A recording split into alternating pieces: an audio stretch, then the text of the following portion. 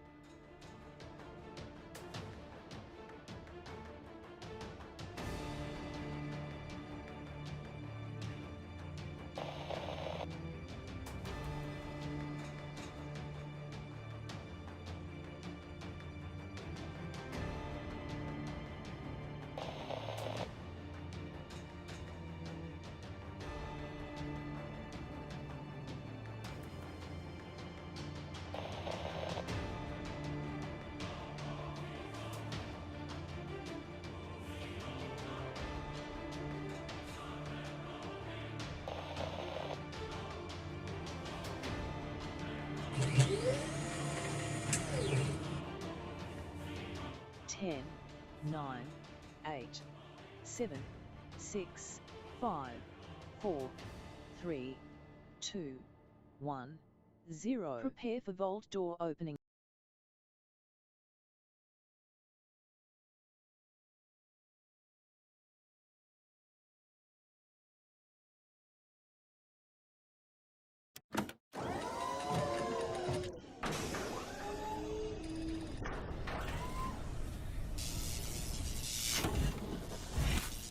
Hello and welcome, Tycoons. Yes, it's me, and it's a bonus stream. Hello and welcome.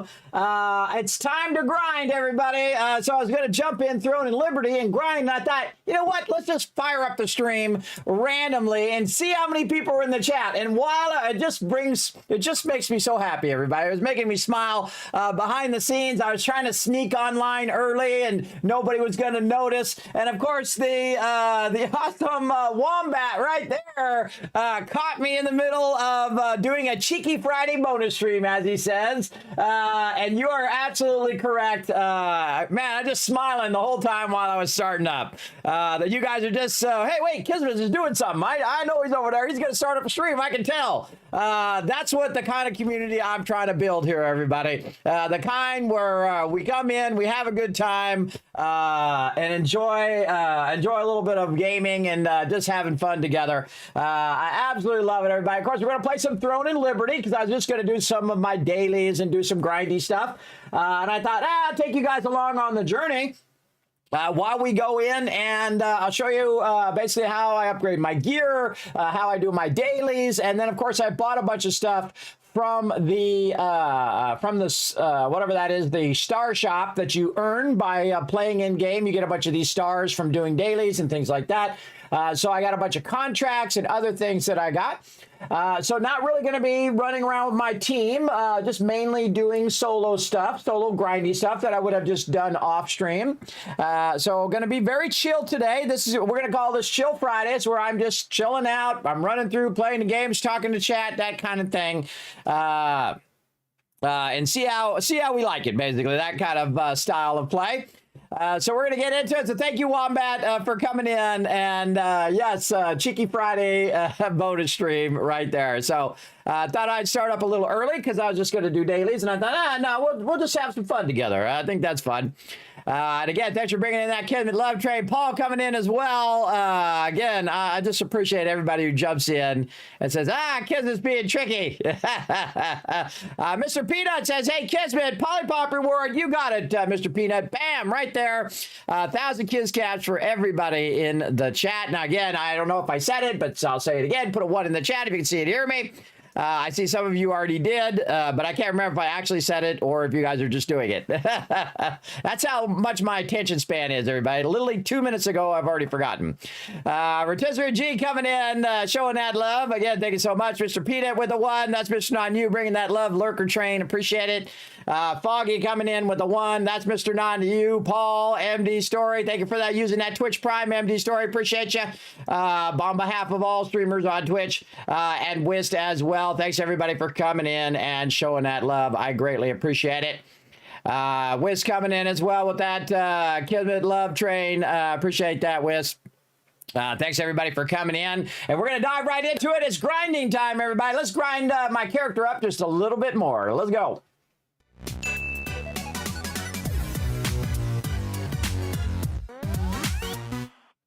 All right, now last week or this week, I guess, depending on how you look at it, on Wednesday we had a big update, so I didn't have a chance to go in and do that stuff on stream, do all my dailies and all that kind of stuff. I've been doing that stuff off stream, just a lot of grinding, a lot of stuff, especially when I was on break there, that I was just logging in every day, doing these dailies, and then logging out and then working on a bunch of other stuff. But the first thing I do, of course, log into my primary character, and I say hi to my crew. That's always the first thing I do. It's one of my favorite things to do. Now, don't forget to go out and retweet, everybody. Hit that like button, hit that retweet button. Remember, earning those Kiz Cats is a great way to earn toward giveaways here in the stream. I did send out all those giveaways, by the way. Every single one went out. Everybody got all their giveaways, so pretty awesome. If you haven't checked your Whisper and you want a giveaway, make sure to check that Whisper. Or if you won like a Steam gift card, or if you won like an Amazon gift card, check your Steam or check your email. All that stuff was sent out to everyone, and even Lady Asylum got her dog meat, that big dog meat plushie. Is a huge dog meat plushie as well. So excited. So the first thing I do is I say hi all in the chat to say hello to everybody, and then I go right to my Animote. Now, you're supposed to do your Animote every hour. Now, I tell you that I typically don't. If I'm off stream, I typically don't. I just go straight in and I set it for 8 hours. And they said they're actually going to fix this, so it now stays with the 8 hours. Yeah, there we go. So they did fix it. Normally, it'll default back to 1. But you can see that the last thing I did was 8 hours. So it remembers what the last thing I did. Now, right now, I'm doing Ursula Fields, and that's just to get up my quality magic thread, because I can take that quality magic thread. A lot of things work up and down tiers, everybody. So you can either combine them to make them go up the tiers, meaning they go from like green to blues to purples, or you can take purples and you can go down. And not only can you do that with gear, but you can also do that with resources. You can do it with scrolls. You can do it with a whole bunch of things. You can dissolve and combine to get the right thing that you need. That's the most important part as well. Now, you might glance up there in the corner, everybody, and notice that I do have 58 million Soliant. How did I get so much cash so quickly? Well, I just happened to build up a bunch of these crystals in my inventory, and I got tired of looking at them, so I said, you know what, I'm just going to sell them all because I'd rather have the cash so I can then upgrade my character, because you go through a lot of cash, everybody. You absolutely do. So we're going to work on that today too, getting some skills leveled up and all of that. And my goal, of course, is to get all my traits and get all my traits up to maximum, to get my runes leveled up and get those to maximum, and, of course, get a good set where I can be both a really strong healer and also DPS at the same time. And I found a good balance, and then also enjoy the game, everybody. I mean, sometimes these MMOs can become a massive grind, and that's all you're doing, especially when you're free to play and you're not just paying to win, which I'm not doing. I'm not paying to win, though I do have some Lucent, and I do use it for like battle passes and things like that that are really fun, but I just don't go buy my gear. And what that does is that prolongs the enjoyment of the game. The reason why people get burned out on games, I found, and I've made this same mistake as everybody else, is you go look everything up, you learn every single thing about the game, and then you go and you grind it out for like 3, 4, 5 weeks, and then now you've got your character at maximum, you have nothing else to do because you have all the gear and all the stuff, and you're already good to go. And then it's like, what do I do? Okay, now I'm bored with this game, I'm going to play another game. So I try not to do that to myself. So in this case, I'm just going to go ahead and do this at 1 hour because it's actually smarter. Because if I say I get, let's just say on average, we get 5 of these, right? And I get 5 times 8, that's going to be a good amount, right? That's a serious amount of stuff. And my brain will not do 5 times 8 right now. Hey, sorry, what's 5 times 8? Oh, I feel embarrassed, everybody. My math skills aren't kicking in. Hey, sorry, what's 8 times 5? 40. Oh my God, I knew that. I knew that. Okay, so say on average I get 40, and I do it every hour on the hour, right? So I'll get 40 of them on average. If I do it for 8 hours, I'm going to get a maximum of 11. So that's why actually doing it every hour is very consistent. But you also have to stop what you're doing every hour to go and do it. It becomes tedious. So I typically just set it to 8 hours and I let it run. But tonight, since we're going to just be grinding, we're going to set it to 1 hour and we're going to go ahead and start it going. Now, normally, by the way, you want to level it up. You can see I'm at max level here, level 20. I did this as quick as possible, by the way. I just do it. If you wanted to level up faster, then you want to do it for 8 hours. If you wanted to just get the loot and get the max amount of loot, then you want to do it for 1 hour. So that's how it goes. And again, if you're going to log off, you might as well set it for 8 hours and just let it run. Even if you have to cancel the 1 hour, I sometimes, if I have it set to 1 hour and it has like, 30 minutes left or 45 minutes left, I'll cancel it and then set it for 8 hours and then jump out. Because it's going to end up with more loot overall if I do it that way. If I just set it to that and then I come back and then I'll have potentially more loot. But the highest level one right here is the level 19 one, which is the Gray Claw Forest. Even though I'm level 20, the highest one you can do is 19. And you can see in here, there's no other ones that are higher than 19. I also have a list of all of this, everybody. If you do want to check it out, I'm going to get my spreadsheet. We got to get the spreadsheet on tonight, everybody. Now you know it's going to be a good night when Kismet pulls out the spreadsheet right over here. So let me go ahead and throw that in the chat for you guys. Oops.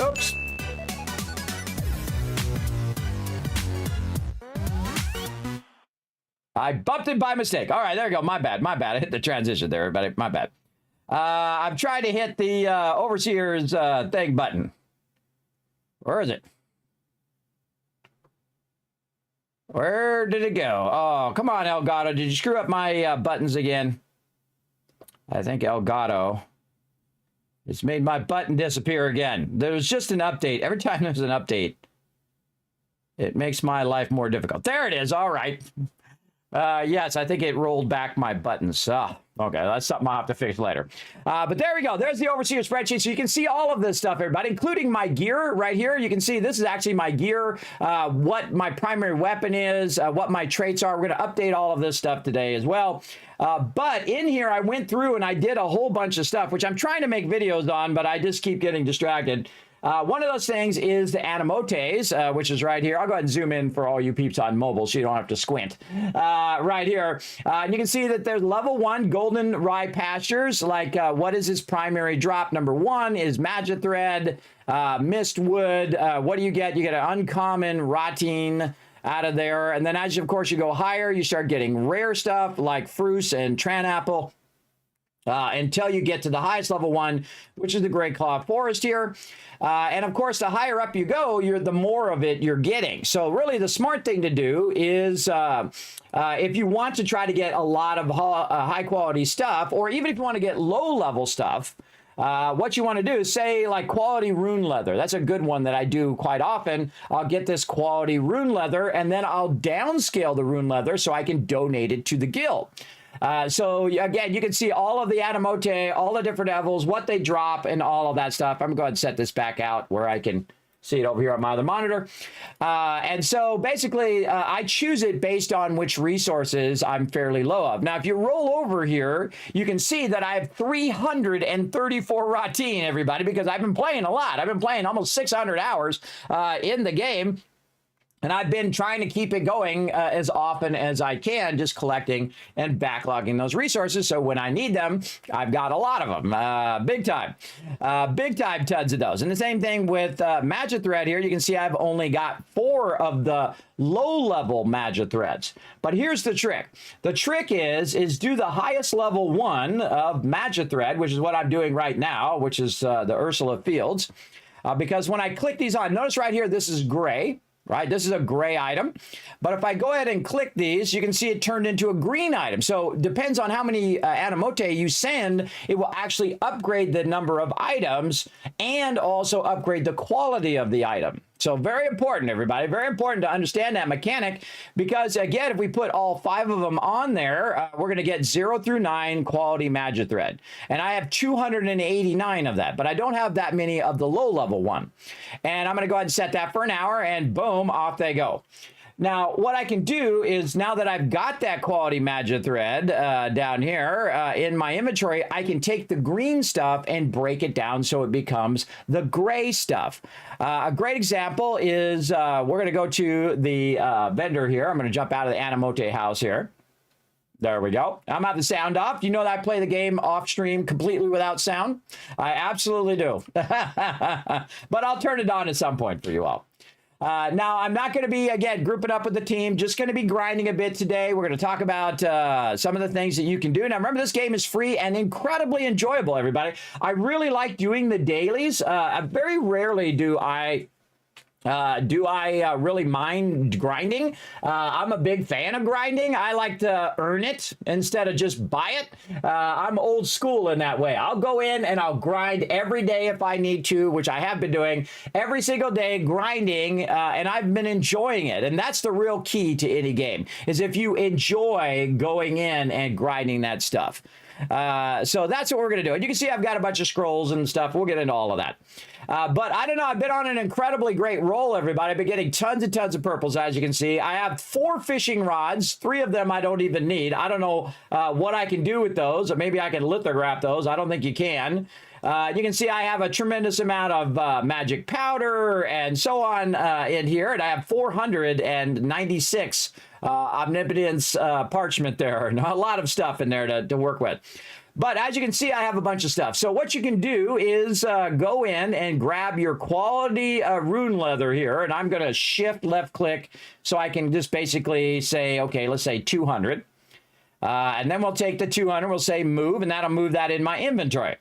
Then I'll go into my inventory and I'll dissolve that 200. And that 200 will become 1,000 of the lower level stuff. That I can go ahead and dissolve. There we go. Now it's 1,000 of the gray items. Now I could just combine it back again and turn it back into green if I want. But what I really want to do is go to the guild here and go right here and see, look, it says rune leather, right? So I have basically 1,000 of those. I have 1,000 on my character and 230 in the bank. And then I can just go ahead and donate those right to the guild. Now, why is that useful, everybody? Well, one, it does my weekly quest that I need to do, right? So I got this one over here. But even when my weekly is maxed out, I still do it. And the reason why I do it is because it's one of the best guild skills. Oh, we got a rewards there. One of the best guild skills in here, which is to boost everybody's money, right? So everybody's going to be getting more Solient. And of course, the more you level up your guild, the longer that these boosts last. So this particular boost takes 380 of that rune and then 380 of the magic thread. And you can see we have a bunch of that. I might have to donate some magic thread next time too, to keep that going. So I'm going to switch that little thumb to say recommended donation be this one. And we're going to try to get both of those up. So the next time, what I'll do is I'll take the green magic thread. And in fact, let's just do it right now. Let's go ahead and take our green magic thread here. Right here, I have 289, and we'll say 50 of these. We'll take 50 out. There we go. Took it out of the bank, and then go to my inventory, and then we'll dissolve that down. And this is a really important mechanic, everybody. It took me a while to understand that practically everything in the game works in this way. You can upgrade it or downgrade it. And it is really, really useful. So there we go. So now we have, instead of having 4 of them, we have 250 of the lower level ones. And then again, go back to the bank, and I can do all this stuff from the bank, everybody. I don't need to keep the actual resources on my character. You can see I have 260 unlocked. In fact, I'm going to unlock some more. It's going to cost me almost 5 million. Bam, there we go, 265. This way I have lots of room in the bank. It's smarter to unlock your bank because your bank only takes Solient, which you can earn in game. But if you go over here, this starts taking Lucent, which is worth real life money, everybody. But of course, you can earn Lucent by, of course, grinding for free. Play the game for free, get those drops, make them into stuff, and then sell them in the auction hall. Now, my total amount of things that I have sold in the auction hall right over here is one item, but it doesn't show it anymore because it's so long ago.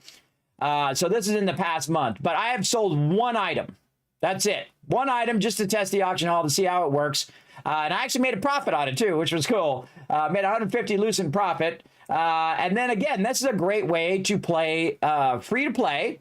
Go in, build up your character, get a bunch of drops, sell them in the auction hall, your blues and your not greys, blues and purples, sell those on there, earn yourself some lucid, and then you can use those lucid for getting like battle passes and all sorts of other stuff that you can do. But I'm kind of old school, or I am old school, where I don't want to earn it that way. I'm not earning it via the auction hall. I'm not going in and buying stuff and buying and selling stuff and whatnot, which is very fun to do. But you can also pay to win. You can just buy the lucent, which means you can just buy the gear and do it that way. And I don't like doing that because then I just all of a sudden, boom, I'm like super powerful. I didn't have to earn my way there. There was no resistance to get to that point. I really enjoy challenging myself to do it in such a way that is the normal way you should game, I think, which is to earn it. To go in there and grind it out, which is what we're going to do today. Crazy Aussie coming in with 80 months of sub love. That's a lot of love right there, everybody. Show some love in the chat right there for sure. Lady Asylum, hope your night is going good. It is. We're doing a bonus stream today. We're going to do some grinding. So I'm going to tell you a little bit about how we get this going on. Now, you can see also in my battle pass here, which is something you want to do. Also, you can see that I have the battle pass, the premium pass unlocked here as well. So I'm getting double loot here. But one of the things that I do is I do these dailies every day. So I log in, mostly off stream, do those dailies. They're very repetitive, same kind of thing every time. And basically you kill some monsters there. Now, the Star Tree Pass, they extended this. So basically I can go ahead and collect more and I get these star crystals because I've already done the Battle Pass part. And then I can go in the shop. Now, they fixed the shop now, so you can go in there and you can get stuff in there. And you can see I bought a bunch of resistance contracts. I bought some parchments there. I bought a bunch of these right here, which are tier 1 dungeon selections. And then I can also get a bunch of these scrolls or mystic keys or whatever it is that I need. Now, see, I don't really need growth stones right now because all my weapons and all my armor are at max level. So I don't really, in fact, I got an extra weapon that's at max level too. The bow. But I don't need those. I'm not changing the look of my character right now. Mystic keys are great, but you can also buy those in game from contract coins. So I would buy this stuff, everybody. I would use your coins on this stuff, especially resistance contracts, because every one of those resistance contracts that you do at the Pure Light Towers were 75,000 lucid in the game. And that's a lot of cash for using it for upgrading your character. So that's what I use it for. Now, of course, all week long for the next, let's see, for the next 5 days and 4 hours, I can continue to do my dailies, continue to earn those star crystals, and then spend those star crystals on stuff. So I'm going to try to see if I get about 200, and then I'll buy myself some more resistance contracts or something. Or if I have to, I'll buy some keys. But we'll get that going. So that's, again, they extended this for an extra week because the shop was broken. So that's nice of them to do that, and that just means a whole nother week worth of bonus loot there. So very cool. And then over here, I got to complete some resistance contracts, get healed from my little world tree. My little Animote heals me if I have world tree leaves on me. And I usually keep about 10,000 on me so that it just keeps doing that. And then it does that daily automatically. One of the things that I like to do is, so I don't forget, is I jump back to the castle here, Stone Guard Castle, and I go ahead I get it going. Yes, Soliad, 75 Soliad. You know what I mean. 75,000 gold is basically what you're getting. You're getting that cash money. And again, if you want to see that, I also have a part of the spreadsheet for that. Everybody, check this out. I mean, I'm crazy, man. What can I say? I love making spreadsheets because it gives you an overall look of everything and you get a deeper understanding of the mechanics. I find. Watch this. Let's see if I can find it. Contracts right here. These are all the contracts, and I took a sample from different areas and what it is that, what the name of the quest was, what the thing that you have to do to get that quest, whether it's defeat mobs or investigate a thing or escort the goblin or whatever it is. and then what the rewards are, how much gold that you get, how many coins that you get, activity points, how much do you get, and training due and stuff like that to level up your stuff. And of course, Pure Light Tower is, and Shadow Temple is the one that gives you the most, which is why I do that one every day. Max level characters typically are doing Starlight, Pure Light Hill, and Shattered Temple. I mean, and you can see that we get 75,000 gold, or Solian is what it's called in game. I just call it gold because that's what it really is, everybody. And of course, you also get a lot of training due, which means that you're leveling up your mastery of your weapons. And so that's why those are so great, and that's why I do those every single day, because a great way to get gold, great way to get cash. I'm going to show you how to even boost that even more so. Through the guild boost, which I do. Now, notice that most of the time, I actually do the guild boost when I log off. This way, it doesn't look like I'm doing it just for me. But I also check and see how many people are online. If there's like 3 or 4 people online right now, Thurbrick, Bastin, and Ashless is on. If I see more than 3 people on, then I feel it's worth it, and I just go ahead and use it for them right there, because I'm not really running anything right now. So I just turn that on for them, show them some love. And then, of course, we also have, like, if they're running Abyss, so I can go ahead and look and see what the members are doing.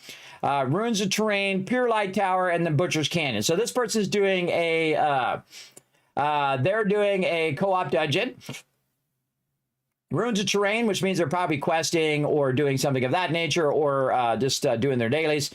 And then, look, he's now back at Vienna Village. So he just finished that Butcher's Canyon. And then Pure Light Tower here, which means Thurbrick is either AFK, which he mostly is, and then, or he's doing his daily contracts. So I do like to turn those on for the team. Now, I try not to burn up too much of them, but it's not like we're hurting for cash, everybody. We've got 12 million in there, and we have literally tens of thousands of resources in there for everybody to use. Now, once you do your donations, of course, it's going to take an hour before you can do another donation. So if you wait 10 hours, you can do all 10 of them at the same time, which is what I do. Now, also, why I'm doing this, I do have a secondary character, which I'll go ahead and do before I get into my dailies and all that stuff. I'll go ahead and jump on my secondary character and get that going right over here. Now, this character is not any specific thing. I am letting fate decide. I'm letting fate decide what traits he has. I'm letting fate decide what weapons he gets. Now, the only thing that I chose is what kind of style of play. This one, he's using staff and greatsword.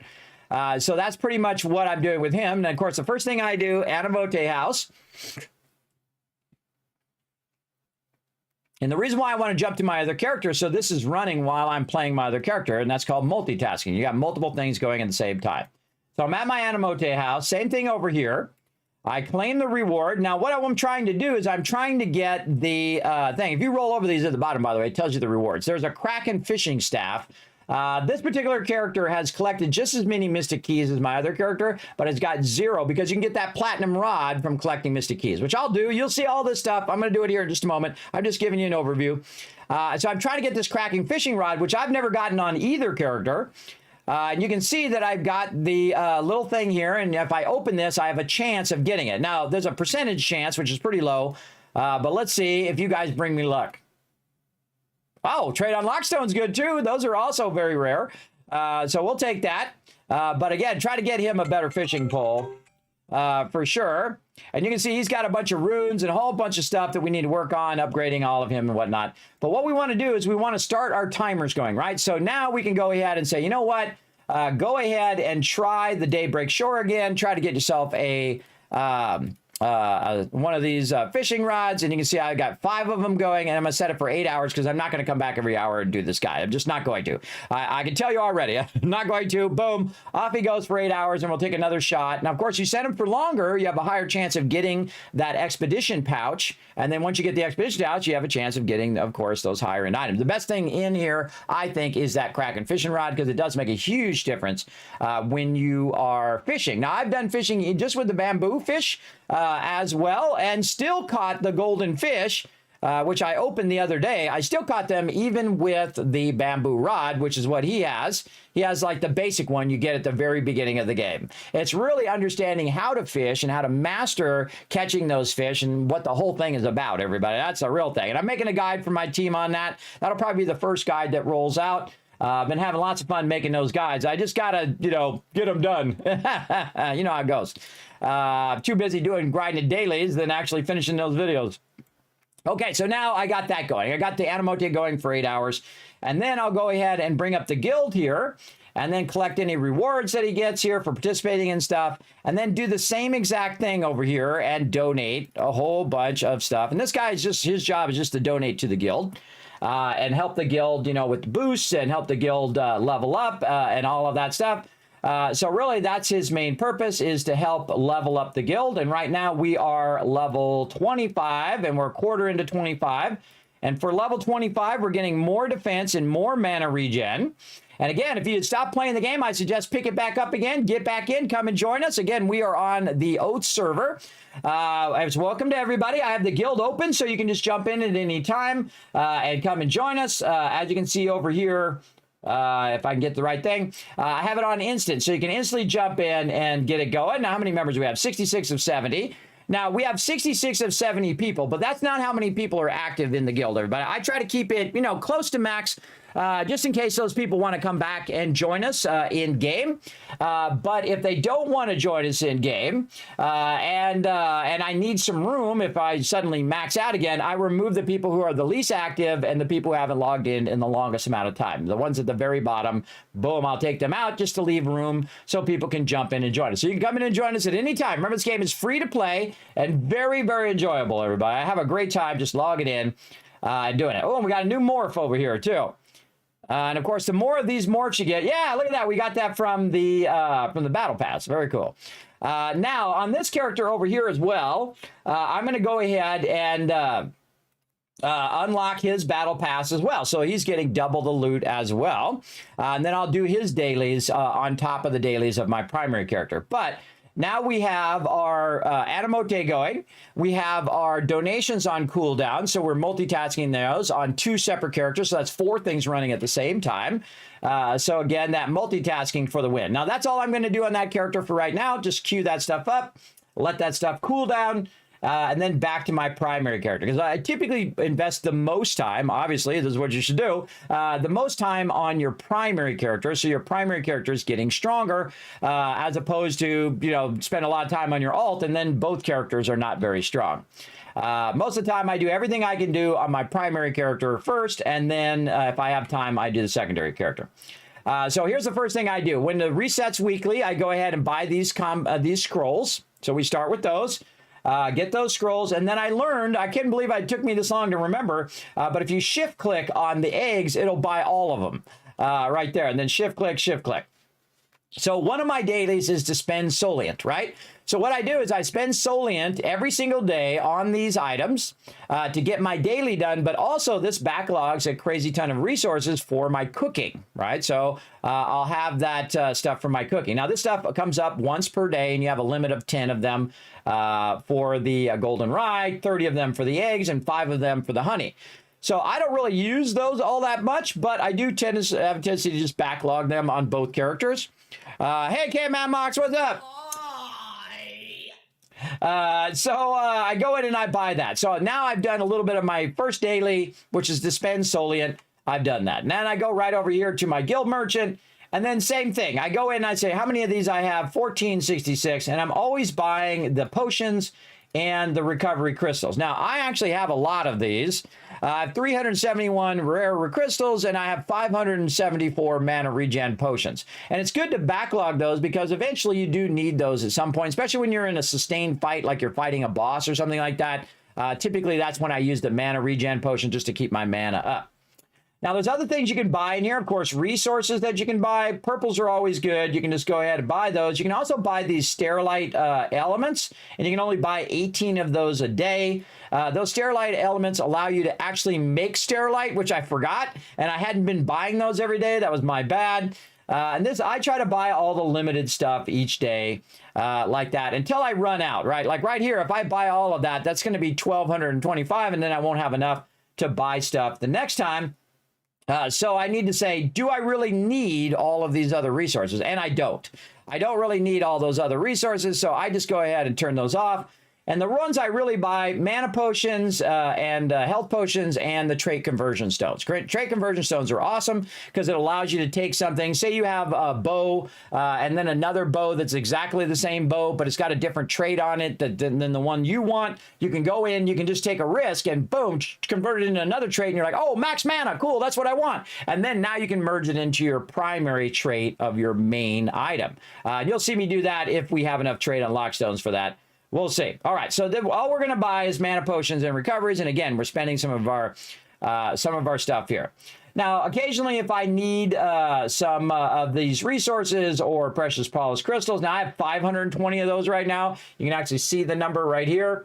I don't really need any more. Obviously, I have 520, and I'm not using those. Now, one of the things I think I'm going to start doing, though, from now on is also do this quality sterilite element so that I have a lot of sterilite that I can make later on. So we'll add that to our daily purchase as well. Or actually, I'd probably prioritize that one as my main purchase because I don't have that many of those. I have 26 now. And there we go. So then the next thing I do is I go here to the equipment merchant and I buy myself a gray sword. Now, the reason why I do that is because in the dailies here, it says dissolve common or higher equipment. Now, I'm probably going to end up getting this common equipment or whatnot as I'm playing, but just to get it out of the way, I go ahead and buy it. Now, this particular thing is reset, so I can do 3 of them. So I'll go ahead and click on 2 more, get those, and then I'll just go in and just get rid of them like that. Boom, just dissolve them down. I get some magic dust out of it. And there we go. And that then gets that daily done. And now I can claim that and get those points toward my battle passes. And ultimately, when you're done with your battle pass, toward your star crystals, in which you can go in the shop and you can buy all this cool stuff in the shop in here as well, including like more contracting and more abyss contracts and more dimensional tokens, all sorts of fun things that let you run more dungeons and let you get more tokens toward getting drops. So very, very useful, I find. So again, now remember, this is on both of these too. So now I got credit for both of those because both of these are running in tandem, which only happens during like holiday events where you have a dual one running. So we got to do contracts, we got to do world leaves, we got to do contract coins and defeat monsters. All that stuff we're going to be doing pretty easily. So that's the first thing I do is that little circle. Now, sometimes I start with the contract coin person, but I really won't have that many contract coins. And that's because of my, I've been spending them every single day. I get magic keys, I get rare parchments. And then, of course, if I have enough, I get these blessed pouches over here as well. And that again affects my weeklies here. Like right now, I got to do 25 mystic portals. So I need to look and see how many mystic keys I have. I have 39. All right, I have plenty of mystic keys to go around and run. I let my mystic keys run down and then I bring them back up. And I let them run down and I bring them back up. But you got to spend some contract coins every day. So the thing I'm going to work on is buy these parchments. Can I not afford? I thought I could. All right, there we go. Buy as many as I can. Okay, buying 4 of them.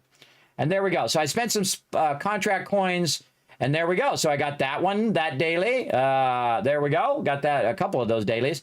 And then I got this daily over here. Now, what I normally do, everybody, is I don't collect them one at a time. I go and I do all of the stuff, and then I collect them all. I just say claim points, and I get all the dailies at the same time. But I'm just kind of showing you as I go along.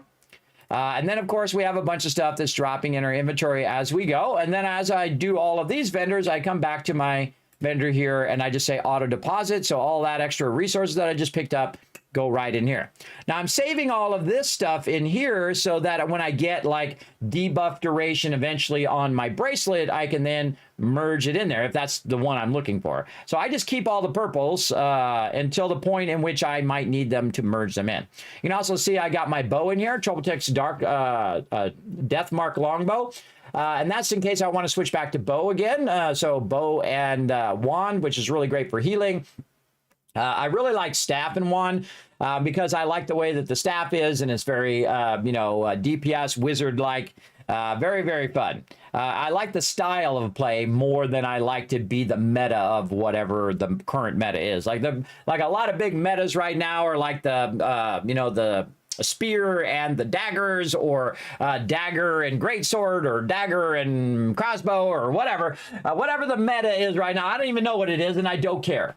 I don't want to know. I don't want to be like everybody else. I want to play in a way I enjoy logging in every day to play the game. That's the most important thing, because I've lost my way just like a lot of other people who just do it for the grind, who just do it because they want to be the strongest, and they want to have the meta set of what everybody else is doing, and I find that incredibly boring, and it makes me get burned out on games. Now, as you can see, I went in and made a bunch of quality sterilite. I have 17,000, and I have 16,000 regular sterilite here.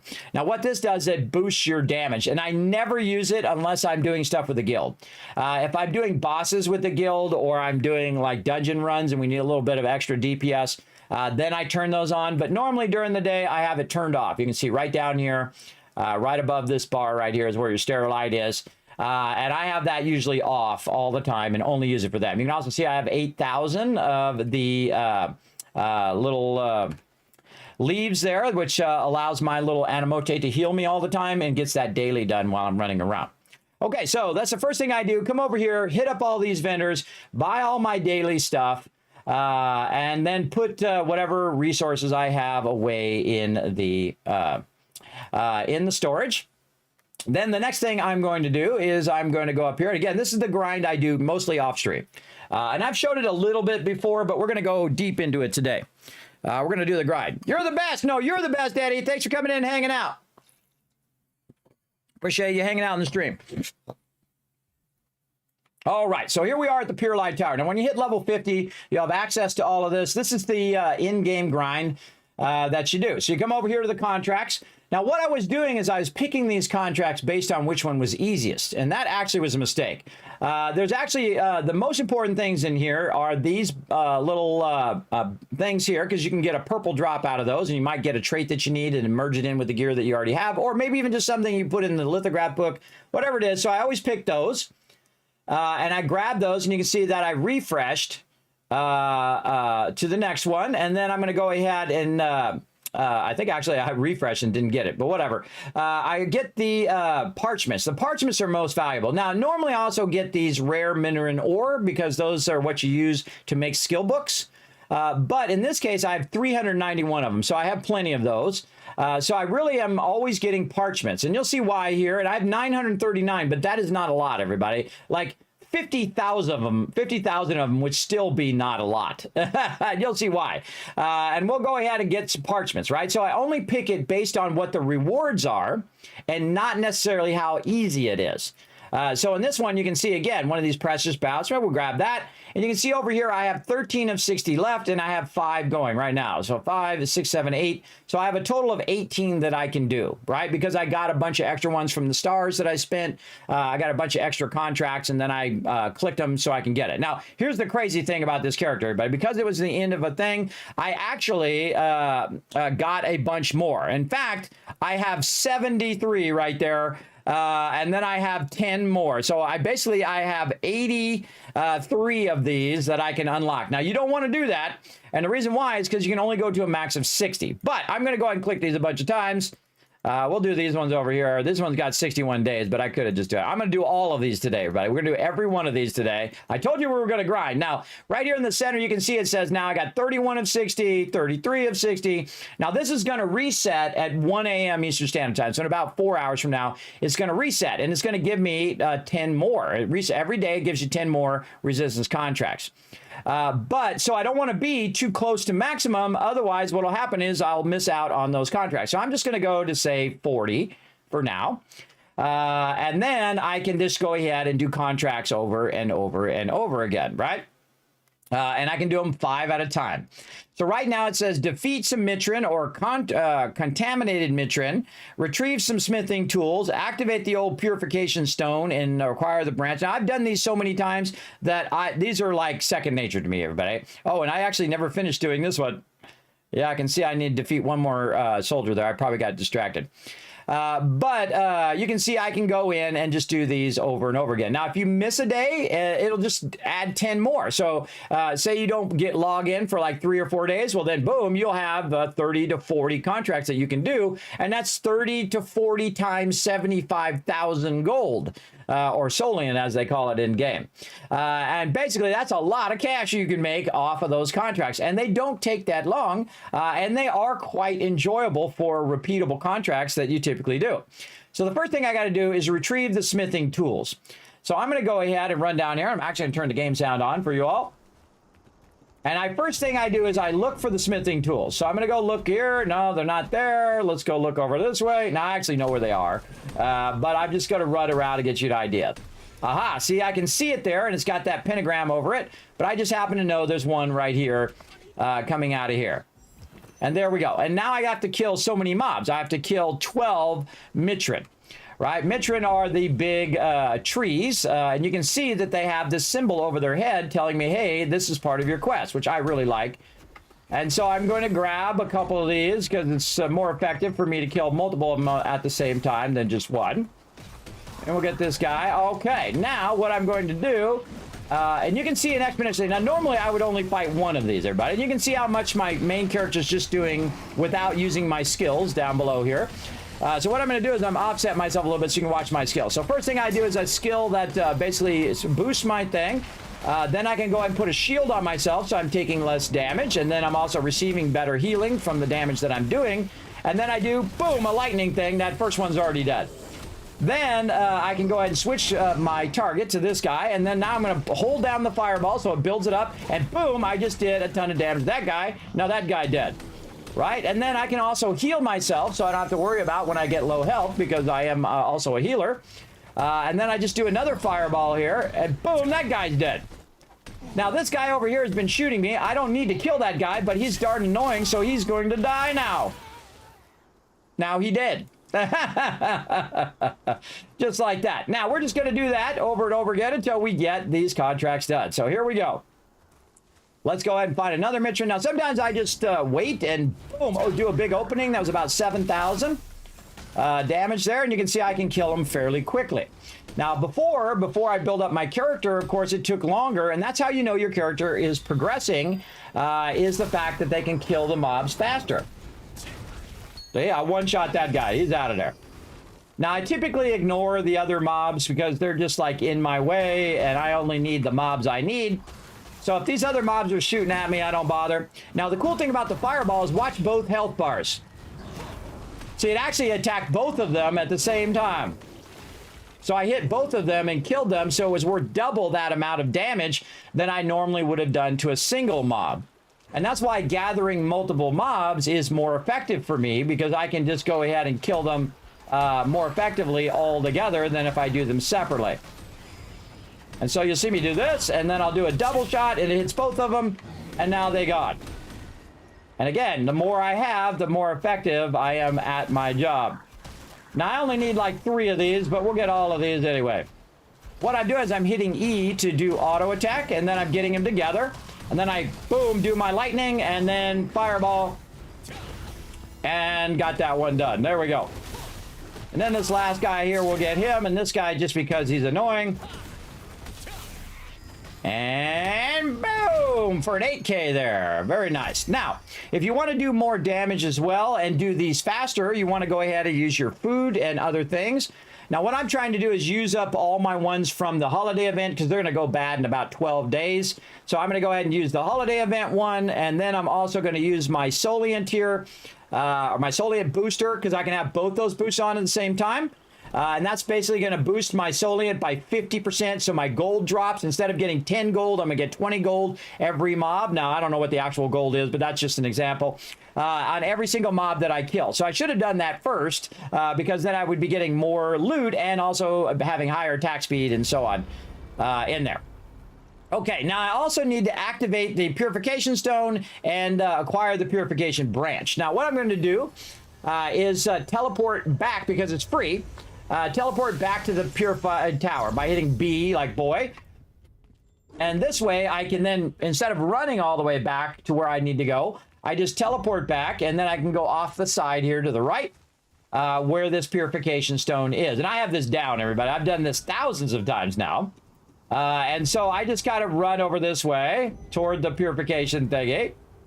And I'm using the little thing that allows me to boost up a little bit. And I want to make sure to leave a little bit of the yellow there so I can go into my morph here. And then I can go over here and I can click on this. Now, I don't need to kill these mobs. I just need to click this thing. There we go. And now, once I've done that, they'll attack that thing, which is not what I want them to do because I want that thing to produce the purified branch. So I'll just go in and fireball them, and all three of them died at the same time. See, that's what I've been working on, everybody, is making my character stronger so I can do these faster and thus get more loot per minute. More mobs coming in, same thing, fireball going out. Boom! I killed those two, killed one of those pigs right off the bat, and then now dead. Now, what this used to have to do is I used to have to hit them like 8 or 9 times to kill just one of them. But as you find what you like to do and you're trying your different traits out and your different damage. Now, some people, of course, can do even more damage than that. And I'm not as worried about how much damage I'm doing, about how much fun I'm having doing it. But I am trying to build up my character so he does a lot better healing. And, of course, kills mobs faster. Like so. And there's the purified branch that I need. So, again, this is like a defense thing, like a tower defense. And then I'm out of here. Back to the Pure Light Tower, because it's faster for me to teleport and it's free than it is for me to run back. And, again, your time is your most valuable asset, I think. And there we go. All right, now I'm going to go back in here again. Even though I have some contracts left to do, I'm going to come back in here and see if there's any more contracts. So now I don't have any blue pages or any of those little bags, so I'm just going to refresh and here. Now, sometimes you get hosed. Now, this is me getting hosed. I don't need any of this, everybody. I don't need any rare Rubiks. I have 786 of those. I have 1,730 of these ore. And again, the last thing is the thing you're really looking at. All this other stuff is the same. All three of the first ones are the same. Now, we can, of course, get base material here. This is 9. This is 9. Sometimes it's like higher. It's like 12. So when I'm getting hosed here, everybody, on one that I don't want, really, I'm still going to get the 75,000 thing. I'm going to get Abyss tokens. I'm going to get training due. I'm still going to get all of that. But then that's when I choose the easiest one. So I'll go through and I'll say, okay, these are killing boars. This is killing knights. This is Katoris. These are Mitrins. And this is like activate the old purification stand and do the purified branch thing again. So I have to run all the way out there and do the purified branch one. Now, I happen to know that I'm going to be going over to the Shattered Temple. And there's going to be a bunch of knights. And I have another quest, which is also for knights. So now I'm going to be doing 2 quests simultaneously, which are going to overlap and give me credit for both at the same time. So I'm going to accept that one, just so I can then refresh and try to get some pages. There we go, page 1. Not even going to look at what it is. If it's got pages, accept. That's it. And then refresh again. Does it got pages? No, got hosed again. Hosed again. So what else can we choose? All right, we got Galu Knight, same exact one. That's the same exact quest. But I'm going to get these. And I have 1,531 of those. I've got plenty of those. But that's just so I can then get that one, refresh, and then try to get the ones I'm really looking for out of there. And I'll refresh that a lot to get that going. So now I have all of these things that I need to do. So what I do is I spend a little bit of Solian here, which is 7,100. Now remember, I'm going to get 75,000 for just one of these contracts. So that covers my teleports every single time, everybody. It covers the cost of teleports, absolutely. And this just saves me time. So what I did is I teleported from the Pure Light. And I could just run over here and climb up here and get over here. But I teleported from the Pure Light Tower to the Pure Light Hill waypoint. And the Purified Hill waypoint, and I have all the stuff to do in the Shattered Temple, is right next to the Shattered Temple area, which is right down there, right? So then you can go ahead and morph into your flying morph, which is super fun, right here. And then you can see I've got those little pentagrams down there, which are telling me there's some quest items down there. And the first thing I do is go for these ones where I need to click them, like this. There we go. And then I need these knights over here, so I'm going to tag that knight. I'm going to tag this one. Now, if I needed these soldiers, I would tag them as well. I'll tag a few of them just because. And then it's time for the fireball. I just killed all. Oh, look out. We got some love coming in. King Live with 1,000 biddies. bringing in that Vault-Tec van. Remember, all your bits and all your donations are going toward that Vault-Tec van, everybody, where I'm going to be traveling. I'm going to make a Vault-Tec themed van. I don't know if I can make it look exactly like the Vault-Tec van. That would be amazing. But you can see I just one-shot all those mobs, everybody. That's a group of mobs I one-shotted, not just a single mob, but a group of mobs all at the same time. So that's basically what I do. Now, sometimes I need the soldiers and sometimes I don't. Sometimes I need to click on that thing over there and sometimes I don't. Now, I need to get these guys before they stun me. And there they are, dead again. So again, you can see I can do my dailies very, very quickly. So while I'm waiting for those to respawn, I'll run up here. I'll get some more up here. I got to kill some of these archers, so I'll go ahead and grab a bunch of these knights here. I'm not even looking at how many I need. I just group them up, get them by the archer. Oh, I tried to block. And then, once again... Oh, see, they stunned me before I could go. Now, you got to be careful, because they can stun lock you. See, I had to heal myself a little bit there. They can just stun lock you like crazy like that. But you can also block it, and it'll bounce back, and they'll basically take damage. And then I can just fireball them and they're all dead. And I actually got that contract done. So one of my contracts are done. Now you can see over here, we've got 4 more on 2 more contracts. So that means if I kill 4 more, I get both contracts. So very, very useful, I find. So let's run back in here. Maybe we'll tag this guy over here and make him come with us. There we go. He'll track me down. And there's number 3 and then number 4 right here. Wait till they get in here. Get them before they queue up and try to kill me. And toast. Now again, this used to take a lot longer until I went in and I worked on my character. And the real most important thing are your traits, everybody. These things right here. These things give you a huge boost. Like you can see my critical chance is way up. It's at maximum. Heavy attack chance is at 3 of 4. My cooldown speed's in there. And then on every single weapon, look at this, 4, 4, 4, 4. These two are maxed, these traits. This one's almost maxed with health regen. And I put a bunch more health in my build and a bunch more health regen in my build so that I can survive those tier 2 dungeons. Now, what I was doing before was curses, where I would just dot everything up and then expend those dots. And that works well as well. But I find the fireball just absolutely annihilates them, especially when I have my buffs turned on. All right, now I got to do destroy the Galu totem and then investigate the mana device. Now, I don't need to kill any more of these guys, so I'm literally going to ignore them because my character is so powerful now that I can literally just ignore the mobs. I can just run by, ignore them.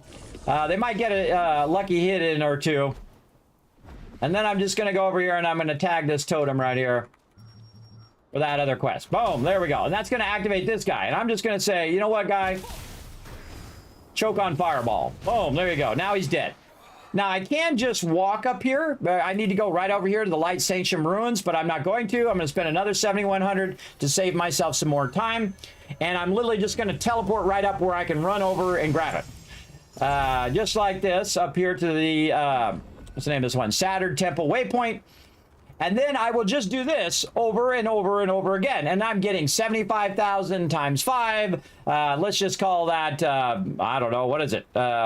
Hey, sorry, what's 75,000 times 5? That's 375,000. Let's just call it 350,000. So 350,000 times 2 every single day. We'll just call that 750,000. And just like that. Just in a few minutes. Now, there's also another quest I need to do here, which has to do with the spear.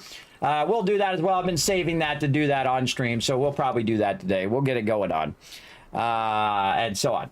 So that's how I do my dailies, everybody. And again, as you're working on your dailies and as you're building up your character, what you want to see is a progression, that your character is killing the mobs faster and that you can take more damage and you're healing and you're keeping your mana up and all of those things. That's what MMOs are all about, is that progression state of your thing. And if you feel like you're not progressing, then you're going to get burned out on the game because you're like, man, nothing's happening. I'm not getting any progression. My character's not getting stronger. The mobs are taking a long time to kill. Like, I would go down into the lower dungeons of like the Abyss dungeon, and I could not kill one of those mobs. It took me literally 5 minutes to kill one mob. And that means that my character is just not strong enough yet. And so as I worked on my traits and as I worked on my runes and getting better items and then really picking what items I want to work together, have a synergy between those items, meaning that they work really well together. Like this one has max mana, this one has mana regen, this one has more health, this one has more cooldown speed, and so on and so forth. And finding a good balance between all of those things and between all of your stats, making your character overall stronger. Now, any stats you put in there, by the way, if you don't have any traits and you add a trait, you've already become stronger, because no trait is not better than having a random trait that you may not really want in the long run. You can always change it later too. The great thing about this game is you can reset all your points, you can change traits, you can change things as you go along. Like I started with staff and wand. Then I went bow wand to try that out, and it was okay, but I really prefer the staff wand. Now, other people were doing staff wand, and that's why I went bow wand, so I can be mainly a healer. But then those people are no longer playing, so I went back to staff wand. Right there. So let's go ahead and do some more, everybody. So right down here, again, this is the glue night one I can choose, but now we're not doing that one. So let's just find one that's super easy. Over here. Right here, investigate the mana reverse. These are the easiest ones in here. What I just did, went up and I clicked that thing, boom, I get the reward just by doing that, right? So I'm going to pick the Pure Light Hill one. Then I'm going to refresh. I got hosed again. Hosed to Rooney. And then right here, investigate the mana device in Shattered Temple, which is the one we just did. So again, these are very repetitive, everybody. You do the same thing over and over, but you're just getting rewards constantly from them. So it's awesome. All right, this one, I don't even know what it is. I'm just going to get it because it's got the pages, and then refresh. Any more pages? No. Any more bags? No. Any more, even blue? I'd take even blue ones, little blue crystals if I could, but I don't got that either. So which one's the easiest one? Collect gatherables at Shattered Temple. Easy. Let's get that one, refresh. Okay, so this one I've got blue ones, so I get these ores. So now I have two ore ones, and which ones is it? Kill soldier scrolls, so I got to kill 14 mobs from that, or do the contaminated mitrin. Now, I actually find that doing the soldiers are easier because that spot I was just in, I can gather up like 10 of them, blast them, wait for them to respawn, gather 4 more, and boom, that one's done. Easy, easy. So I'm going to go ahead and choose this one. Based on its easiness and also the fact that it's getting me the rare mitrin ore, which is what I use for making skill books. And that's really what I'm working on massively. Now, see this one? This one does not have any pages or any blue or purple bags. It does have one here. I'm not even going to look at it. I'm just going to go ahead and grab it next time for mitrin and tools, and then refresh it again. Okay, so now I got 5 more, and basically some of these are the same exact ones as the ones I just did. That's why we call it grinding. So you're just grinding for money, you're grinding for resources so you can make your character stronger. That's pretty much what these dailies are all about. And they're very enjoyable because once you know them, you have them down, you can do them very quickly, and they're very satisfying, by the way, when you gather up a whole bunch of mobs and then you just, boom, blast them all at the same time. I find it very satisfying for sure. So showing you all my tricks, everybody. And again, this is an early bonus stream for all of you out there as well. Again, normally I now don't stream always on Fridays, but today we thought we'd get it going on. Now, another thing that I do while I'm running around is I queue for random dungeons, or I go do these events. Now, right now, let's go see what the guild has for contracts. Another one of my jobs is to make sure that this contract is on something that my members can do. So I'll go ahead and re-roll this. Now, the one I really want is the wolf one. Now, no matter which one it is, it always gives you the same amount of points toward the guild itself. So you might as well put it to the easiest one. Now, one of the things that I'm doing, though, is I'm re-rolling it, and it's costing cash, right, to do that. But it's costing the guild's cash, not my personal cash. And I put millions of cash into the guild. And I just keep re-rolling it until it's something that's reasonable for people to do.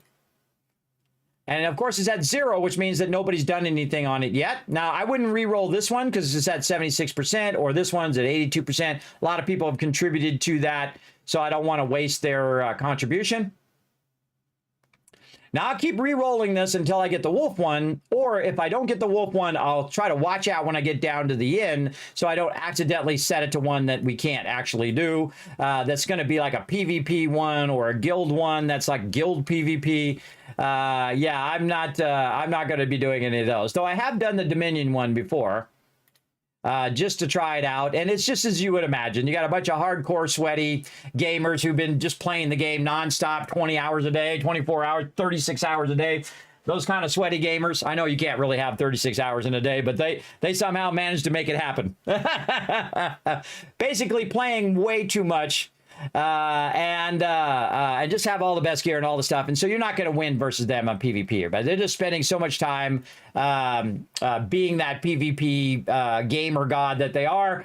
That it's going to be very unfun for you because they're just going to come up, stun lock you, and kill you. That's it. That's all. That's the extent of PvP, pretty much in this game. I find anyway. But I don't really do that much PvP. Sometimes I might be in an area doing a quest, and all of a sudden the PvP turns on. Somebody comes after me. Like I'm not even engaging them. I'm just like collecting resources. And then like, oh, free kill, boom, and they jump on you, they stun lock you, and they kill you.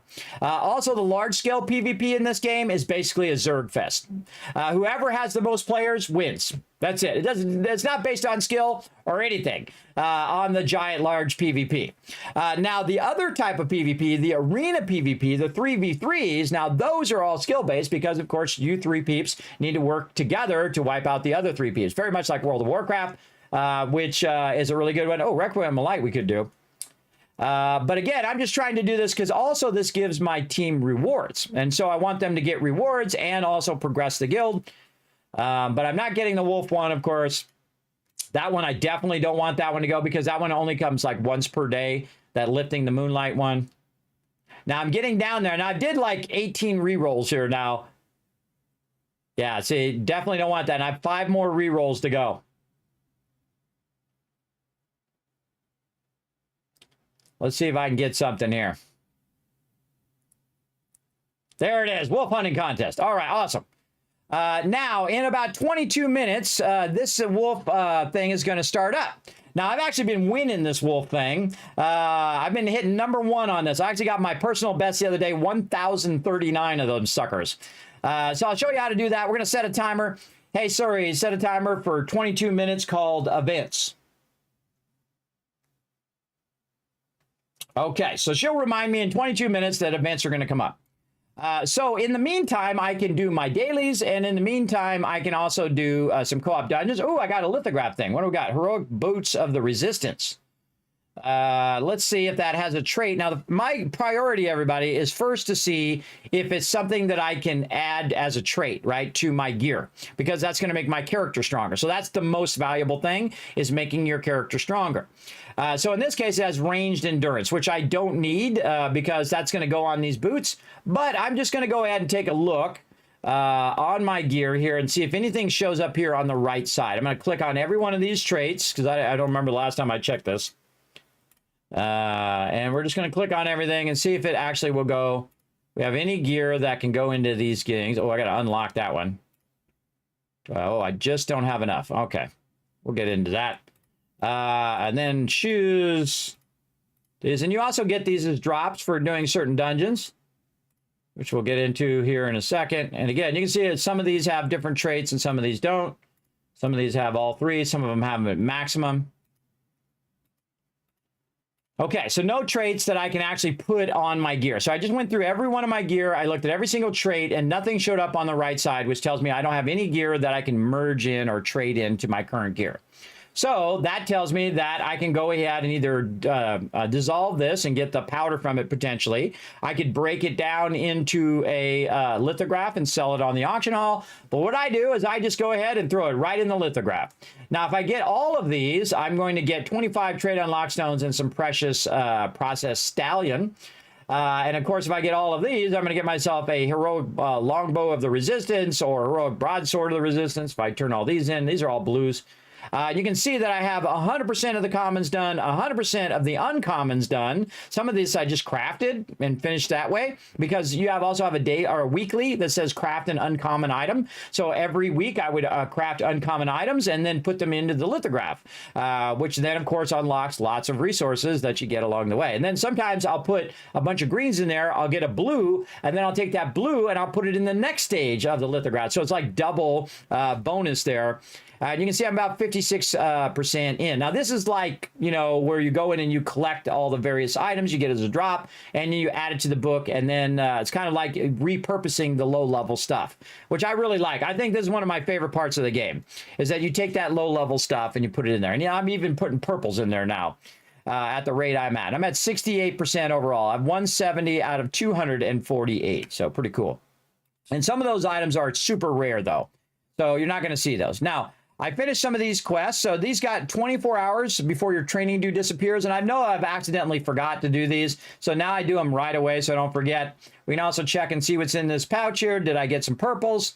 I got a blue, and I got some Sterilite element, and I got some contract scrolls out of those purple bags. So good. And I like to open that stuff usually at the end of doing all my dailies. I do all the dailies, I get all my drops, and then I go through and I open up everything at one time, and then put all that stuff away or whatnot. Now, I can go in the lithograph book. You can see that that blue is not showing up because I probably already have it in there. And so now I have this blue item. Now I can take it and dissolve that blue item, and I'll get some, potentially some precious magic powder, but I'll get 20 rare magic powder. Or what I can do is keep doing my dailies, and I might get another one of those, which I can combine, and then I'll get even more of the black powder when I go to disassemble it. So it's smarter to save it than it is just to individually keep dissolving it right away. You can also see I've got a bunch of my Battle Pass stuff done here, both on this one and on the other one. So in what we just did, we got all that done, and there we go. We unlocked another thing here where we're going to get some precious parchment and some abyss tokens. There we go. Very nice. And I still got to do 5 more contracts to basically do my daily. We also got weekly things here. And is this got weekly too? No, these are all off. So just dailies on those. But I've got weekly ones to do too. Defeat monsters, enchant a skill, do a performance event, and all that stuff, which we will do.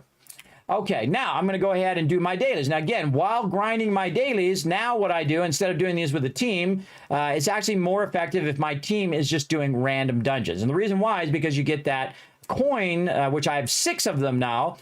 You get that coin, which helps you with your gear. So I'm going to go ahead and say random. I'm going to go ahead and say DPS, because I never heal for groups anymore. They're so incredibly toxic when you're a healer. Like you'll go in and you're running behind them and they'll drag a bunch of mobs, and then you'll heal them, and then the mobs will turn on you, and then they'll blame you for dragging all the mobs. And I'm like, hey, bro, it wasn't me. You're the one who did it. I'm the one that healed you, and then that's why they turned on me, because you did not tag the mobs.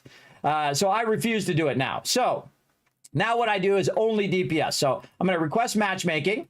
And then while you're waiting for it to matchmake, you can see right now there's 2 DPS in this group.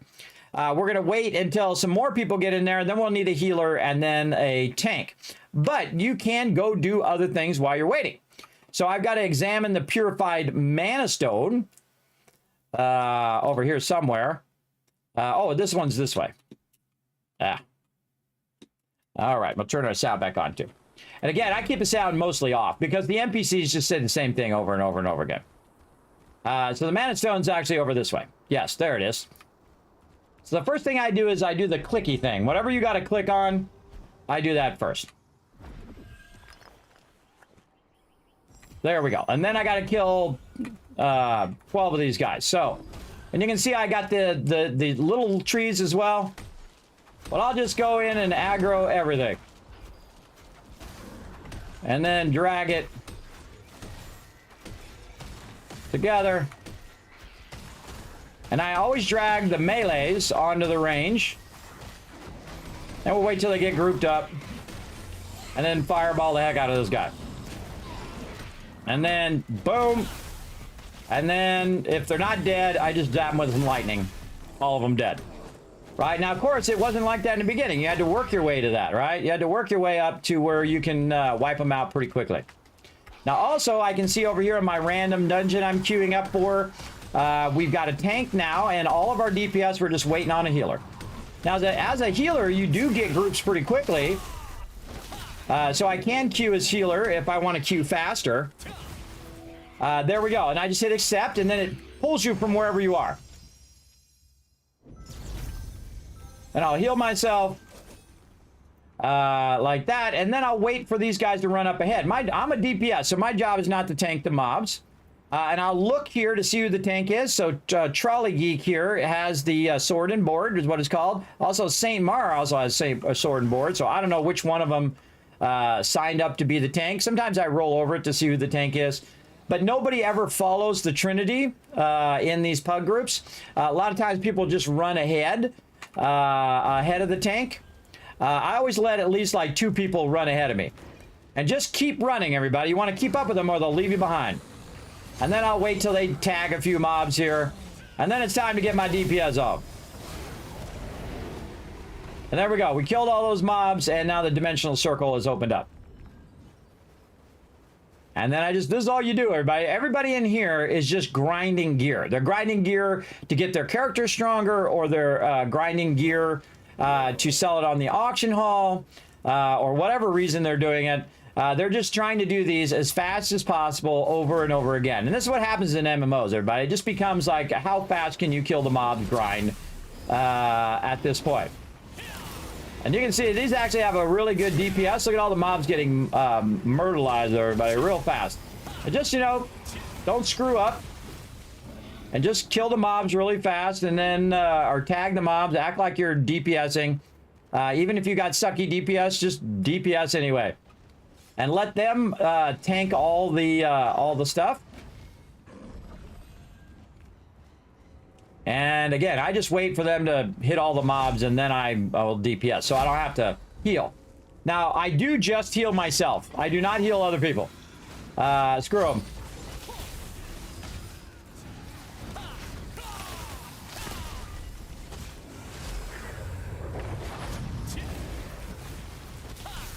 Now, sometimes I'll be nice, like the tank right now needs a little bit of a shield. So I'll shield him and keep him from dying, because whoever signed up as a healer is not healing him right now. But sometimes I'll just let him die too, everybody. But again, if it's not my job, if it's the healer's job, then the healer can do his job. And you always know the one who is the newbie, the one who's running in and getting stunned, the one who's falling behind, the one who is like dragging mobs when they shouldn't drag the mobs, that kind of thing. And it kind of sucks because you do need to be very like on top of it. So if you're struggling to play the game and you're struggling to understand the mechanics, this is going to be somewhat painful for you. But I've done these so many times now that I know all the mechanics. I know what I need to do, where I need to stand, where I need to go. And if you see, I never click on anything. I don't click on anything. I don't drag mobs. I don't do any mechanics of the game. I just wait for everybody else to pull them together like that. There we go. And then fireball them. And do a little bit of damage here. Like so. Everybody's in the same boat. They're all just trying to get gear. They're trying to get drops. And so they're running this over and over and over again to get them drops. And this is another daily grind you want to do. And it does make your character stronger, because when you get those drops and you combine it, or you get traits, or you get new gear and you upgrade your gear, or if you sell it on the auction hall and then buy the gear that you need from the auction hall, then you're making your character stronger. And this is the pattern of every MMO, everybody. There's this constant progression of your character. So there we go. Now what we're doing is we're just killing various mobs there. There's different phases. You know, you're doing what's known as mini bosses.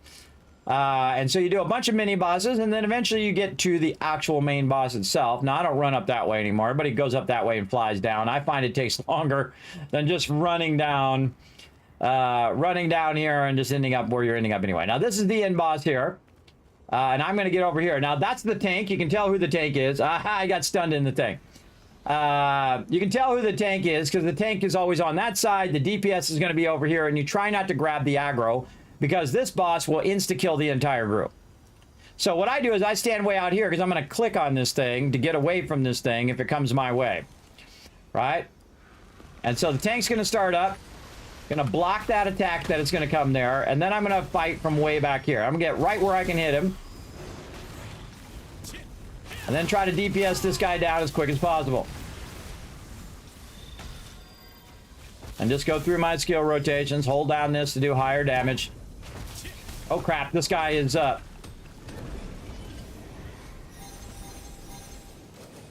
this guy got the aggro. So yeah, I got out of there. Got out of there. Because that guy got up too close and he grabbed the aggro. And he caused a couple people to die. Now see, those guys are over there with the tank, by the tank, which is dumb. Because the tank is the most likely the next one who's going to get hit.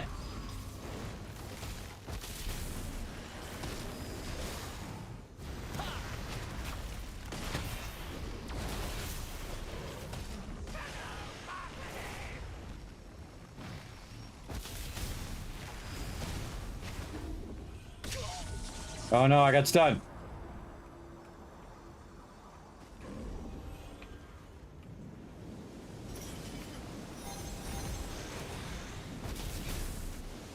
I was trying to open this one up.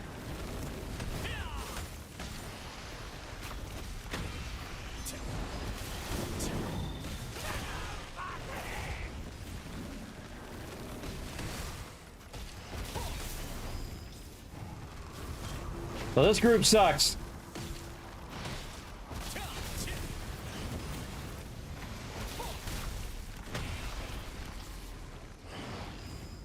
So what he does, he puts this purple beam on you. And you have to basically run off that thing. And what the best thing to do is to go up close. Well, right there, that person's going to have the purple beam. And I'm going to go ahead and open this up. I'm going to run this way. And basically save their life. You're welcome. Now this is going to take too long, so I'm actually going to die. I'm just going to stop even bothering.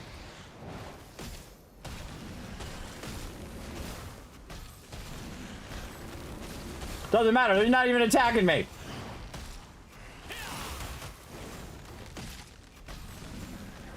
I'm just going to die.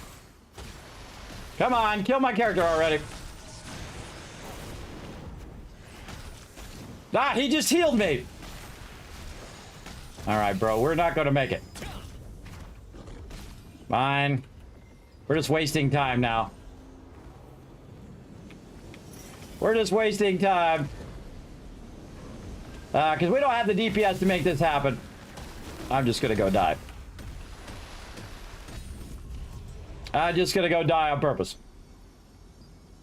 Taking too long, bro. You don't have the DPS for it.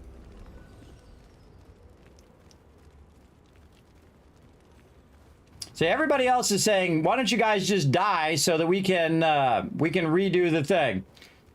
So I died on purpose so I can reset the group, because that's not going to happen. I can tell you that's not going to happen. That's not enough DPS to make that happen. All right, let's try not to suck this time. Now my job is just the DPS. The Arc Cloud has grabbed the DPS, and he's acting like the tank. Uh-oh.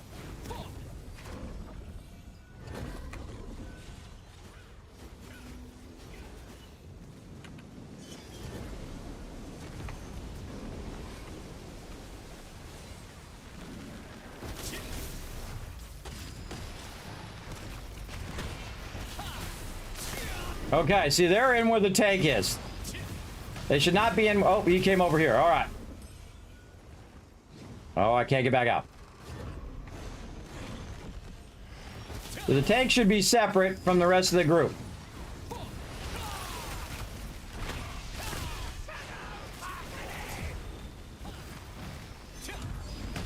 Now, I'm going to get this red portal, so I'm going to go over here and basically bring the portal away from the group so the group's not getting portaled.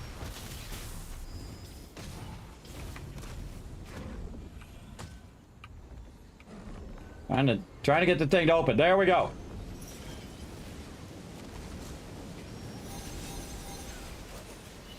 All right, I just saved the tank again. Because the healer's not doing their job. The healer should be in here healing the tank. Uh-oh, now this guy's going to get it.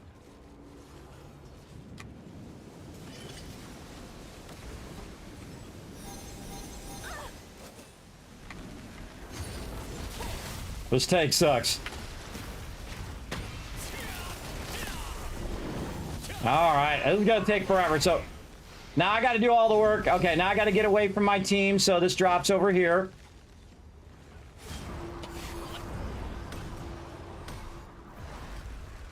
And there we go.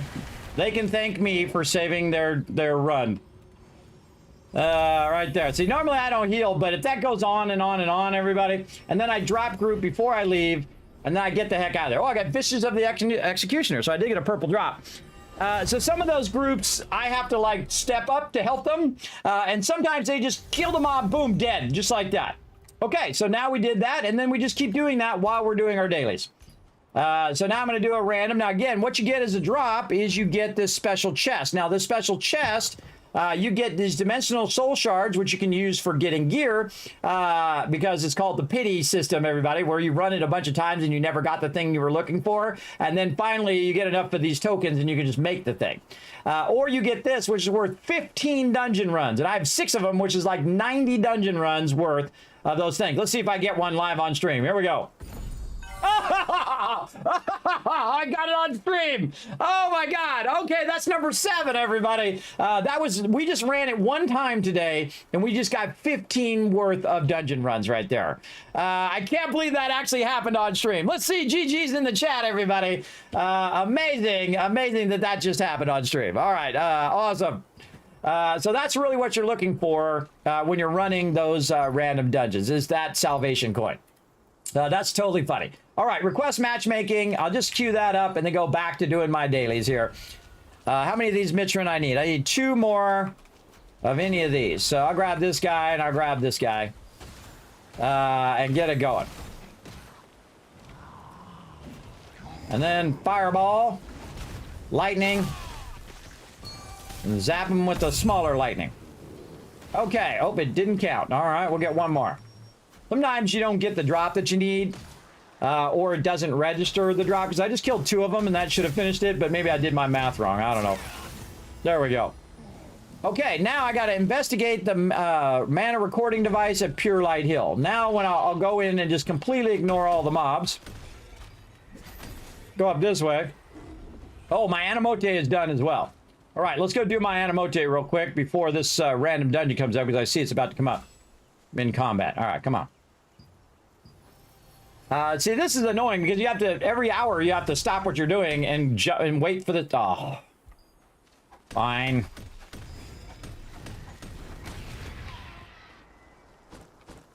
There we go. You know what? Actually, I should leave this. I'm going to cancel matchmaking. Because in about 2 minutes, the random event's going to come up. So I just dropped out of the matchmaking. Now, it's okay to drop out of the matchmaking. It's when you get in group now, and you go in right away and then just drop group, it'll penalize you for 10 minutes that you can't go back into the thing. And that's okay, because I'm not going to be doing it for 10 minutes anyway, even if it did penalize me. But it's not going to penalize me if I just drop group like that. All right, let's go ahead and queue these up again for another hour. Then jump out of here. And then this will put me back right where I was, like that. Very cool. And then since we only have a couple minutes, I don't want to queue into a dungeon. I want to have the ability to run over there and do this wolf contest for the guild. Now, most of the time I'm doing it for the guild and not necessarily for me. I don't really need to win the wolf contest, but the more I turn in, the further that percentage is going to go forward. So that's why I do the one that I know I can do and progress the guild up as much as possible. What's up, Coral? Thanks for coming in and hanging out. As you can see, we're just doing some grinding today. And again, normally I do this stuff off stream, but it's Friday. I feel like, pretty, want to just chill out here in the stream. So we're going to chill, have some fun. Now, this one's super easy. Now, I think this is funny every time I do it, but I'm going to walk up here and turn myself into a mandrake tree. Now, the reason why I do that is because I can walk past all of these mobs and they're not going to aggro on me. There's contaminated Mitrin here. The second I go to grab this, though, you're going to see he turns orange again. Oh, there's my thing reminding me of events. He turns orange and he's going to aggro on me. So I've already grabbed the thing, though, and now I'm out of there, and I got that quest done. Then hit B. Man, these earphones keep popping out of my ears. I'm going to hit B to go back to the Pure Light Tower. Gotta love her grind. Now, I actually really enjoy this particular part of the game. I feel like it has one of the funnest grinds in any game because these are fun. You just grab a bunch of contracts, you blow up a bunch of stuff, you get a bunch of loot. It's pretty sweet. All right here, Mitrin and Contaminated Mitrin, because this is, again, if I had pages, I would get pages. But since I can only get these, we'll get those. And then refresh, any pages? No. And no blue things and no bags. So again, getting hosed there. But this one's really easy. A token for helping the herbalist. We'll just get that one. And refresh. Aha, there we go. Now we got the pages one. We got 2 pages one and a Pure Light Hill vegetable vegetation study, which will stay there, by the way. It'll stay there to do it. Now, this token for a herbalist is an escort quest. What it can do is someone else can be doing the escort quest and you can get the rewards. So I saw him over here and I can see that no one's gotten him running forward. Usually he's always running forward and he's always kind of going toward the end. But I'm going to start him going first so I can multitask here, and he's going to start running forward. Then I'm going to go ahead and grab some smithing tools over here, which I need for another quest that I'm doing. And then I'm going to run up forward with him. Now, if you need to collect resources, this guy's really great because he'll drop a bunch of resources that you need. But since I don't need those resources, I just run right past him and don't even bother. And then I go ahead and grab some mobs that I might need for my other quests. And he'll stand over there and talk about wild herbs and be all excited about it. And I'm like, yeah, whatever.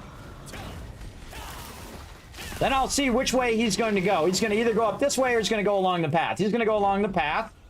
And since he's going to go along the path, I'm going to go ahead and just grab all these mobs and get them on me and wipe them out. Just like that. And then he never stops running. See, if you let him get aggro, he'll stop running, and you don't want to do that. And then you can see he put down some more wild herbs, and I can pick up those wild herbs, but I'm not going to. Because he's going to end up, if he goes this way, he'll end up over here, and if he goes along the road, he'll end up over here on this top edge. Right? Now, I don't need to, again, be there right next to him while he's running.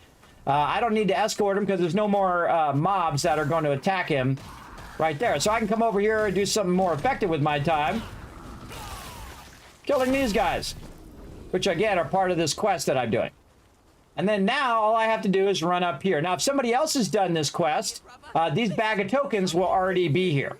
Now, I usually leave these in case somebody needs those herbs for their quest. I know I actually think about other people. I know it's a crazy thing in today's world. So I leave those in case other people need those.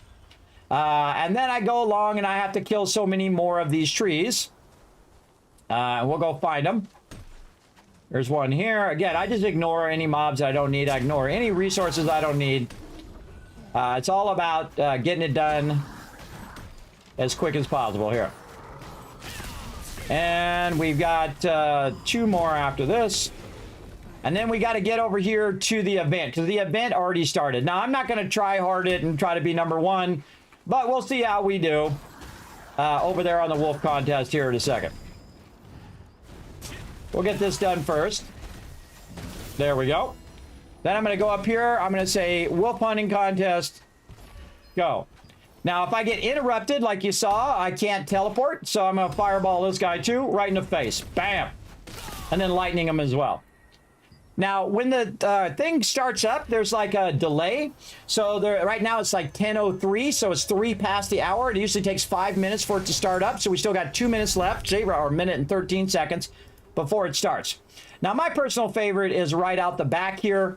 I like to just jump down because by the teleport and then you can just go. Now, there's other places you can do as well, but this is like my personal favorite little spot here. Or I go over there. If somebody comes over here, I go over here. Or I might go back and forth between the 2 sections if there's nobody here.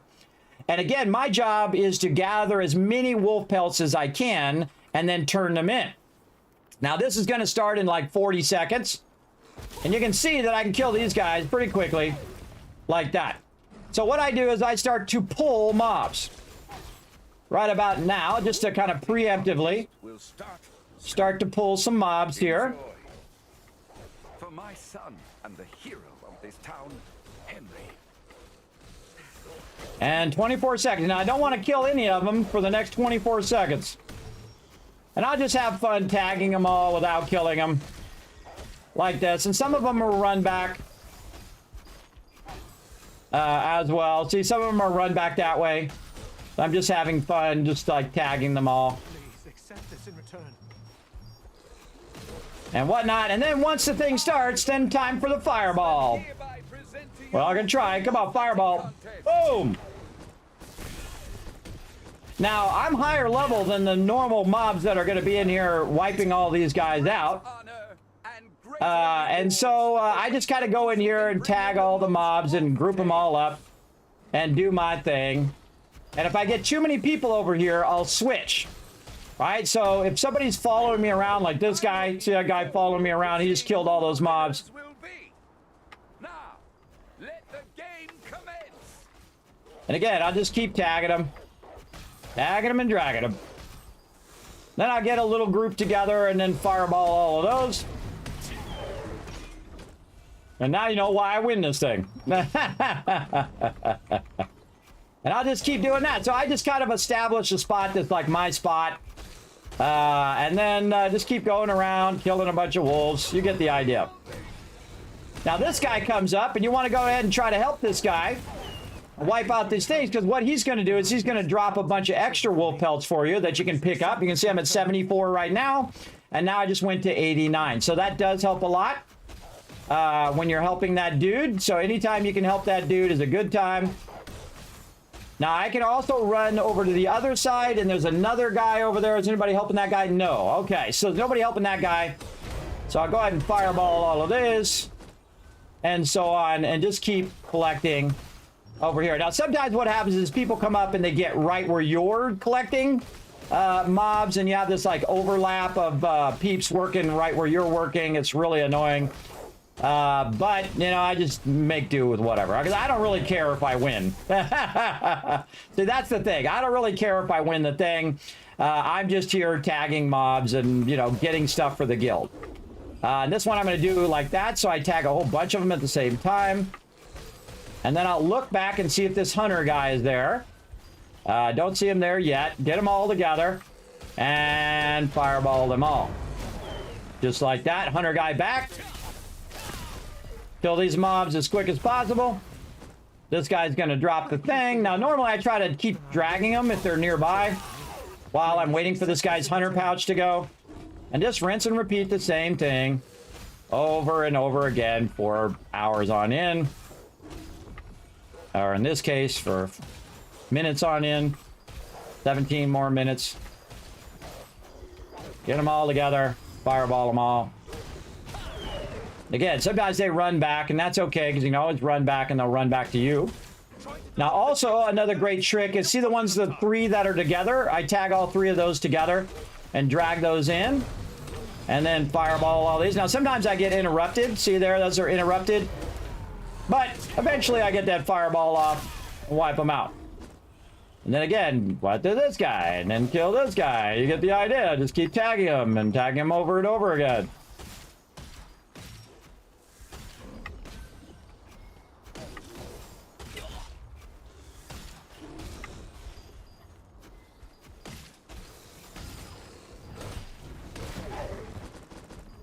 Easy, easy. You want to kill these mobs as quick as possible, so this guy drops it as quick as possible. I guess the contest is over for me. Yeah, and see how I keep dragging them, and then I get these drops. And then kill some more. And just rinse and repeat. Over and over and over again. This place has a lot of wolves, so really easy to just keep pulling these wolves over and over again. And then over here, look at all these ones together. I can hit all of those at the same time. Drag them over. Fireball them. Lightning. AoEs. Do whatever I need to do to wipe them all out and get those rewards, and then move on to the next one. Here we go again. Right over here. And if I see a bunch of them together, I will double tag them like this. So I don't have to tag them individually, which is just a little faster over there. And again, just grabbing this guy. Running up here. I get the triple wolves up here. Tag all of those. Drag those down. And so on. Just keep dragging them. And I like to backlog a ton of these. Just keep drag logging them.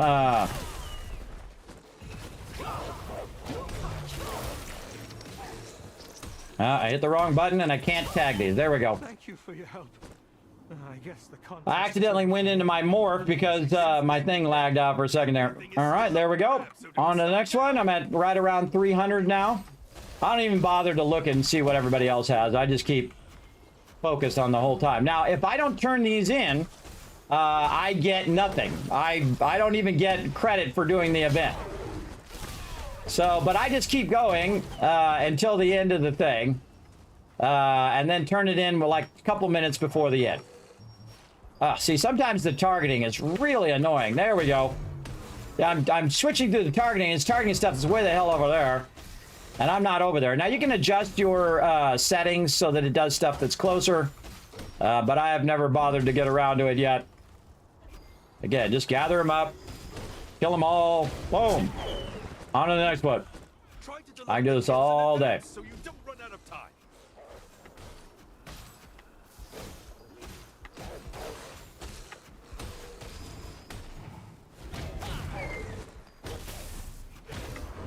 See, I immediately break off when I see this guy, and I kill these wolves first.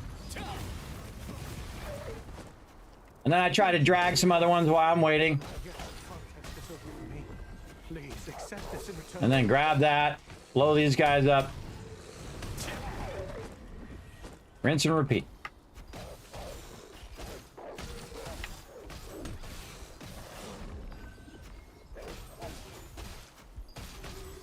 I got grabbed my wolves and ran off with them. And it happens. What happens is people come in and get in the same spot I'm in, where I'm doing multiple dragging here. And they'll just keep ending up in here. Now, this one's right by the teleport, so quite often all the newbies are in here. This is a lot easier later at night, when there's not as many people here. And again, you see, I just got a purple drop there. It's a lot easier when you're not competing for a spot, right? The peeps are not right up in your business where you're doing your thing. And there's a lot of good spots. So I'll just rotate, you know, if somebody comes in and is being a complete a-hole, other than to confront the person, I'll just move. I'll just move to another spot because people are a-holes. And I don't want to deal with a-holes. For your help. I guess the contest is over for me. Please accept this in return. Have it. Look at those three up there in the corner. Four of them. Boom.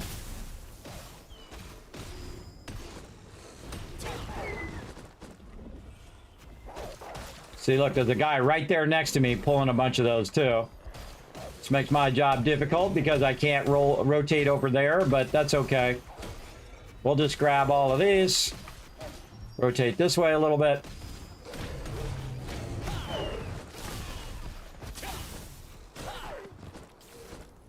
Again, this is because I've been working on my character. My character does a lot of great AoE, and makes it way easier for me to do this type of thing. Where I can just grab a bunch of mobs, and again, there's the triple one back there. I can just zap all of those at the same time. Maybe get this guy. Sometimes you have to individually click on him because it just like won't target the one you want. Really annoying. But such is the way it goes.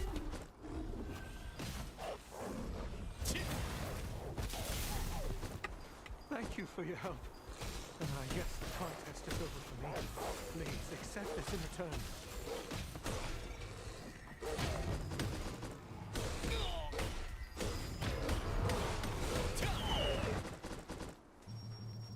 Now, they actually downscale you in the game, but because I have so much high-end gear and that I have all my skills leveled up, it allows me to do a lot more damage than if somebody who's low level and doesn't have all their skills and stuff. It allows me to really go quickly here with all of these. And again, I just keep doing the same thing over and over and over. And sometimes if I don't have a lot of wolves, like I have just one there, I'll just go ahead and grab some more. Because it's not worth my time just to kill the one.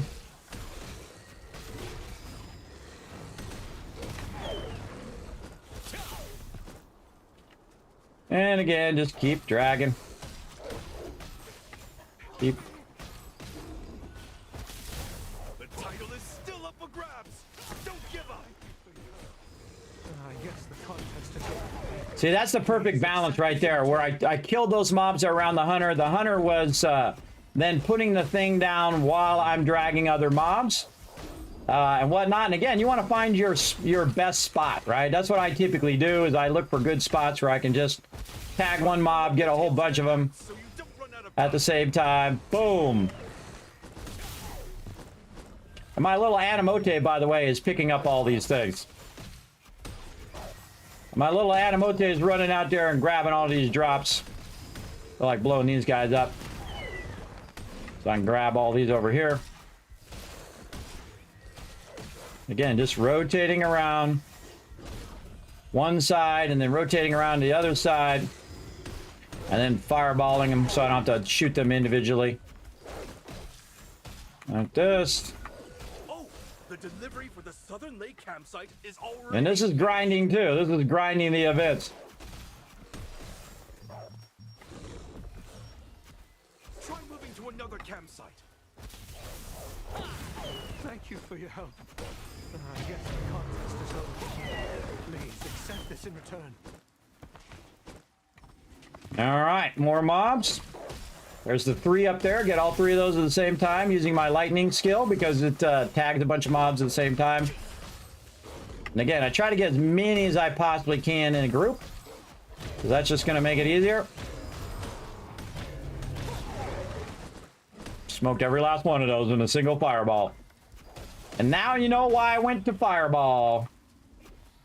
Again, grab all of these, and I'm just hitting tab key and then letting it rotate and tag them and bring them all together. I am really good at this, everybody. I've done this like I've been training my whole gaming career for this moment, which is multiple tagging of mobs and whatnot, which is what I typically will do. It's just tag a bunch of mobs, get them together like this.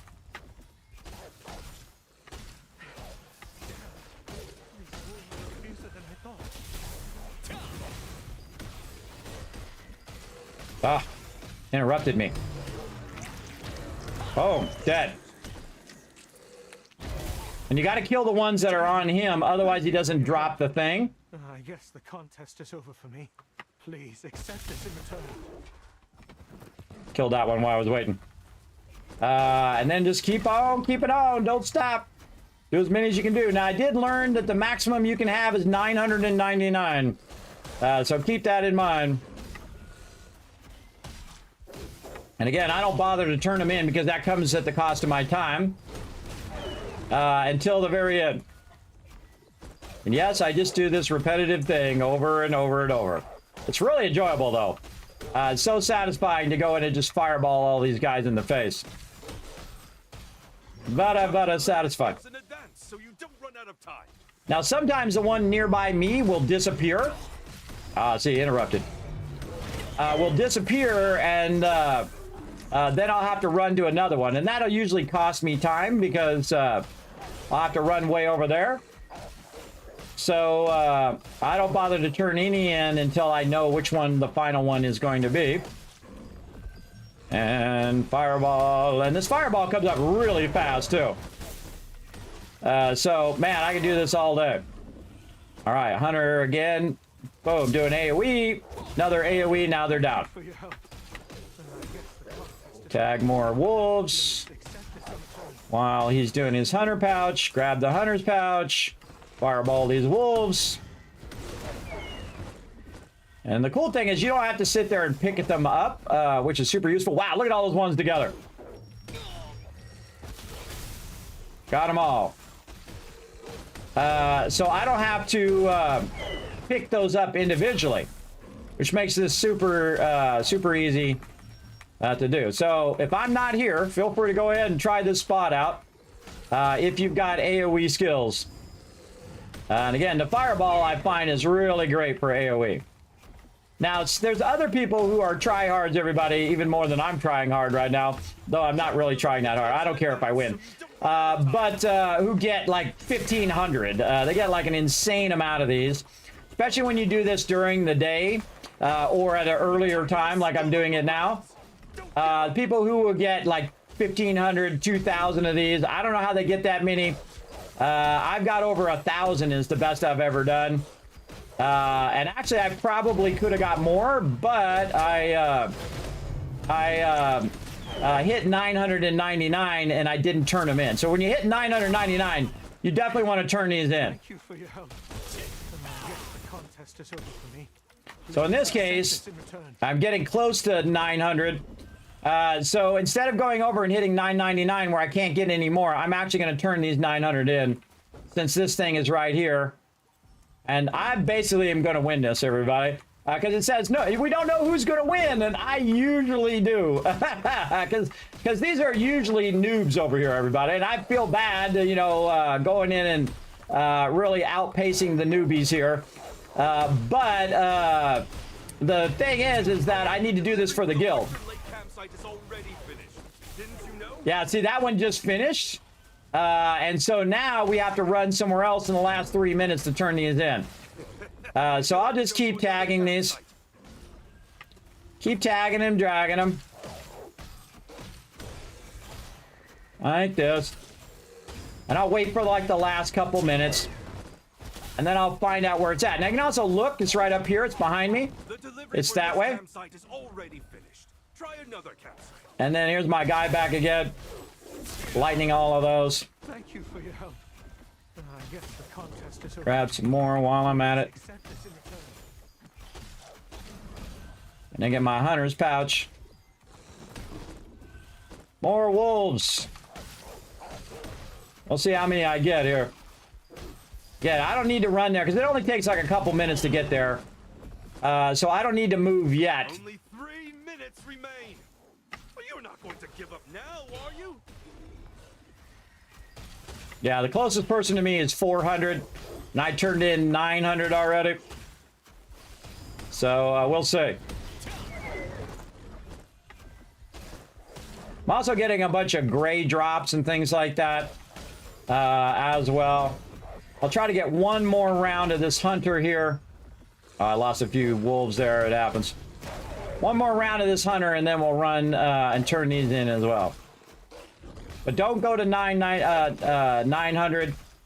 And also don't be right up where someone else is as well. Because that sucks. That sucks when... Oh, look, TM is right where I'm at. He's right up in my business. Yeah, don't be right where someone else is, because then there's not enough mobs for them to grab. Unless you're doing a co-op one. If you're doing a co-op one, then it's different. But if you're tagging mobs, then it's reducing the amount of mobs that other people can tag.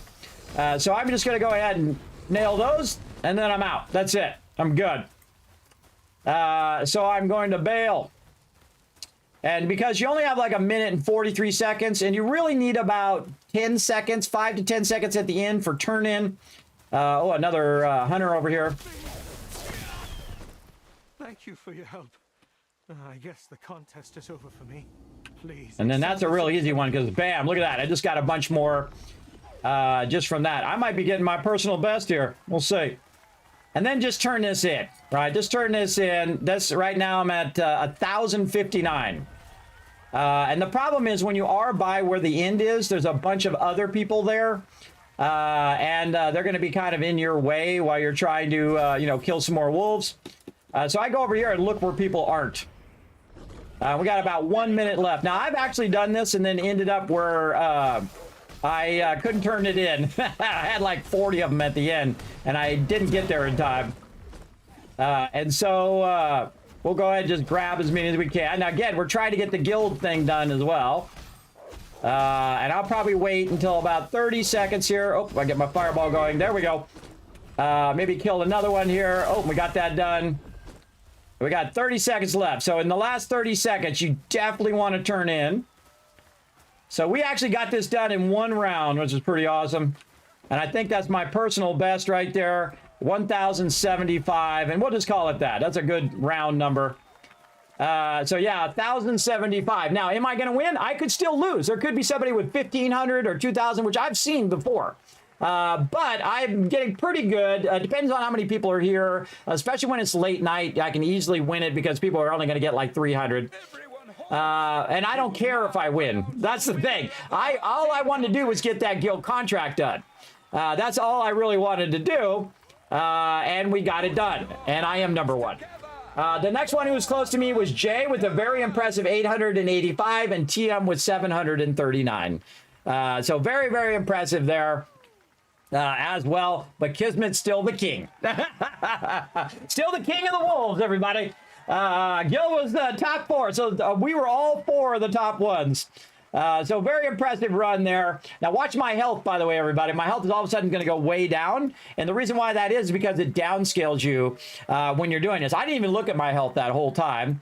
And so now you know how I do that, everybody. I just run in that one spot. I get that hunter every time he comes up and do that. Now, actually, if there's nobody around, there's a hunter where I was, and then there's a hunter to the one next to that. So I can get this hunter, kill those wolves, drag a bunch of wolves to the other hunter, kill that hunter, and then just go back and forth. And then you're getting a bunch of extra ones from the hunter itself. And that's how I end up with 1,000 as opposed to ending up with 700 or 800. Because I've done it before without doing the hunters, and I find that the hunters are very, very useful in getting a lot of extra ones that push you beyond what everybody else is getting by just killing them. You can see that I can bring all my mana straight back up, and then I can just heal myself, and I'm back full mana and full health just like that. Pretty easy. And I'll go over here, and I might heal this crazy guy over here, too. I'll throw some heals down on him. There you go. Little heals on that dude. Yeah, fun. Just doing some grinding solo tonight on a bonus stream. There we go. There we go. So we got that one done. So now our guild contract, another 2 hours, we'll get that going. We got some rewards from that. So we got a bunch of guild coin chests. We also worked on our weeklies right over here. So we just did a performance reward, and also we did a guild contract. We did both of them at the same time, so we got basically double rewards. You can see I've already donated 28 to the guild. We did some resistance contracts as well. Now, once I'm done with the event here, I will then go back to working on my Pure Light Tower stuff. And I have like 70 of these to do. So we're just grinding today, everybody, because we got a bunch of these contracts from burning up all of our tokens and stuff.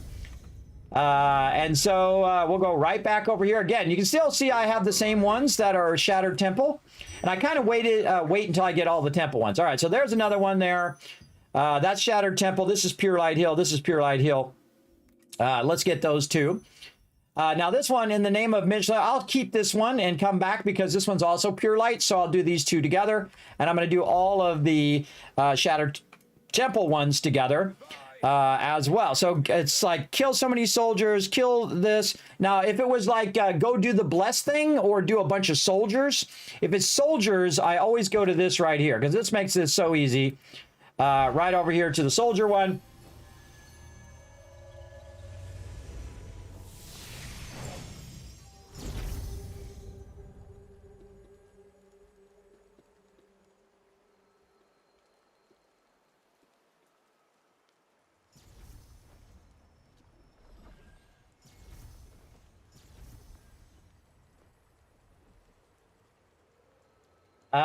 Yeah, so we got that one done in a single round too, everybody. My whole entire team went over there and was doing the wolf one and got credit. So here I am. I'm going to run over here. And then again, this is one of my favorite spots right here, everybody, because watch this. This is going to be super fun. Now, I'm not going to try to grab the knights, but I'll probably end up grabbing them anyway. And then again, I'm just going to do exactly what I did with the wolves, but for my daily quest. So tag all the mobs. I'm so good at this, everybody. This is what I excel at. Tagging and dragging mobs. And so grab them all together, find the knight one because he's the one that's going to stun you, and then I fireball him and it kills a bunch of the other ones, and then I just lightning if I can get one. There we go.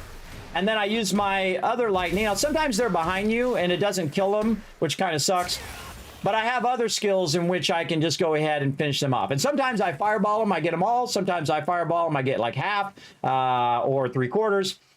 You get the idea. But I only need the soldiers here. And I need some of those archers as well. So I'll just, again, you see how fast they respawn. Now, I usually only kill as many as I need. And boom. And this guy needs some lightning in his face and maybe a little bit of ice in his face there. All right. Am I getting these? Yes, I got six of them.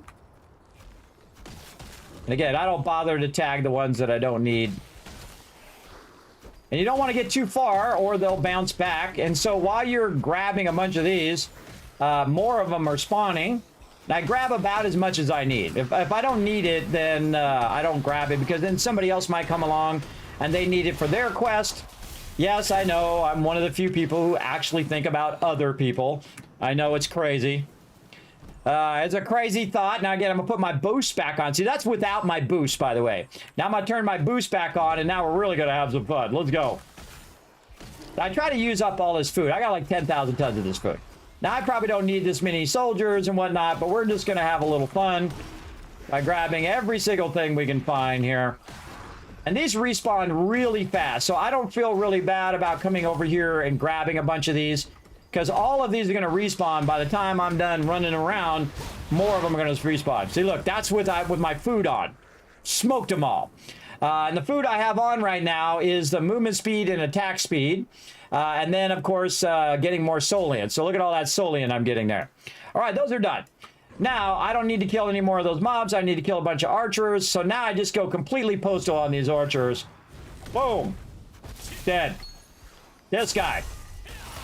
Dead. I don't worry about the other mobs. If they follow me, oh well. Oh, and I got to get some, collect some collectible thing. I totally forgot.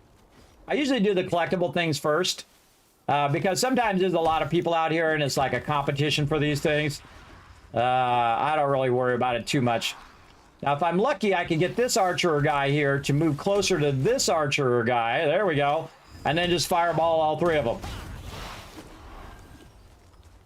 And this is what I've been working on, making my character stronger to make this go faster. And it's just so much more fun as your character gets stronger to come out here and just group up a ton of mobs. And again, I can grab a bunch of ones that I don't need and kill them too. But it's just really satisfying to just zap them like that. And again, right here, fire up a fireball. That was 9K. That was more health than that guy had. And just very, very fun, as you can see. And then this guy's going to come over here, and I'll fireball them both. Kismet ain't messing around no more, everybody. Kismet getting his DPS up. See, now the problem with being a healer is that my DPS is so low that trying to kill these guys takes like 5 minutes. And I was having that problem early on, too, that it just was causing it to take a really long time. And so that's why I've always been kind of working on my gear and setting it up in such a way that's not like the meta like everybody else has, but setting it up in a way that is enjoyable for me to play, but still also allows me to have high DPS and kill mobs pretty quickly. If I choose to, like just fireball, boom, dead. This guy, couple shots here. Get them together. Wait for my fireball to come up. And bye-bye. And you can see I'm getting a bunch of drops and stuff there as well. And there we go. All right, one more of our archers. Who's it going to be? This one. Sometimes you don't even need to let it charge all the way up, everybody. You can just do it at a lower charge. Okay, then I need one more item I got to collect, and I can see it there on the mini map of the radar. There's some moonstone over here somewhere. Right down here. We'll grab that. Now, again, I can run up to the top here to get the mana recording device, but I'm not going to. I'm just going to teleport. Why? Because I just made 75,000 Soliant, or 75,000 gold, and it only cost me 7,100. So I'm just going to teleport because it's just faster and saves me time. Time is my most valuable thing. Time is my most valuable asset, everybody. And again, maximizing my time, maximizing my dailies. is very important. Now, I normally am already done by now. Because this would be like 10 of them. You get 10 of them per day.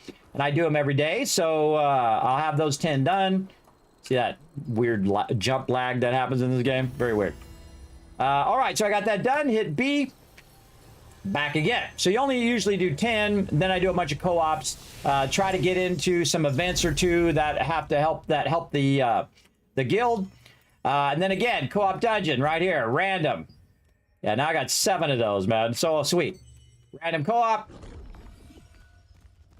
And then run over here and grab some more. All right, we'll get the one with the purple pouch. And then refresh. No pages. But one here with the Mitron ore. Get that one. Refresh. Right there. Again, I'm going to go much faster. Right here. I don't even look at what it is, everybody. I don't even look at it anymore. I just look and see what the rewards are and grab it there. Okay, so contract's full. And now I look at what I need to do. Okay, activate the old purified branch, collect items, collect Mitron's tree spirit, mana device, and the blessed material. So I'm going to do all the Pure Light Hill ones first. So I'm going to go over here and run my way.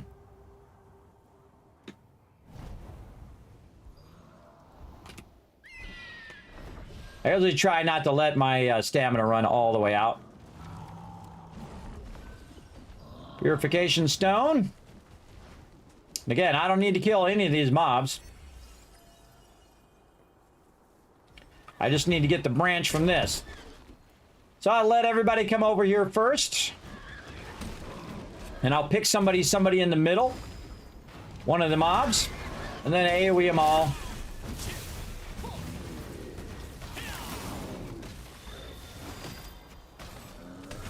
We'll kill them all, everybody. Now, I used to be over here just try to kill one mob for a while.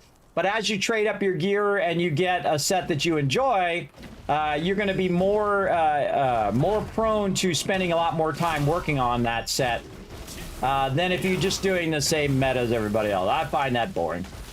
But hey, if it's your thing, you go right ahead. Now, the thing is, you don't want this thing to get destroyed because this is the thing. Oh! This is the thing. Now, I'm not going to bother to hit that yet. I'm going to wait for my thing to pop up here. This is going to be tough. I have 21 seconds.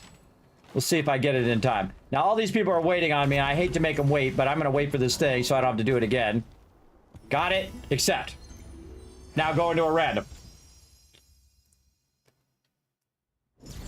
All right. Now, the second you get it here, start running because that's what they're going to do. All right, I wait for them to hit the mobs first, and then I go to town. And you'll know who the sweaty ones, the sweaty tryhards are, because they're the ones that are up there trying to show you how amazing they are. Look at my DPS, look at me, look at me, look at me. They're always trying to draw attention to themselves. I don't bother, but I just try to kill them as fast as I can, and I don't care who knows if I have DPS or not. I don't really care. I don't really care. All I want to do is just kill these mobs as quick as possible, move on to the next thing.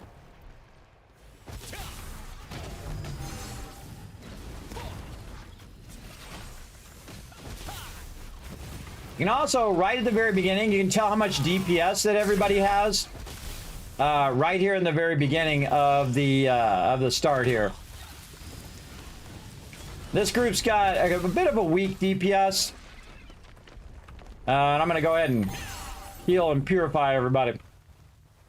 By accident, by the way. I'm not really doing it for them. I was doing it for me. But they happen to be there.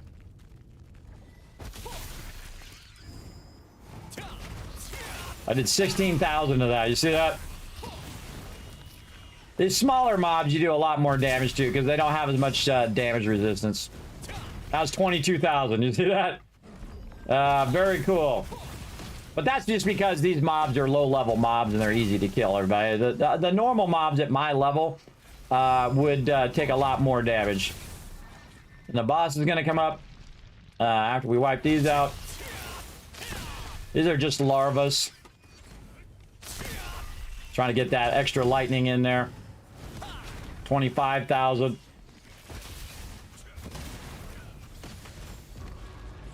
Okay, and here's the boss.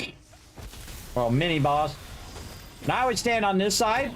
The reason why I stand on this side is I'm not on the side of where the tank is. You never want to be on the tank side because most mobs do a frontal AoE.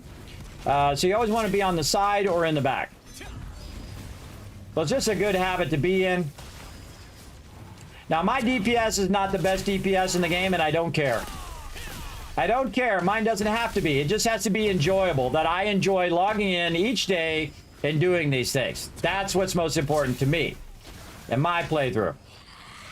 Yeah, some people are all about, oh, I got the best build and mine's the best character and all of that crap, and I don't even listen to everybody. When people start that, I don't care. I don't care. I don't want to be like everybody else. I want to play a way in which I enjoy playing. And I feel like that's been lost a lot in MMOs because everybody's always min-maxing all the time. Like, what is the maximum damage and the maximum thing I can do this and the fastest I can do that and so on. They're not actually playing the game. They're just going through the same motions that everybody else did. They're not playing it in the way that they want to play.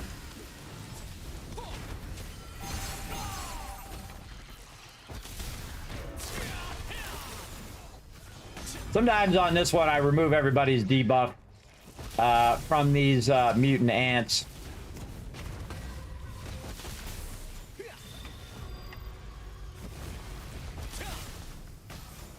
Now, you want to kill the ones that are connected to the little thing. Now, I've done these hundreds of times now, everybody. I've done these in pugs and with my team as well. I typically like to do them first with my team. I didn't do any of these randoms until I've done every one of these with my team first. I've done no tier 2 randoms, or 2-star, not tier 2. I always get those confused. 2-star dungeons without my team. But once I do all the 2-star ones with the team, if we ever get around to it, then I will start to randomize those as well, just to burn up those tokens, because you end up with a lot of extra tokens. All right, now we broke the giant acid ant out of the thing. And then same thing again.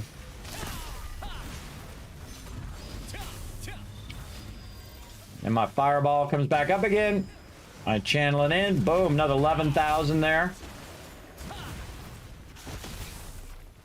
Fireball back up again. Channel it again. Boom, another 7,000. Didn't get a critical on that one. That's just how it goes. Again, I try to do all my other skills and then do my channeling skill. I didn't even see how much that was for. I'm looking down at the bottom at these, at the skills.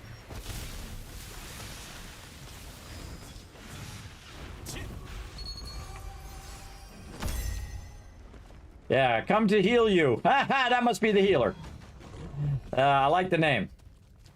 All right, now you run in here. Now you're supposed to run up and hit all these eggs. I never do. I don't click mechanics. I don't hit the eggs. I don't do any of that. I let everybody else do it so they can be tryhards. And I just stand here and wait for them to do it. I don't typically do any mechanics other than the Rex mechanic where you got to fly up and click the thing and then cause the water to come down. Because most of the time people don't do it. They assume if someone else is going to do it. And then it causes the whole group to wipe. So I do it. And if somebody else gets there before me, great. And if they don't, then I click it and then we get it done. All right, now this one here is a DPS race. Now, when you're in a pug, most of the time, you're going to try to get it done before it does its next mechanic. Right? So you just want to go ahead and do as much damage as you can. And I got this paralyzing ant on me. I just block him every time he tries to paralyze me. I don't even bother. They block him. Watch my skill rotations. Now, I have a thing called Vampire, which is every time I do damage to the mob, it's healing me. And I've been working that up a bit. We might work on that a bit more today as well.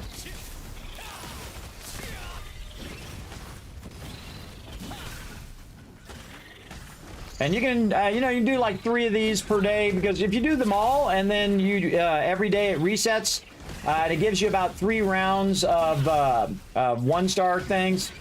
Now, also, this is a weekly, so you're also working on your weekly. That's what we're doing. We're grinding our dailies and weeklies today. Okay, now they took too long to kill the mob, so now the mob's going to do this AoE, which kills everybody if they're down there. See? Those people are dead. And so we're over here trying to kill this ant. so that everybody doesn't die. And there we go. And normally, in most groups, the groups kill it before they get to that point. This group has a bit low DPS, and 2 people died. So now we've got to get her done.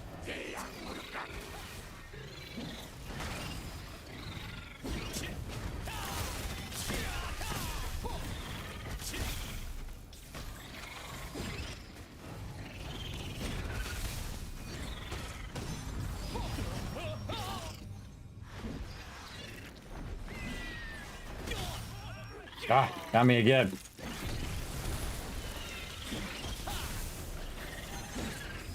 Now, my particular staff does more damage if I'm back further. So that's why I back up like that, so I'm doing more damage from far away. That's why I get like those 8,000 or 9,000 when I'm further away, and then get like 6,000 when I'm closer on a normal hit. But if I critical, then it does a lot more.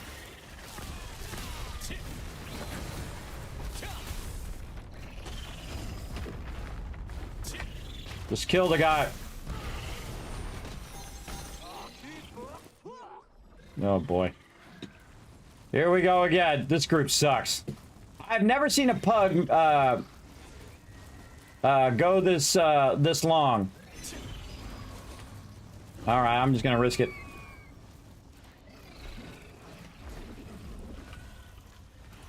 Sometimes he's doing an AoE on the ground.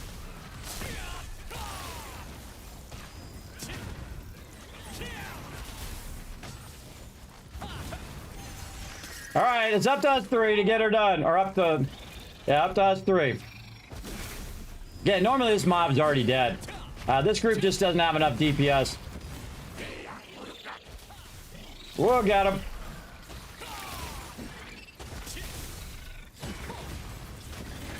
There we go. And then, see, the people who died, as long as you're in here when it starts, the people who died can still run in and get their drops. Knocked me up. And you can see I got Supreme Devotion, which is one of the cloaks that I'm using right now. So there we go.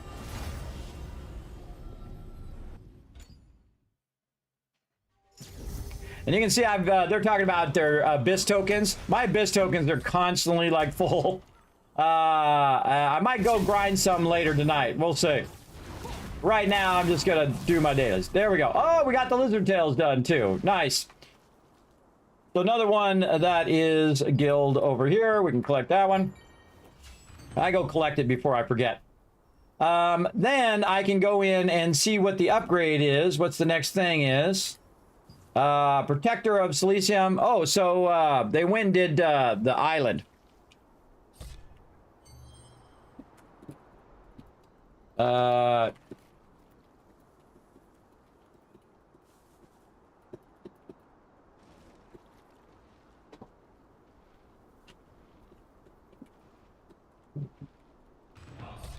So now I'm going to ask them specifically where they want the BSE tokens. And then, oh, we got that one done too. Cool. Man, we're on a roll today. And so, and again, Wildkin's a good one. I'll just leave that on there. But do they want it on Shadow Crypt or do they want it somewhere else? Because they're using their BSE tokens, so they could be doing a guild contract and their BSE tokens at the same time. And then also their contracts, so they're tripling up their rewards at the same time. So I asked them where they wanted. And they'll maybe let me know. We'll see. We'll see if they let me know or not. Doesn't matter to you, to be honest. All right. See, in my inventory, I have a bunch of scrolls. The one I have the most of is Sanctum of Desire. The reason why is because Sanctum of Desire is the one that is the one that you have to go in. You have to. It's raining. You have to go and do it. Now, by the way, you can also dissolve your scrolls. So you can take your 134 scrolls for Sanctum of Desire, dissolve them, and go make other ones if you want to. So again, knowing that you can dissolve those and turn those into other things is very important. But right over here. So yeah, Sanctum of Desire is the one that's is like that. Hey, I'm working here, guy. Get out of my face. Get out of here. All right, I gotta get some gatherables here at Pure Light Hill as well. Down here. So what I'm gonna do is probably rotate that out of there. Let's go ahead and rotate it out. Again, this is my job as the guild leader, is to rotate this. Oh, it's Shadow Crypt now. Oh, I didn't want to do that. Okay, that's Shadow Crypt, which is the one that I actually like. The Shadow Crypt. There's a crazy ton of mobs in there, and that's a really good one.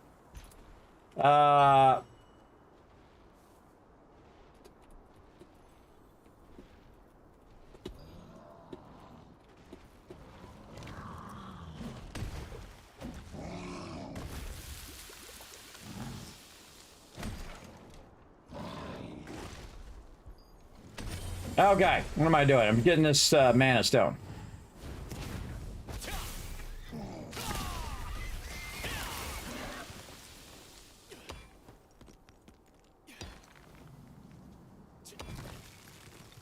Nirma coming up, huh?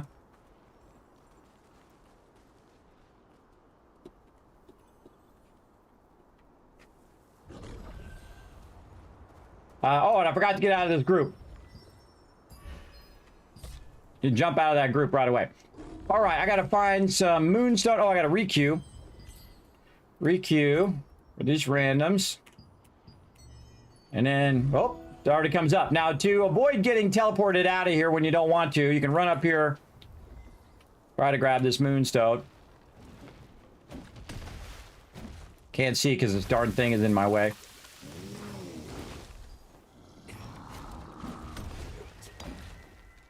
Yeah, he's getting it. I can hear him. There we go, got it. Then hit his set.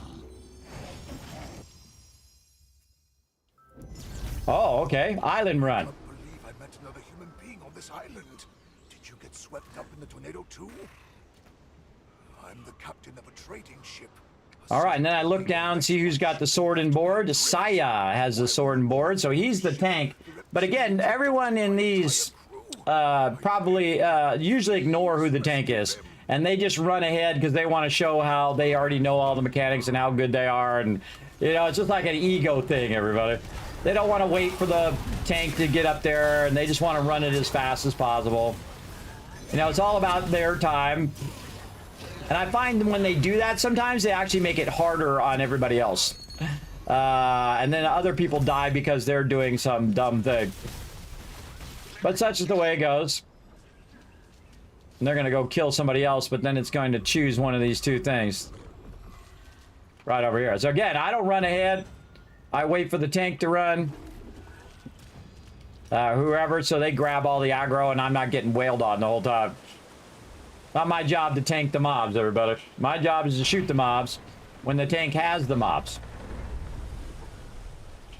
And again, if you just stay with the group, just run up ahead. See, I stay to the left here, so I'm not dragging mobs there. Again, staying to the left.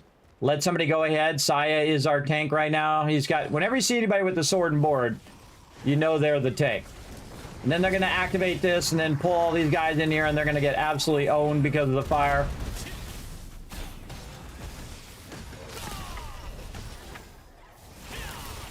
And you want to kill a few of these as you go through. And if you see the tank running off, or you see a bunch of people running off like that, just follow them. Just ignore all the mobs and follow them. Your main job is to stay up with the group. Because they're just going to run. And if you don't like that, then run with your team, which is why I did these first with my team. Because also it's more fun. But now, these are just like second nature to me. I've done them like hundreds of times. I can just run in here and grind these out. And you notice I'm standing on this side? I'm standing on this side for a reason. Because this thing's going to open behind me, and all I got to do is turn around and run this way. Also, one of the things I do is I take out these things. So I don't have to jump over there in the corner like a lot of people do. Oops. I meant to hit that egg. I try to take these eggs out because then what it does, it spawns all these little egg things that come chasing you. All right. Now, I don't need to click the villagers anymore because I already did those. I don't have any other quests here other than remove the reptilian butcher's stealth status. I just got stun lock randomly by a mob that I didn't even hit.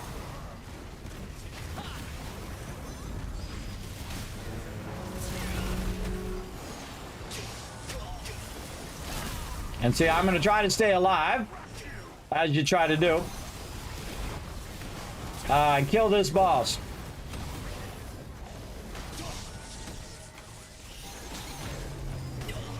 Man, I'm getting stunned left and right. I don't know what the rest of my team is doing. Oh, dude got killed. I was about to heal him there, and then he died, and it's not my job. I'm not the healer. All right. Someone needs to click the other kidnapped soldier. Now, what I'm going to do is die on purpose. Gotta wait for him to click the thing, though. There we go. It does this really annoying animation. They should stop doing that after you've done it the first time. And then I'm going to go over here and purposely die, because one time I did this, and I was the only one who did it, too. I ran in, I did the dimensional circle, I opened it up for them, and then they started the in-boss without me. So I refuse to do it now. So screw them. And so now what I do is I just run over here and die. And I let someone else go and run all the way to the end and open up the dimensional thing and get left behind. Because they'll run all the way in there, they'll fly up, it'll open the dimensional, and you're waiting for that message to happen right here at the top. And you can see everybody else is doing the same thing. The only one who's alive is Adley, and Saya went back to Stoneguard Castle. I don't know what that's all about. So Adley is running in there to open up the dimensional portal. And so you just sit here and wait for that thing to come up.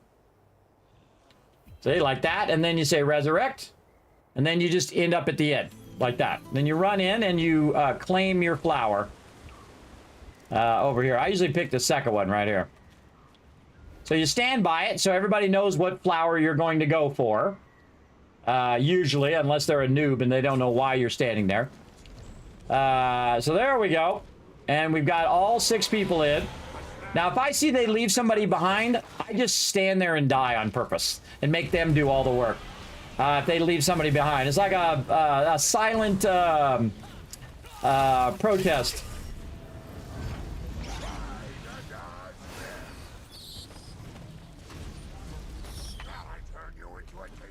So there we go. I got that down now, everybody. I've done that like hundreds of times now. And now you just try to kill him before he does all this other mechanics. And usually if you're in a good group, like this is a pretty good group that's already about halfway, you'll kill him before he even gets to any of the other mechanics that he's doing. Because these guys are running this over and over so they can get drops to sell or get drops for other reasons.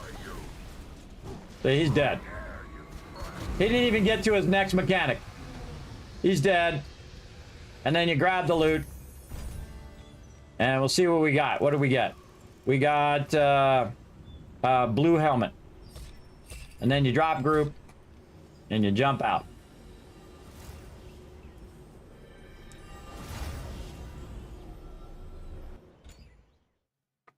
And there we go.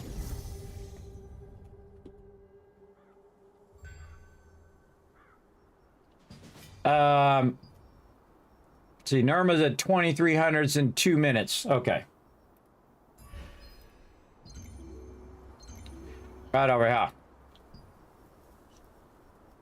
So we'll go do that now that we're done with this.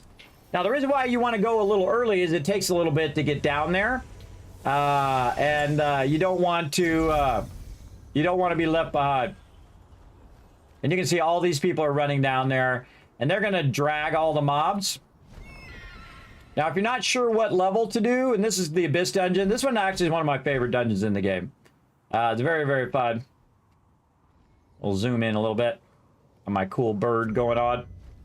And you fly over here, and then if you're not sure where it is, you can actually go look up here and click on Nirma here, and it will tell you on the right side here that it's on the level 6 of the dungeon, right? So again, if you don't know how to find it, you can find it like that. And so we'll go to level 6. Now I can, at my character's level, I can do this on my own, everybody. I can actually go through here, kill all these mobs on my own now. And also I have the turtle morph, which really helps you a lot in the lower level. And again, anybody can get the turtle morph and do this. You can actually just run in the lava itself. Now here's a great little trick for you, is that you actually fly along and just kind of drop down a little bit. Sometimes I land on this thing right here, but I've also got glitched out there, so I don't bother to do it anymore. And then I just kind of get to a point where my yellow bar is not quite all the way gone. And then I can run like this if I'm not in combat. And you can see my yellow stamina bar is actually going up. And then try to get past here before these mobs spawn or aggro on me, which they did. Now I actually can go through and just go into the lava and just run via the lava as well. But I'm just gonna run the normal way. Just run out here and then get away from the mobs and your stamina go back up again. And then when it goes back up, you can turn back into your wolf. As long as you're out of combat. And sometimes people are jerks and they turn that thing as well. Now, if you're at the end of the instance, and again, you want to go right because right helps you get to the entrance of the stairs quicker. So you're like this. And we want to get all the way up the stairs. Just that much quicker. And mob in the way. But I can just go via the lava, swim in the lava, and not take any damage as the turtle. And then when you get to the end part here, down below here, there is a bunch of mobs down here, and there's also a pull-up. So you can use your grapple to pull yourself up on there. Now see how there's 3 of these, and this one has a number 3 next to it, now number 4? That means that my current party is in that portal. It's telling me where my team is in the portal. Now, I only come to do these to heal my team, everybody. I never get drops from these, or I've, like, out of 100 of these bosses, I've gotten, like, 2 drops, which I just gave to the guild anyway. But if my team's doing it, I'll come and help them. Just for heals, just for DPS. Now, these mobs usually die pretty quickly, because, you know, a lot of these peeps are geared up. And I'm just here so my team gets some drops. And then I'll go back to grinding my dailies. As well. Oh, it gave me my star too. Yay! I want my star.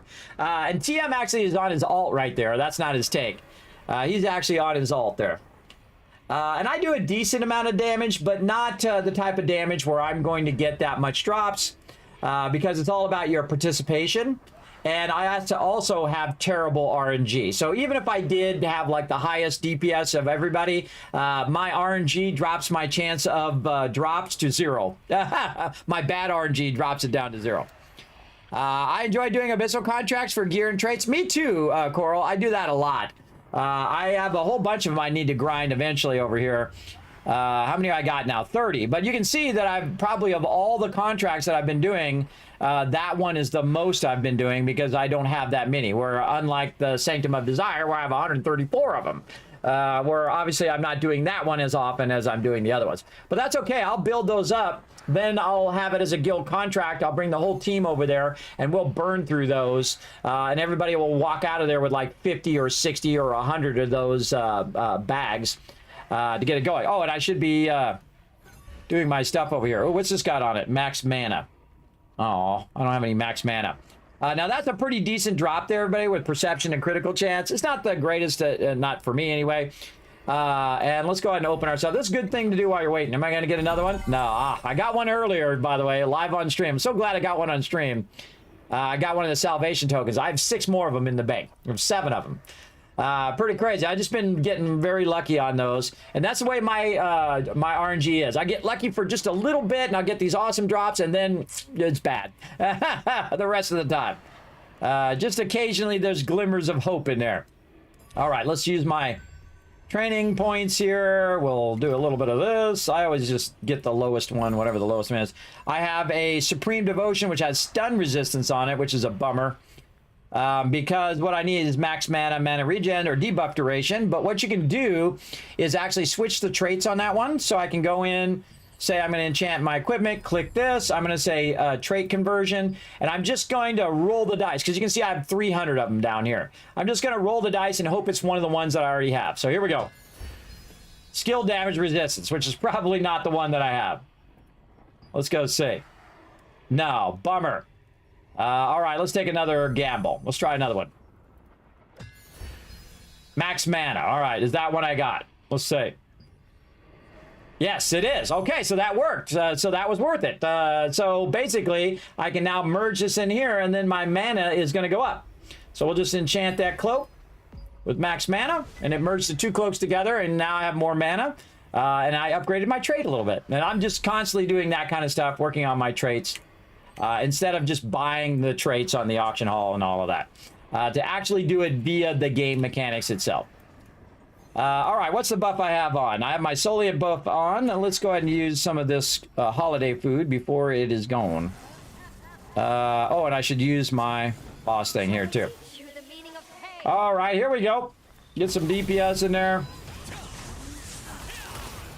I'll stand by my team and just do some ground heals. Get out of the AoE. You see her doing ground targeting. Don't stand in ground targeting. Like right now, Winston Thurbrick is standing in that ground targeting, and she's doing that frontal AoE. Now she's going to do an AoE again. You got to block. Now I'm going to do like an AoE heal for everybody. There we go.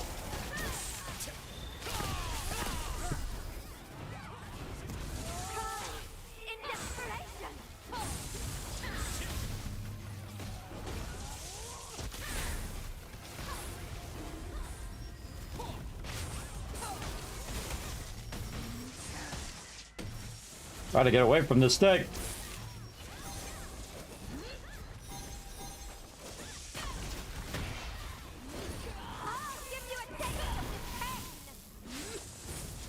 Oh, everywhere I go, that little thing goes. I do a little AoE heal.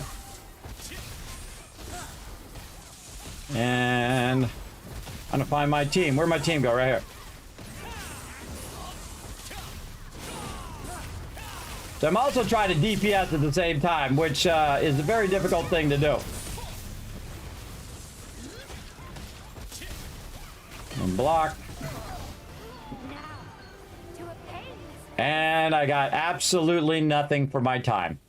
See, if you do something and you keep getting nothing for your time, you'll want to stop doing that thing. Now, my team might have got something, and that's good.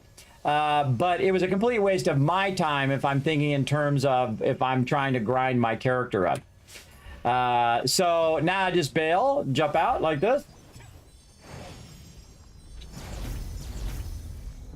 And then I go ahead and drop out group. Now what happened there is if they got the drop, what it's going to do is it's going to drop in here. And so Jay got the Ascended Pants. Oh, Whis got lucky. He got class for the Overlord. There we go. Now, in our guild, we're not like other guilds. Other guilds will automatically take your loot. Every time you get a drop from a boss, they will automatically take it. And I'm just going to click it so those little red things go away. So they'll automatically take it because in their manage in here, they have it set to automatically all boss loot goes to the guild instantly. I do not do that. The guild acquires it after 24 hours. So if they don't claim it, it will then go to the guild. As well, or they can just say, oh, I'm just going to give it to the guild, right? Or they can keep it for themselves. They always have the option to have the item for themselves, because I think that's not cool. It's not cool to go in and someone's in there and they finally got lucky. They got that item that they really wanted, and it goes to the guild, and then the guild leader takes it and sells it, gives it to themselves, or gives it to their alt, and then sells it, and then makes all the money off someone else's hard work and someone else's luck of getting that drop. So I have had it suggested to me several times to turn this on. I refuse to do so. Because all that's going to do is build up animosity toward the guild. Because, oh man, I got this drop and I really wanted it and I wanted to take it and sell it for Soliant so I could upgrade my gear. And it's just virtual stuff, everybody. It's just things that don't really exist in real life. Just like Twitter. Twitter's not a real place, everybody. So if you're getting triggered over something that somebody said on Twitter, remember, it's not a real place. So I prefer that my members get geared up and that they're in there and they have an option to take it or not. So they can be the hero, right? They can be the hero. Say, oh, I need it for me. I needed the trait for my character. Or they can say, oh, well, you know what? I'm going to put this in the guild so that somebody else can get geared up, right? And that gives them power of choice. And when you take away people's choice, they get pissed off. So don't take away people's ability to choose, for sure. But indirectly, because I went in there and I was healing and I was helping my team, that there's more loot, and I could go in and say, oh, well, I really need that, class for the Overlord or whatever, and whatnot. But I don't need any of that stuff. They can go ahead and use all that. The Ascended Guardian Pants is really good. That one's a set piece that you do with other set pieces. But I don't need it. So basically what I do is I typically will put it in here first and say, look, you can just go ahead and have it. Because if you got it, what you can do is just click on this and say either you can claim it or give it to the guild right there. And most of the time, my team just gives it to the guild. They just give it to the guild, and then anybody who needs it, say they need that particular trait. What's this one got on it? Melee evasion, which I don't think anybody needs that. Or skill damage boost, or like these blues here, like hit chance. My character doesn't have hit chance. You can see the one in the that's we're displaying is on the left, and the one I have is on the right. So melee endurance, I don't need that. Undead bonus damage, no. There's nothing in here that I would need for traits right now. And we let these build up, and they'll stay in there for a certain amount of days. Right now, the one that's going to be up first is in 15 days. So again, everybody in the whole guild has the ability to look in here and say, oh, wait, I need actually, I do need that one.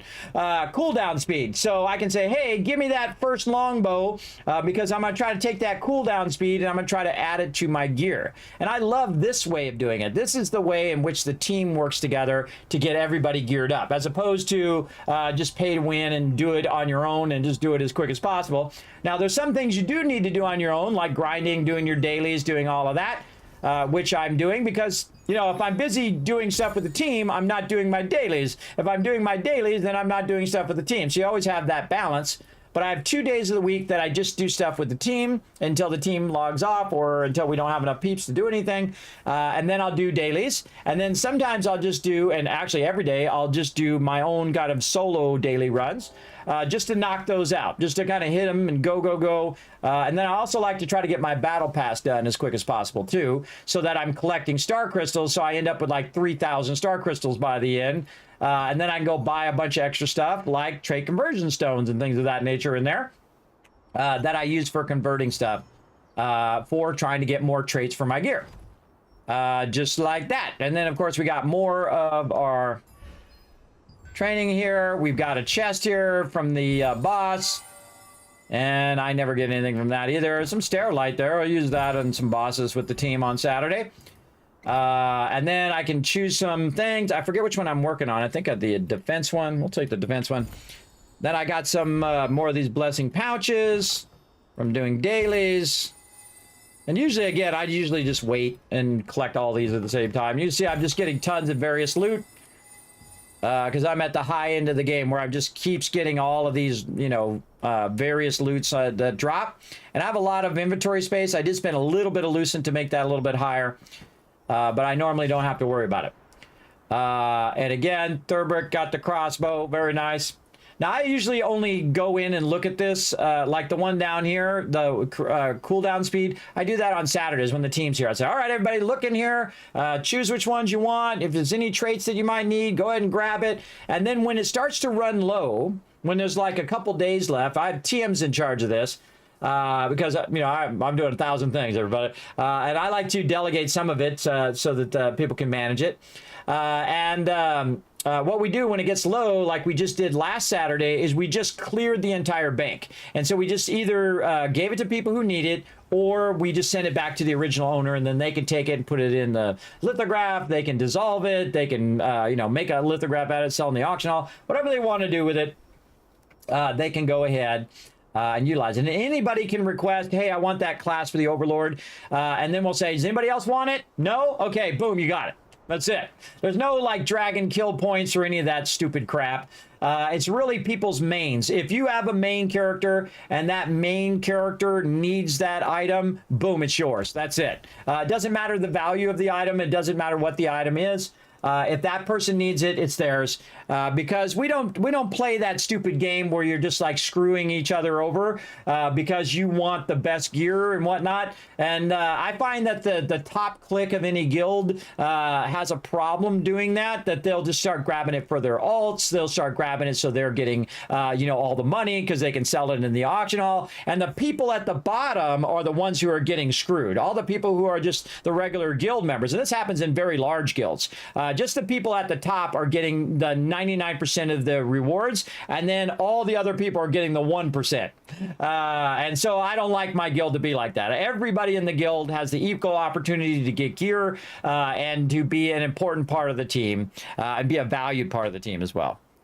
You want the weapon cooldown trade on Lord Kismet? Yes, on Lord Kismet. This one right here. Yeah, cooldown speed. Yeah, he's listening to the stream. I forgot you were listening to the stream. Yeah, this first longbow at the bottom. Cooldown speed. It's the second one from the bottom. Yeah, you can send it to me, or I would just wait till tomorrow. I was just going to ask tomorrow. Or if nobody else wants it. So, and see, look, he just sent it to me. So he's listening. And so he'll send it to me in the mail. Thanks for doing that, and then I can show everybody. So again, I'll just say, hey, I need that thing for that thing. Then we'll collect it. And then basically, since nobody else wanted it or needed it, it'll end up in my inventory here. Here it is. Now, I can take that longbow and I can put it in here. Now, what's more valuable, getting a heroic longbow of the resistance or doing the trait? Now, in this case, I would actually say the purple is more valuable. So now that I got that, I might just put it in the lithograph. Now, it's your choice. You can do whatever's most beneficial to you as the guild member. So if you get it and it's better for you to put it in the lithograph, put it in a lithograph. I don't care. Whatever benefits the member the most. Now, in this case, actually getting the bow, heroic longbow might be the most important thing, but we need to go look under the purples and see if I need a heroic longbow. I probably already got one as a drop or something. Let's go see. No, right here. So if I get the one reward, it's going to give me the reward of the longbow. Then I take the longbow and I put it in here and I get 30 trade unlock stones. So that is the better option than using it for my thing. And again, these are the things you always need to look at your choices first before you make them choices. So yeah, definitely doing that. So I didn't even think of doing that until just now. And so now you can also do that in the guild. Say, look, I need this for the lithograph as well. So we'll get the heroic longbow. Then we'll take the heroic longbow. Now you can see I can do 2 of them, but this is going to give me 30 trade unlock stones. So even better than getting that one trait is getting my trait unlock stones, because then I can very specifically choose a whole nother trait slot that I can open up now. So that's even more valuable than the blue itself, is actually getting the trait unlock stones out of that one blue. And that just happened accidentally, everybody. I didn't know it was gonna be like a great chain there, but I'm glad it did happen so I can show you guys. And so now that's the smarter thing to do, is to go into my character now and then unlock a whole nother trait on something that I haven't unlocked yet. So we go equipment enchanting, we'll go to trait, and these 3 we've already got. Those 3 we've already got. Oh, and there's a bow right there, longbow of the skewering, which we can put in health regen. Now, right now, I've got 90 blessing. So when this hits 400, you want to turn your blessing on. But in this case, I'm just going to go for it and see what happens. No, I didn't get it. See how it says blessing thrums with mana? It upped the blessing and didn't actually up the trait itself. But hey, you know what? That was a random drop that I got. So there we go. And I kind of clicked my way through all these traits. And you can see that the first things I have, I've been working very hard. Look at these traits. Now, remember, this is without the auction hall. This is all without the auction hall. This is by getting more of these drops and then adding them in there, or getting blues and adding them. I typically don't do greens. Greens I just get rid of because those rarely ever do anything. And again, all the things now on my thing there, on my things. And I try to go in order. There we go. I just try to go in order. So now let's see, magic endurance. Now this is where my spreadsheet comes in, because now you have a goal, right? You have a goal of what you want your pants, swirling essence pants here to be. And so I'm going to go in here, and again, I made a spreadsheet of this, and then I'm going to go over to the pants that I'm trying to get a set going, and I'm trying to get magic endurance, max health, and debuff duration, right? So debuff duration, even though max health is going to help me when I'm doing 2 stars, debuff duration is great too, because when I'm putting curses or if I'm doing debuffs on mobs, it's going to last longer. So I'd actually probably do that one first. So let's go over here and say unlock trait selectively. And now I have enough trait unlock stones to go in there and do it. Oh, it's actually reducing debuff duration. Oh, this one's reducing. Okay, that one's not, that's called something else. I forgot. So when I have a debuff and somebody say the mob puts fire on me, right? So I'm taking more damage from fire. This actually will cause that to roll off faster. So I don't have to, keep taking it off of me as well. So I'm going to reduce the debuff duration over there. Actually, in this case, that would actually be better to get max health first. So I'm going to do max health instead. Is that what I said? Max health? And again, I thought these out. Max health, yes. Okay. So let's get max health, and then we'll unlock that trait. Now I just got 150 more health. But what's more important is that I unlocked another slot. And so when I unlock that slot, I have more of a chance of finding an item that I can then trade in and then make that to the next level of health. So if we add another one, it's going to be trait level 2. That'll be 300 health. You get the idea, 450, 600 health overall. That I can get more health so that I can take more damage, so that when I say I'm doing a 2-star dungeon with my team and I get hit by a fireball, everybody gets AoE'd or something, I can take that hit and then start to heal. Because you can't heal yourself before you take damage. You can block damage. You can use your bubbles, which will absorb some of the damage and reduce the damage. But if you don't have enough DPS to take those big hits, you're going to die, and there's nothing the healer can do about it. And especially if you're not doing the mechanics. If you're not blocking, if you're not, standing out of the fire, if you're not, doing the mechanics and blocking the mechanics, there's nothing the healer can do. You're going to die. That's it. And you shouldn't make the healer do that anyway. You shouldn't make the healer heal you because you're not doing the mechanics. It becomes very, very tedious. But you can see that was a better option to unlock a whole trait slot than to just take a blue and try to add it in there, and it may not have added the trait in the first place. So that was just a lucky thing. Yeah, spreadshirt emote. Oh, did I put that on the list? I think I have that on my list, but I might actually put that in there. Spreadsheet. I have a giant list of emotes I'm working on too. Emotes, new commands, all sorts of stuff, everybody. It's going to be awesome. It's going to be awesome. So there we go. So now I have my max health. So I'm going to mark that with green. And then I'm going to say it is 1 of 4. And now I'm getting 150 more health. That might be the distance between being alive and being dead. And there we go. And actually, we should go in and we should look at all of these now. You see the ones in purple? Those are the ones I've finished. So I'm going to take this and move this back off to my other monitor. I'm going to fill all this in, and then we'll look at it again. Okay, so the first thing is my scepter. So let's go look at my scepter. My scepter is, let's see.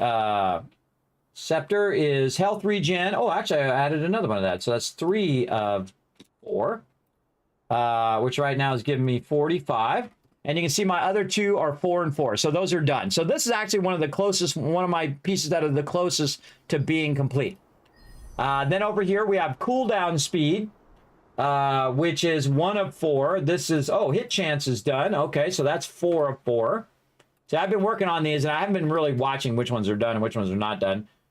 Hit chance, we've unlocked that one, and that one's 3 of 4. Again, I go in and I color code it because I'm a very visual person, so I typically color code all my stuff. So when it's done or when I need to add it. So this heavy attack chance is adding 60 to my heavy attack chance. That's pretty sweet. Since the last time I updated it, we added that. All right, what's the next thing? My helmet. All right, and we're using the Swift one. Now, the reason why I'm using this one and not the other one is because this is part of the Mother Nature set, which gives me a weakened duration. So when I'm using my weakened skills, it increases the duration of that, which I actually changed my set, so it actually might be better if I switch to the other one and do another set there. Also, that one's also better for healing and stuff like that. And again, I'm going to have 2 sets. One that's kind of like a hybrid, which is, heavy healing, heavy DPS, and then one that is just full healing. right? Just nothing but heals. That's it. I'm not doing anything else. I'm not DPSing. I'm just healing everybody so they stay up. And that's going to be for those tier 2 dungeons that are coming up. And eventually the trait dungeons that are going to be doing. But again, this stuff takes time. Now, my other set that I'm going to do via the auction hall. Not like pay to win, like I go and spend money to buy the Lucent. I'm actually going to do it by getting drops, selling them on the auction hall, getting those resources, and whatever I get as the drops, not counting the stuff that I already have, then I'm going to use that to get the other set going, right? So again, I want to play both ways to get a feel of how the game plays and learn the mechanics and do it via the old school way of earning it versus just buying it. Okay, what do we got? Magic Endurance. We have that at 4 of 4. Sweet, that one's done. All right, awesome. 160. See, if you have any traits in here, it's better than none, everybody. Because these traits are so, it makes such a difference on your character. If you've never seen the difference, oh, melee endurance needs to switch to max health. Ah. Yeah, I never switched that to max health. I think we're okay. I think we'll just leave that as that, and we'll change this back to melee endurance. We'll just leave it for now. And again, I can change it because I can go down here and say trait conversion and just hope I'm lucky to get it. Or I can do very selectively, if I have 50 of them here and then trait conversion stones, I can tell it exactly what I want to be. Max health right there. Now, if you already have some traits in there, though, you lose it and it goes back down to 1, I noticed. They might have changed that. I'm not sure. Melee endurance, max health, and then cooldown speed.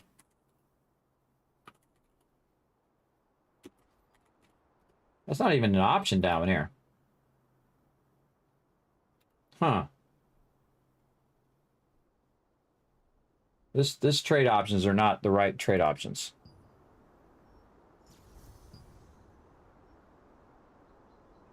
Yeah, see, cooldown speed wasn't an option that I had down below here. That must have been from my other Essence hat. My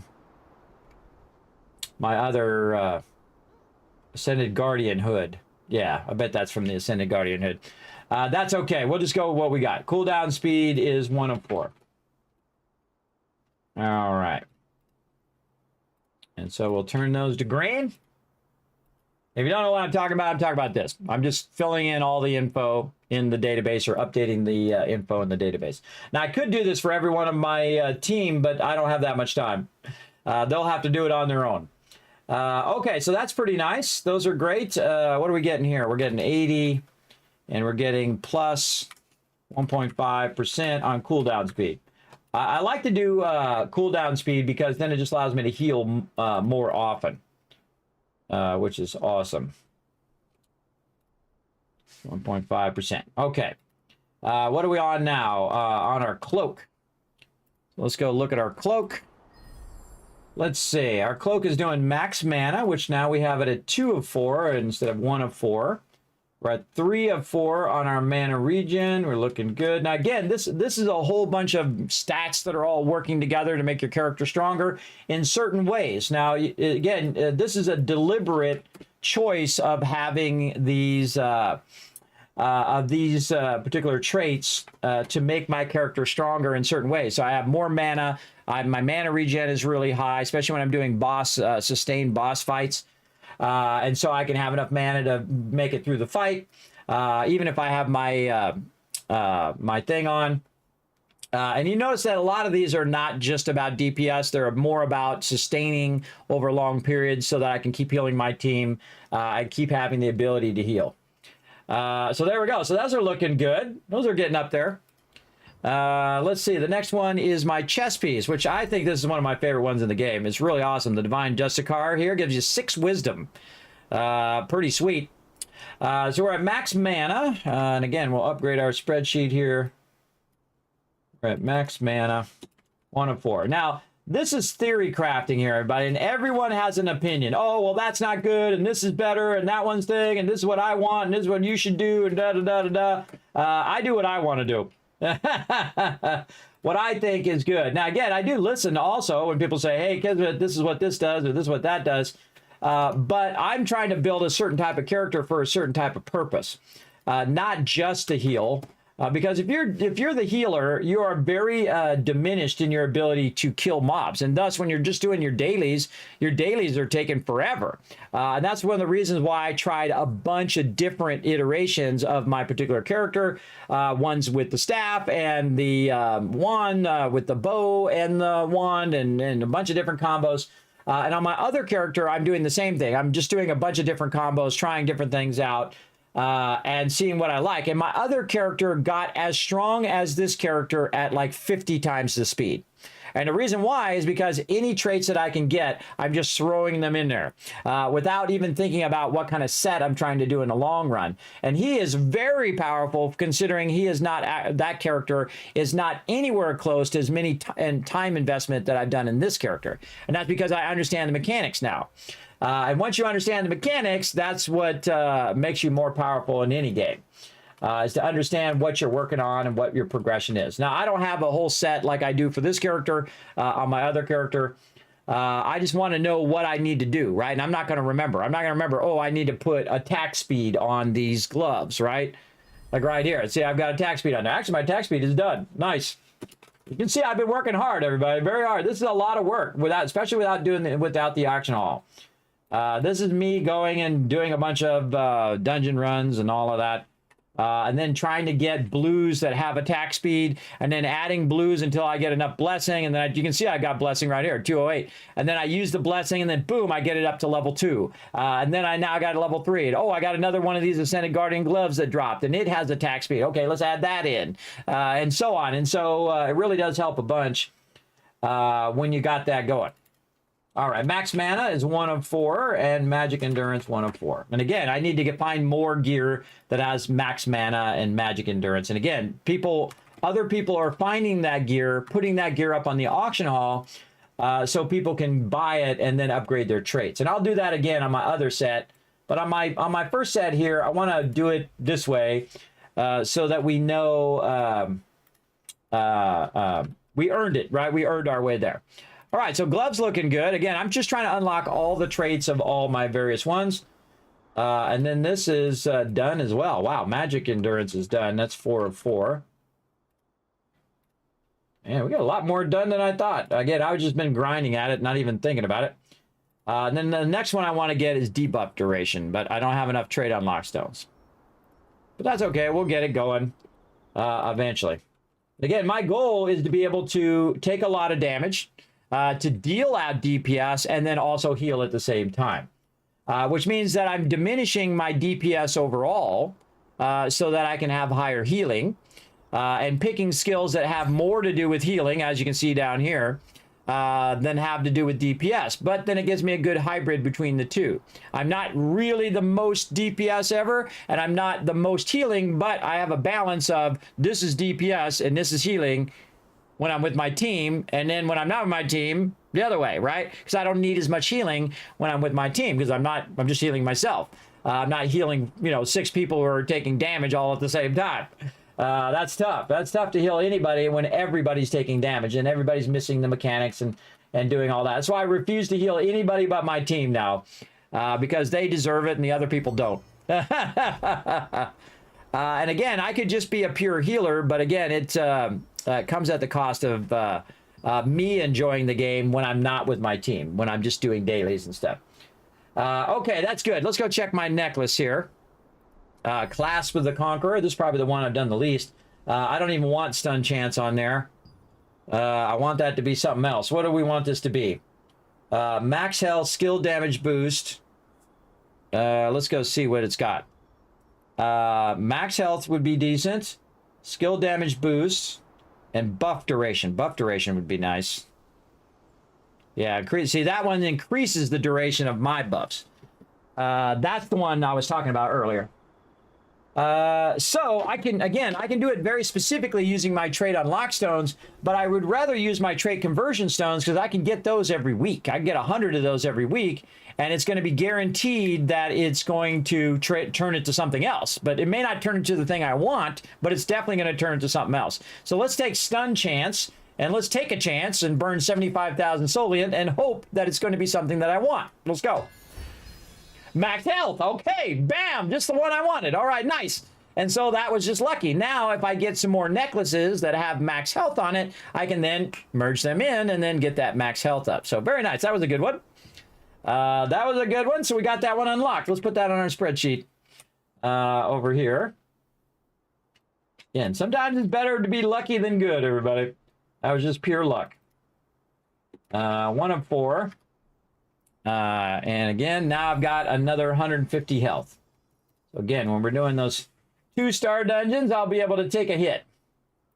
Probably not too many hits, but then the next one, again, skill damage boost, buff duration. We'll come back when we have more unlock stones, or if we get another one of these class for the Conqueror, and it has, say it has skill damage boost, I can just straight 100% chance merge it in there and get it going, which is cool. Do you want to know where these things drop, by the way? You can go in and look at them. I'm going to put them in my inventory. You can go in and say, hey, where does the class for the Conqueror drop from? I don't remember where I got it from. You can craft it from the merchant. I don't even remember where I got that from. Some drop from somewhere. Oh, it might have been the weekly. It might have been the weekly that it was, because that was the last thing that I need to replace. That was a blue, was the necklace. And I think I got that from the weekly. And that's great. Okay, so we got that going. Let's go on to the next one. Let's see. So class for the Conqueror. We're good on that one for right now. Let's move on. Bracelet, Abyss Charm right here. Now this one is awesome because you can get a bunch of these, everybody. And I've used a whole bunch of these. And you can see this one's almost done too. This one's 4, 3 of 4, 3 of 4. And I've got the ones on there that I want. Mana regen, skill damage boost, which is 4 of 4. And then debuff for duration. And what I was talking about, that the debuffs last longer. Because, again, my particular character does use debuffs on other mobs, on the bosses and stuff. That's, what, debuff duration of 4.5%. There we go. And, again, I don't upgrade these all that, or update these. I upgrade them every now and again just so you guys can see what I'm doing. And, again, we're doing it right over here in the spreadsheet. So, yeah, I just updated this one right here to say, okay, I've got 2 of 4, 1 of 4, 1 of 4. And again, it shows me my progress on my gear. And I have a goal. See, when you have a goal, that's a powerful thing, because then you can just go straight toward the goal instead of doing niche, wandering around the road and just kind of going the wrong ways and have to turn around and come back and do it again. There you go. You could have used the blue on your weapon, and I saw another blue for your litho. I could have, but I didn't. I just wanted to explain what it was on the thing, but that's okay. It's not a big deal to me.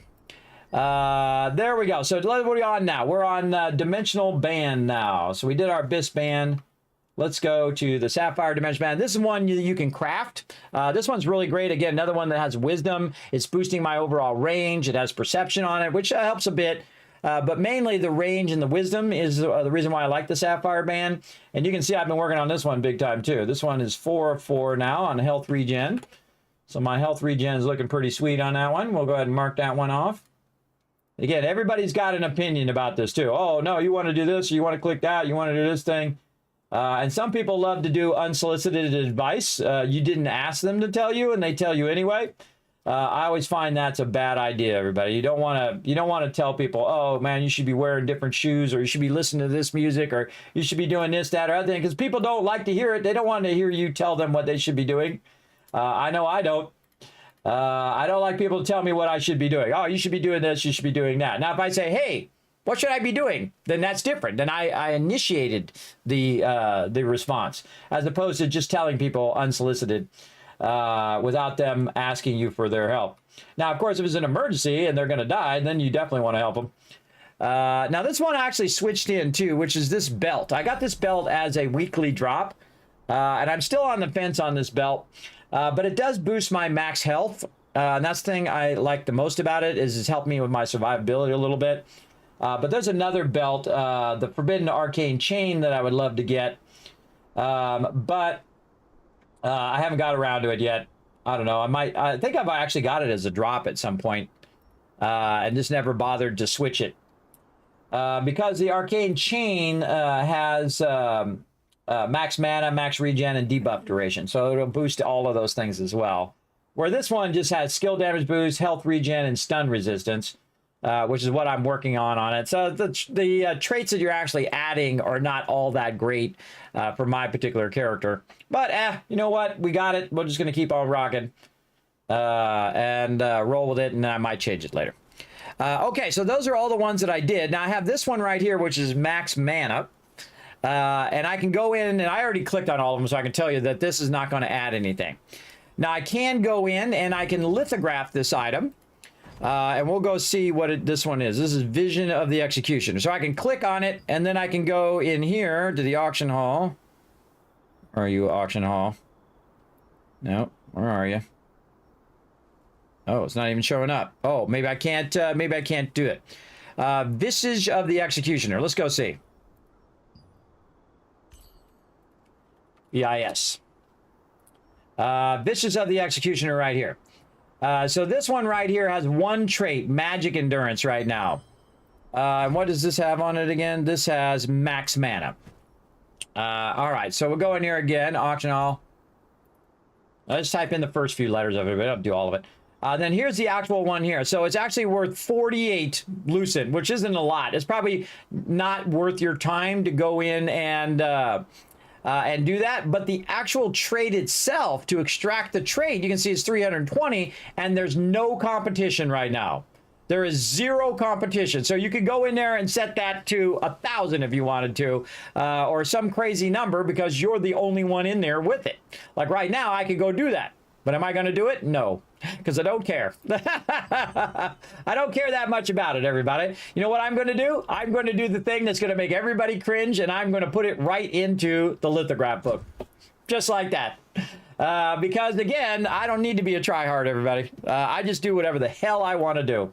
I don't care if it's worth $3,000 in real life, everybody. I don't care. It's really about me enjoying the game more than worrying about all of that other stuff. And again, if I don't enjoy the game, I will stop playing the game, so it doesn't matter how many fancy items I have in the game. I'm going to take all these out because they're going to take up my thing. Now, normally, if these were greens, everybody, I would merge all these together. But since they're just grays I got from the wolf contest. We'll clear them out so I'm not burning up my inventory space. So there we go. So that's that. And we got that going on. I hate these little things that show those little red things that triggers me, those little red dots. Trying to get those red dots out of there. Okay, so that is so that is getting going there. And now I have a bunch of gear that I need to find a dude to throw the gear into. Over here. Find me a store merchant. Mute that guy so I don't have to listen to him for the 1000th time. Say the same thing over and over. Now look at all this stuff that I got as drops, everybody. I got a ton of drops in here. I don't even look at it most of the time. I just say, I turn this thing on here. I wish this thing could stay on. And just say quick deposit. Boom, it's already in there. Put it in there. Oh, and I got some more of these. That's worth 432,000 lucid. I just sold a bunch of those. That's why I have 54 million. I just sold a bunch of these things. I know I'm going to get a bunch more of them, and I'm not going to use them. So there you go. Let's go ahead and use my rune defense. Oh, I didn't mean to put that in there. I was going to use those. I try not to keep anything in here that I would actually like have to right click on or use, or that has a time that it's going to run out. And you can see I got a lot of stuff in there. I mean, some people probably have more. I don't know. I have 520 of these soul shard selection chests. So I could go through and make a bunch of gear and gear up my stuff, which we'll do later. We'll go ahead and work a bit on our gear. Even more so. All right, let's go ahead and open up these runes. What do I have for runes right now? All right, just a bunch of greens and grays. All right, we're going to open up some defense runes. Now, runes, they added this system recently where you go in and you add runes to your gear. Now, there's a whole like system of doing this. The first thing that I do is go in and try to put runes on every bit of my gear. So you click this thing down here, you click on your item, and then you can go in and do a synergy with your thing, which you can see that I've got the wisdom synergy on there. So I'm trying to boost my wisdom via my runes because my wisdom allows me to have more mana and do more damage, all that kind of stuff. So I'm boosting that, and then it also is bringing my debuff duration down because I'm on the blue one, right? So if I went to this one here, I would just get wisdom, because this particular combination of the defense one, the support one, and then the attack one in this particular order which you can see right here would be defense, support, and attack would give me 2 wisdom if I just put the gray ones in. If I put the green ones in, I'm going to get 2 wisdom and the debuff duration of 2%.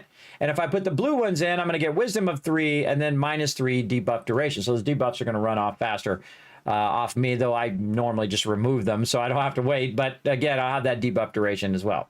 And of course, the stronger that these runes are, the more of that particular item I'm getting as well. So I'm getting melee evasion on this particular one. On this one, I'm getting mana cost efficiency, so it costs me less mana to cast.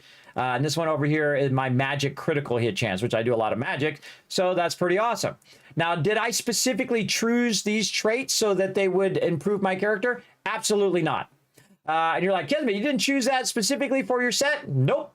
I chose it purely by what number it was. So if this is number 25 and I have another one that's level 11, I just put the 25 one in there. That's it. Not more complex than that. I just put the highest level one in there until I hit level 40. When these are all level 40, then I will put the level 41 in there that I want that goes along with my set, because I'm constantly switching them out all the time. And then one of the things I do before I go do this, now you can see that all of mine have blue runes, right? I went through and put blue on all of them, so I'm getting the double. Really, it's a triple bonus because you go from gray to green to blue. And then I make sure they all have blue, right? Then whenever I go to do my runes, I go like this first. I go to dissolve, I click on runes here, I sort this, and I leave the blue ones at the top. Then I go in and I actually click all of these. Ugh, I try to click all of them. Come on, a little laggy. And I take every one of these and I dissolve it. I do not merge them. There's a thing in there, I was merging them. That was a big mistake. I just go in here and I instantly dissolve them. Any grays or greens, out. There we go. Now what I do is I go in and say, do I want to use any of these ones, right? Do I want to use them? So I'll go ahead and I go down the rabbit hole on a lot of this stuff, everybody. Just like, this is like endless hours of looking at this. Okay, this one's 25, this one's 11. Okay, that one's got a higher score. That one's a higher score. This one's a 23, and this one's a 25. This one's ranged endurance. This one's ranged defense. So I just put it in there because it has a higher number, and good to go. This one's 31 with melee defense. This one's ranged defense. Do I care? No, I just put the higher level one in there. Good to go. This one's 22, that one's 30. Next, this one has none. That one has none. Okay, then I'll go in and dissolve the blue ones. Now, if it's below level 40, you just want to dissolve them. If it's above level 40, then you want to do your material thing. And I've been doing that all too much, everybody. I went in here, the material thing, and I was merging them in here, and I kept adding them, and then I'd merge them down, and that was dumb. And the reason why that was dumb is because it was not actually giving me the chance to get more runes. And the reason why I dissolve them is because it gives me a chance to get more runes and kind of basically recycle those runes to get more of the lower level runes and level up my lower level runes, like my blues and greens and grays, so that I can then dissolve those and get more, and then go in that whole cycle of getting more runes and more runes and more runes and leveling up my runes and leveling up my runes, as opposed to trying to get the highest level runes or merging them into blue runes or whatever it is. That is much smarter to do that kind of cycle. Then once I dissolve those, I will run over here to the armor person, because the armor is the cheapest of all of them, way over here. And I'll use those dissolved bits that I just got. And I'll go to my favorites here, and you can see I can get more chests, which gives me more runes. So this time I'll do attack, and you can see over here I have rune fragments. That's what when I dissolved it, I got rune fragments out of it. And I have a crazy ton of these rubic ores, so it's no big deal. And I'll just tell it to make as many as it can, 5 attack ones. And now I can go in and get this. Now, every time you get runes that are the same runes as the ones you already had, it levels those up. So we're going to say use. We're going to see how many we get. We got 1 blue one right there. That's it. And then again, dissolve straight away. All the ones that are not the blue one. There we go. And then we got the blue one. And again, I usually backlog them for a while first before I go in. I don't do it every single time I get the runes. I don't go in and upgrade them. But again, I can go in and see what this is. This is bracelet. So we'll go to bracelet. This one is 22. It's boss hit chance. This one over here is melee hit chance, whatever. And then I'll just put the higher level one in there. But I usually level them up for a while first. I do like, 3 or 4 or 5 rounds of it. And then when my runes get full of a bunch of blue ones, then I'll switch them out. Then I'll do all of that. Because if you're just doing it, a little bit, it just takes you way longer. But of course, you are getting leveled up faster and you're getting a bit stronger quicker. But it just takes more time, and I don't like it to waste my time. I don't like it to waste my time at all. So there we go. We'll take that one. We'll dissolve that one. Right there. Boom. And now we don't have any in here, so that when we get more, we have room. And then we have our 80 things there. We might be able to make another one, too. Let's see. No, not quite. We need 120. We have 114 in total. Very nice. Okay, so we got that done. Did our runes. Very nice. What else we got in here? Oh, we got some fish in here. See this fish, the Balinwasi? I instantly go in and make it into fish bait. And then I don't have to have it in my bake. And if I need it, I'll go farm it and go fish for it, but I don't need it. What I need is more fish bait to get my fishing up. I've been working on my fishing pretty well. Not too try-hardy, but a little bit. Right now I'm at fishing 17. So getting up there somewhat. I got cooking at 16 and expeditions at 20 because I'm always wandering around going on expeditions. Okay, I got to go to the other side. I went the wrong way. Come on, guy. Going the other way. And we're going to run to the other side. Now, they have these two sides separate. They have the one side here, which is the vendors. They have the holiday guy in the center. And then on this side is all of the other vendors and the bank. So I go over here to the bank and just go ahead and drop all this stuff in here and then worry about it later. It's no big deal. Worry about it later. Don't care about it. There we go. Don't care about it. The 2 I most want are spreadsheet and the kids story time emotes. Oh, the story time emote. I think I have that in there as well, but you know what? I'll put it in there. Kids story time emote. I'm working on it. I think I already have those written down, but again, I'll write them down again just to make sure. Just to make sure they get on the list of things that Kismet needs to get done. Okay, so we did a whole bunch of stuff. God, how long has it been? Whew, 3.5 hours? Like that, everybody. I mean, that's how you know you're having fun, right? That's how you know. Look at that. 7 of those dimensional things in there. Okay, so while we're here, let's go ahead and see if we get lucky again. We're going to run... I don't need to take them out of there. It'll automatically do it. Oh, I'm running the wrong way again. We're going to run in this direction. Over here. And again, you got to run back and forth, which is very annoying that the bank is not over here. So sometimes you got to take stuff out of the bank or put stuff back in the bank. It's really annoying to have to run back and forth, But I do what it needs to be done. Okay, so one of the things that I could work on right now are my accessories. Now, you might notice that I can craft a bunch of these particular things. Chests, there we go. I can craft these chests because I have a bunch of Abyss tokens and I have the Abyssal Agate. So one of the things right there is my Swirling Essence hat. So I can get that, which is something I'm using. Let's see if any of this other stuff. Staff of the Umbrancer, I could get that. That's actually a really good staff as well. I could get spears. I could get different stuff. I don't really need any of these other ones. Oh, that's where I got the Clasp of the Conqueror, right there. I can get them out of these chests. So I could get another Clasp of the Conqueror and hope that it has a trait that I need. Or I could work on my Swirling Essence hats. Now, my Swirling Essence hats already has 3 traits unlocked, so I have a higher chance of getting it onto there than anywhere else. So we're going to go ahead and make ourselves a nice little chest here. Let's do it. Again, this is the stuff I've been working on off stream. Now, I still have Abyss coins, and I can go in and still make myself some of this other stuff if I want. I can still make myself a Clasp of the Conqueror there. I say we go for it. Go for it. Now, what that is a gear selection chest and not a random gear selection. So when you go in to right-click on this, it's going to say, which one do you want? Not, hey, you're going to potentially get one of these. I want specifically the Swirling Essence hat. We'll say use, and now I got it. Just like that. Now, I can also put in the lithograph book, which I'm not going to do until I have an abundance of those. And then Clasp of the Conqueror. Right there, we'll get that one.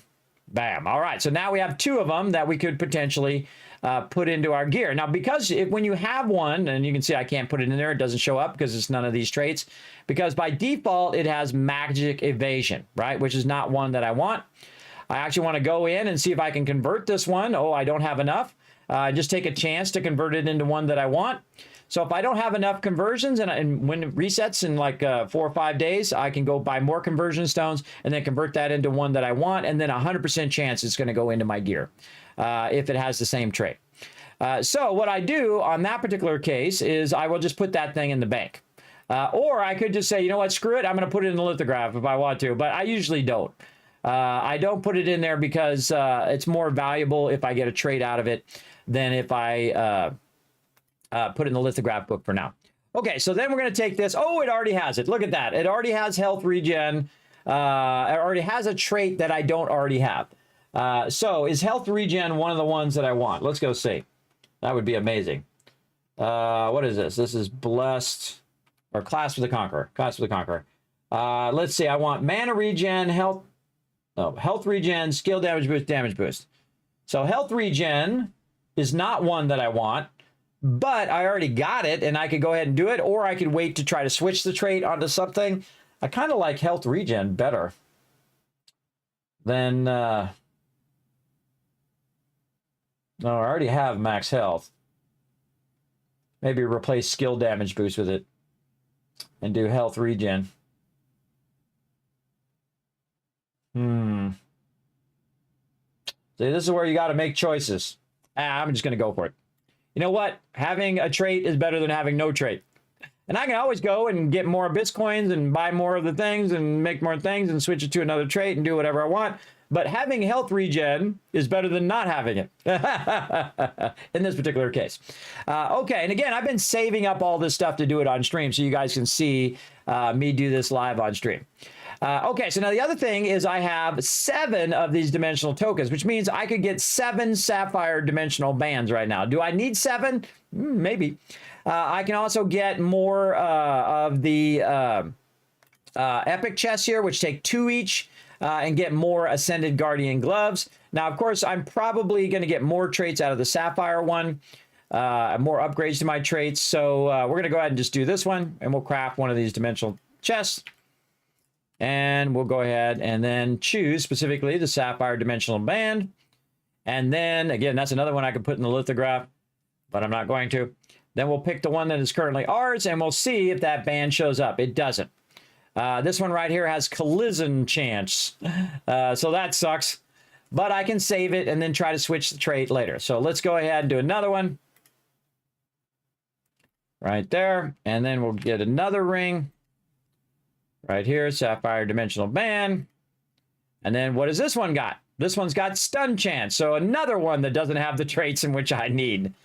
Sometimes you're very unlucky, everybody. Sometimes that's how it goes. I was lucky to get the things, though. I'm lucky to get the things, and then again, I can always just wait. It's just a matter of time, everybody. A matter of time. Every week, I can go in and try to re-roll those rings to have them on the correct trait that I need, right? So again, I know I'm going to get it eventually. This one has health regen. So health regen, stun chance, and collision chance. So the 3 other traits that I don't need are the 3 that I just got. But I know that I can eventually switch these. How many more do I need? I only need 2 more on there, by the way. Oh, wait, no, I'm looking at the wrong thing. I'm looking at the wrong one. I'm looking at the wrong ring. It's showing me this ring. I want to see the other ring. How do I do that? I'll compare to another slot. There we go. Okay, I'm comparing it to the wrong one. Collision chance, no. Stun chance, no. Health regen, still no. Oh, health regen's already at maximum. I need max health and buff duration. Yeah, so that actually was correct because I do have health regen as a trait, but it's already maxed out, so it doesn't help me if it's maxed out. So I need max health and buff duration out of there. So we'll go ahead and also take a chance on this here because now I have 4 left, so we'll take a couple chances on our Ascended Guardian gloves. So we'll go ahead and do those. And this is a lot of sweet loot right here, but there's a lot of upgrades that I know eventually are going to pay off. So we'll go ahead and use both of these.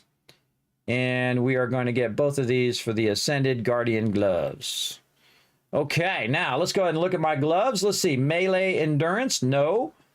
And this one's magic endurance, yes. Okay, so I got one now I can merge with my current gloves. So we're going to get more right here, magic endurance right here, which is pretty awesome. So we'll just 100% chance, boom.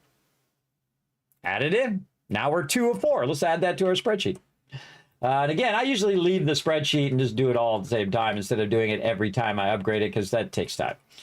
So magic endurance now 2 of 4. Very nice. And again, these are all in conjunction to make those particular traits thing. Now, if you want to know what magic endurance does, because, you know, they don't tell you what this stuff does, you go into your character here and you click on this little button here and it'll show you all your various stats. Like I've got almost 12,000 health now. I have nearly 14,000 mana, which is great. Again, on those very sustained fights and when you're trying to heal people, you have a lot of mana and you can just keep healing and healing and healing and healing. And my mana cost efficiency is 50%, which is pretty high, everybody. And my skill heal is 41.4. So again, pretty decent on those. But if you want to know what these things do, you go down here. I forgot what it was we were looking at. What was it? Magic endurance. There we go. Magic endurance. It increases the chance of evading critical hits and taking minimum damage from magic attacks. If your stat is higher than the target's magic critical hit for every 10 points of difference, chance increases about 1% as difference increases efficiency decreases. You get the idea. It basically, you have a chance of evading magic hits. Now, I get hit by magic more than anything else because I am at ranged. Right? So when he does an AoE or he does like a magic attack or whatever, I'm trying to dodge that. Now, do I need a lot of melee endurance or melee evasion or any of that stuff? No, because I'm not meleeing. I'm not up close where I'm meleeing the mob. Now, the mob may come over and try to melee me. That's different. But you can see I have a lot of magic resist. And that is so that when I'm standing way back there healing and doing all the stuff, that I have a chance of just avoiding most of that damage, which is awesome because it does work great. And that's your protection side. And then you have your attack side. And again, you're adding more melee hit chance and all that. But really mine is for range damage and whatnot. And some of these items that I have are adding these things, but I didn't get that item to add that particular thing. I got that item so that it adds more wisdom or it adds more stuff. And you see I have 52 wisdom over here, which is giving me cooldown speed of 5%, debuff duration -5, and max mana of a 720. Now, of course, I'd love to get it to 70, but again, you have to balance your points and balance which points you're putting into which stats based on your gear, right? And wisdom is the one I do the most of because it basically increases my max mana and my mana regen, and then also in addition to my cooldown abilities and max damage. So basically it's affecting my overall max damage, and my base damage right now of my wand or my staff is 339 in the high end. So if I get a critical hit, I'm doing 12, 13, 16, 20,000 damage, depending on, you know, the level of the mob, of what kind of defenses it has, and so on and so forth. Now you're like, well, Kismet, what do you have for PvP? Nothing. I don't care about PvP. I'm not playing PvP unless my team wants to do some of it. But I don't care about a PvP set. I'm not going to do any PvP in this game because the PvP in this game is stupid. I'm sorry. Telling the truth. I'm just telling it like it is. It's dumb. The way that it's set up, the way that the sieges are, and as somebody's been playing games for 50 years, has one of the longest running gaming guilds in the world, and has over 1,000 members, I can tell you the PvP in this game is lame. It has targeting issues. It has the way that people who have really high-end gear can just CC you and then wipe you out. When you're doing large-scale PvP, it's just whoever has the most people wins. It's not skill-based. It's not the type of PvP that's very enjoyable, where that guy's got the same skill as you, roughly, and then it's all about who does better with their skill rotations, who does better on taking out the other person. And here, it's just about whoever has the best gear, whoever has the most people, they win. That's it. It's dumb. It's not about skill at all. So it makes it pointless to even do PvP because it's not about skill. It's just about grinding out the gear and having the whatever latest meta set is for doing the most damage. and that's it, and it's completely unskill based, at least most of the PvP. Now the 3v3s and stuff like that, that's more of a skill based thing, because, you know, both team needs to work together to win. Those I like better. But all the other stuff from what I've seen so far, and the videos that I've watched, and from all the forums I've read, the PvP, and the little bit of PvP that I've done, and from my past history of doing a tremendous amount of PvP, but I've done huge scale PvPs, 40s on 40s, and you know, 3v3s, 8v8s, all of that stuff along the way. In every game that I've played, I've done PvP along the way, and I can tell you when PvP sucks. If I'm completely unmotivated to do it, it sucks, at least for me. Now, some people may like that type of PvP. That's their thing. They're just going to go be the meta person and be the sweaty palmer and go out there and just, you know, do all the stuff as much as they can. They can go ahead. That's the kind of thing they like to enjoy. Now I'm going to go in here and actually, oh, I can put these rings in here too. Should I put a ring in there? Oh, I need to get an amber one. Ooh, I get 10 on trade on lockstones though. Ooh, I could have got I could have got an amber, and I could have got a sapphire one and put it in there. You know what? I'm going to put one of these in here. But it doesn't tell me which one, though. It doesn't matter. Screw it. I'm going to put one in there. Do it. Then I don't have to worry about it anymore. And then I should get an amber one. The next time I get one of them salvation things, I'll get the amber one just to get the trade on lockstones. And then these are worth 288,000 each, and I have 4 of them, so that's $1 million right there. That's $1 million just for putting that ring in there. All right. Let's see. Now I need to go in here and I need to lock this. Now the reason why I go in and lock it is so it stops showing up in the lithograph thing. Because that's annoying. Okay, now any more stuff we can do in here. All right, we've got no more dimensional things, no more tokens and things. And again, I've been saving those up. And I suddenly realized the other day that I could craft these. I could craft the Sterilite ones. Because I had like enough to make 90 of these. So that's what I did. I made 90 of them. It cost a fortune, by the way, to make 90 of those. Because you got to think these are about 1,000 each. So it was like 90,000. 90,000 things. 2 of these cost 2,000. One costs 1,000. So yeah, it was 90,000 to make that Sterilite. But now I just save up my Sterilite stuff now. So that when I'm doing bosses with the team went on. I forgot to turn it on when we were doing that world boss too. Just dawned on me. Okay, what other things do we got that we can make or do? We can go ahead and work on our senior skills. And again, we're just grinding today, everybody, doing some grinding.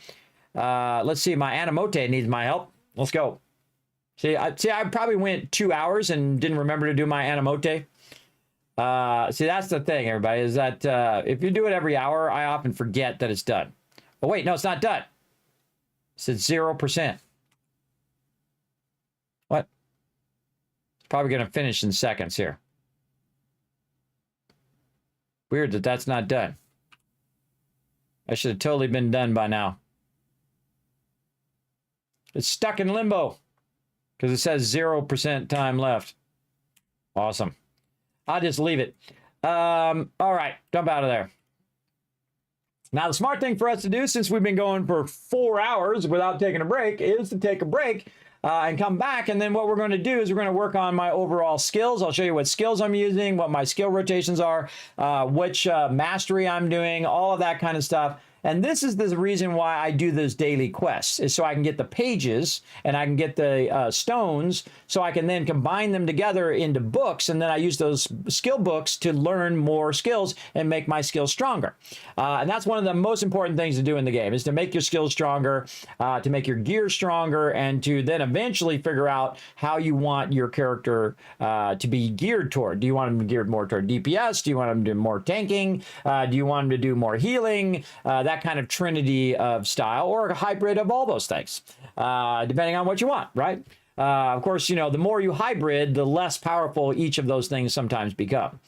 For me, I like being, you know, healing, but also I'll be able to get my dailies done in a reasonable amount of time. It doesn't take me 45 minutes to do 10 contracts, because that sucks. And I had that problem a while ago. My character was spec'd a different way. Because I was so spec'd into healing that all my skills were based on healing, and I didn't have anything where I could actually just go out and annihilate mobs like I do now.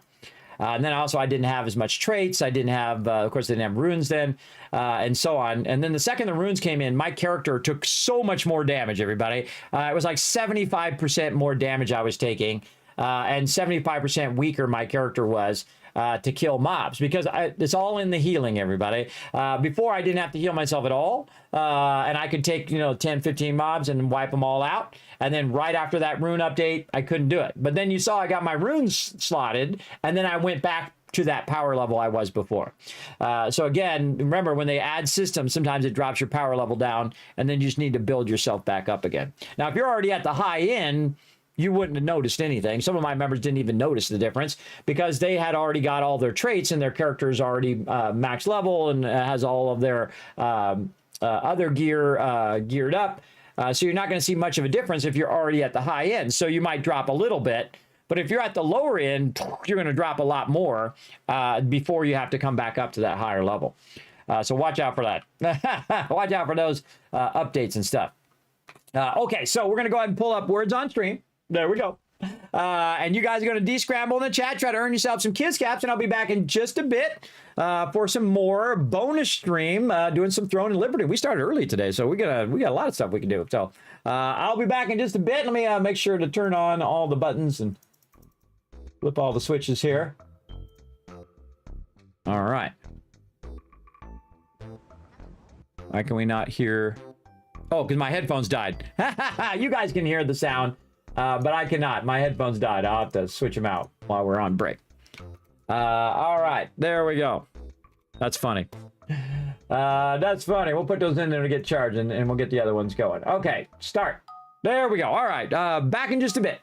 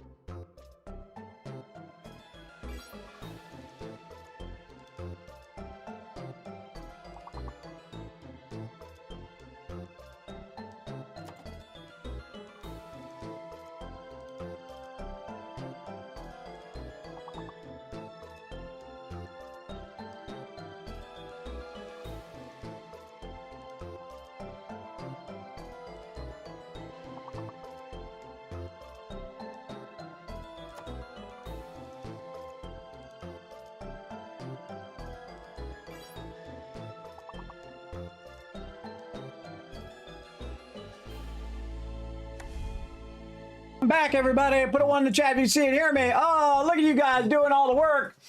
Jonker's doing all the work on that one. Oh, but just one word away. Holy mackerel. I'm going to give you guys some kiss caps, all because Jonkers was carrying you guys the whole time there, chat. Now, again, you want to work together. Otherwise, it's impossible for one person to do, as you saw there. But good job, Jonkers. Again, and again, I saw, who was that earlier who was helping out? I think it was Adam. Was in there trying to help out as well. And just Kev is in there. Okay, Rotisserie G was in there as well, helping out a little bit. It's tough when it's just one person because it's almost impossible to do it with just one person in those, especially in the higher level ones. But good job, everybody. Good job working together. Let's get back to some Throne in Liberty. This is a bonus stream on top of my normal streams. So we are just doing some daily grinding. And I saw the team got on and been working on stuff as well. I didn't even know they were going to be on. I just got on to grind out my dailies right over here. I turned the sound of that off. I did. Okay. Making sure. Okay, and so we're going to get back to what we're doing. Now, we were crafting some gear, and this allows me to end up with some extra gear here that I can eventually merge in there, and the same thing with my hat here. We got our gloves here, which has melee endurance, which we can't do. But we did get one. Which one did we get that we could merge? Which one did we merge? I forgot. Maybe it was the pants or something, or boots or something. We merged some stuff earlier, got some more traits unlocked there. Now, the same thing here with your Abyssal Grace Band. You can go run dungeons for that. I've been running a lot of randoms and getting those ones and just merging those in there. But again, if I don't get the trait that I want, I will just put it in the bank because eventually I know I can swap the trait to something else that I do want, right? So those are what I call keepers, everybody. You want to keep those and put those away in your bank for later on. Again, I'm not in any giant rush, so good to hang on to those, put those in my giant thing of blues I have up here. And again, I can go in here and then say I add something that, like right there, see the grip of the Executioner? Magic Evasion. If I wanted Magic Evasion, I would have it, but I don't. More Magic Evasion, Max Health, Max Mana. See, and I added some traits as well. And eventually I want to use these Ascended Guardian Hoods because that's, it just has the same kind of stats as the Swirling Essence Hat, but it allows me to do my skill heal, which is four items in. I could do my 25% boost to my skill heal. Which is pretty awesome. Pretty awesome boost. Or I could just go more into the swirling and then get an increased range by 10%. Again, all that stuff adds up to some sweet loot later on.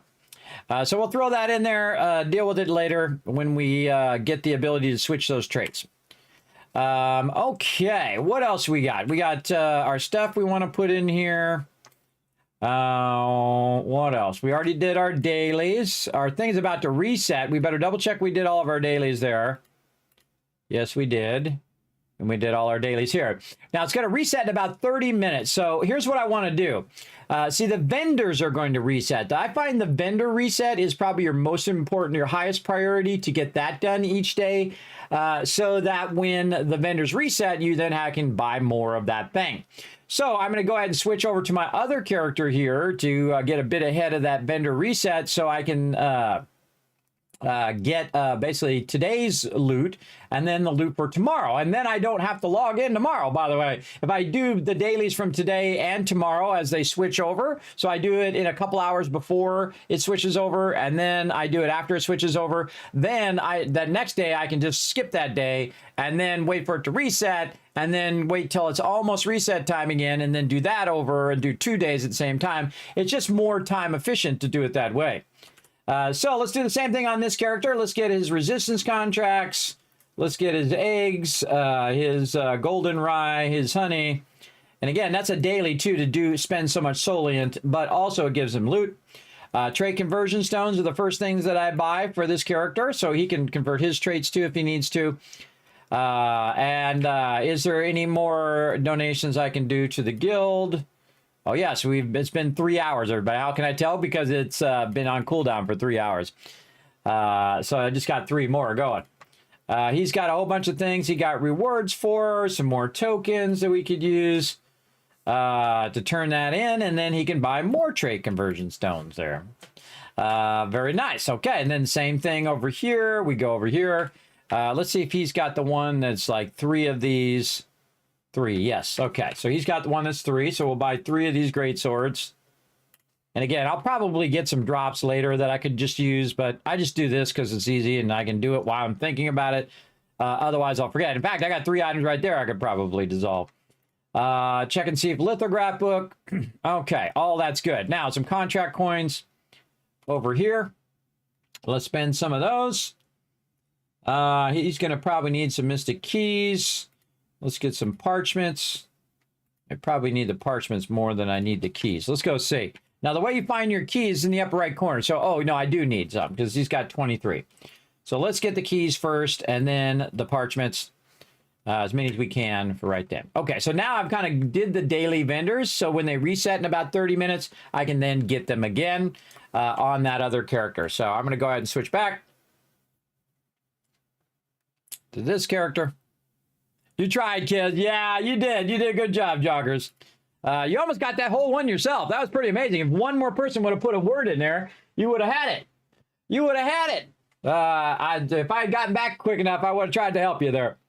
But I got right at the very end there. Okay, so we got that going on. Now, let's go ahead and see if our Animote is finally finished here. Yes, it has. Okay. Let's go ahead and do our Animote. Now, again, I'll have the sound off most of the time when I'm by the vendors. And then when I move away from the vendors, when we go out and we're battling and whatnot. All right. See, this can become very tedious, but here we go again. And again, I'm just trying to get a lot of magic thread now so I can donate that to the guild. Ready?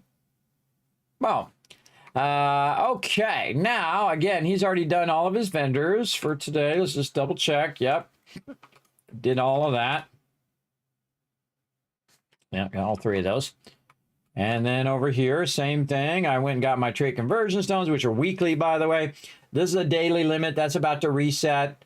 I've got a whole bunch here. Maybe we'll get some of these, too, and let those reset. I don't know why, just because I feel like it. I don't really need them, because, again, I have hundreds of these things. 63 there, 37. Again, I usually pick the one that's the lowest, like Magic Thread there is the lowest. So we'll just put 3 into that. I don't use those all that often, so it's not like a big deal if I don't get that done in that day. That's okay. Okay, then back to what we were doing. We're going to go back up here to the Pure Light Tower and get this going. Sit up a little bit here. Sit up and get serious. All right. Back over here to our things. All right, what else we got? This one right here, which is going to give me one of these blue ones. We'll get that one and refresh. Ugh, not getting many. This particular character is very unlucky and doesn't get many of the things. Now, I was going to work on skill books, but we'll finish all of these contracts first, and then we'll do skill books after that. And all right, so we'll turn the game sounds on and back to doing co-ops while we are doing our dailies. So request, oh, that's going to come up real quick. Someone's going to jump in that one quick. All right, I got to find some stuff here at Pure Light Hill. Let's go.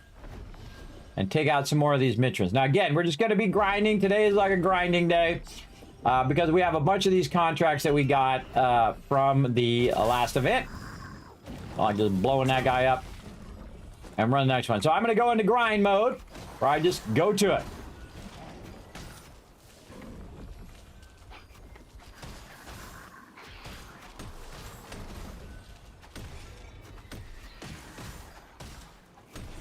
Oh, I got stuck.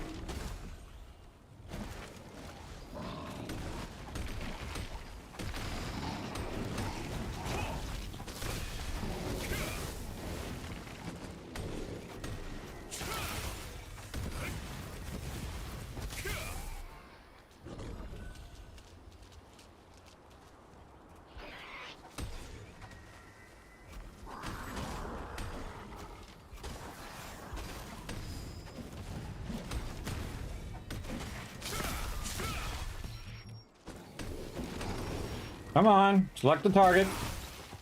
Let's tab about 4 times there. I mean, there's more. 2 more.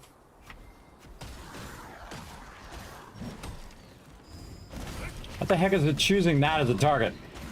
Wasted my fireball. I know the targeting is just like a little weird.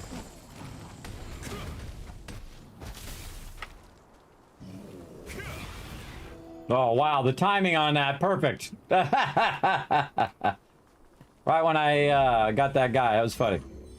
Still got to get 1 more of them and we'll come back. All right, co-op dungeons, here we go. And again, this is just grinding gear, running through over and over again. Oh, this one's easy.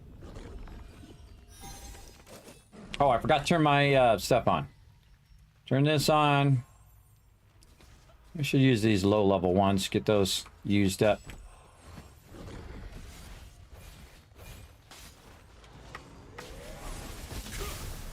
And this is always where I'm watching to see what the DPS level of everybody is. If these guys get killed really quick, then we got some peeps who can do some DPS. And if they don't, then we'll see how it goes. And then someone's going to grab all the mobs, and I'm just going to fly over here into the corner and wait for him to drag all the mobs to the center first. Otherwise, it's a waste of my skills.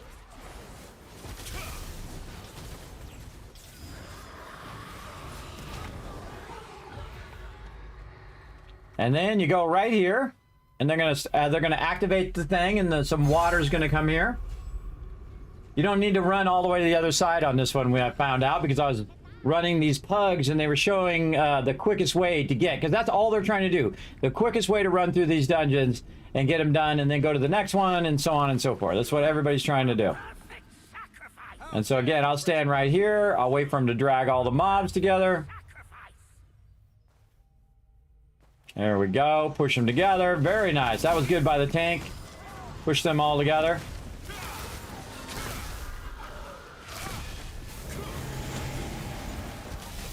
Oh, this might be a good one. Now, once they click that, we're going to end up over here at this other side.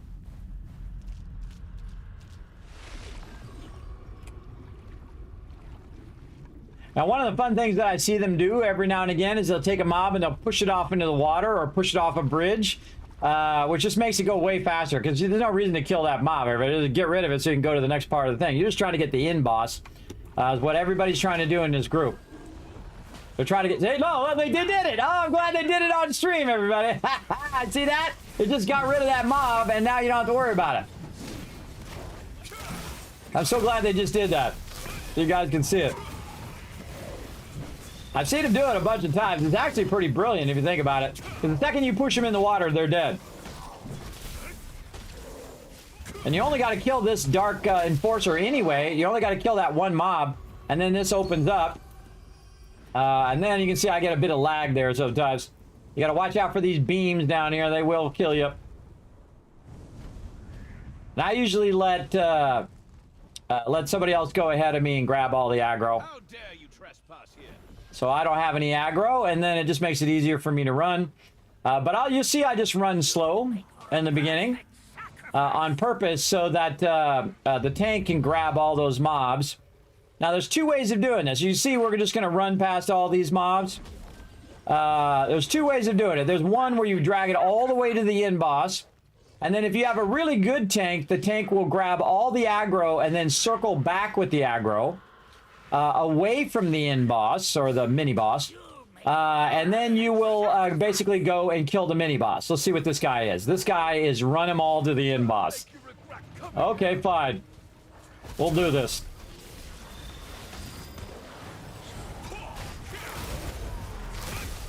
Now, the problem with dragging them all to the end boss is that there's going to be an absolute ton of mobs down there.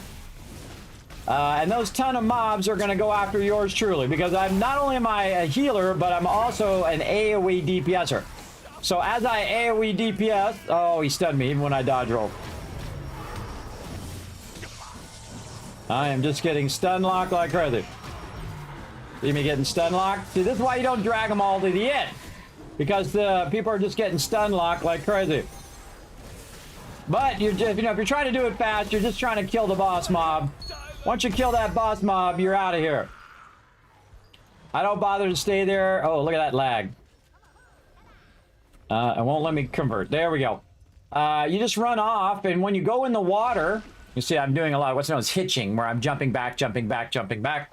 You go in the water, and the mobs will run off. Right? So they'll lose aggro and run off that way, and then you just run up like this. Now, if you see some mobs running at you, see, look, they all ran back. If you see some mobs running at you, then you just jump in the water until they reset and they run back. So a great way to reset all those mobs. You're not dragging all those mobs to everybody at the end. Now, let's see if I can get this done, everybody. Let's do it. So I try to get some hits in the beginning here. And then I'll move back to this here and then hit F. And then sometimes this thing lags out, so I can't get up here. So what I do is I get up here and I click on this little thing. And it's going to activate the ability to activate the water. And then I'm going to go over here and pull the thing. It's going to splash that with water. I'm going to save that guy's life. And then now our job is to kill this mob before it does anything. Now, here's the thing. Sometimes I do all of that and I like save the whole group and whatnot. And then I still get fireball because the tank doesn't, it doesn't block the fireball. But your goal is to kill this guy before he starts doing the fireball and doing all the other mechanics as well.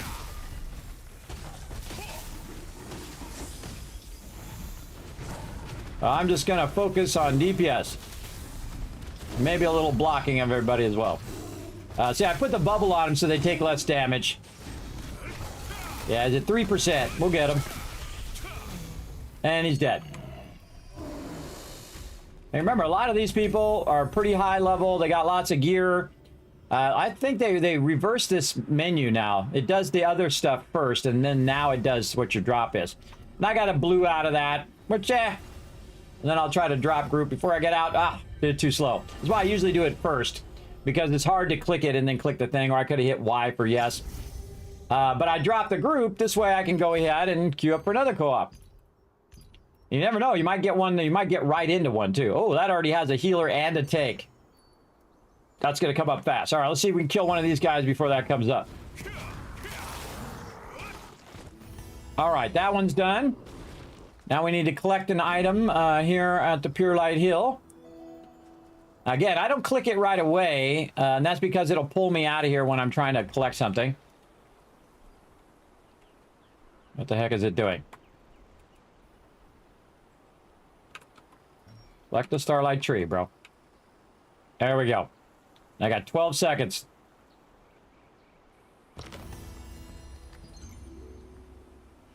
And away I go. Into another one.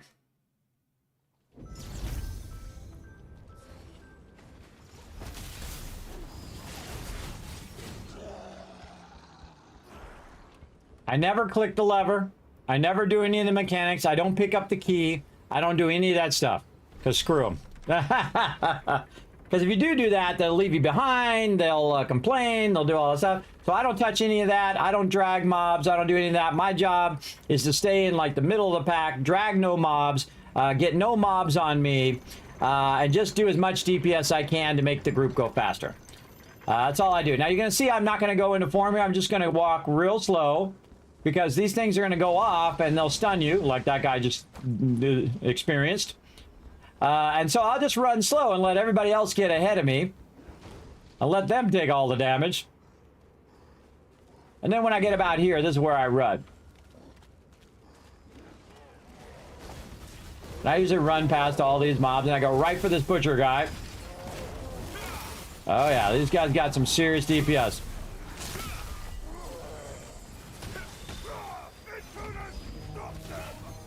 I will not heal, because if I heal, and then you see the Dimensional Depot opened up, so we ran past that. We're going into the next thing. And let's see who gets the hot potato out of this one, everybody. We'll see. He's probably going to die faster than we get the guy coming up, because he's taking a lot of damage. Yeah, so didn't even get sheeped on that one. He died so fast. And sometimes you're lucky. You get in a group like this that has just crazy DPS.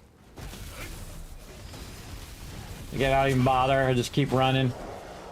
I get right here, activate these ones.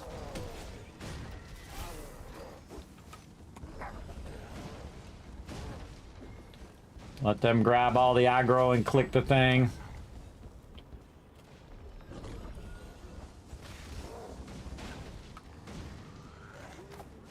I mean, the tank's got a job. His job is to aggro the mobs. And then the dimensional depot is going to open up, or dimensional circle, red circle. They're just going to grab those mobs and then run to the next ones. I'm not going to run in those things. Those things are going to be in the way. Now, I've seen a whole entire group get knocked off by the butcher here, so I always run at the end here so I don't get knocked out. And I'm just AoEing all these mobs. All that lightning on the ground, that's me.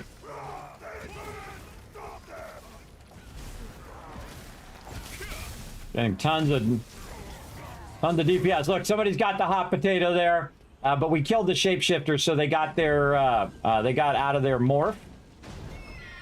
And then we're gonna take on Duke Magna, who has one of the trickiest mechanics of the 1-stars, and we'll see how well everybody works together. He might be dead by the time we even get into the second mechanic. All right, let's see if I can keep myself from being stunned. I don't shoot that guy in the very beginning. I wait until everybody transfers the thing first. There we go. That guy's going to try to transfer it. Nope. Now they're going to transfer to each other. There we go. All right, we got that done. This guy's going to die. Tried to save him. Oh, well. He got stun locked because he had a bad jump. And now they're going to try to DPS him down before he goes into his next stage.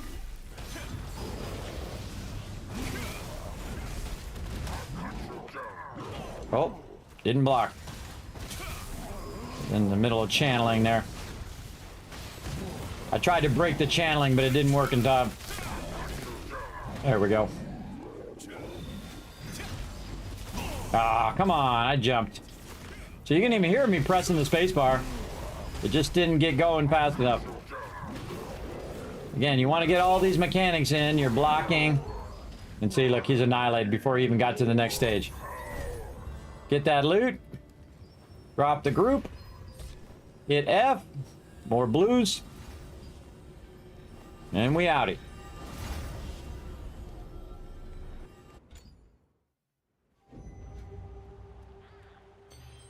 And keep on grinding. Let's go. More randoms.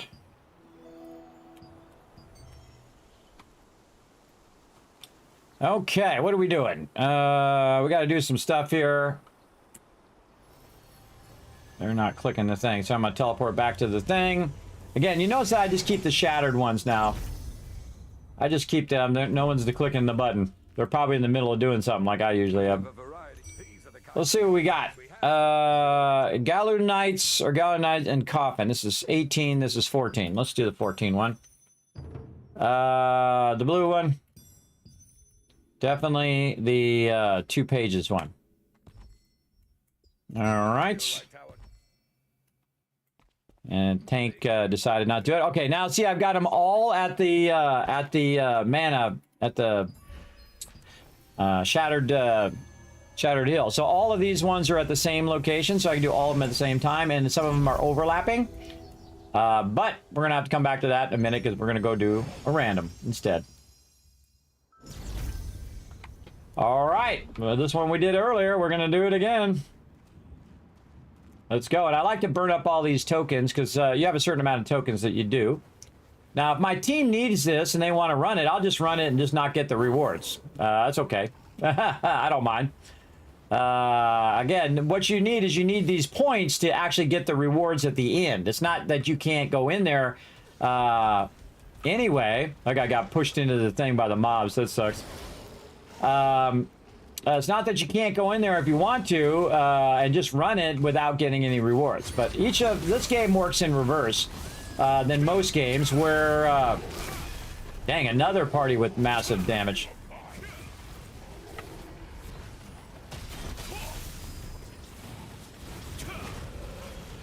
Yeah, some of these peeps are super OP, everybody. These mobs are actually pretty tough. We got like 52,000 health. 52,000 health is a lot of health. Again, I always let people run up ahead so they're the one getting pulled. They're the ones getting smacked. He ran into the thing. It's not me. Let somebody else do it. Tank's got a job. Tank's got a job to do. See, look how OP the spear people are. But that's somebody doing the spear. They're just massively OP. They can kill all these mobs by themselves, really. They're like massively stacked damage.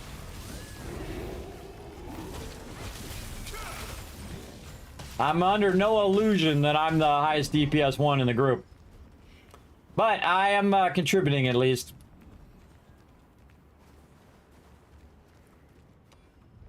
Why are we running this way?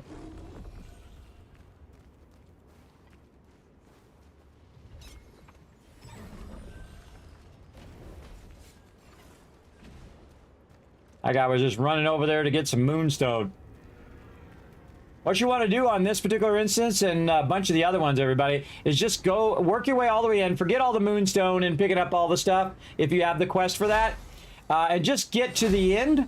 And then after they're done and everybody jumps out, don't leave group and just run back and get the moonstone. That's what I did on my alt. I was like, man, that's a smart idea. I should have done that on my my first character.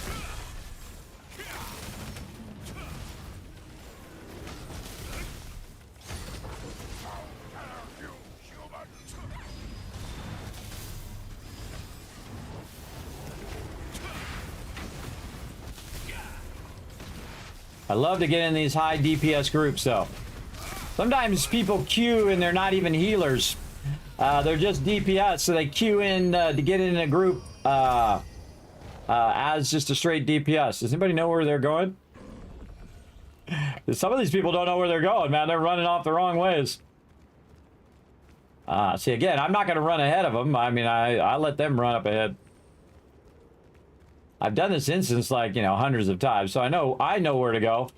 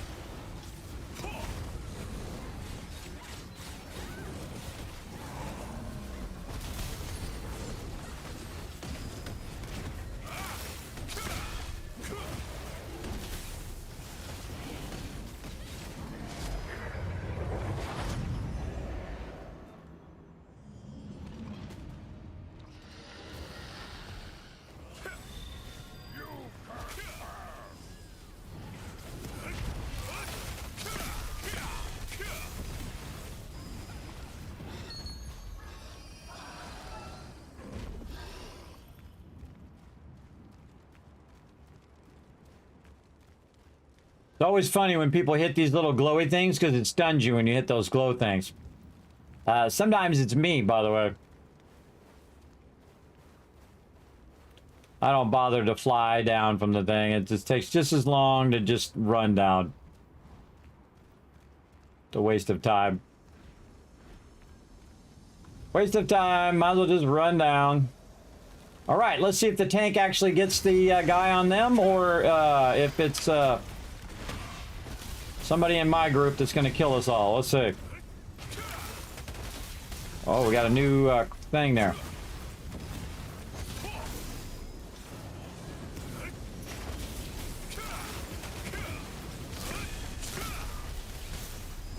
Oh, this guy's going to get on.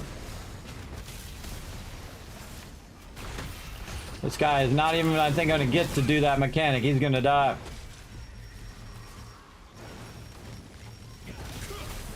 Yeah, he's already dead before he even did the little spray mechanic that he does.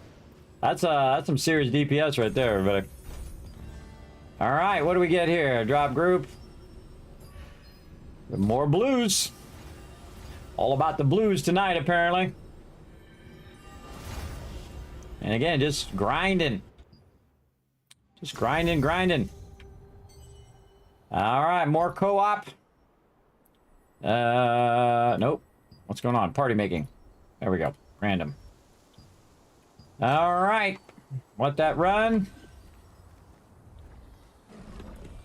Jump down.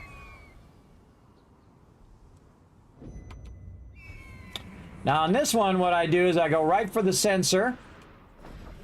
And it's so cool that it's right next to where the thing is. And then what's going to do is it's going to pull a bunch of these mobs in. Now, hopefully it's a mob that has a little thing over his head like that one. And you can get your quest done at the same time.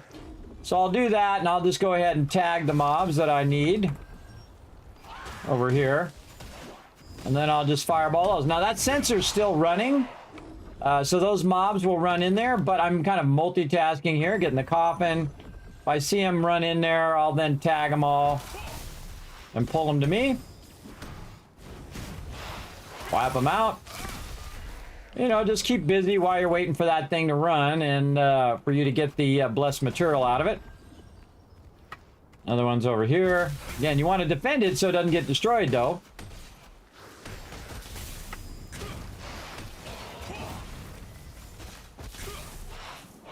And right about now, we'll get the blessed thing. I'll just stand here and wait for it.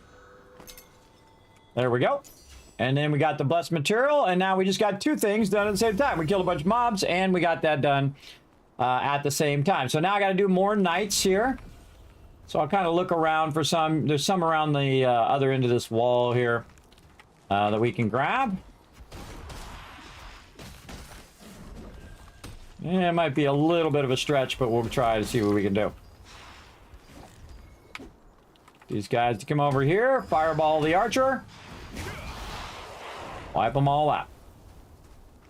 Going into grind mode. That's where I'm just focused on what I'm doing, everybody.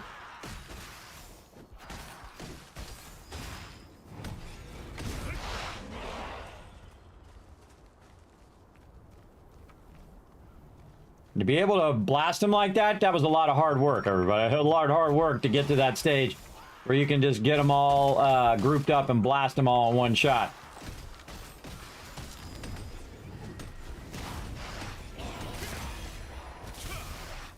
Alright, that one's done. I'll hit these totems. Got that one done. We got to do the tombstone and the mana recording device. So the tombstone and the mana recording device is on the other side. Let me kill this guy because he's just going to interrupt me when I try to teleport. There we go.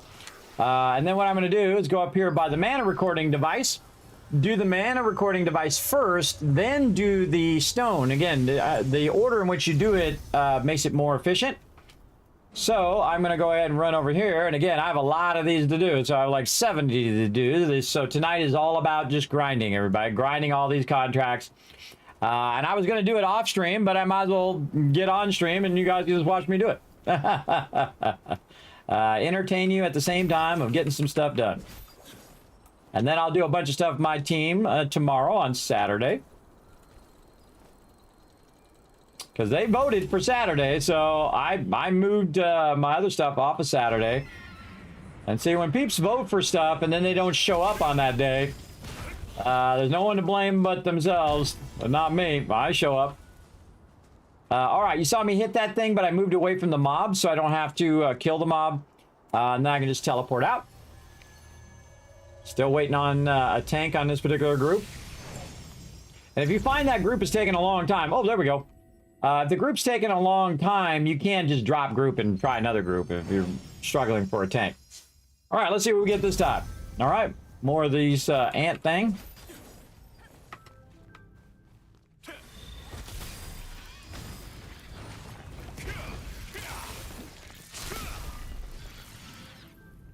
Pasha is the tank.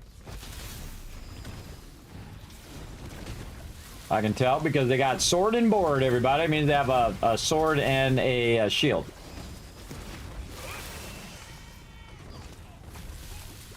Me running real slow.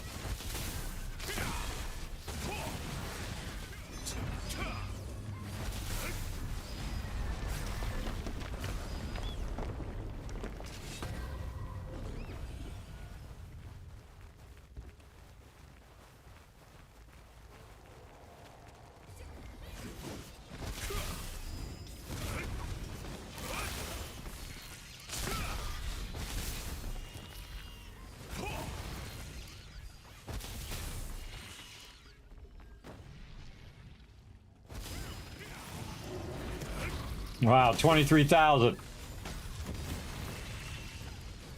Love seeing those big numbers, but again, these are real weak mobs, everybody. They're low-level mobs.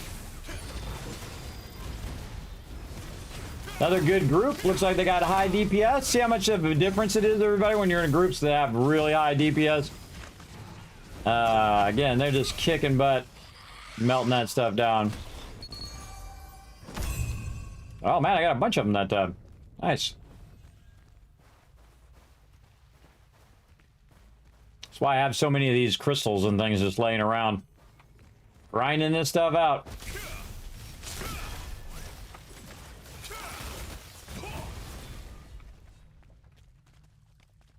Always this weird delay right here.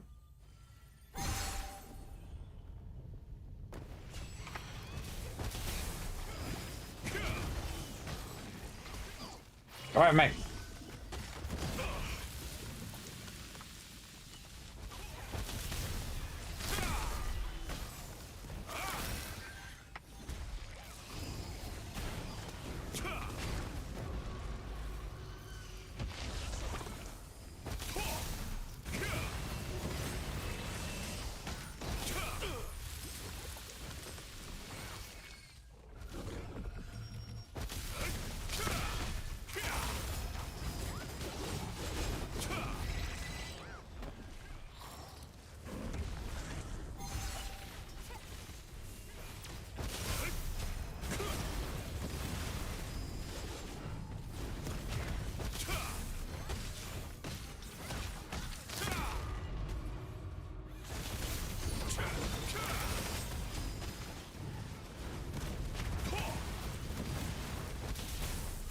Somebody healing.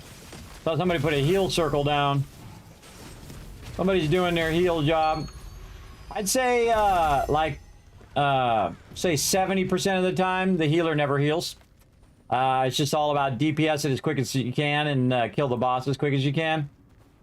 And you'll see this boss is just going to get melted. It absolutely. You can tell right in the very first bit whether it's going to be, you know, just absolutely DPS the boss down in no time at all. Or it's going to be very, very long and painful. We'll find out. My stuff's got like 3 minutes left. Again, I stand over here and try to get out the max distance so I can do more damage.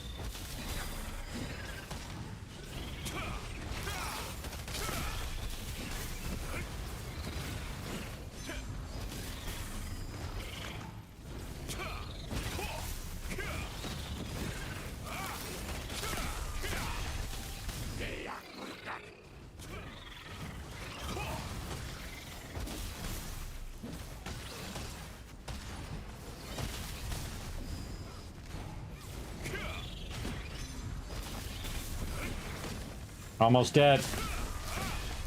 9%. See, there's a mechanic where you gotta run away. Not even gonna make it to that mechanic. And there we go. Confirm. Drop group. Teleport out. More blues. Getting a lot of blues today. A lot of blues. A lot of big blues there. All right. And more co-op dungeons. I must have added more dimensional contracts because there's a lot of dimensional contracts to be able to do in a day. I think I got some as a drop and I added some. I think I did. Let's get more of our XP. Oh, my wand has gone up to 16. Look at me go. I was going to work on that later, but check it out, everybody. I got my wand to maximum. Awesome. Well, at least it used to be maximum. Mastery 16. Very nice. So now you can see that my... that's the second item. My staff, which I actually started on very much later than my wand, is actually pretty high too. Is it now at 14? We'll come back and work on all our skills later. Let's collect all our battle pass stuff because we're doing another battle pass now that the day is reset. And we had already done our battle pass from yesterday. Now, if you don't do the battle pass, by the way, it does carry over until the next day. It'll reach a maximum, but it does carry over. The same thing with these things here. You can just save these all up. We'll see how many arbiters these guys grab. Oh, boy. I can tell this is going to be a rough group already because you got somebody just fighting the mob right there.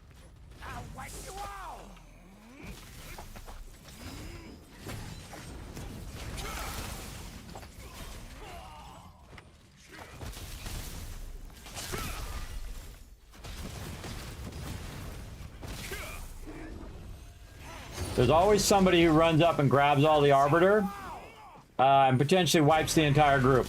Let's see if he wipes the group.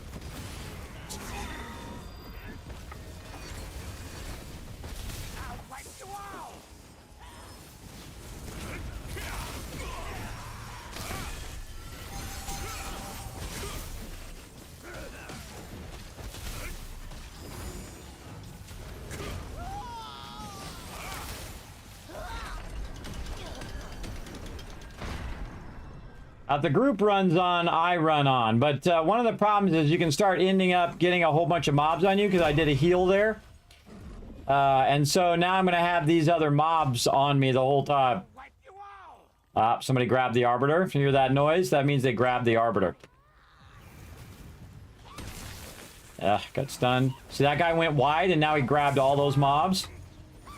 And now I refuse to heal now. I'll just heal myself.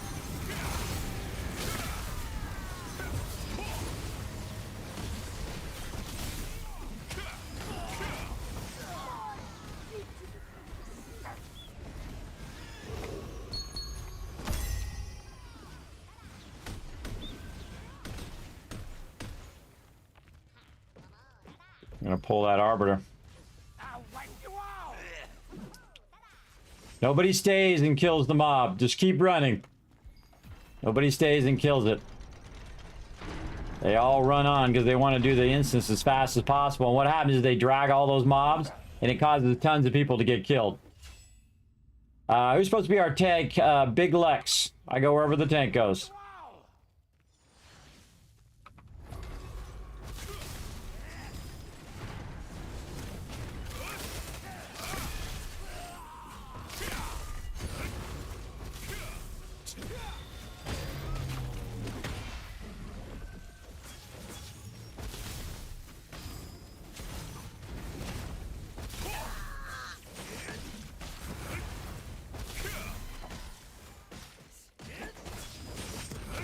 Groups got separated.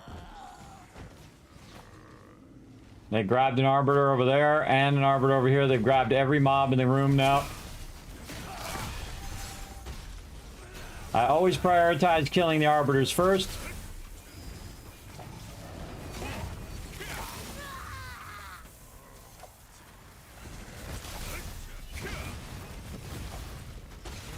Because what you can do is just skip all these mobs, kill this boss, and then run up ahead and kill the end boss and then bail. That's why a lot of people just skip all the mobs and don't bother killing all the ads. They just run past, kill this mob, and then get out. Oh man, they got it. Look at this DPS. This is some serious DPS right here. I'm not going to heal, otherwise I'll have all the mobs on me. And I'm not going to have no mobs on me. And plus I'm not Spectres, or not, I didn't choose healer, I chose DPS. I don't heal, pugs. Sometimes I do. Sometimes I throw a heal or two in there as an off healer, but not primarily. And let me get my, buffs back on here. Where can it be? Are you the ones who dared to trap me? Face them to the ends of the abyss. I love it when it's not me.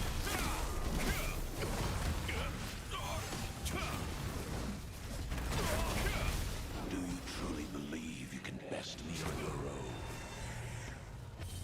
Death looms terrible and inevitable. Got to get all grouped up. When you see that little black circle on the ground, you got to get grouped up, otherwise it kills peeps.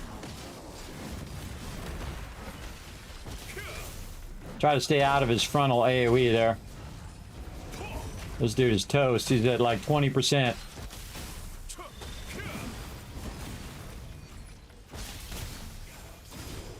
And that's all she wrote. To be vanquished like Yeah, they just grind and grind and grind. More blues. Some days it's just the blues day, everybody. You just have a bunch of blues. Constantly getting more and more blues all the time. Alright, now I'm back. More co-op dungeons. Get those done. You're pretty. More of these. Okay, which ones do I got? I got none. We should probably go do this side thing at some point. You know what? Let's go do that right now. Let's go ahead and cancel matchmaking. This right here is the thing for the spear. I've done it on my other character, but I was waiting to do it here on stream. So we'll go do this just to get this off of my quest log up there. Because I've been waiting to do it on stream just for all of you guys. Here we go.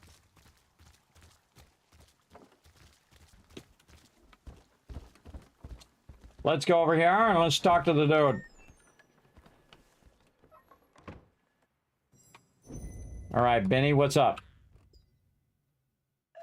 This is really frightening. What should It's really frightening. What should you do? What's the matter? Hey, good timing. I finally managed to obtain my own Guardian's Pledge. Yes, it's like the device you carry around too. It keeps Why is talking this so to me. low? I'm scared to death of what it asks me to do. This Guardian's Pledge, is it supposed to keep talking to me like this? What's he saying? No, and that's the problem. I don't know what it actually wants. It just keeps ordering me to fight and shed blood. And I was excited to finally have my own Guardian's Pledge. I give up. Here, you can take care of it. It seriously creeps me out. You smell like blood. Maybe we can team up. But first, we must test to see if you are as strong a warrior as I. Okay, let's do it. You seem to have an unusual power, unlike that coward before you. Krach. Say, would you wield my power? Okay, then behold. Krach!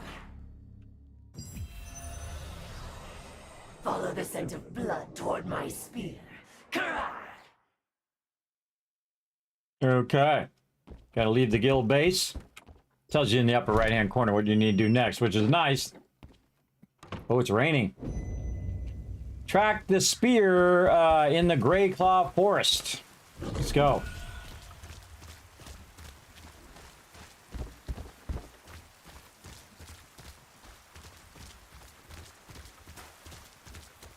Really love the rain effect in this game. It's pretty cool.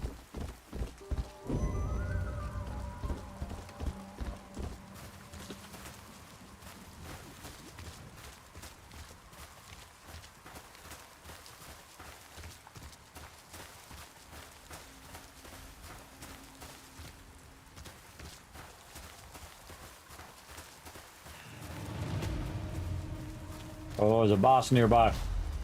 Makes that noise when there's a boss nearby.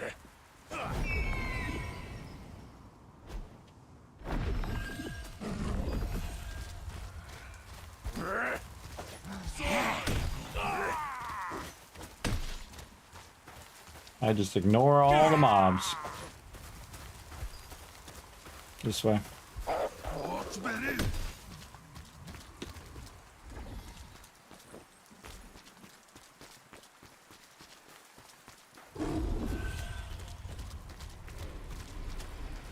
All right, anybody coming behind me? No. All right. Ranka Spear. Here we go. Now, when I did on my other character, I didn't bother to listen to the storyline, but we're going to listen to the storyline this time.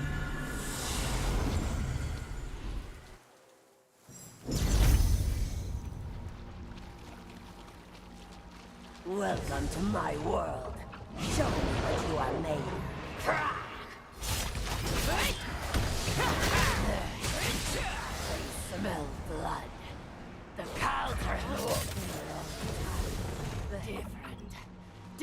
from the Calthran wolves. Kill them all! Grah! Got to advance. Feel my power and might!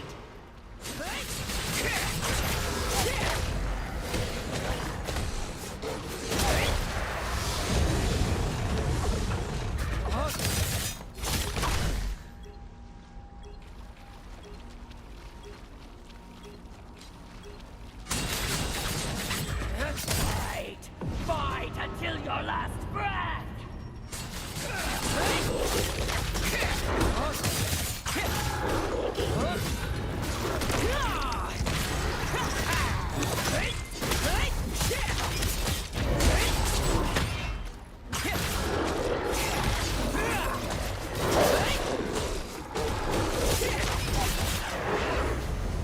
Spear is very much button mashing, everybody. I don't think it requires too much skill. Just keep pressing the buttons until everything's dead.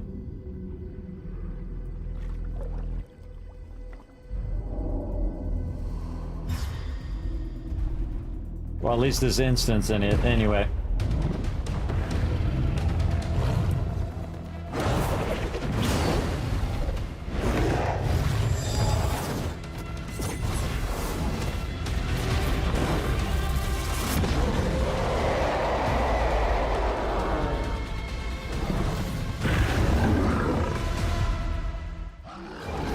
May not be as strong as Calthran, but strong enough. Join him!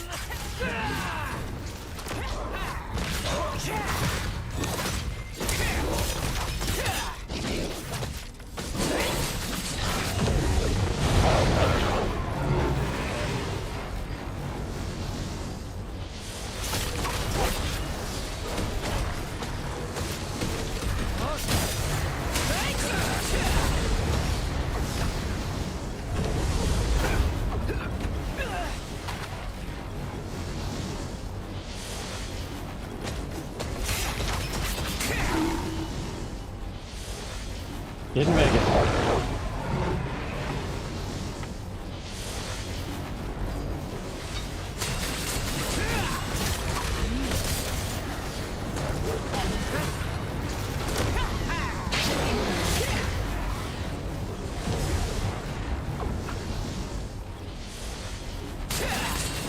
Strike when the magic has weakened.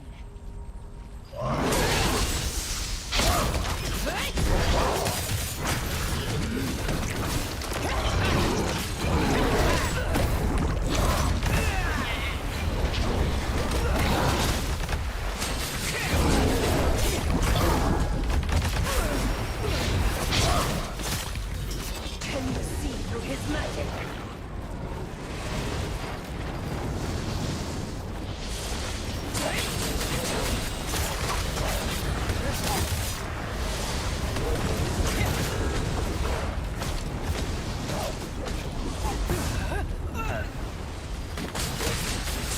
Just realized if you kill the first one before you kill those other wolves, you can then switch over to here. I don't remember that from last time. You kill the full score of wolves, you get the first totem, then you do the other one.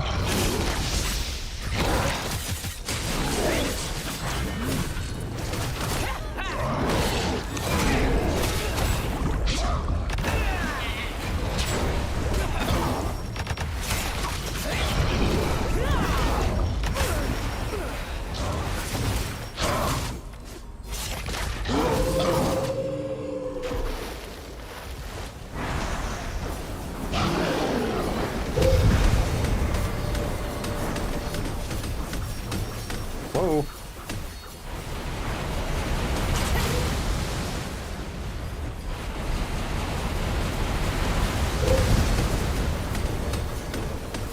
The heck am I doing? Gonna die. Disappointing. You can't even do that. What was I doing?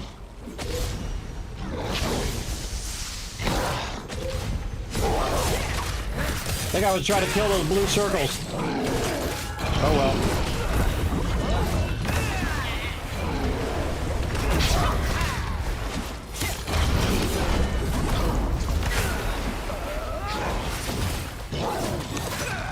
Can't even see what's going on most of the time.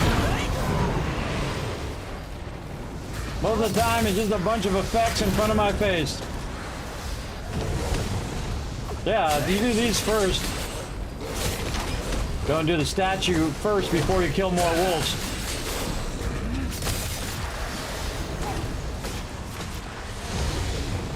Statue might be way on the other side.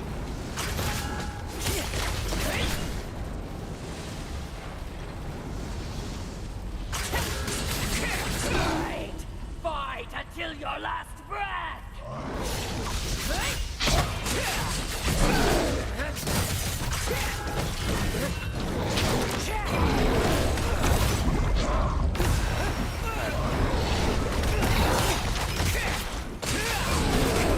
The problem with this game is they don't explain any of the mechanics. They just assume that you already know them when you're playing. They just assume you know all the mechanics and know how to do all the things, whatnot. I think it's really stupid that they should actually like explain some of the mechanics.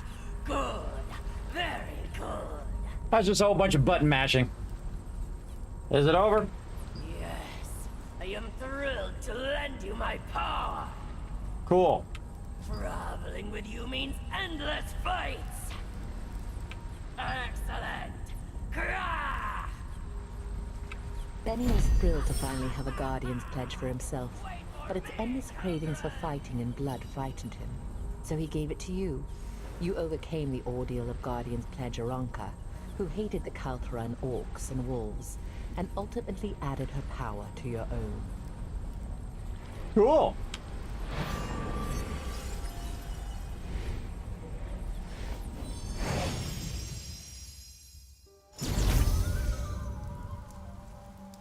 All right. Oh, look at that. I got 99 of 100, the clue for Lift the Moonlight spell.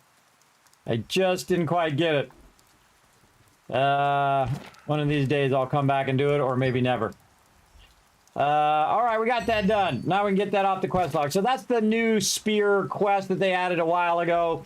I never got around to doing it here. I'm not using the spear. You know, whenever they add something, everybody, that usually when they add something after they add like the base stuff, that one thing is like super OP. Which the staff, the spear totally is OP. Absolutely. You can see it when we're in groups there, that they are just so incredibly powerful versus everybody else when it comes to damage and stuff.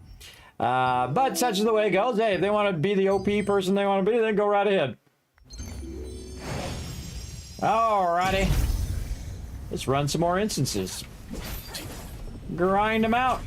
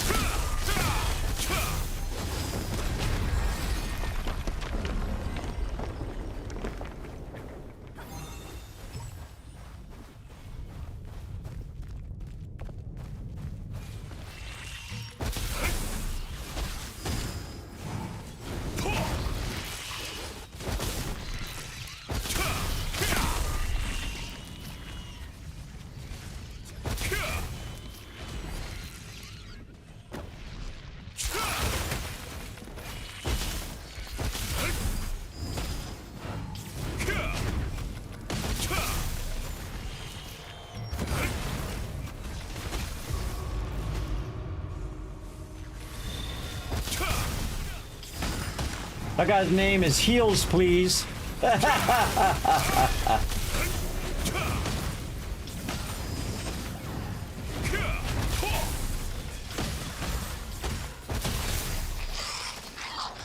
Hey, another group with decent DPS. Looking good. Just grindy, everybody. Just grindy time. We're grinding.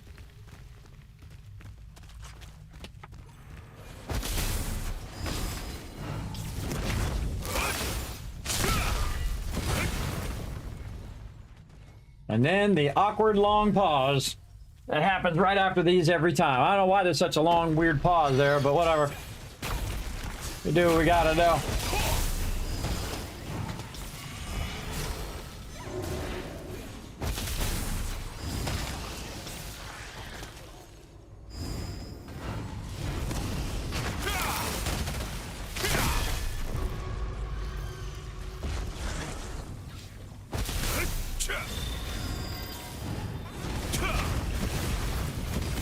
That was about 12,000 damage right there. Come on. Ah.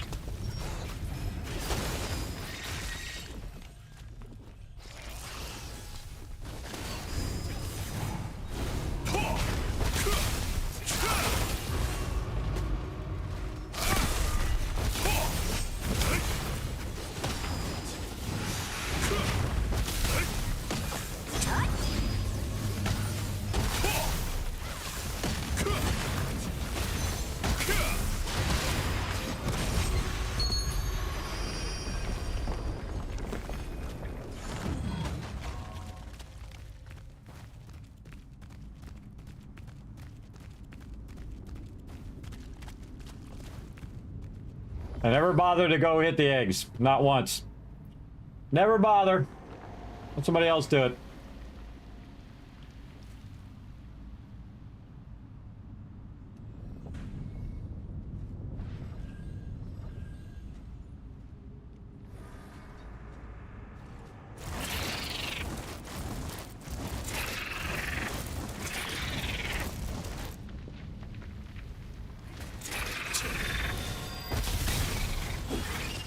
Oh, that guy can actually shoot from up on top there.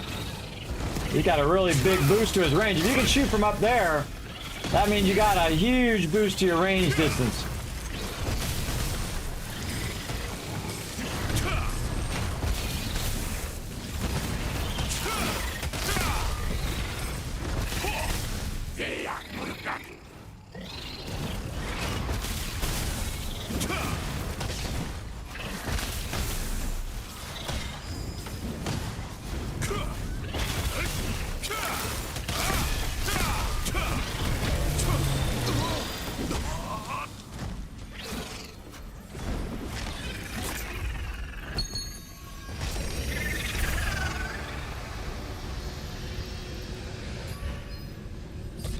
More blues. We getting all the blues, everybody.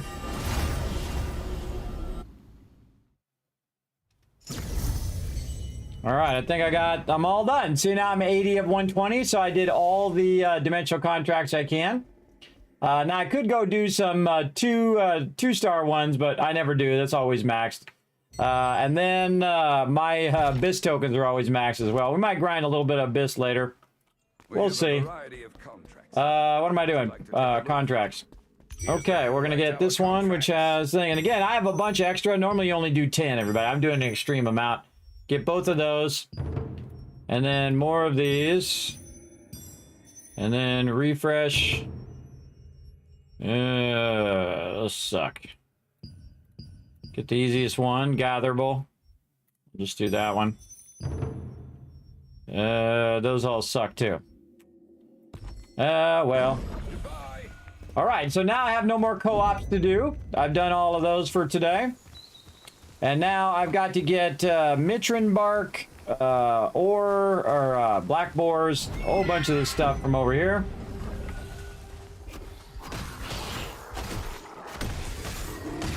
And we'll just tag all of these.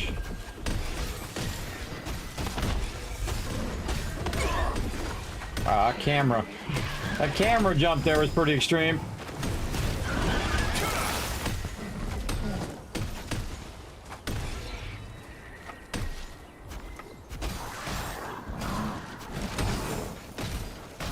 Again, I don't bother to kill the ones I don't need.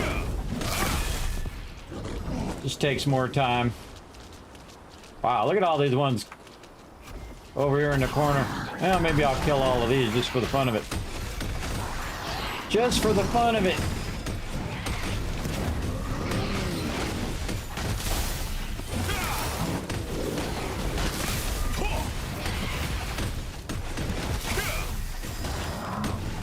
Now, it may look like I'm about to die, but on my other character, I'd be worried. But on this character,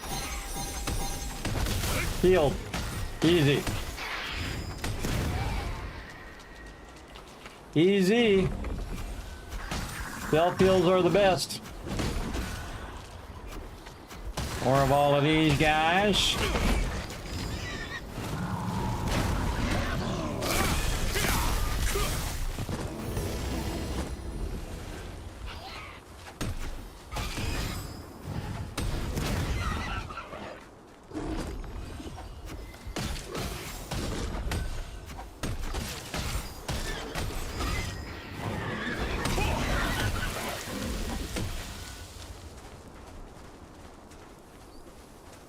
So I'm looking on the radar here too. It shows me where they're at. There's a few of them over here. And we got to get our smithing tools. Get that while we're at it. That'll take it. See how a bunch of them disappeared off my mini map up there in the corner? That was those smithing tools. You want to get those so you're not getting like false thoughts that those are where the boars are. So I wipe them out. What else we need to do? Contaminated ones as well. We want to work our way toward the contaminated ones. So we'll wipe out a bunch of these on the way. The contaminated mobs are in this direction. Trying to get this boar. There we go. Sometimes it's very hard to hit the actual mob that you're looking for. Don't want to go too far that the other one resets back. All right, boar's done. This is a really great spot right here for all these contaminated mitrin. As you can see, there's just an absolute ton of them hanging out together.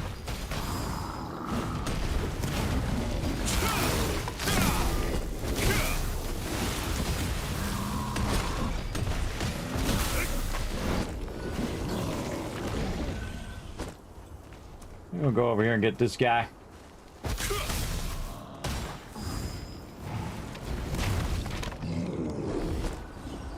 Smoked.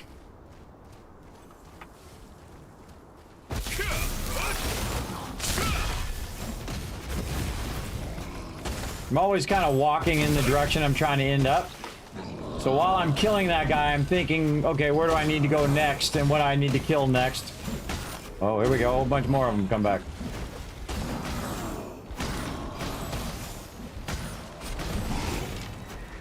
Group them all up.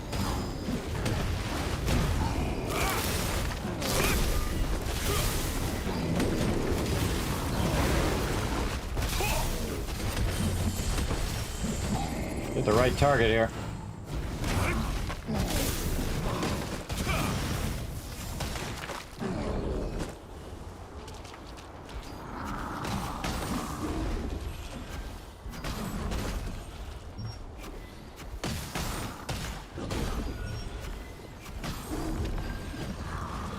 And I run back so I don't lose the first one that I hit.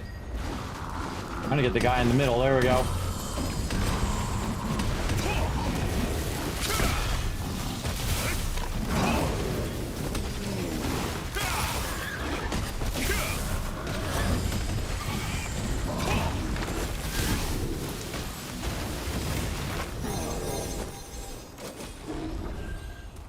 One more.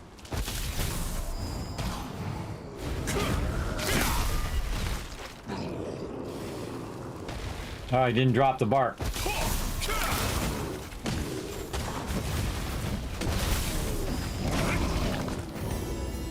All done.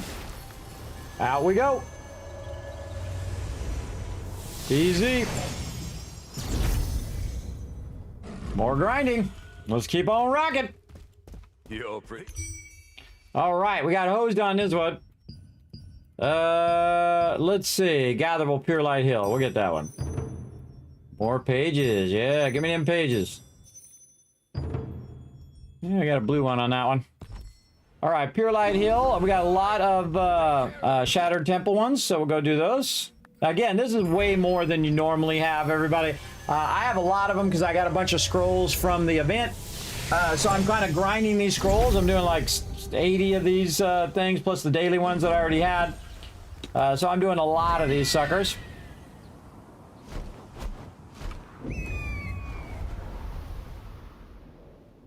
Some moonstone over there. Let's go do the moonstone first.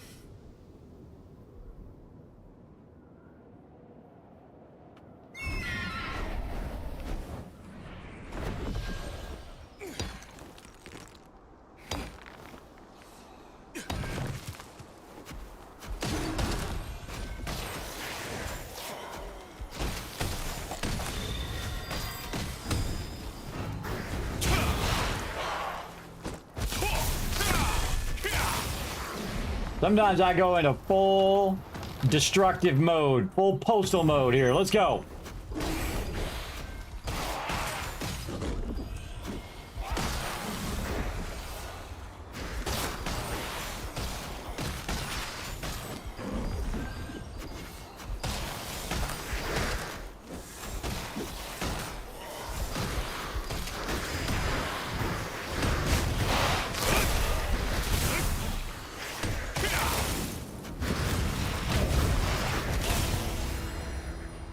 And that's how you get that all done with one group of mobs right there.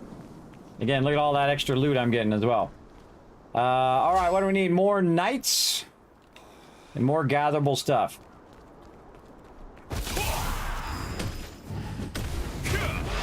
Get wrecked.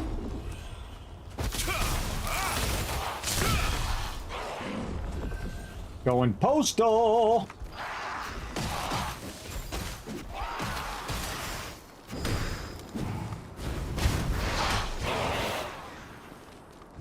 I don't need any more of these, so I'm gonna go out here. Look at all these knights.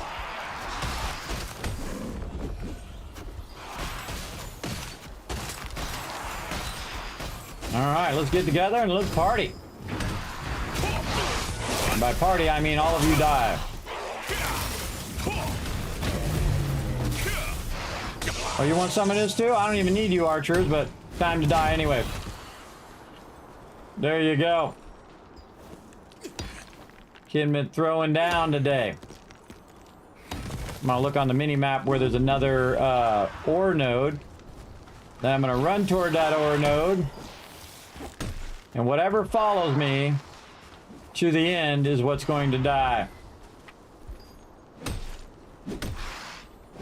See that archer back here? See these archers? They grouped up. Always a big mistake because of this. Yeah, I ran back the archers. You bring the melees to the ranged, because the ranged aren't going to run to you. So you bring it to the range and then you blast them all at the same time. All right, more mana tombstones and more mana recording devices up here.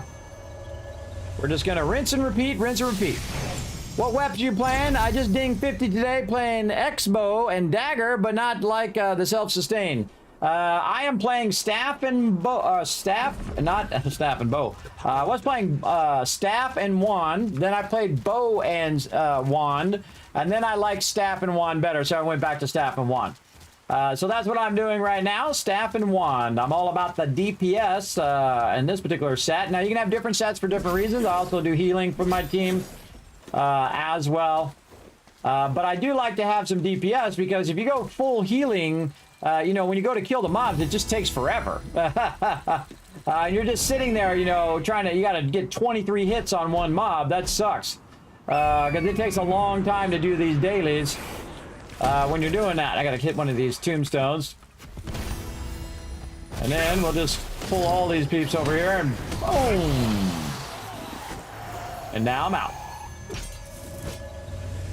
Oh, I got a green drop there too. And I'm out of there.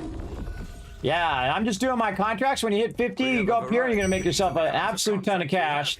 Now, I have a lot extra, more than you normally do. Actually, when I first did these, I had like 90 because I didn't do any of them. But I save up these contracts to be used here at Starlight.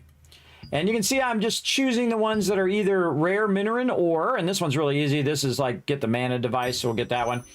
And then I'm really looking for these, which are the blessing pouches, or more importantly, the ones that are the pages. Now, whenever I have this problem, I usually choose these red ones first, the Rubik's ore. And I look at what it is, the purified branch, which takes a while. I'm not going to do that one. And then gatherable at the temple. All right, I'll get that one. And this is what I really want, these rare parchments. And so I have 2 rare parchments there, which we'll do later. So what do we got? Take out boars, take out mitrin, collect gatherables, and then collect gatherables at Shattered Temple. I'll leave that last one for later, but these can be done right out here. And again, these are very repetitive. You do them over and over again. But they actually are very enjoyable every time. And that's, again, that's a... Oh, he's eating that thing. That's a very difficult thing to do in a game, is make the dailies really fun every single time. For sure. It's also more difficult when there's more people out here, and you know, you're competing with a bunch of other people just to kill the mobs. But when there's not a lot of peeps, you can just go in here and tag all the mobs, like so, and then set them all on fire.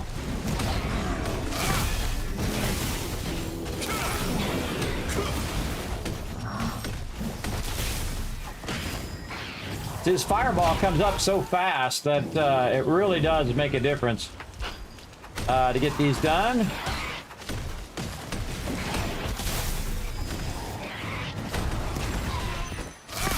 Again, I'm just going full postal. Full postal on them mobs. All right, got that done. Now I gotta do some more boars while I'm at it. And again, I kind of like meander in the way that I'm trying to, you know, get stuff. Like I gotta get the smithing tools along the road here. Now, I usually get the smithing tool first. If it's gray, by the way, see how the mob is gray there? That's somebody else doing the exact same thing as me. He's grabbing all the mobs and then AoE them down or DPS them all down together. Get the smithing tools first because they'll remove all the smithing tools off your mini-map. Now you can kind of see which ones you need as you go. Yeah, sometimes I'll just walk by them and just boom, fireball them. Like that. Some of these are like kill the mob and get some drops from the mob. And some of these are just kill the mob, which is the one I have right now, which is just literally just kill a bunch of these boars as I'm running by. Now, also, I need some of these resources, and I try to avoid these guys so they're not shooting at me while I'm grabbing the resource. Like this. And we'll find some more boars over here.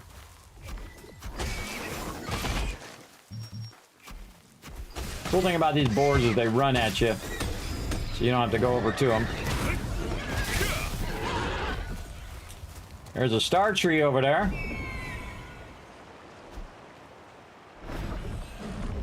And you can also start up the herbalist and just run behind the herbalist to get some of these, but sometimes you're also in competition for those as well. So, oh, that guy was coming up to get that, and I was already on it. This guy's like right where I am too. He's going that way, so I'm gonna go this way. Because that's the way I was going, but he decided to go the same way as me. It doesn't matter, there's a ton of resources all over the place, everybody. So if someone's running up on it, it's not really worth it. Even if I get there first, I still just let them have it. If I see them coming, right? Because I don't care. I'll just get another one, you know, 3 steps down the road. And I can't tell you how many times I had to resolve guild issues where people get in big battles over 2 silver or something. Dude took my node and blah, blah, blah, blah, blah. What a waste of my time. Over 2 silver. Just run to the next node and get more silver down the road. It's a huge waste of time to do all of that. Oh, I only needed 1 more. Well, I'll just get 2 for good measure. All right, that's all done. On to the next thing, which is to run over here.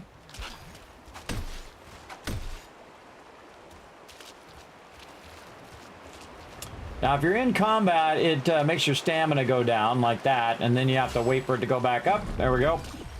I try to stay out of combat when I see my stamina is going low. And then you go over here. This is like the fastest way to get up here. You just go right here to this edge. Run up here. Now, if I needed these contaminated guys, I would just stay non-morphed and just kill them all. Which I can easily do, but there's something really fun about just morphing to sneak by them and then grab it right underneath their nose. And then you just bail. and just jump out of there. It's really fun that you can use those morphs to have it where the mobs don't aggro on you. It's very fun. Not until you get out of your morph. Very, very fun.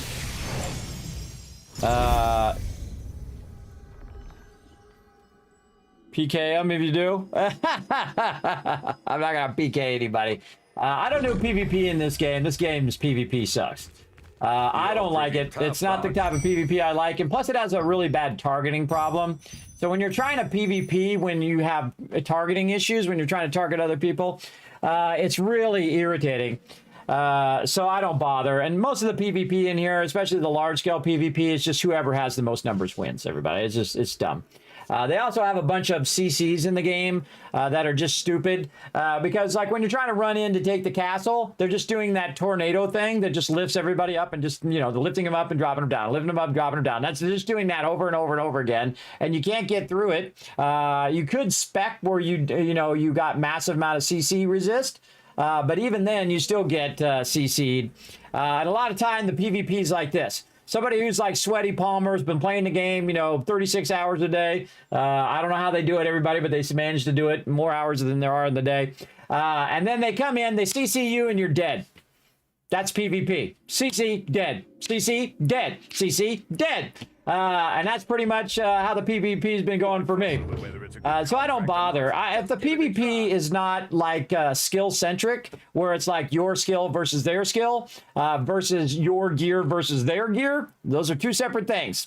Your skill is your ability to do your skill rotations, to break CCs, to dodge roll out of the way, to use your skills very effectively to annihilate the other player. That is PvP. What's not PvP is when you have 30 people taking on 2. That's called ganking, or 5 on 1, or 10 on 2. That's just ganking and stupid. It's not enjoyable except for if you're on the 10. I don't even like to be on the 10 side. I don't like to be on the 10 side killing the 2 people because I feel like it's an unfair fight and it's not my type of thing.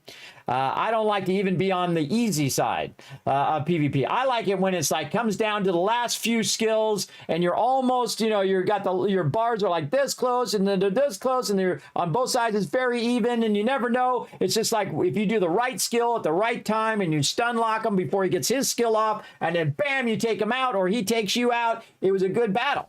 But if it's just, button mashing, count me out. It's not my type of fun. But again, if it's your type of fun, I'm not telling you what not to do with your life. You go do what you want. They're your life. They're your life choices. Go right ahead. For me, it's not enjoyable. It's just dumb. It's dumb style of PvP. One of my favorite PvP things is called Hut Ball. If you've never seen it over on Star Wars The Old Republic, incredibly fun. It's kind of like football, where you take the thing and you pass it to other players and you can move it down the thing and then you try to score, right? But everybody else is grabbing you and trying to kill you and stun you and trying to get the ball back so they can take the ball and run it to the end. Very, very kind of combination of a sport and also PvP at the same time. Very, very fun. I also like the 40 on 40 in World of Warcraft. That was a lot of fun. Also in Lord of the Rings Online, they had a really great separate area for PvP. So, when you go in that area, you could be the, the humans and the elves and all of that, or you could be the other side, the, orcs and whatever else you want to be. And you can choose, and then everybody battles it out, and it's really fun. But when it's just like... just all one-sided, there's zero chance that you're going to win. Why are you wasting your most precious resource, everybody? Your most precious resource in your life is your time. That's above all other things. And because you only get so much and you're spending your time doing a lost cause of PvP. So I don't bother.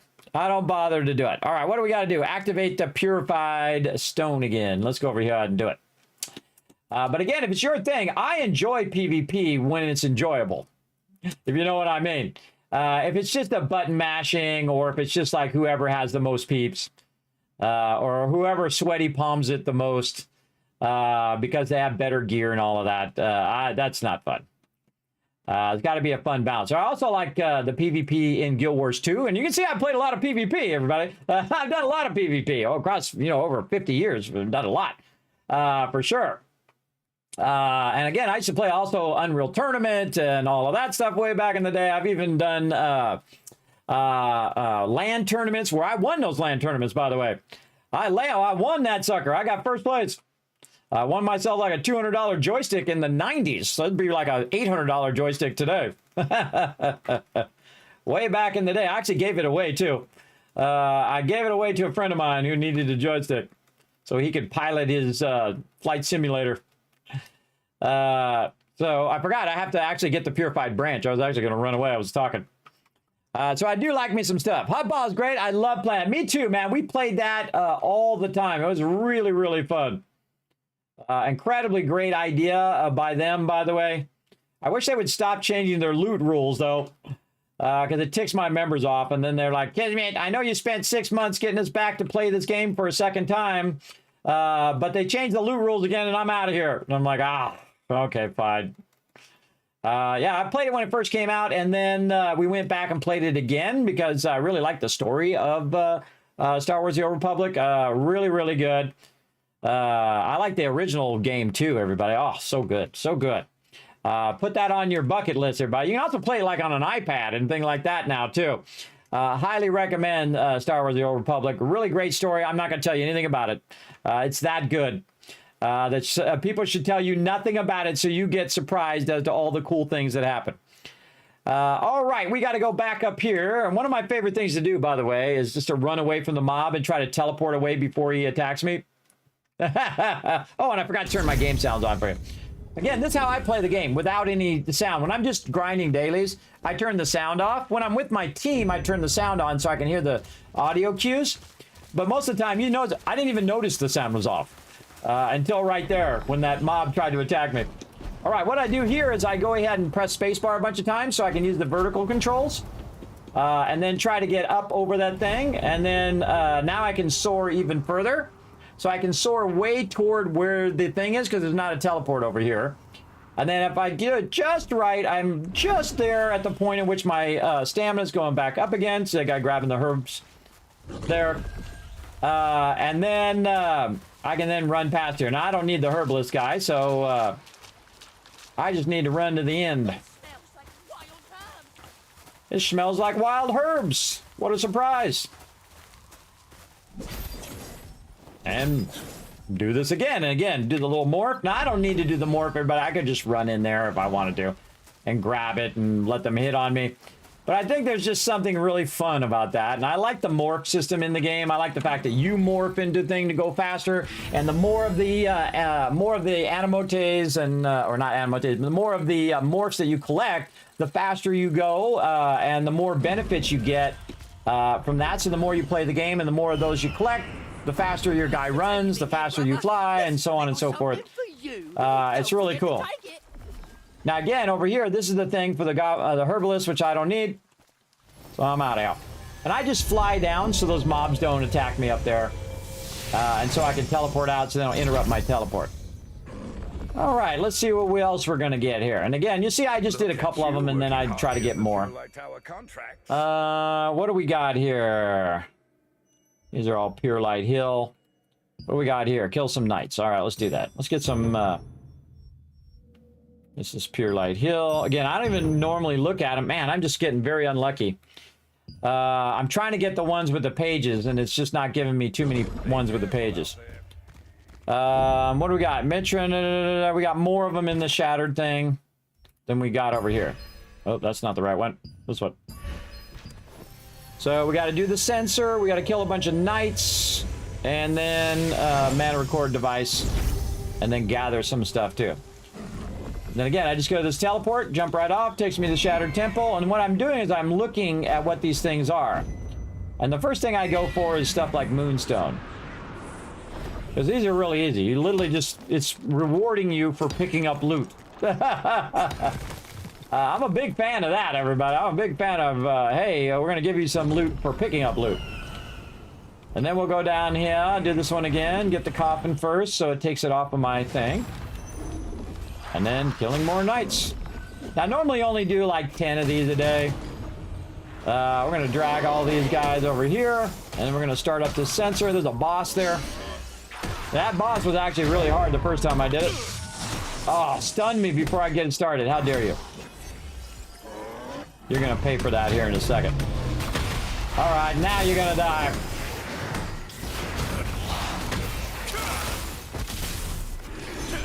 Now, this boss used to take me a really long time to kill. Now I just kill him as a public service. I don't really need to kill him. I kill him as a public service to everybody else while I'm waiting for this thing to show up.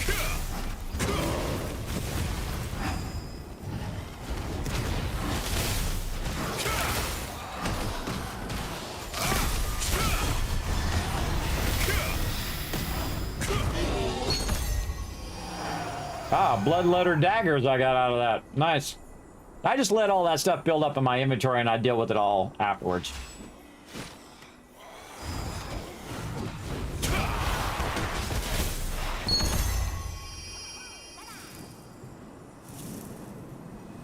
Anybody else?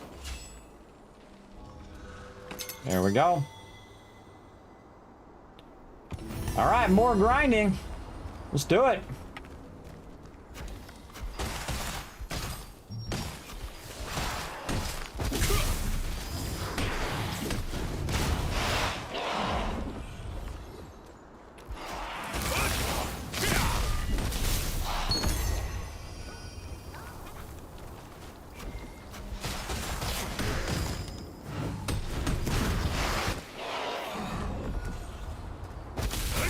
I find this game really fun.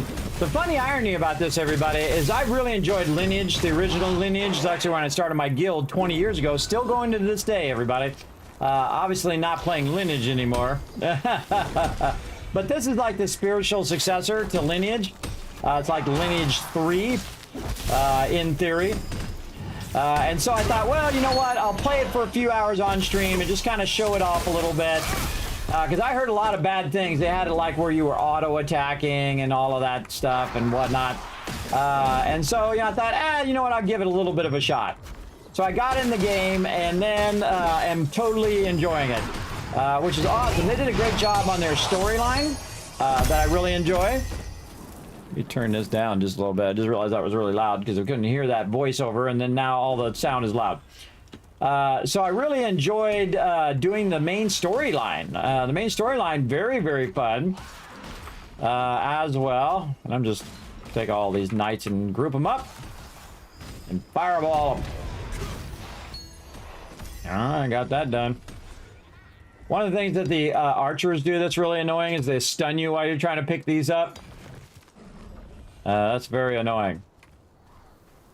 We got to go up here and get this star tree anyway. See that? You stunned me. Oh. Okay, got all the gatherables I need. And then up here to get the mana device again. And I try to get, you know, 5 things that are all in the same area because it just makes it easier. But you can only take 5 at a time. I mean, I take 60 at a time, and then they'd all be overlapping quests. And I get like 30 of them done, and then 30 of them done again. That would be awesome. But you gotta do them 5 at a time. You do 5, you come back, you do 5 more, and so, et cetera, et cetera. I try to get all my weeklies done right when the weekly resets. And then I don't have to worry about it all week long. I just do other stuff. All right, another one done. Back again. Now, again, we got about 60 or 70 extra contracts from the holiday event that we bought from the store, from the Star Store, using our star coins that we got from doing our dailies. And again, you can see that we're getting our dailies done. We're getting our always ones done. More of the battle pass there. And I got to use recovery crystals. I don't use recovery crystals all that much on this character because he can self-heal. So I have these on my bar purely just to do that weekly.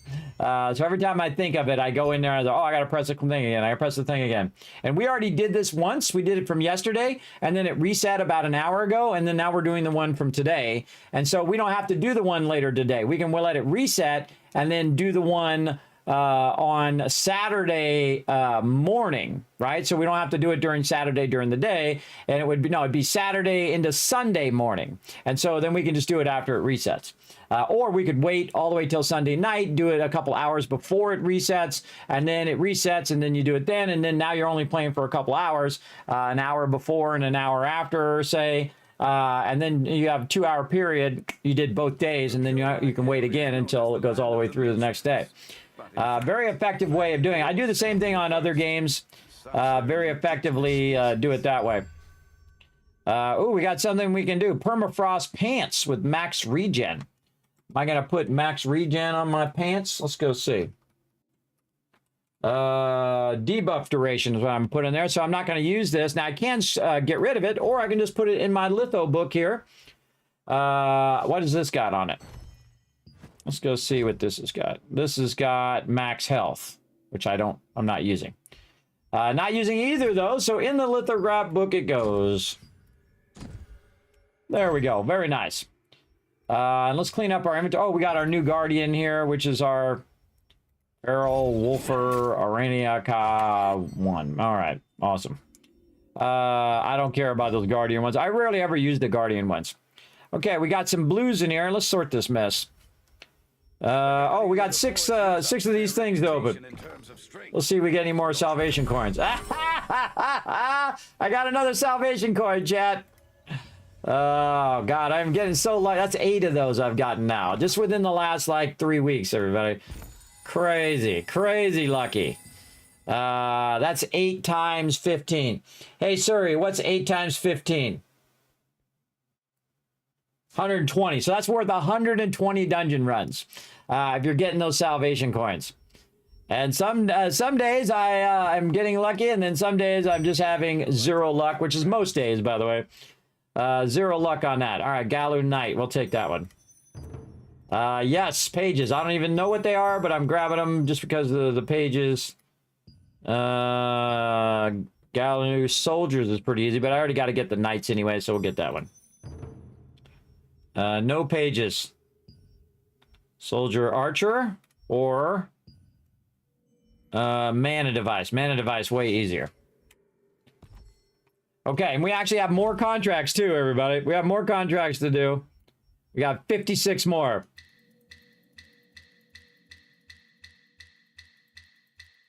I told you we're going to do some grinding. We're going to grind this. And we're making so much cash and so much loot, everybody. Just rolling in the loot over here. Absolutely rolling in the loot.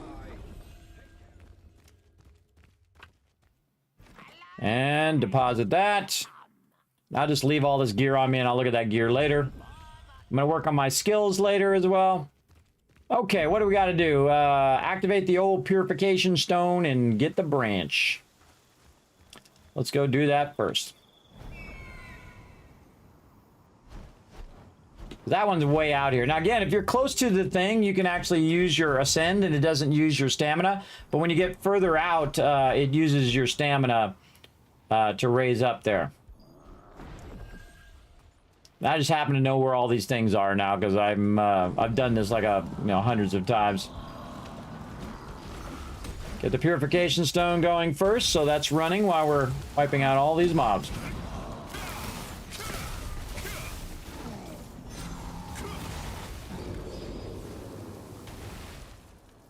All right, any other mobs want to die? Feel free to come over here and attack this thing. See, I don't kill him if I need to. There's also a boss up there. Veteran Chief. That guy was really hard to kill, too. Originally. But I'd go over there and kill him if I wanted to. You just gotta kind of, it's like a tower defense thing. You just gotta guard the stone until it gives you the branch. It's like a time thing. So I try to avoid this one if I can. But if it's worth pages, I'll just take the hit on it. The time hit.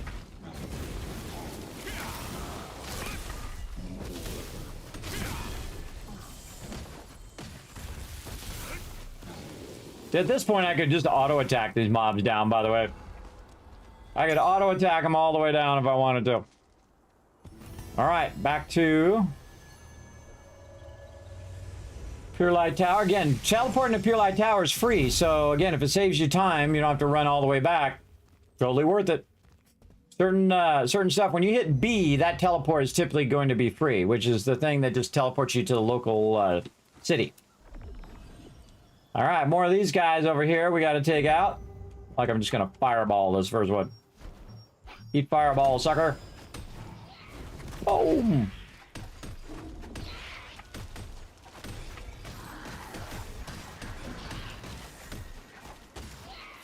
What I try to do also is position them in between these two guys. And then when I throw this out, see, it hits all of them. Okay?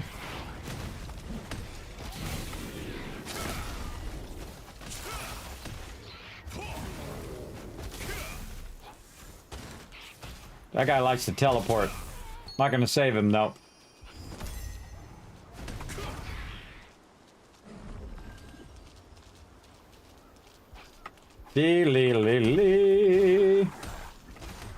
Grinding, grinding, grinding.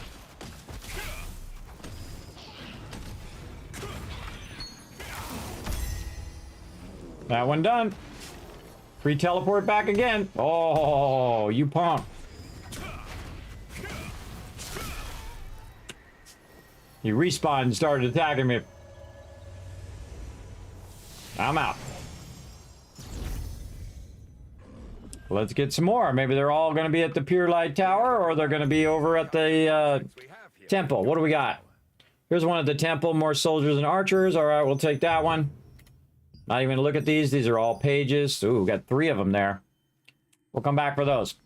All right, we're going to go ahead and do Mana Stone and Mitrin, but we'll go ahead and do the Shattered Temple since we have a lot of them over there.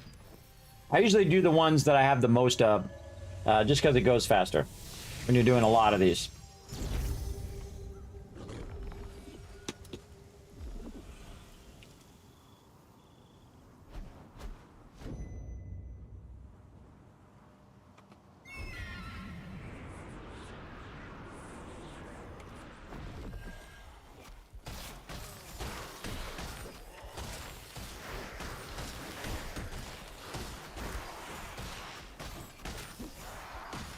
Is this just a regular contacts from the lady from the town? Yes, this is just a regular contracts. And the reason why I have so many contracts, again, is from the winter event. I did my dailies every day, built up a bunch of star coins, and then I traded it in. For a bunch of these contracts. And now I'm just over here blasting everything, as you can see. Very fun. Very fun. Again, I see, normally you get bored of this kind of stuff, everybody, when you're just grinding this stuff over and over again. But if they do it right, it's fun every time. It's so satisfying to just fireball all of those in a sequence. Just grab them all again.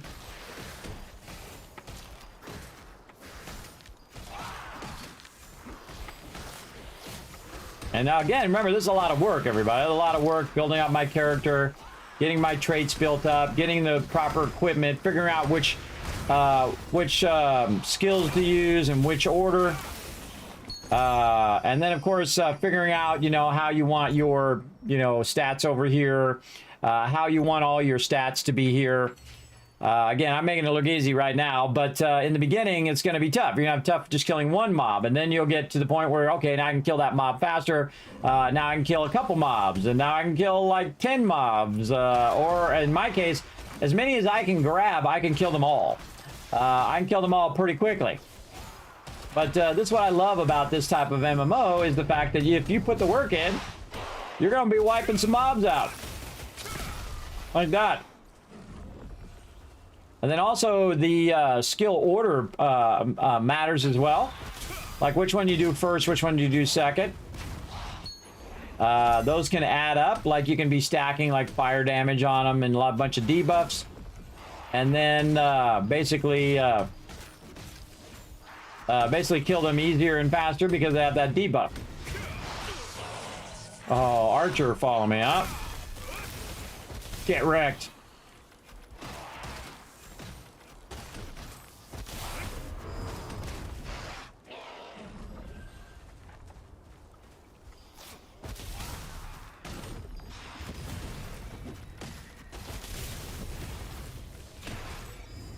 I don't even need to charge up my fireball right there. I can just hit the fireball because they're already low health. Again, knowing that situational stuff, whether do I need to charge it up and do 16,000 damage to a mob that's only got 2,000 damage left of health left? Not really, but sometimes I just do that just so... See, sometimes, see how that other one, the one I was actually aiming at, took less damage and the other ones took more? Depends on if you get a critical or what happens, and that's why I usually charge it up before I wipe them out like that. All right, Tombstone and Shattered Temple again. Oh, wait, hold on. We got an archer over here that wants to die. And boom. Oops, overshooting. That's called overshooting when you shoot another mob you didn't mean to. All right. Teleport.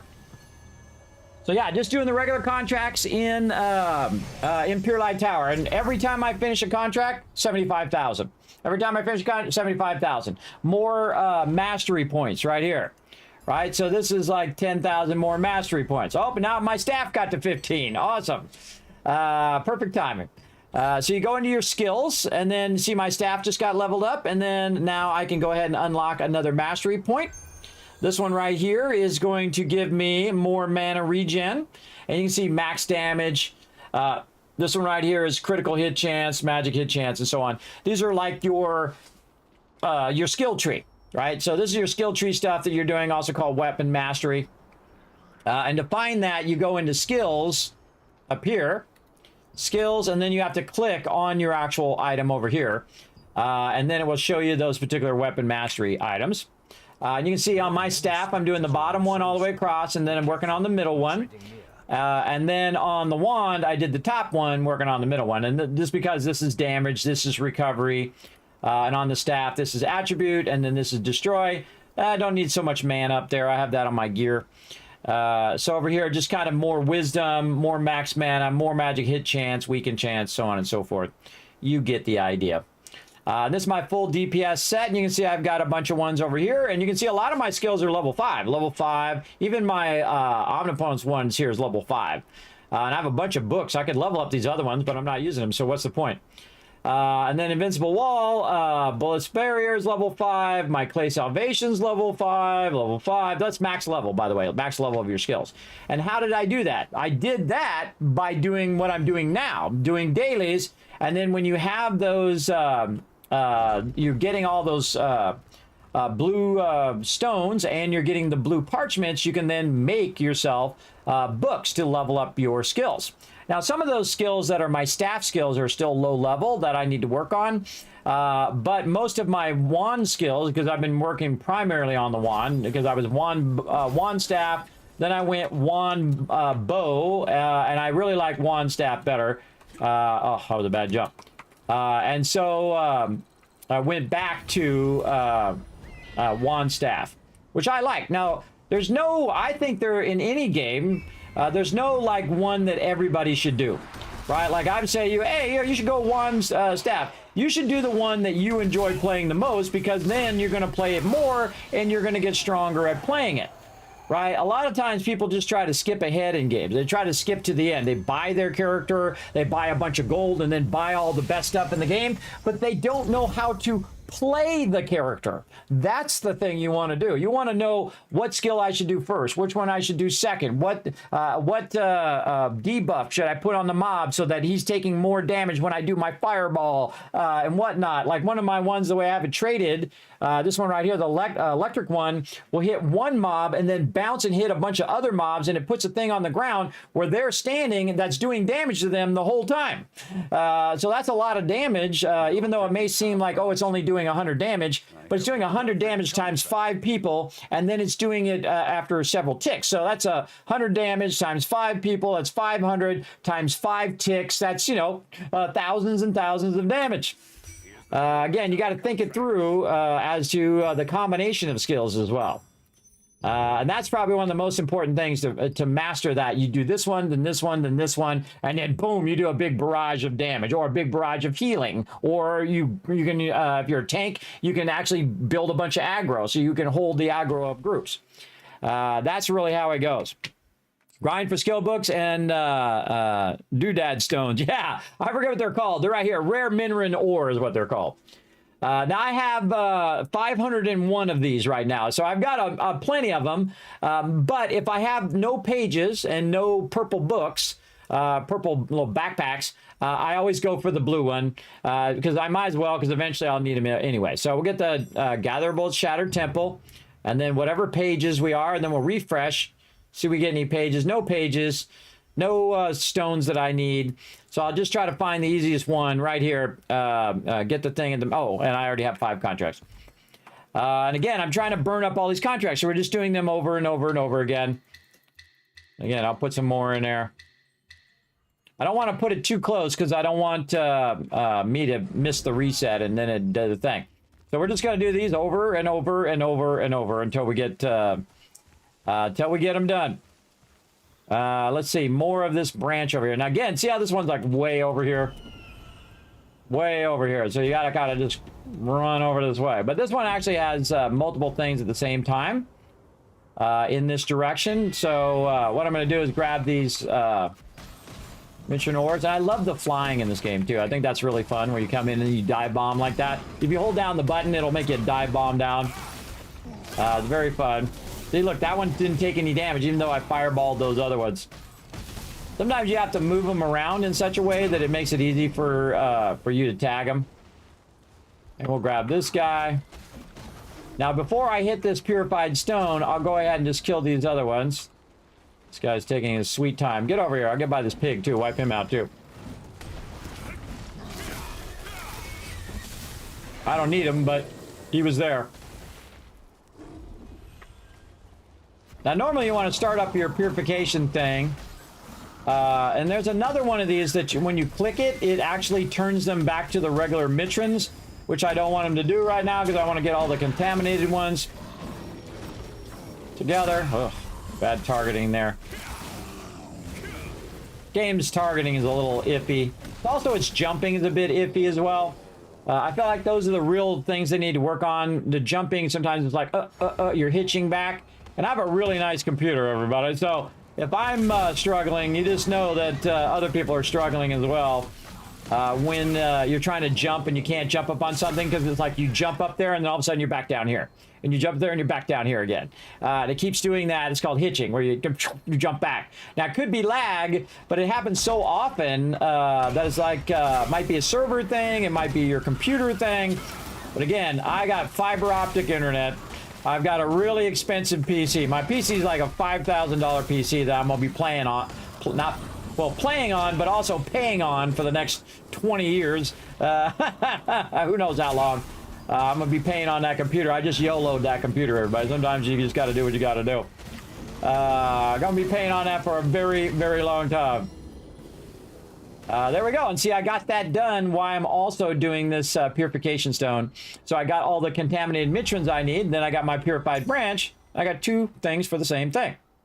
Bam. There we go. What else we need? We need more regular Mitrin. Ooh, let's see if we get out of here before they aggro. Oh, gone. I love doing that, right? You get just when they're about to hit you, you bailed. That's really fun. We have a variety of content. Yeah, chain lightning plus big AoE. Yes, that's what I'm doing right now. I'm chain lightning them. And I have 2 different lightning skills. I have one skill that hits them and then goes on the ground, and then one skill that's like, boom, hits them and then hits everything around it. And everything I'm doing, I'm trying to hit the one in the middle, so it's hitting the ones on the side, right? So it's AoEing as many mobs as possible because that's multiplying all my damage. So I could be hitting one mob for 12,000, or I can hit the mob in the center for, say, 2,000, and then it spreads to 5 different mobs, and that's like 20,000 damage or something like that. I didn't bother to do the math in my head, but you get the idea. It does a lot more damage. All right, let's get the Shattered Temple device. The one that's the page. I'm not even going to look at what it is. More page one. We'll come back and do that one here in a moment. What do we got? More over here or more in the Shattered Temple? Kind of a split. Make sure to come back if you need a... We got 2 for Mitrin that we could do. And we got to get examine the purified things and the smithing tools. All right, so these both are in the same spot. And one of the things I love to do is just go right here and just fly down these steps. Now, I normally go up so I can go way over and get the mana thing, but I don't need to because I need to get the smithing tools that are right here. So I'm going to go right here and get these smithing tools. And also to the left here, and again, because I've done these so many times, I know where these things are. And then over here is the other item that I need, the Purified Mana Stone. And you can see I need a bunch of these mobs here at the same time. We'll get them in a second. We'll go ahead and get the Mana Stone first so that it doesn't show up as a thing I need to get. And we get these Mitrin.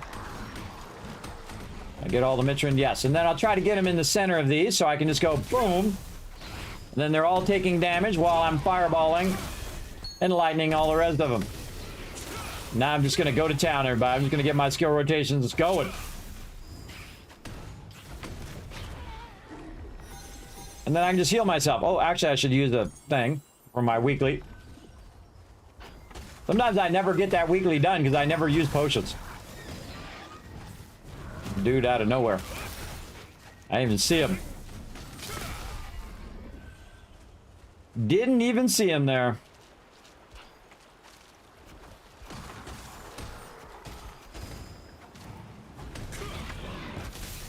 So I gotta wait for that guy to run over anyway, so it allows me to queue up my skill while I'm waiting for him to run over. Okay, that one done. More Mitrin. So we'll go over here and get some of these.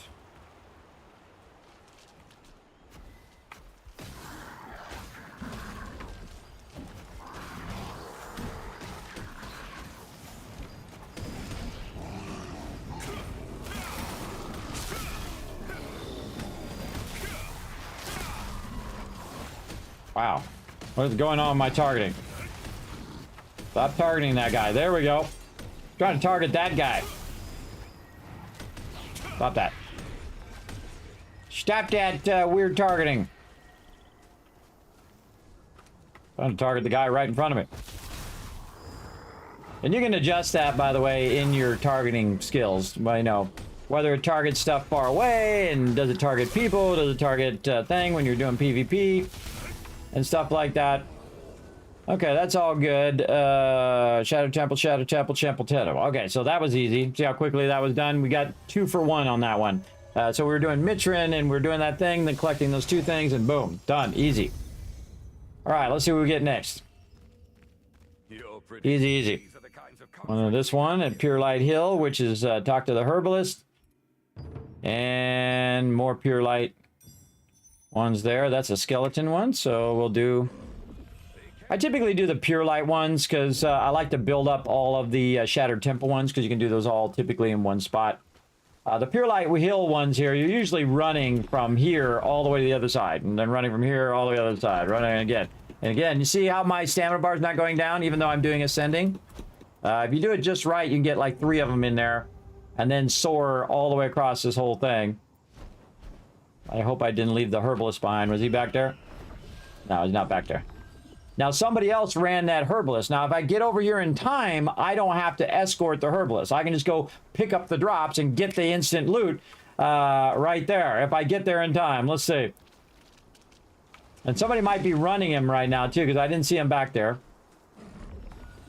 He's going to be up here. So if he's not down here at the bottom, then he's going to be up here. Yeah, see, watch this. This is all I need to do. Run over here and pick this thing up. Somebody else already did the escort quest. Easy, right? Too easy. Then back over there again, because I got to do contaminated ones and then the contaminated purified stone. Those purification stones and the blessed thing, the blessed stone thing where you have to stand there and guard the tower, that's the thing that takes the longest. I usually try to avoid those, but if it's got pages, it's worth my time, because those pages are the thing you're looking for all the time. Again, see, I'm still in the town, so I can use that without using my stamina. And then we're going to go this way, and we'll get a couple of these guys here. Oh, is it time for a break already? Wow, okay. Trying to remember to take my breaks, too. All right, we'll finish these off first.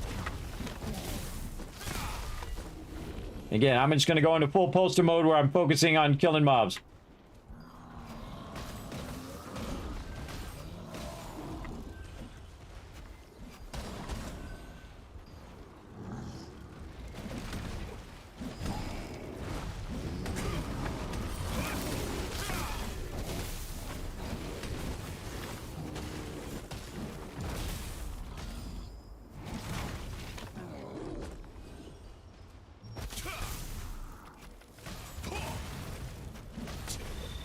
The Unreal Engine thing just tends to hitch and jerk a lot. Yes. It's really awkward, though. It really makes the gameplay awkward when you're trying to jump and then it keeps bringing you back like that. There's somebody out there who could fix it, everybody. It ain't me, but somebody. Not my job to fix it either. My job to do my thing, yeah.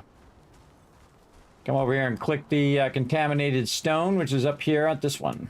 There's different types of these stones. So this one here is the purification stone, and this one is the contamination stone. So in this one, when you do this, boom, it'll actually pull the contamination off of some of the mobs. See, now I turned into a regular Mitrin. Over there. I'll just fly down here and teleport out. Just I'll attempt to. Come on, hit the beat. There we go. Teleport back. Yeah, and these are all free teleports.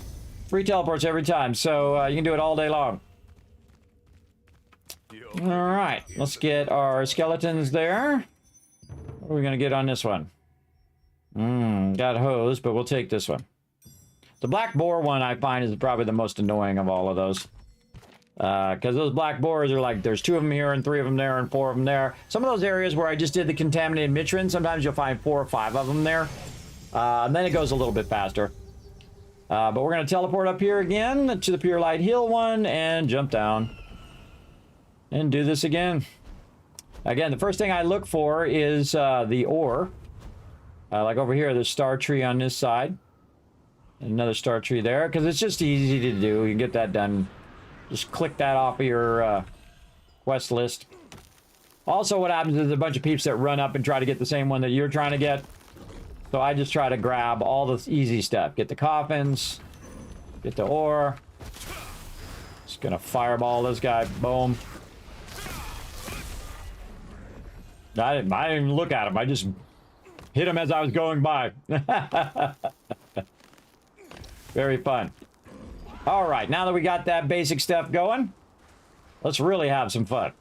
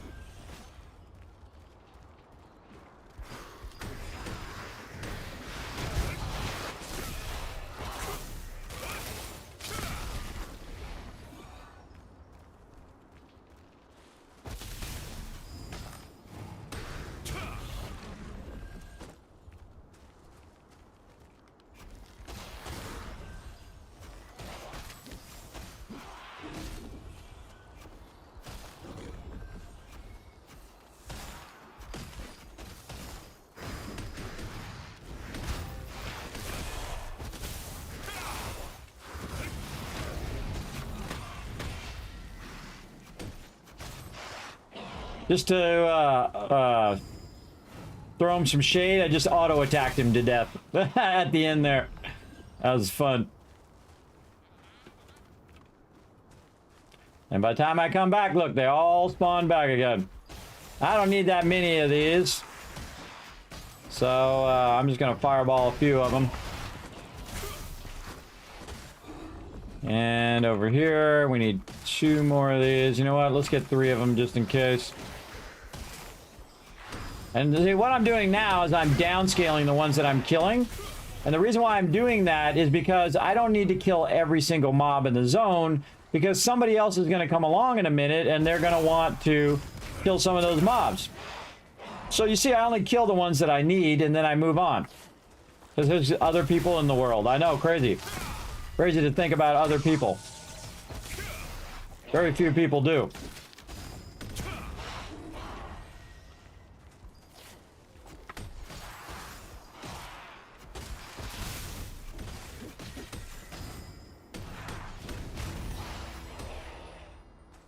Okay, we need some more stuff. Archer got me. More star trees. Let's get it. Or really any resource would do. Come down here, Archer. I'm gonna come back and I'm gonna get you. All right, fine. My fireball versus your arrows. I win. He didn't even get that shot off. I killed him before he did his stun shot.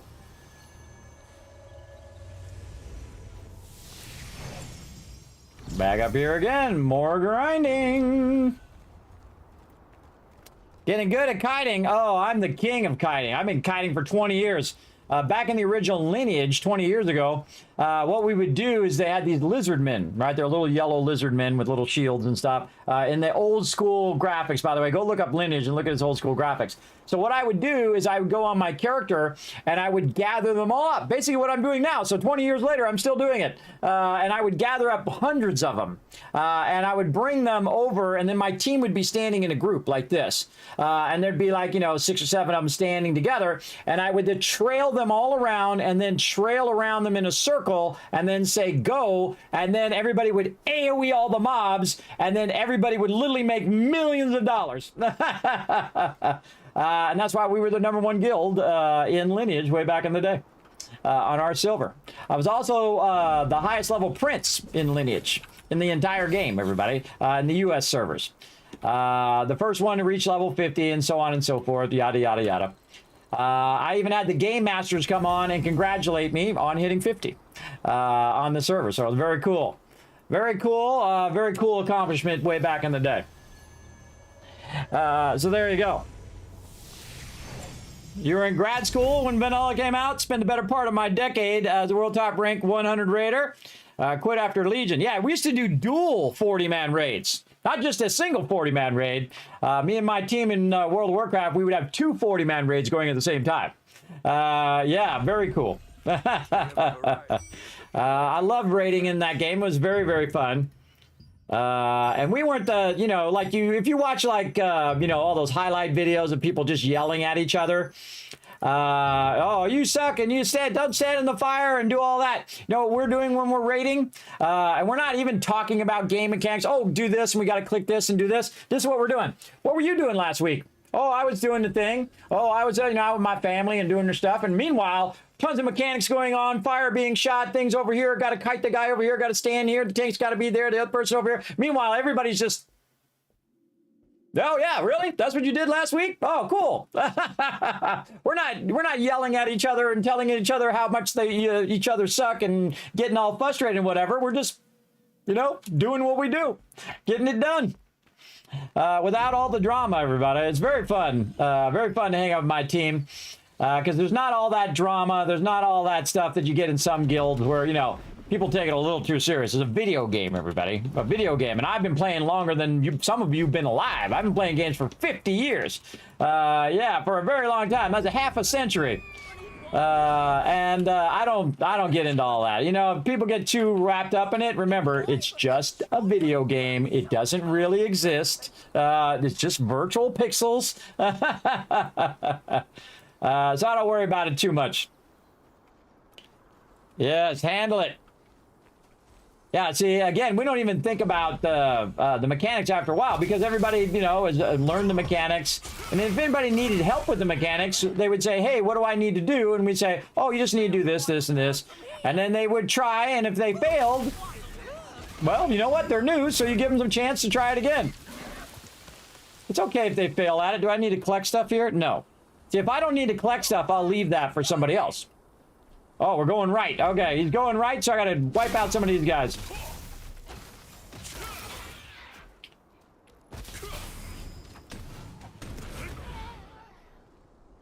Let's go, little dude. And then what I do is I kind of go ahead of where his path is. And if there's nobody there, I'll go do something else. I could have killed that black boar while I was at it. And it'll take a while to get over here. I don't have to collect anything. I go over here and kill a black boar while I'm waiting for him to walk his slow butt all the way over there. Because he's got to drop some more stuff over there and do stuff. And I don't need to be there. If there's no mobs attacking him, I don't need to be there. I can just go back in a minute. All right, got a few extra boars in there while I'm waiting for him to get to his spot. Come on, little brother. Oh, no, one respawn. I spoke too soon. Oh, my mouse died. That's what happens when you don't plug in your wireless mouse for 4 or 5 days. Hey, leave him alone. So yeah, that guy respawned after I ran off. That's funny. Wild herbs! How nice! Thanks for taking me here, I'm just here for the bag of tokens. Something for you. Don't forget to take it. All right, more contaminated mitrin and more purification stone. I get this one a lot. Usually when you're getting the better rewards, standing by the thing is one of them. This is a really good spot for boars and for mitrin. Again, there's nobody out here. Nobody out here doing things. Just, you know what? It's 2:41 in the morning on a Friday. Now on a Saturday. So I can just go over here and click all of these. Gather them up and fireball them in the face. That guy, we didn't get that guy.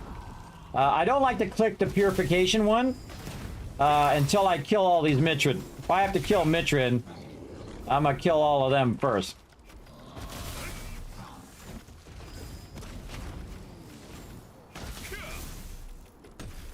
All right, we'll click it now, just in case this guy comes over here and clicks it, and then I can't click it. If I see somebody nearby, I'll go ahead and just click the thing.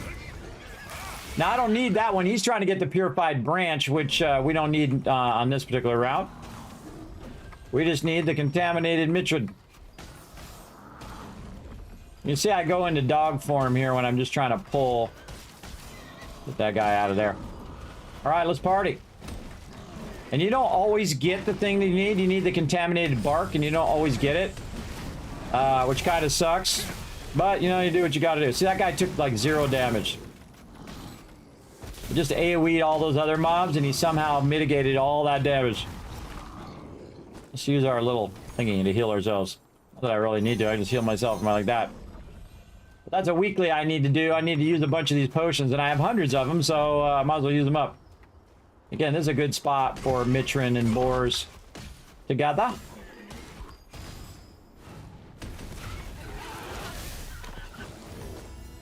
That one done.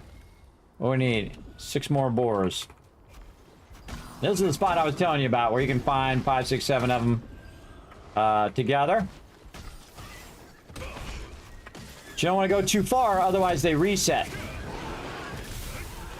If I get mitrin, I'll kill them too. You never know, I might get a good drop out of it. Alright, one more.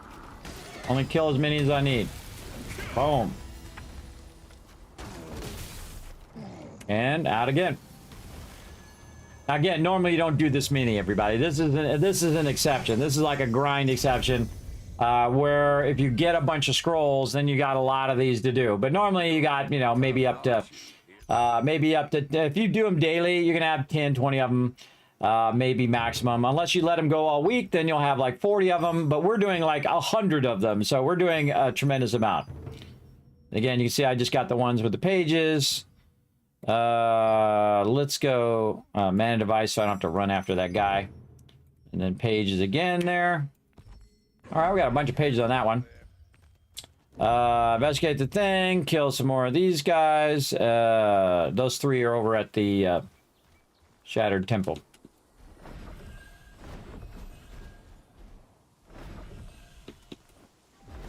Sometimes the flight thing is very glitchy like that as well. As this guy's walking up, I'll cue up my fireball, boom, and then I did a bunch of damage to him while he was running up.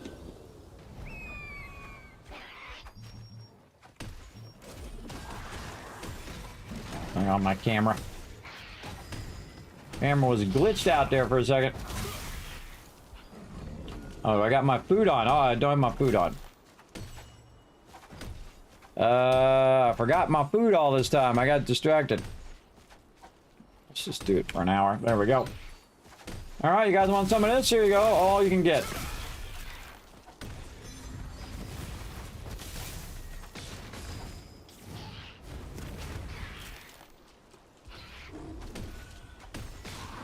Take the melees and drag them to the range.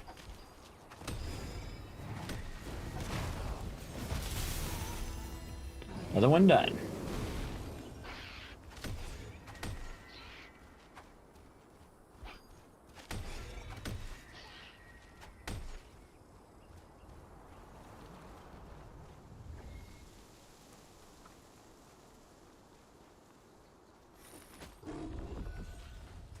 Try to avoid aggro so I can just keep running.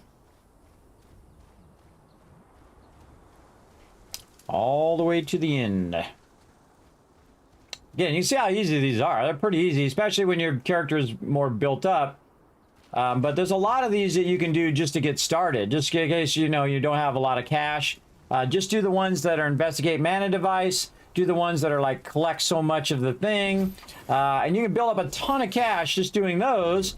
And then you can start specifically picking the ones that are for killing so many mobs. I would avoid those at first. I would avoid, you know, kill this many mob and that many mob. If you don't have that much damage, or if you just don't feel like killing 14 wolves or 14 pigs, I would just pick the easy ones first, build up a bunch of cash, and then use that to improve your character first. But it's really up to you. For me, I just pick the ones that have, look, there's a purple one there, purple bag. Let's hope they're all at the Shattered Temple. Nope. Yeah, we got a bunch of those at the Shattered Temple, so we'll do the Shattered Temple again. I jump back and forth, otherwise this would get really boring if you were just doing the same one over and over and over 100 times. At least it adds some sort of variety. You know, you do one over on this side, and you do one on that side, on that side, just kind of go back and forth, back and forth. And I'm the master of grind, everybody. I can do grind all day long. I'm all about it. Oh, this is going to be a good one here. We're going to do a whole bunch of stuff at the same time. Oh, this guy's starting that up. Okay, fine. Start that up. You start that up, I'm going to tag all these mobs. Well, he's going to stand over there because he doesn't think it through. Instead of standing over there, you just grab all the mobs, tag them all, tag them and drag them, and then you wipe them out before they run over there and hit the sensor. I find that's much more effective. And then go over here, get the suspicious coffin. Again, multitasking for the win.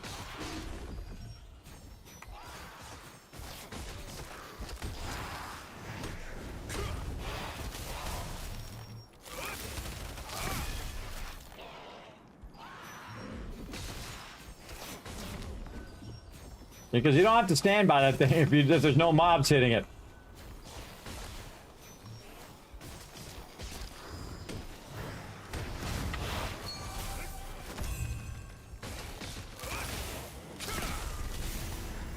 And see, I got that one done. Why, that guy didn't even pick it up yet. Huh. Oh, he already got it. He was teleporting out. And then now I just need the knights. Get these knights together.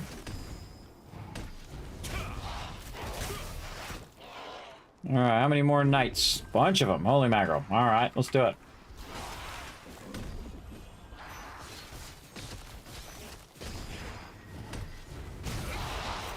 Rather spend 20 minutes there than 5 minutes where the orcs are? Exactly.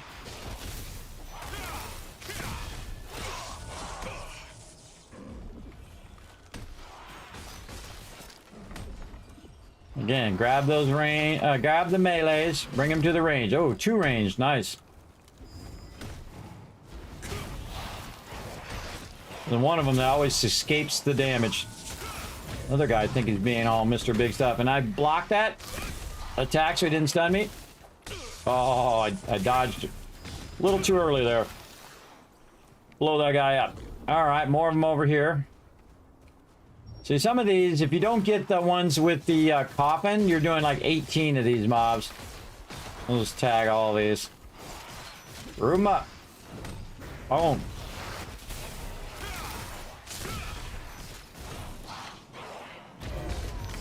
Block.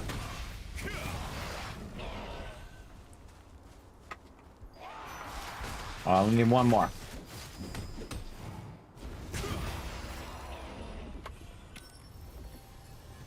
Done again. Rinse and repeat.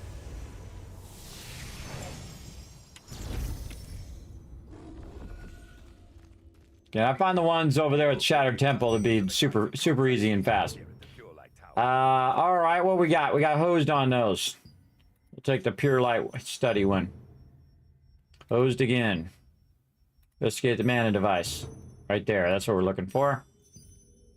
More pages here. Already at max. All right, mana device. Collect stuff. Purified branch. And some stuff for the Shattered Temple. I always do the Purified branch one first because it's the one that takes the longest and you got to run all the way out here. But look at this. We also have some stuff that's going to help our other quest. Right here. We'll get our Starlight Tree. We'll go get that Moonstone next. Nobody else grabs it. Void the mob. Grab the Moonstone while he's running at me. Then dip. So I don't need to kill him.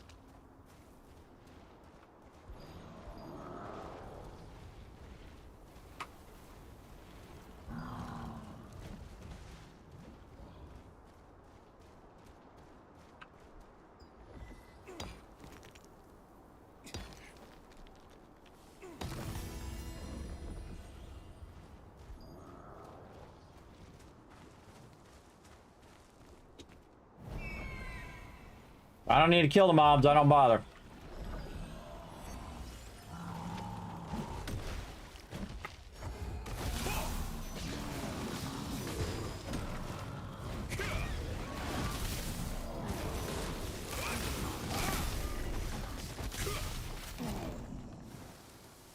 What do we need to do?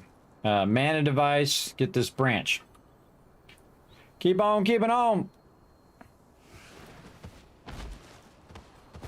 You do the ones that are just like look cool. You like the area with the lichens? Oh yeah, well, I'm all about what the rewards are at this point, but you can do the lichen ones too. Yeah, those are fun. I'm actually that guy that has a spreadsheet of all of the contracts. Right over here. Check it out. There's all the contracts of all things. I made that. I didn't look it up on the internet. I made it from inside the game. What you can get from each area, what you get when you go to Ruins of Terrain, when you go to the Great Claw Forest, and how much resources you get, and what your total training are. So you can totally do the Great Claw Forest because it has the same rewards, pretty much. Some of them over there at the Great Claw Forest are 62,000. You got to watch out for those ones. But the other ones are the same exact ones that you can get here at Pure Light. I like the Pure Light ones because they're super easy. You just run over here, grab the stuff, do what you need to do, and you're gone, right? And you can see I've done probably 70 of these already tonight in the last, like 6 hours. Again, pretty easy. All right, what do we got? The more Pure Light Hill stuff there. We'll take this one. Ooh, another one there. Okay, again, you see I get this, and if I already got this, I don't need any of that other stuff. I can just refresh. All right, what's next? Kill these Mitrin and Kuturi while I run toward the thing. Now, sometimes what I'll do is I'll do all of them. I'll do the 2 of these and then go do the other 3, and then 2 of these and then do the other 3. And then sometimes I'll just do the ones in a certain area over and over again, like I'm doing today, because it adds variety to what I'm doing. If you're constantly doing it in such a way that you're doing the same thing in the same way every time, that's a fast way to burn yourself out. So put a little variety in there. Mix it up a little bit as you're doing it. I mean, you want to be efficient at what you're doing. And effective. Man, my targeting, what the heck? Sometimes the targeting is very awkward. You want to be efficient at what you're doing, but also you don't want to suck the fun out of it. A bunch more of these guys.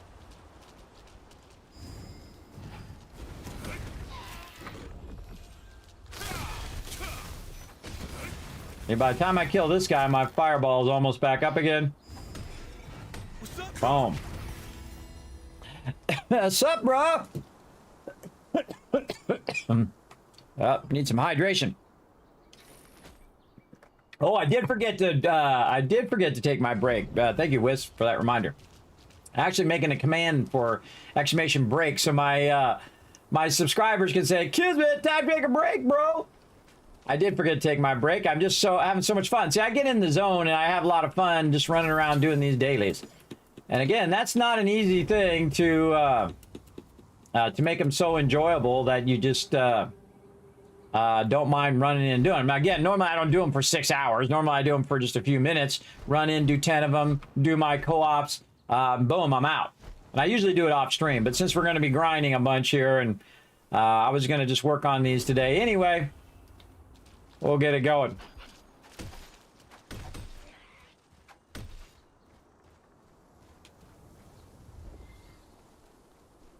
I'll wait for my stamina to go up so I can use the little pulley thing. There we go.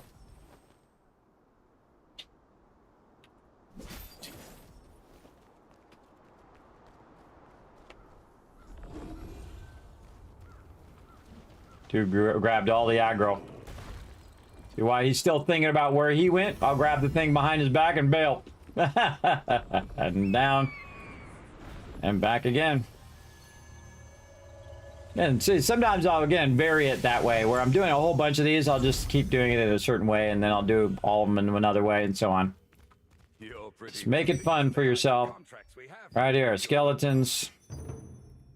Pure Light Hill. More Shattered Temple one there. Oh, 2 Shattered Temples. Oh, okay. How many ones we have in the Shattered Temple? A bunch. We could go do the Purified Branch one and get another one for the Shattered Temple, and then we can do 5 of them at the Shattered Temple at the same time. So we'll go do that, since this one's like the most tedious one to run out here and do it. But of course, if you know which direction it's in, it's not as tedious, because you know where it's at. You can just run straight there.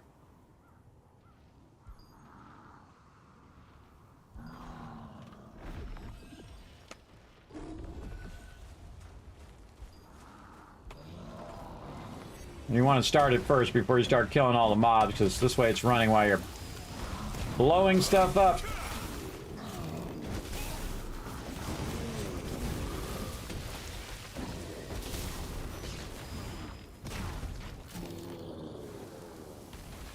Next.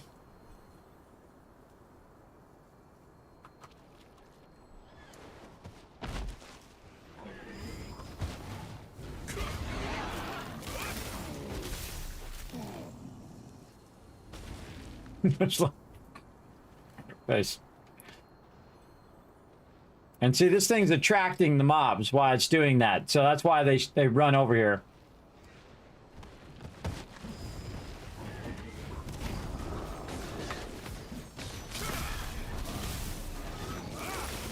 Try to pick the one with the highest health. This is just standing around, waiting for the thing to pop up, and then bailing before the guy aggro's on you. Let's see if I can get out before he aggro's. Oh, yeah. Oh, he just aggroed right at the end there. Too slow, sucker. I'm out. We have a variety. All right here, Shattered Temple. What is it? Investigate the Shattered thing or Knights? Let's go do the Knight one, because we're going to have to do all those Knights together, and then we'll do the Shattered Temple one next time. Oh, yeah, that's all right next to each other. Okay, so again, your light waypoint.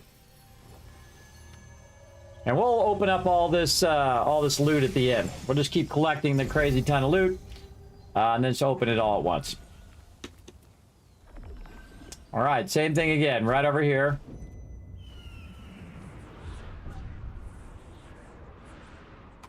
Oh, this is going to start the Requiem of Light here. It's going to be an event here in a minute.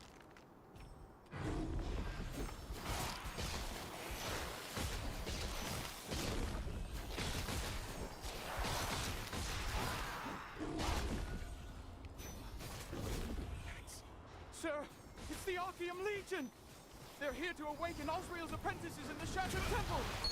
Those specters are unleashed. There's no telling how much damage they'll do.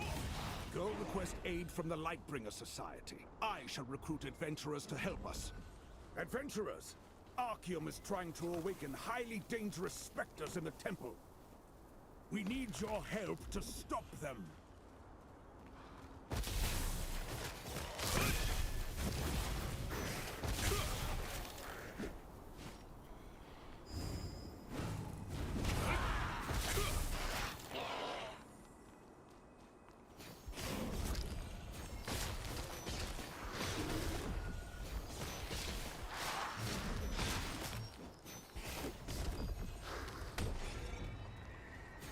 Oh, there's my blessed material.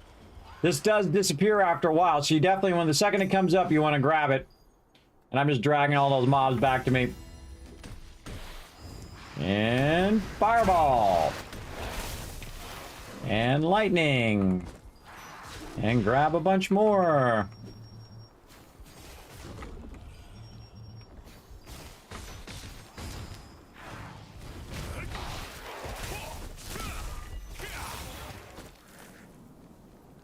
All right, more of these guys. Sir, the Society's wizards are on the way. I should look up and see what the guild contract is right now. I forgot to look. Where's our guild contract? Lantern Seed. Swap this around back to the wolf one. Go walk over here because this mobs are gonna aggro on me while I'm trying to fix it. Yeah, somebody went and did Shadow Crypt. Thurberg did.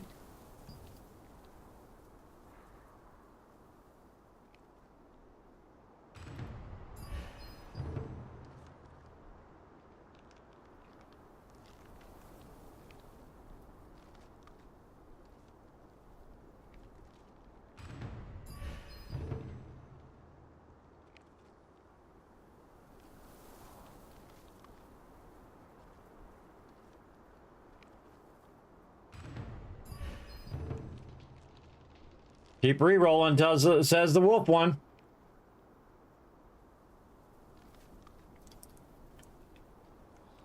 Yeah, my job is to level up the guild. I don't care which one it is. Just trying to level up the guild. And the wolf one's the easiest one and is always set to peace, by the way. You never have a PvP one on that one. Sometimes on these things, they're PvP, so...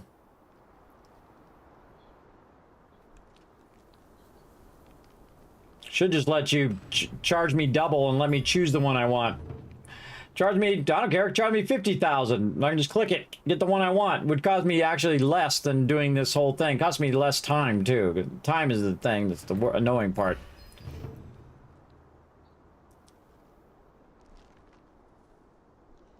Do you think we can stop the Archaeum Legion? With the help of this many adventurers, we have a chance. That said, Archaeum never makes it easy. We need all the light fragments we can get.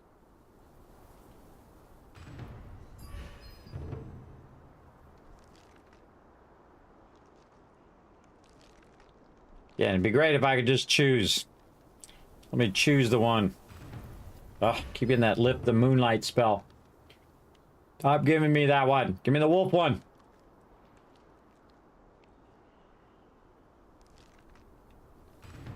Nope.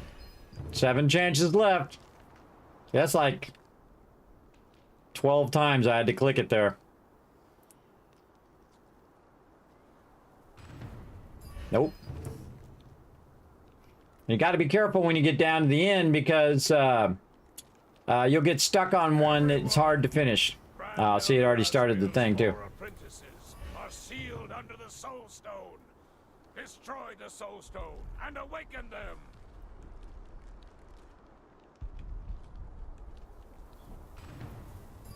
Four chances. Now, the next one is one that I think my team can finish. Over the next thing, I'll just leave it. When I get to the last 5, I'll just try to find one that's reasonable. I don't like the hidden brown Micah one. Below the Soul Stone sleeps 4 of Azrael's former apprentices. Come on, give me something good. Seal their souls and become specters. If the Soul Stone is destroyed, Oh. these vile spirits will escape. I feel like this is going to go badly. We must gather the light fragments quickly so we can use the guard tower. All right, leave it on Festival of Fire. Because I might roll it again, and then it's the wolf one and get screwed. Because the Festival of Fire, we can go look at that one right now. The Festival of Fire is a co-op one right now that we can go and do. So we can go and help out the guild with that one by going up here, Festival of Fire. And I'm going to stop what I'm doing and go do that because that's going on right now. Now, these only come up like every 4 hours or something like that. a very huge difference on these. What I need to do is build up the reputation with the with all of this. We'll see if anybody actually shows up over here. And this ends in 18 minutes. Is anybody even over here? I don't even see any players over here doing Festival of Fire.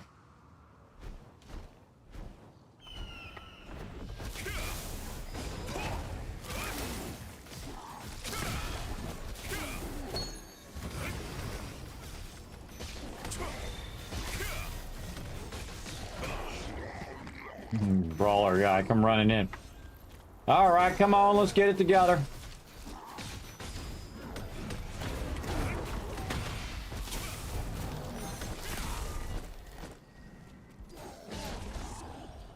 I try to get as many melees as I can because it just makes it easier.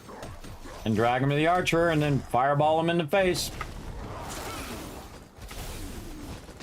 This is what's great about being an AoE thing. Now, AoE is not always good because sometimes you pull mobs that you don't want to, which is not good. I don't know why, but I'm gonna go over here and fireball this one that's on the Watchman.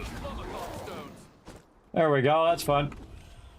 You really want to have as many melee ones as you can find, because then you can group them all up and fireball them all. Come on, guys, let's get together. Brawler. Get them all together with the shaman.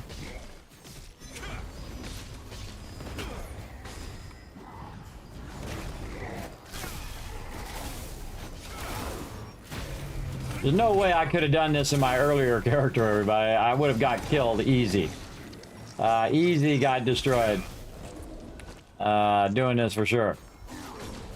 Alright, so again, just doing the fire one. Now, this is a co-op, so you can just get in a bunch of groups and do this one together.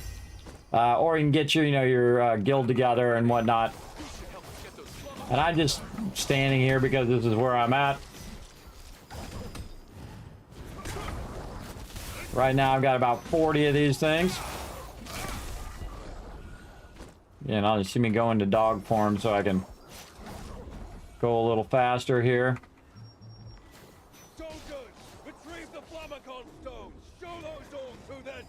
Not the Flamacon stones. I don't know what the heck he's talking about. Blocked.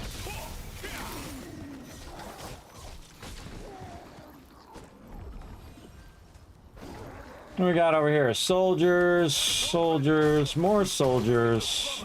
Archer back here. Shaman on the left there.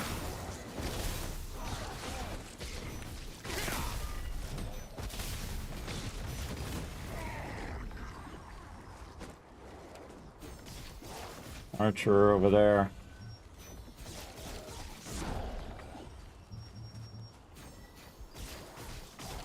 Yeah, normally there's a bunch of players out here doing this event, but right now, since it's 3 o'clock in the morning, nobody out here.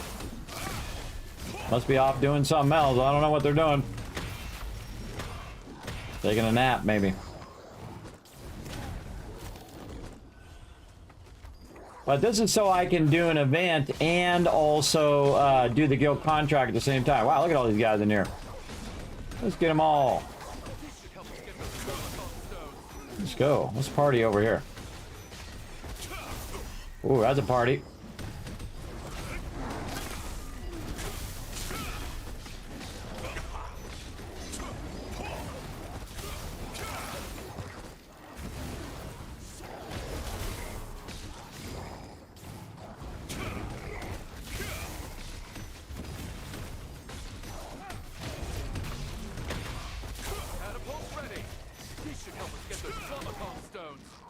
Mob back here shooting me. They're like, Kismet, you're getting low health. Are you sure? I'm gonna use a potion just because I need a potion for my weekly. Not because I actually need a potion. That's what's great about being a healer and DPS. You're not constantly worried about dying every 2 seconds, though I also have my health up much higher than you normally would as a caster class. And thus I can take a lot of damage and mitigate a lot of damage. Which is also, even more than taking less damage, is mitigating that damage. Is important as well.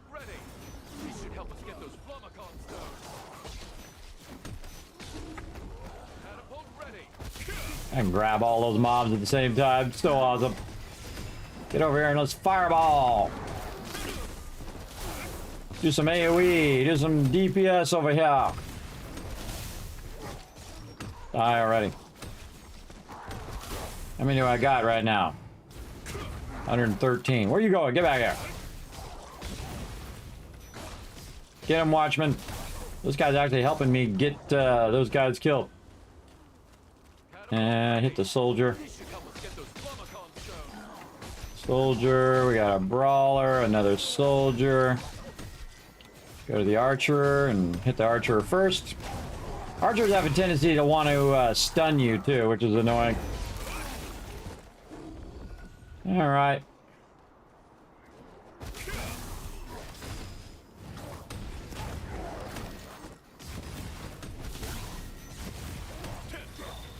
Still forgot to take my break. We'll do it after this event. 12 minutes. Hey, sir, he set a timer for 13 minutes called break.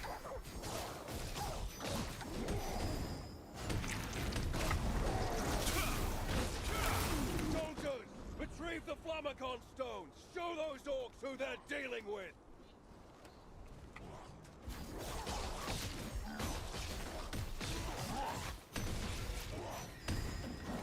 Catapult ready. Help us get those Flammacon stones.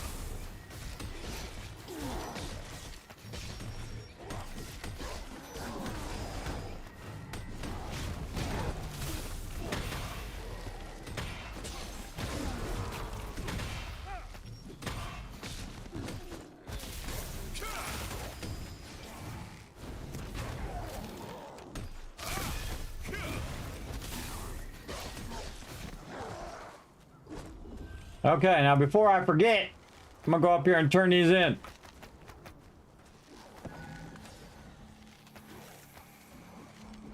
There we go. You need more fire energy. All right. Now I'm gonna go up here. I'm gonna get all of these guys. Let's party at the disco. I think I'm the only one out here doing this. Again, this is co-op, so me and my team could be doing this all together. Oh, there's a thing I need there too. Look at them all. Boom!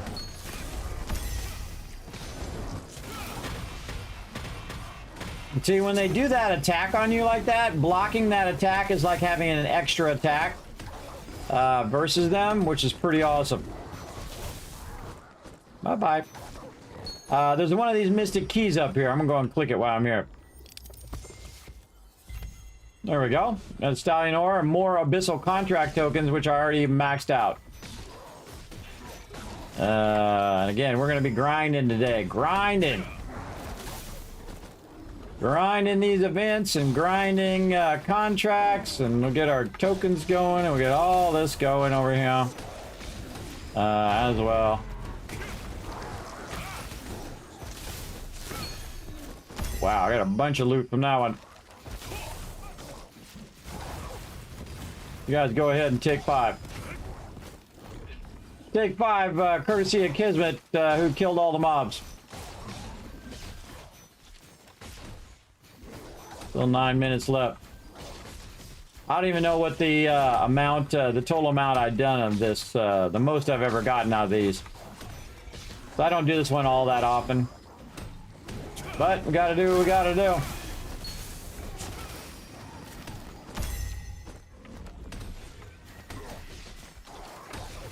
Get together over here, guy. There we go. Everybody group up. Makes it easy for me to wipe you all out.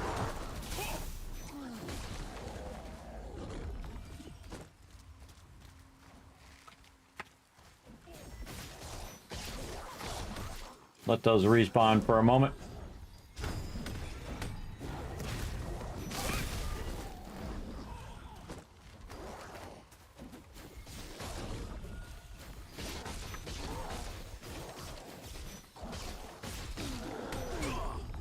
Kind of nice. There's no mobs or no peeps over here, so all the mobs are mine. Kind of nice. Oh, bro. Oh, big lag.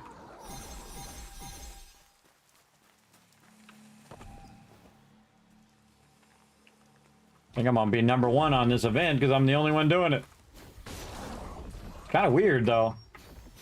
Why is there nobody else over here? They're doing some other event. Kind of strange. Yeah, more of these guys. More.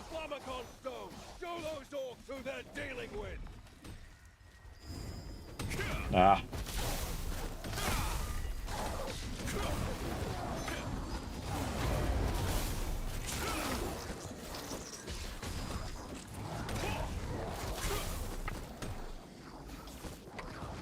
Smoked them all.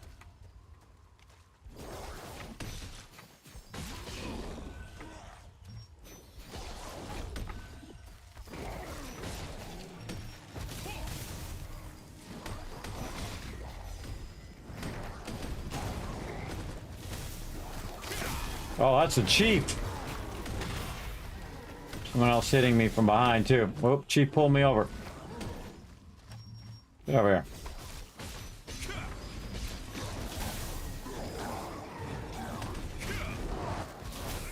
Alright, let's take on the chief and see how many he drops.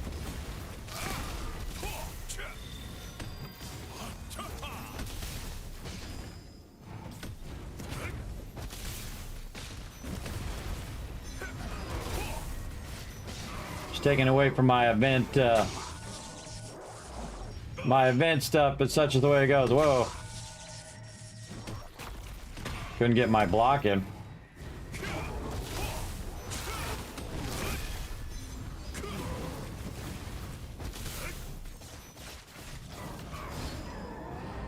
Oh, there he goes again. Block. Yeah, well, if you miss that first block, you're not gonna block it again. Get out of here. Whoa! See all that stuff he dropped? Holy mackerel. Alright, that wasn't worth it. That was worth it for sure.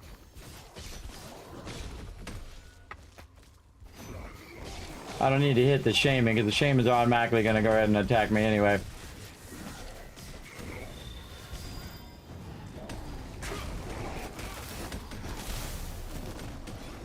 That's a lot easier when there's no one else here.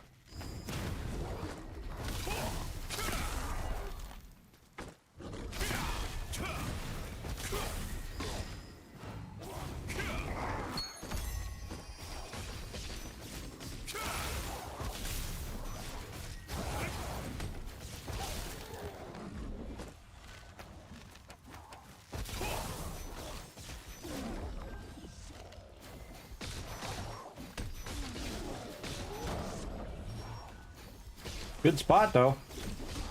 A lot of mobs.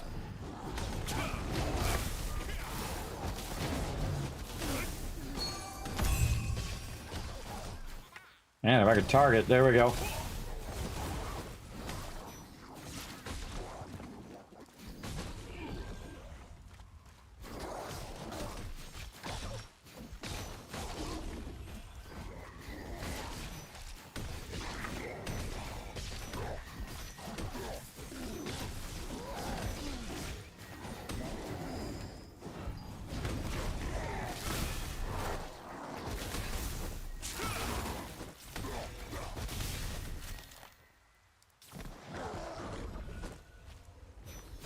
Four minutes left.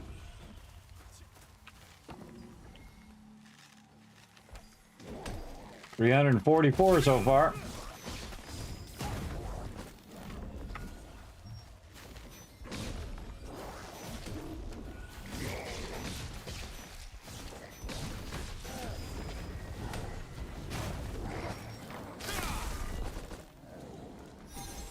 Soldiers, retrieve the Flammacon stone. Show those orcs who they're dealing with.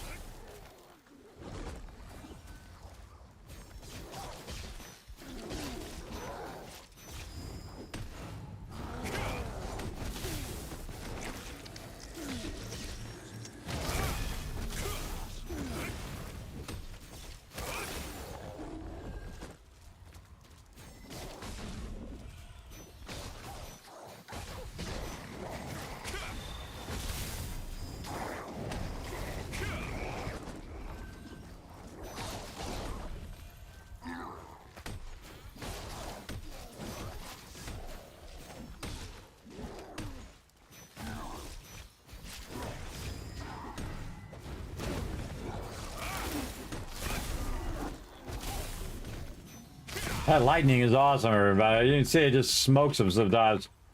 You get a critical on that thing, man, you're just going to absolutely wipe them out. Again, bring all the ranged. Bring all the melees to the ranged.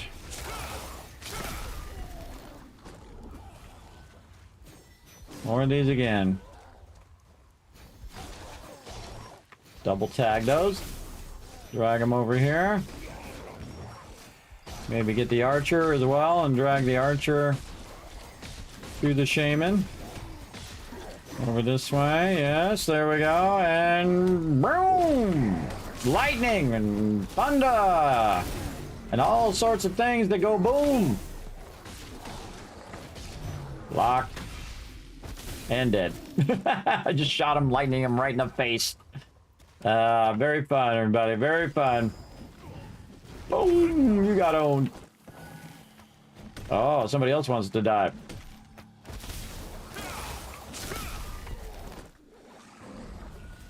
Ain't over yet. Let's go get these soldiers and brawlers and more soldiers.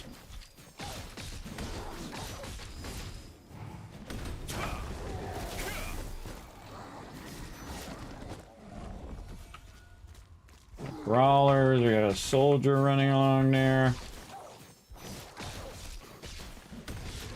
Drag all these guys back up here, get this guy, and that guy, and this guy, and now we got a party.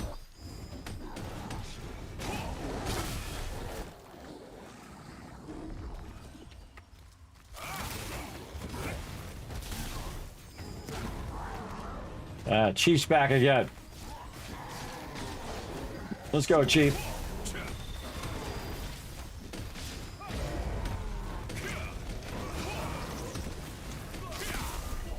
Bring the Chief over here so I can... Gonna do that run thing here in a second. 46 seconds. Turn these in.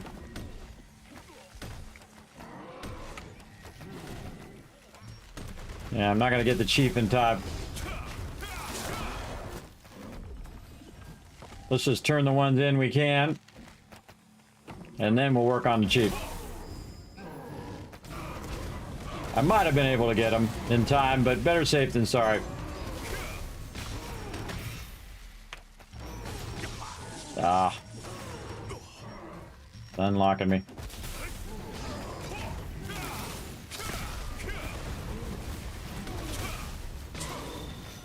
Four seconds.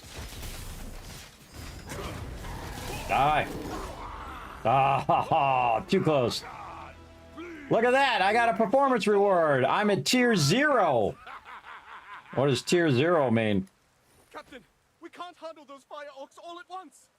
Yeah, we got 5 trade on lockstones. Well, that was worth it. We'll need more backup to defeat them. Nice.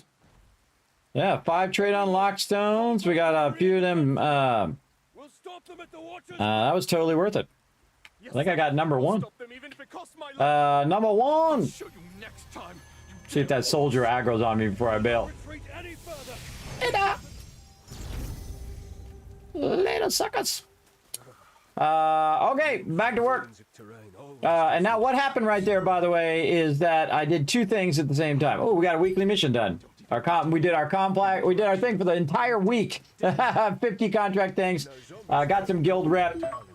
Time for a break. And we did 2 things at the same time. So we went over here and we did the guild contract, which is danger of fireworks. So I did 20% into that. So I did actually pretty good on that.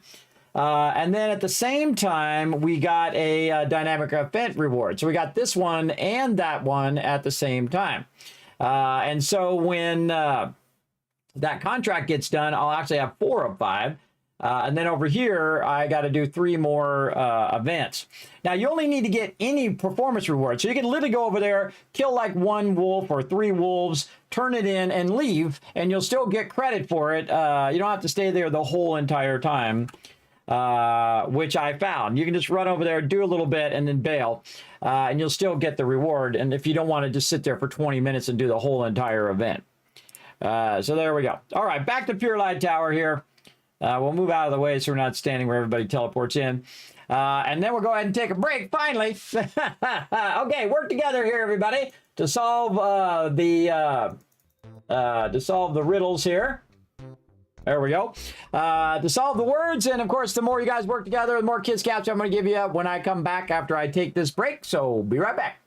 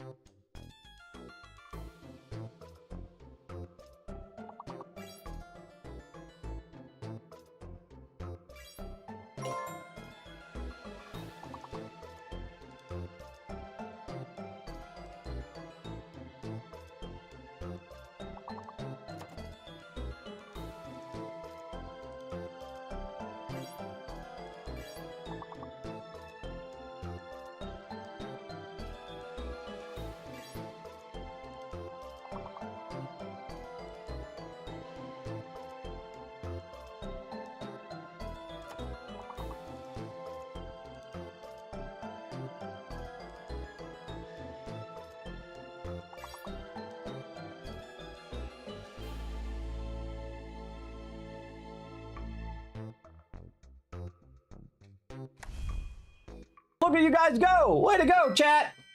I gotta get my headphones back in. Way to go. Well done. Look at that. You guys are absolutely crushing it. Let me give you a whole bunch of kids caps there for doing a great job working together. That's really fun, everybody. Again, sometimes I'm just here like having a quick bite to eat while I'm watching you guys just absolutely crush it. Very, very fun. Words on stream there. All right, so we're going to get up here and we're going to get this going on. Press the right buttons. There we go. Back to grinding. We are doing some serious grinding today. We've been grinding for 7 hours right now in some Throne and Liberty. We're at a Shattered Mana Device. Ooh, that's easy. The Mana Device, and we're getting pages for that. Sweet. Right here, the blue one. Whatever that one is, we'll grab it. More pages. We got to come back and do some more. All right, how many more of these we got over here? We got a lot of these, everybody. We are grinding. Look at that, 108 of these are worth 1 million points for my staff mastery there. Very nice. We got 15 more. Okay, so we're getting there. We're getting there. We're grinding these down. Look at this. We have 666. 666 rare parchments right now. Uh-oh. We're in trouble. Okay, what do we got? The Shattered Temple. We got a bunch of Shattered Temple stuff. And we got the Contaminated Bark one. All right, so let's go do the Contaminated Bark one. And then we'll get maybe another one for the Shattered Temple and do that one. Now, this one's really easy. Again, just go off to the right here. Bunch of these Contaminated Mitcher and turn the sound back on.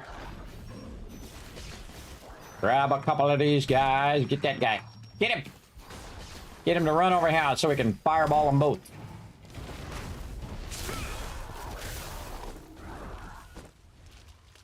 Now I'm just going to go to town here.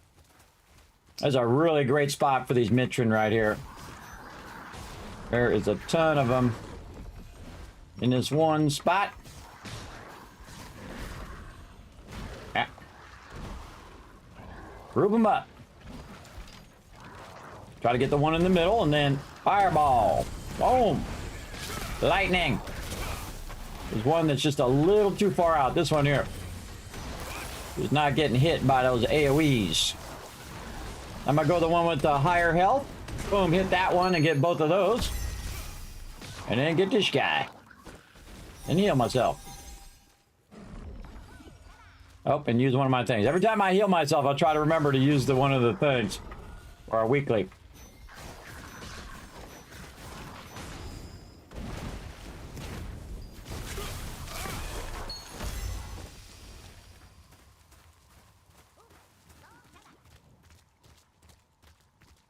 Tons of them out this way too. In theory, I should only need 2 more. Let's see what happens.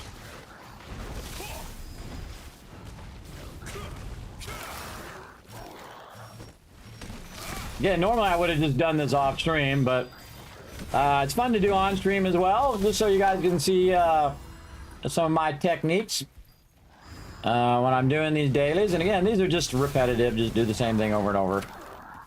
All right, we're out. I'm back. You're pretty as the pure light. All right, so let's see what we got. That's another Pure Light Hill. Well, we're going to take it anyway. And then refresh. Another Pure Light Hill there. All right, well, we'll just go do the temple one.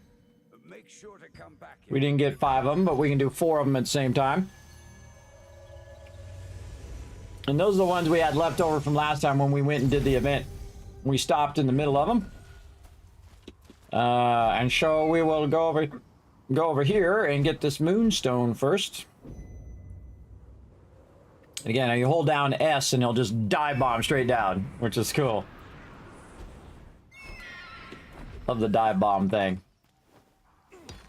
Bunch of knights I need to get there. Oh man, I can feel it getting cold in here. That cold is kicking in. Oh yeah. Very cold. Anybody else getting any snow? My kids are out sledding today, having a good time. Enjoying our very occasional snow here. Where you going? Back up.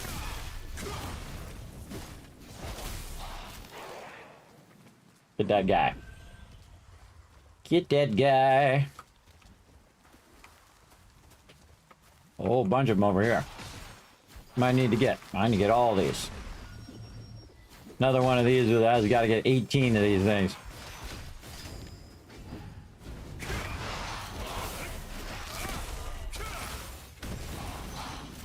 Toast. That's it. Tombstone. And then mana recording device. All right, easy. And up here. I'm going to do the mana recording device, and then when I do the tombstone, I'll get credit for both quests at the same time, which is awesome. Multitasking your quests, everybody, is one of the best things in any game. It's like if you're playing No Man's Sky, great example. You can get a bunch of contracts to do a bunch of things, just like I'm doing now. These are contracts here, the same kind of thing.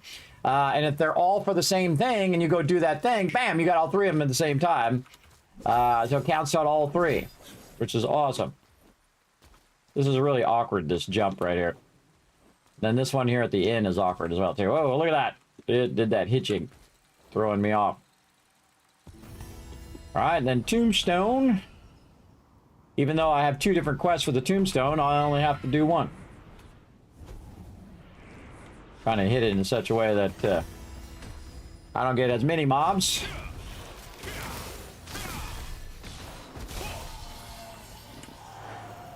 Those are done. And we got some keys we can do too. We haven't even got to keys yet. We haven't got to abyss tokens yet. I told you we're gonna grind, everybody. We're gonna grind big time. Grindy, grindy, grind. Let's go. What else we got? Ah, nothing in there. Get the easy one. Let's go Shattered Temple. Right here. Pages. Oh, a bunch of pages. Nice. Come back, get those other two. Collect items at Pure Light Hill. Kill some more black boars. Purify. Oh, contaminated herbs is over to the left here.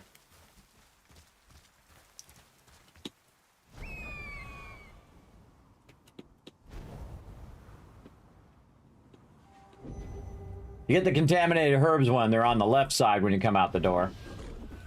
And I need to get all these mobs. You can see there's a whole bunch of them, but let me get the contaminated herbs first. There we go. Now I need the bloom wild herbs for the, need the so many of the things. Then all I need is 12 mobs, and they can be, Mitrin or the Katori or whatever. We'll just grab all of them. Like this. Group them up on the range. And boom. Back out a little bit. There we go. My thing gets up real close.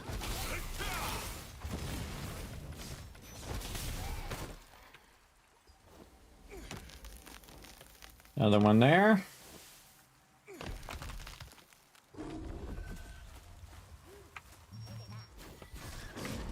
Very rarely do I come over here and hit mobs, but there's usually nobody over here. If the other sides are really busy, just come over here to this other side. And there'll be some mobs over here that you can get. And again, very rarely do I come over this way. I'm usually going toward the Pure Light Tower or whatever. And I need to go over there and get the Purified Mana Stone. But for right now, I can go ahead and just kill these mobs. And get these resources.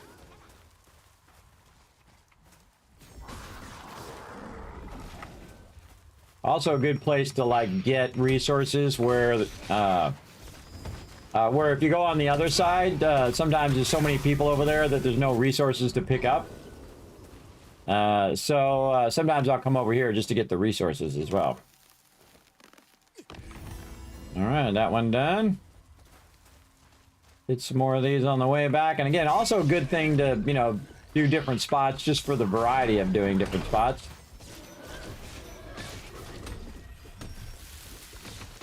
Get all these guys together.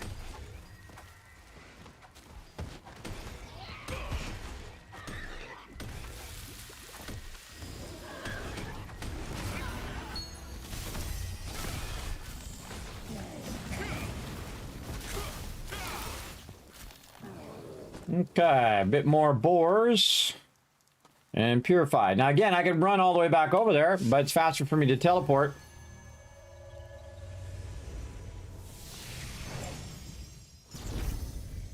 Because we got to get the token for the herbalist.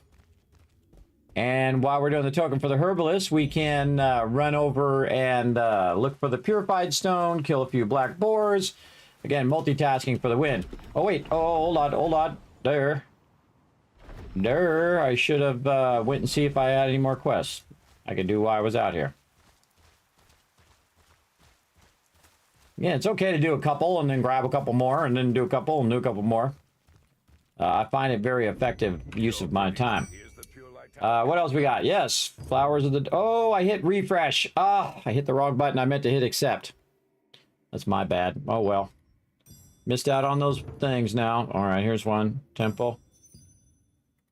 And then right there. See, I hit refresh instead of... I'm so used to hitting refresh after each one, but I missed out on those two. But that's okay. We'll get more. If you make a mistake, just roll on. All right. Token for the herbalist and more Mitron and Kotri and all of those guys along the way.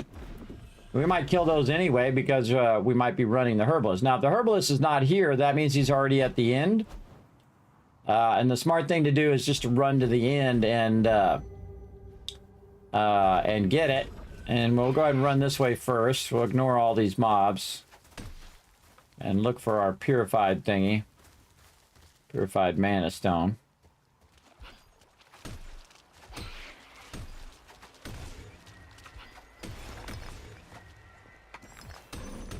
And then we'll go back this way.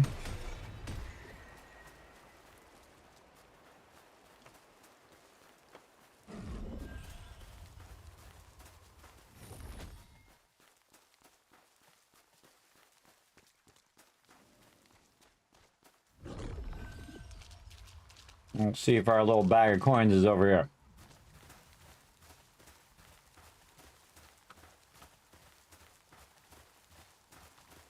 Nope, not there. That means he just reset or someone is escorting him right now.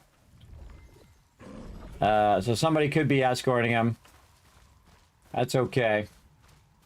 While we're waiting, take out a bunch of these guys.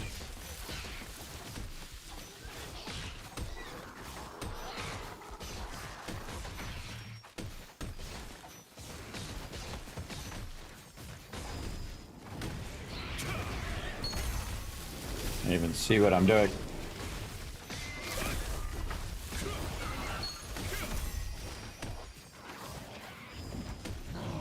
So annoying. So annoying, those guys. Those guys are very annoying. I saw somebody standing over there by the herbalist, so they might do the herbalist for me. And I may not even need it.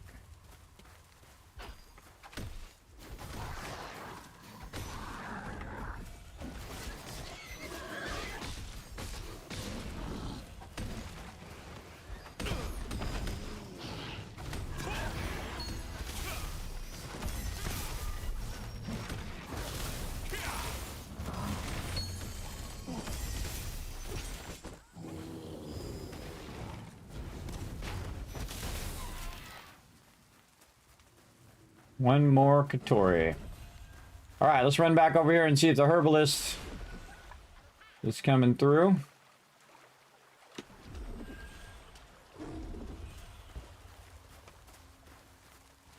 Yep, he's up there. See, somebody was escorting him, so I didn't have to. They just escorted him up there, and then I got the bag of tokens. Somebody else doing all the work, which is awesome. All right, one more of these Katori guys. Let's give him a fireball. Boom. Back to the temple.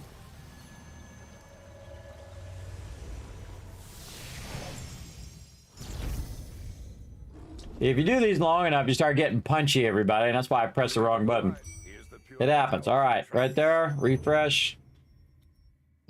Light removal. Right here, Shattered Temple. Refresh again. Yeah, we'll end up getting that one. More black boar, more stuff over here.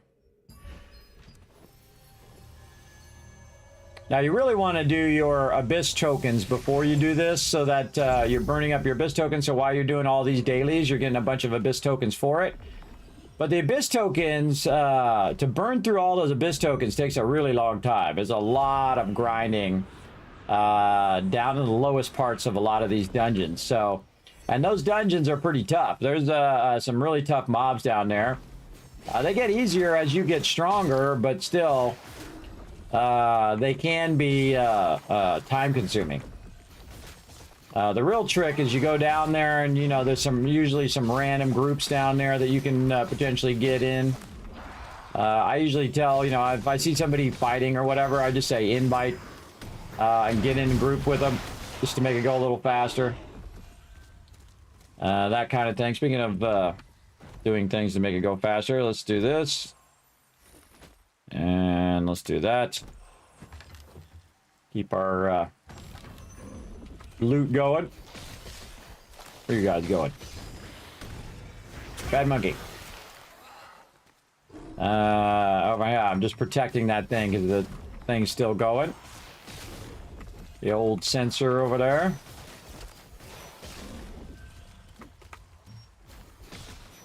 Oh, and there it is. Get that while all these guys are running to me.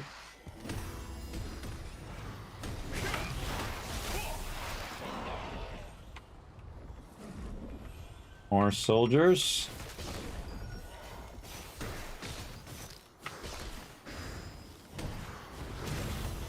Another one down. Gonna do the totem.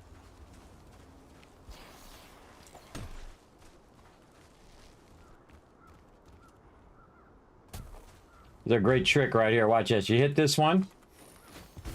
It'll aggro all those mobs. You run up here. You do this pull-up thing. Oh, if I had enough stamina. There we go. You run over this way. And normally I'll just teleport back to base, back to the primary base.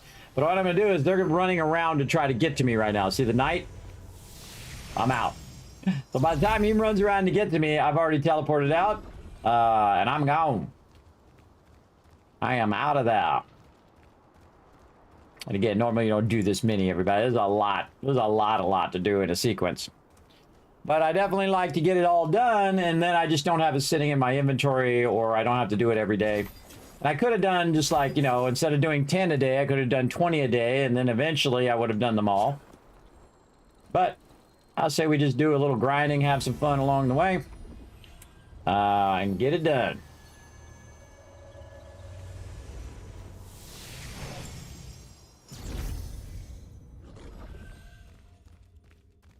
You're pretty. Here's the Pure Light Tower contract. Take that blue one. Pages. Pages. Blue one. Okay, Pure Light Hill, and then a bunch of ones that are not Pure Light Hill. Contaminated Purification Stone, which is over this way.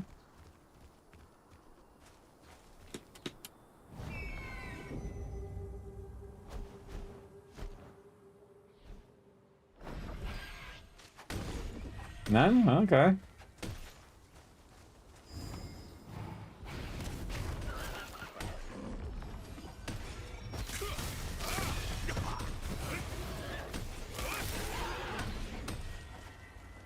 I don't see any contaminated purification stones. Am I looking in the right stuff? Where is it?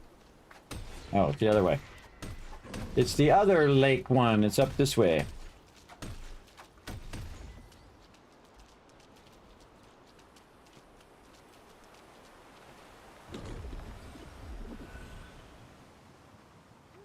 No?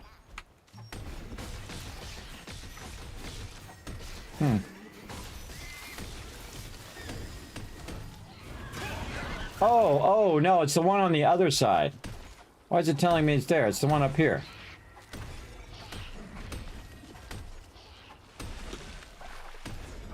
Oh, that hitching, man. That hitching is rough.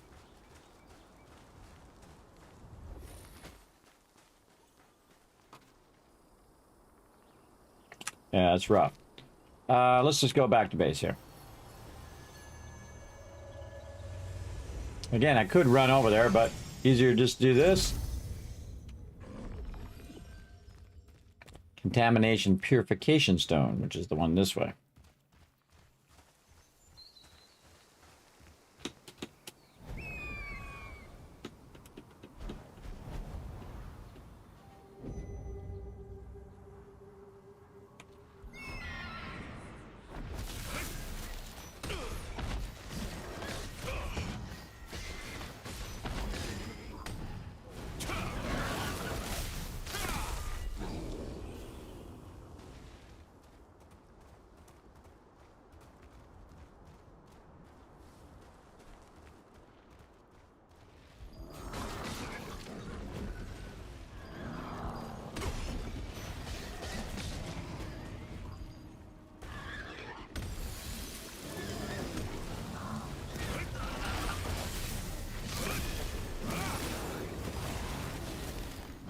Oh, big boss. I could kill him, but he's not part of my quest I need to do. I need some boars.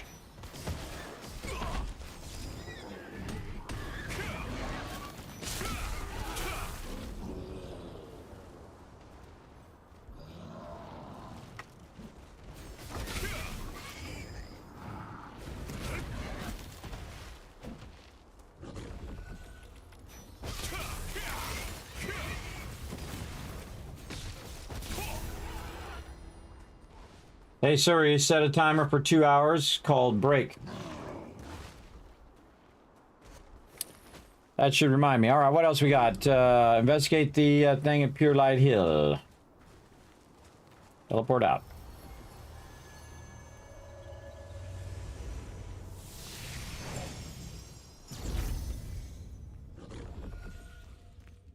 Anything else we got? What else we got? Refresh. Contaminated Mitrin again. All right.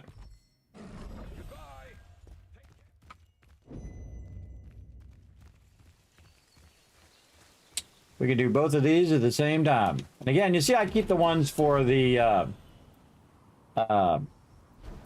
for Shattered thing to do all at the same time. I'm trying to get all 5 of them to be the Shattered one because it's just easier to do it that way. And I just keep doing these because these are the ones where you have to run all the way across, back and forth, over and over and over. Running across here.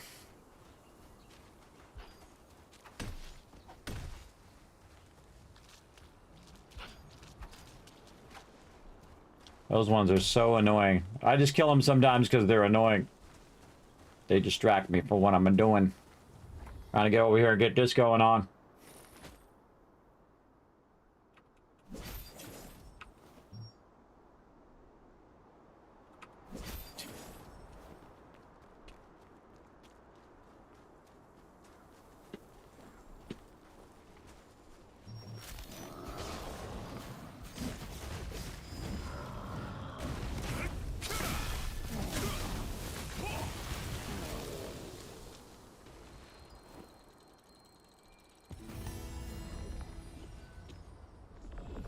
More contaminated Mitrin.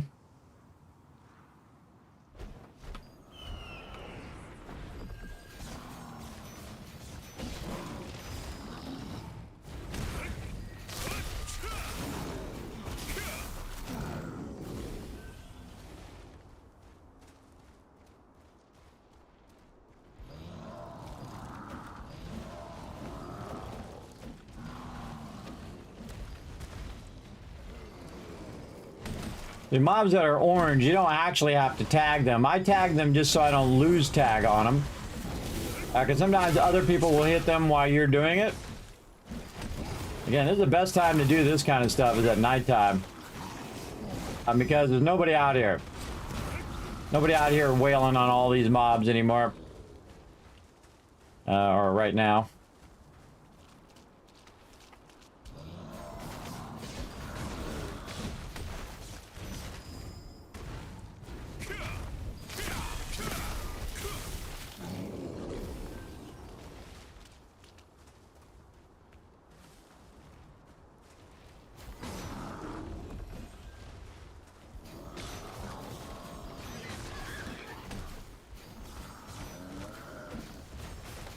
Yeah, I walk back toward the one I tagged first. This way I don't get too far away.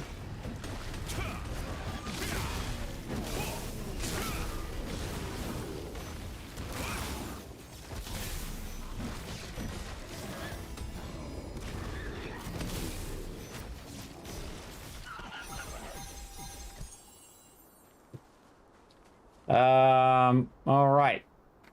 We're out again.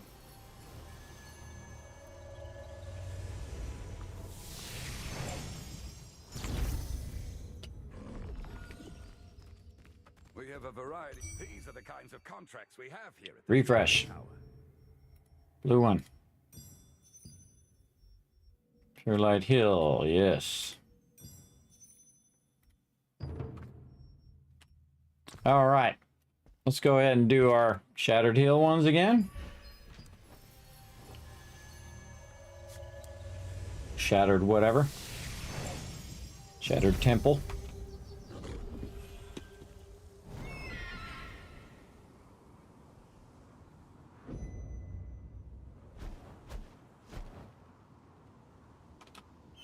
The Moonstone over that way. Get our coffins taken care of.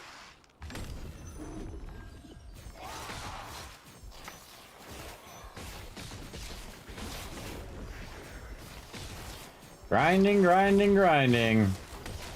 Get this archer while we're at it too. That guy run back. If I run toward him, he'll actually run back toward me again. See? So if he does get out of there, if you go back toward him, they'll come toward you.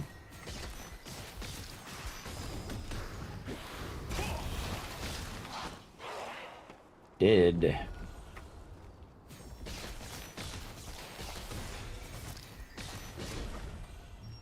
Get this guy out here too.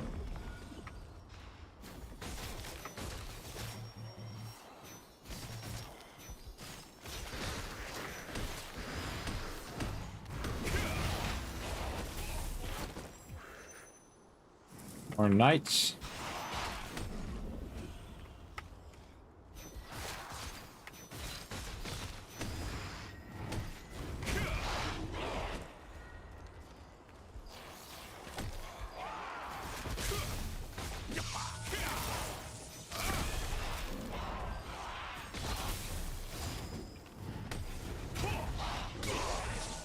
Hey, when they stun me like that.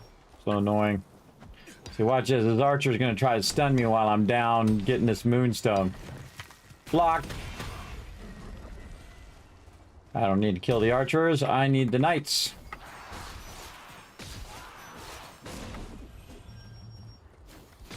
Look at all these knights. Yeah, let's go.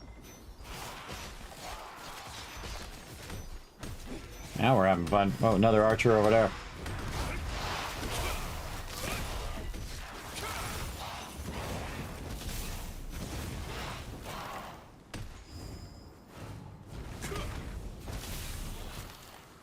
That's what you get for being annoying, archer.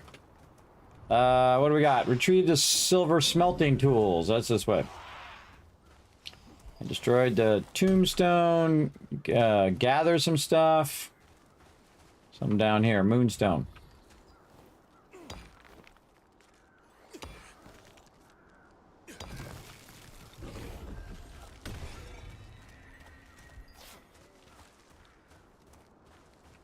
Star tree there.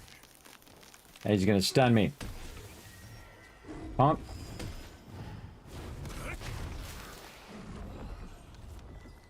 Now see, these mobs are yellow, so they just don't aggro on you, so you don't have to kill those. Unless it's a quest. Alright, got that done. Destroy the... oh, silver tools. Over this way.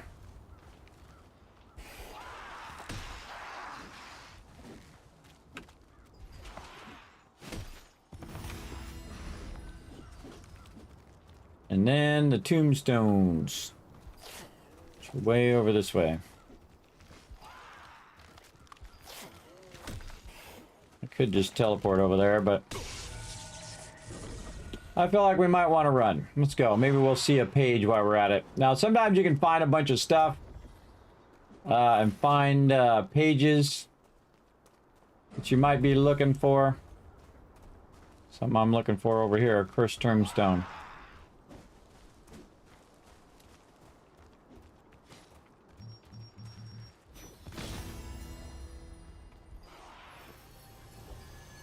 See if I get out before he hits me. Out! Love it every time. Just before it's about to interrupt my teleport, I got on out of there. More pages. Yes, pages. Give me some more pages. Yes, yes. Give me all the pages. Sweet. Collectibles. More black boars. Smithing tools. Oh, 2 of them for contaminated mitrin. Nice. And then invest the mana device. Awesome. We can do all this on the way. So we want to go toward the herbalist here, and this is where the little smithing tools are. There's one right here. Now to do a bit of a public service while I'm at it, I don't need the herbalists, but I do need collectibles. So I'll go ahead and start him going, and then I'll just run way ahead of him. Take out a boar or 2 on the way. While he's running forward. Smell the wild herb from here.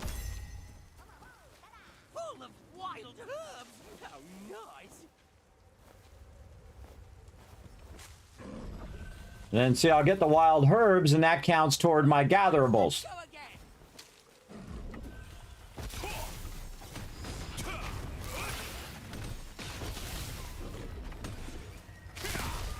You see, I'm trying to kill them before they aggro on the guy. Otherwise, it slows them down. Get me this gigantic moonstone instead. Those are bloomed ones, too. Yeah, I might pick those up because I'm the only one here. Yeah, see, there's like higher level ones that are going to give you greens. See, like that. Sometimes blues. Yeah, got blue out of that one.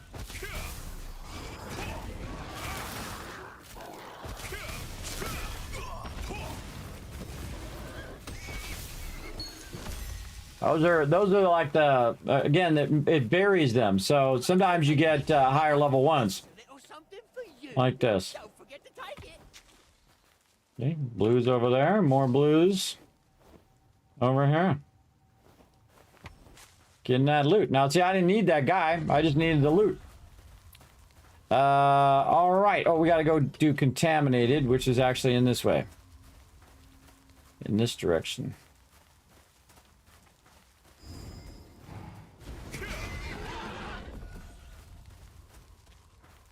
And we can do boars and contaminated at the same time. Yeah, this is a really great spot right here.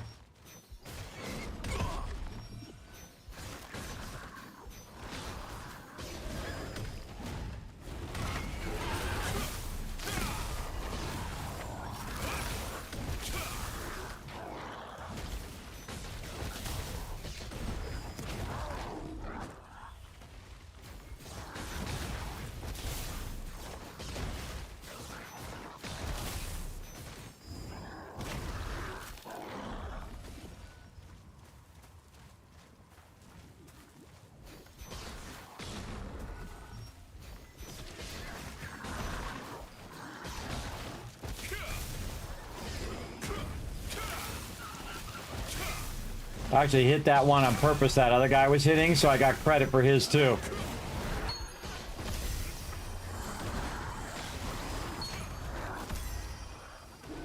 Great little trick in this game. If you're trying to kill so many mobs, even if you hit somebody else's mobs, it still counts.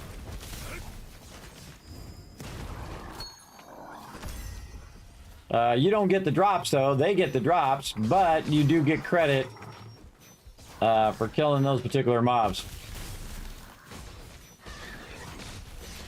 Let's go, gather up, gather up.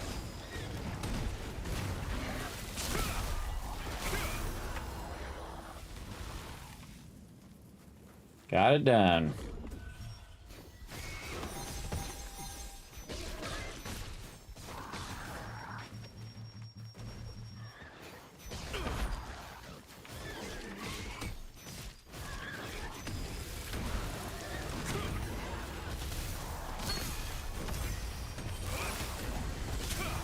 No mercy.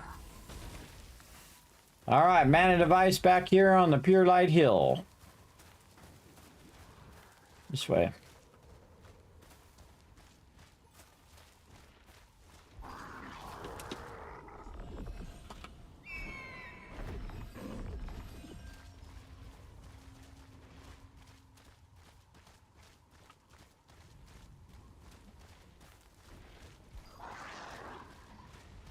This is the long way up. Doing the grapple is way faster, but we get this done. Again, you don't really need to morph, everybody. You just run in and grab it and then just bail. But it is fun. Just sneak your way in there and grab it. We got all of those done. We need 5 more. Let's go. Grinding, grinding, grinding. Let's keep grinding. These are the kinds of contracts we have here. I don't need to do that. I can just refresh. There we go. Oh, man. Got hosed. Got hosed. We'll just get the token for the herbalist. Good enough. Blue one. Come on. More pages. There's a page. Refresh. Ugh. No pages. All right. Gather Bulls, Pure Light Hill. Pages, pages, pages. No. Yeah, let's take the knights. All right, we're doing like 100 plus of these, everybody. We're doing a lot. So we got herbalists, collect gatherables again, and then do the pure light thing again. Now again, these are like some of the 3 easiest ones in the entire game. And if you got them for rewards that you want, even better. But a great way to get cash too. All right, I'm gonna run up ahead of him. I'm gonna take him a minute for him to get over here. I don't need to do anything else.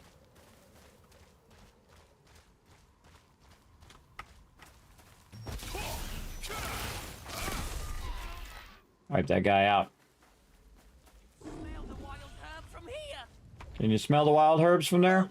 Wild herbs. Wow, I'm getting bloomed ones out here. That's pretty good. Those are the rarest of those. Let's go again. All right, he's going down the center. I'm gonna go ahead and take care of this guy.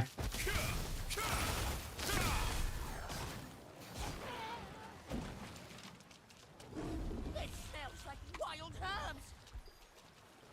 Full of wild herbs. Guys. Dang. I don't think I've ever seen him do this many bloomed ones. You're right. Let's go again. Dang.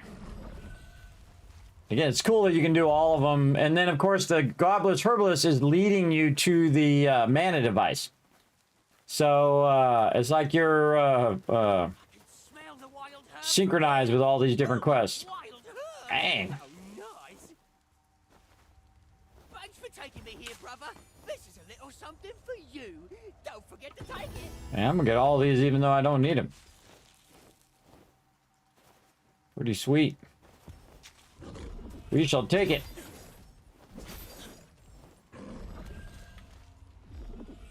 Work myself into a tree.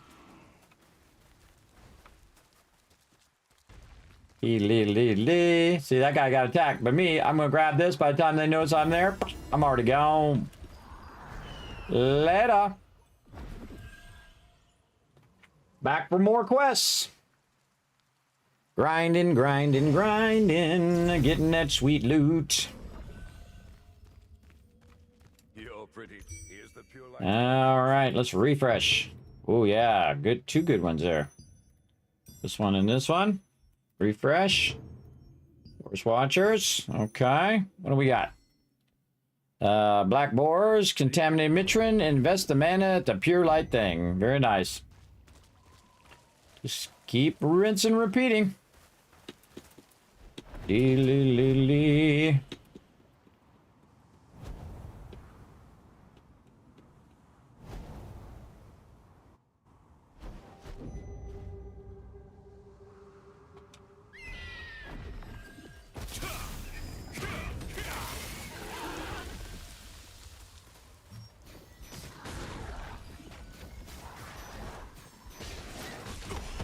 Do all these on the way.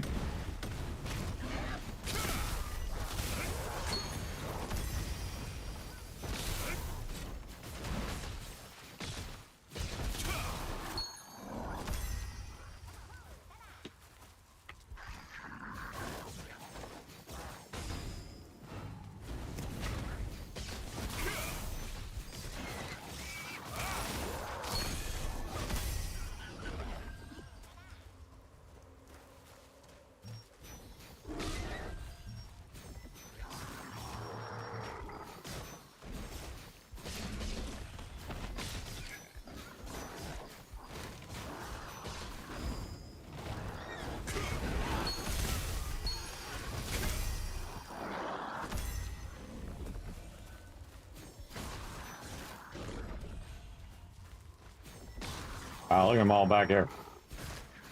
Tons of them. That's a bit far to try to get those other two, so we'll just get these three.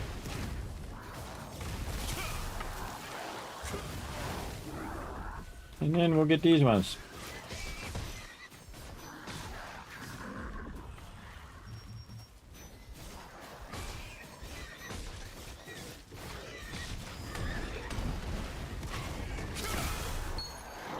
Those guys got smoked.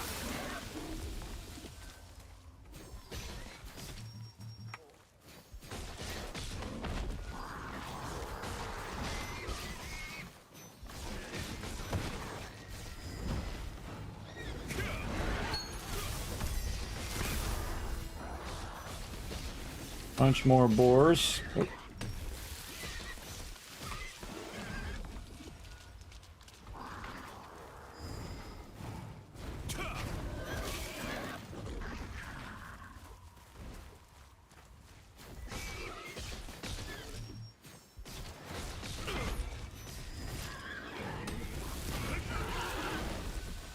You see, I'm just ignoring the other ones now.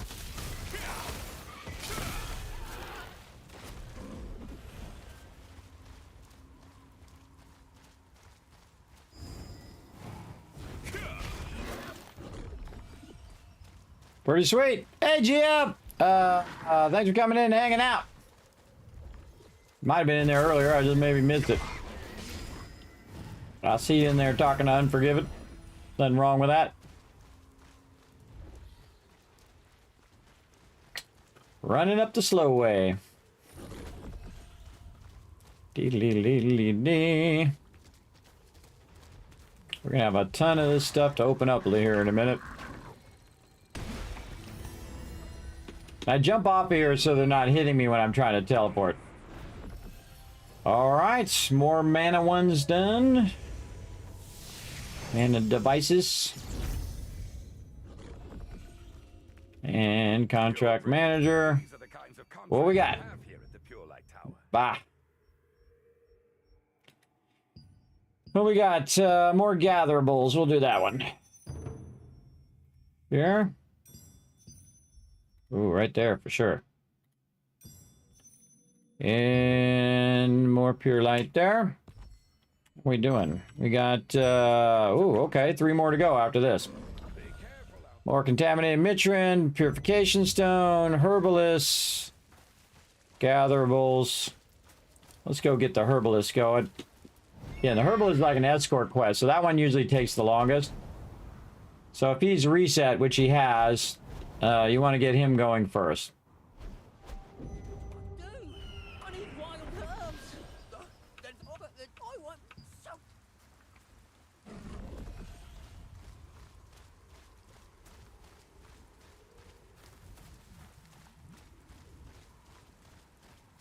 I could go over there and grab these like mushrooms and all these extra stuff, but this guy's been dropping really nice drops, so again, look, there's like nobody out here right now. It's wild. Smell the wild herb from here. All the tryhards are exhausted. How nice. They're all exhausted. They're sleeping right now for like an hour, and then they'll be back doing their thing. All right, he's going on the low side. That guy did not aggro on him. I could grab that moonstone. Well, might as well. Right in the middle of the road. Give me something to do. Finish that up. Again, if he's gonna keep dropping bloomed wild herbs, I'm gonna keep picking them up. Normally I leave them for other people, but the bloom ones are really nice. That's pretty rare. I don't see him do it all that often.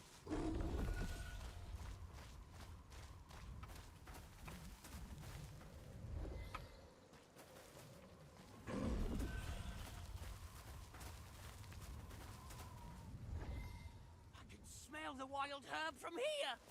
Full of wild herbs! How nice! Maybe it's because there's not many people out here doing these quests. I don't know. This is a little something for you. Don't forget to take it. Seems odd that he just did that multiple times in a row. That's just me and my crazy ideas. Alright, over this way we go.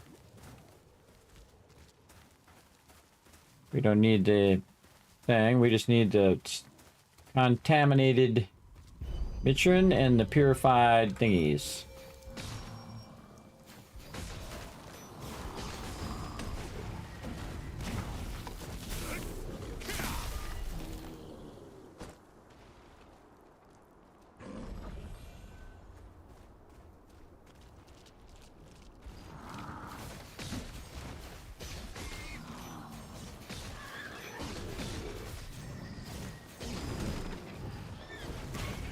Gonna kill these guys first before I do the contaminated stone thing, because otherwise it'll turn them back into regular mitrins again, which I don't want to do.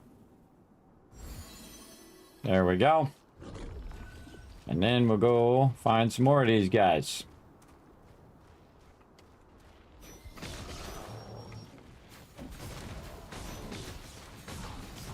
Come on, get over here.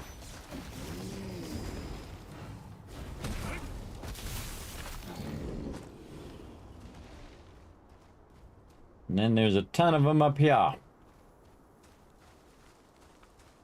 Unless somebody's over here killing them all, which they are.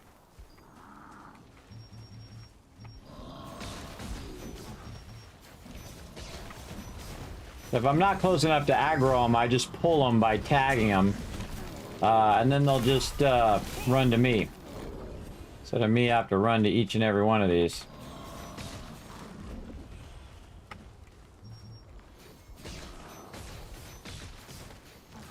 These trees take a long time to get together.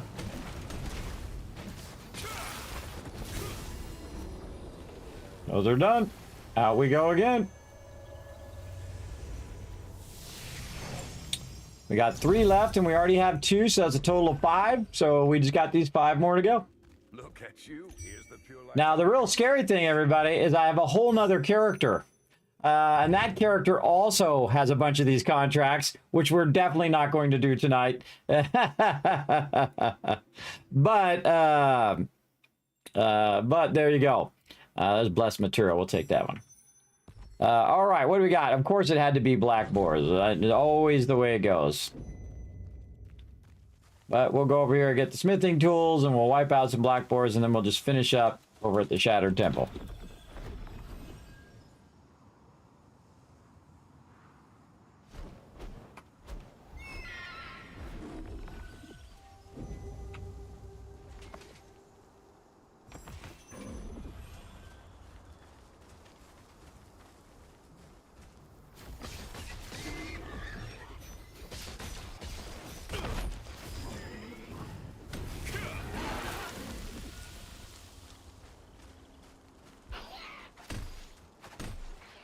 Oh, I just saw him appear. Well, that's cool.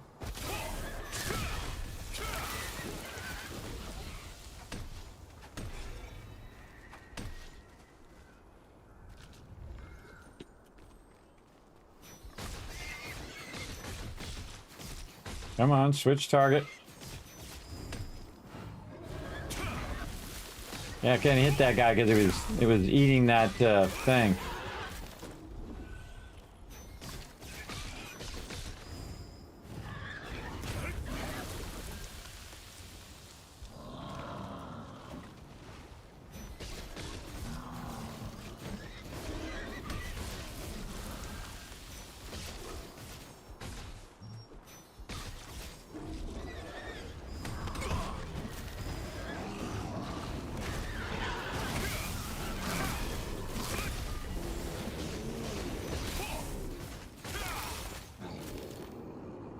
Or Boris.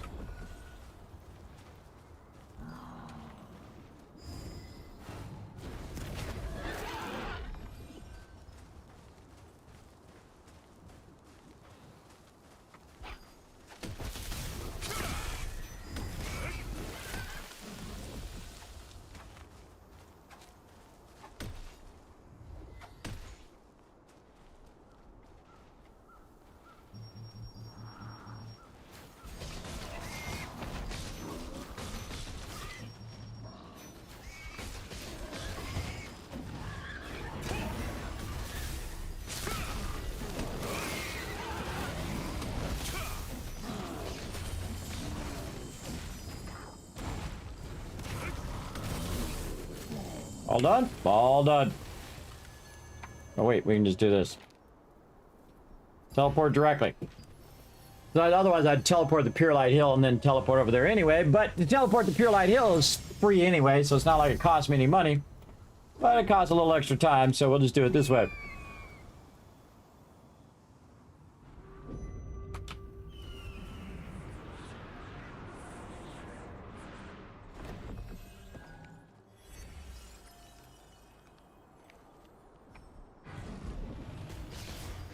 Oh, we got a boss out here.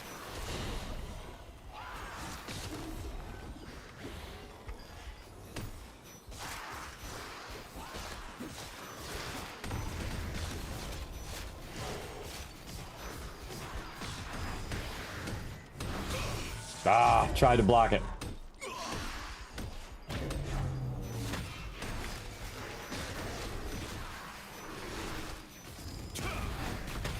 Now you're all gonna pay for that.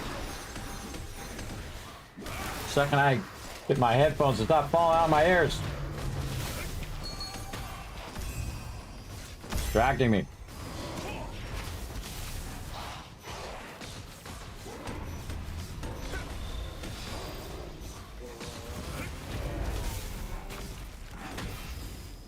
Looking for that blessed material, see if it's there.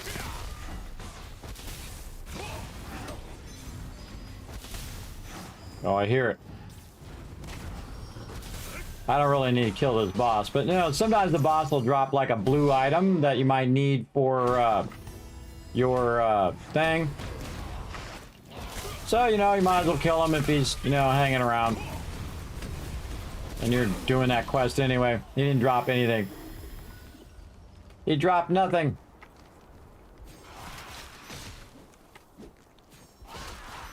More, 18 more of these knights, man. We've been getting a lot of these kill 18 knights things. One here.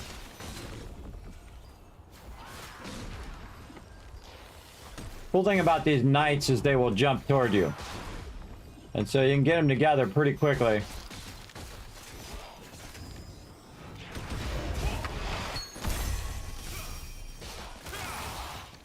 Like that. All right, 7 more. Let's go.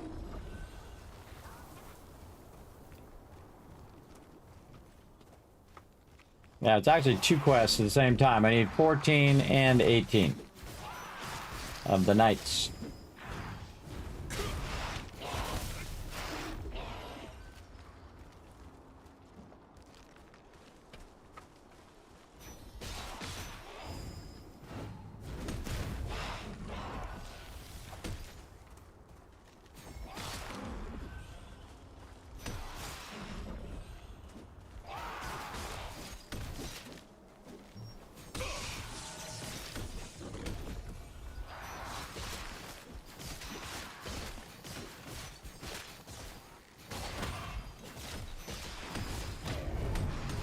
Ah, stun me before I get going.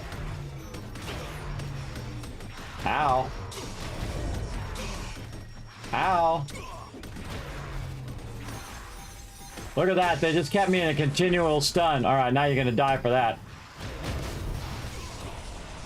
The 2 archers were stunning me.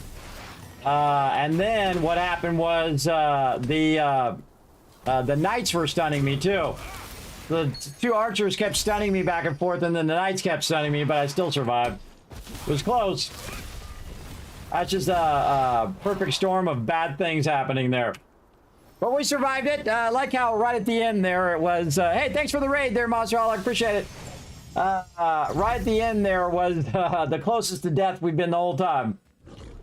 But there we go. All right, how many more contracts we got? We've got one. Oh, one more to go. All right, I thought I was done. What do we got here? Mitrin and Cotre. Okay, we'll take it. We were so close. Oh, and here it goes. Monster Holly with a 91 months of sub love. That's as long as you can be subbed, everybody. Show them lots of love in the chat right there. The mighty Monster Holic showing that support. I appreciate you, Monster Holic. How have you been, man? Are you actually in the chat? If you are, let me know.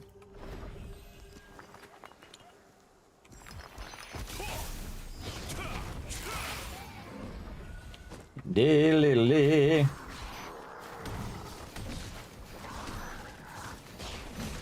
Just blowing stuff up.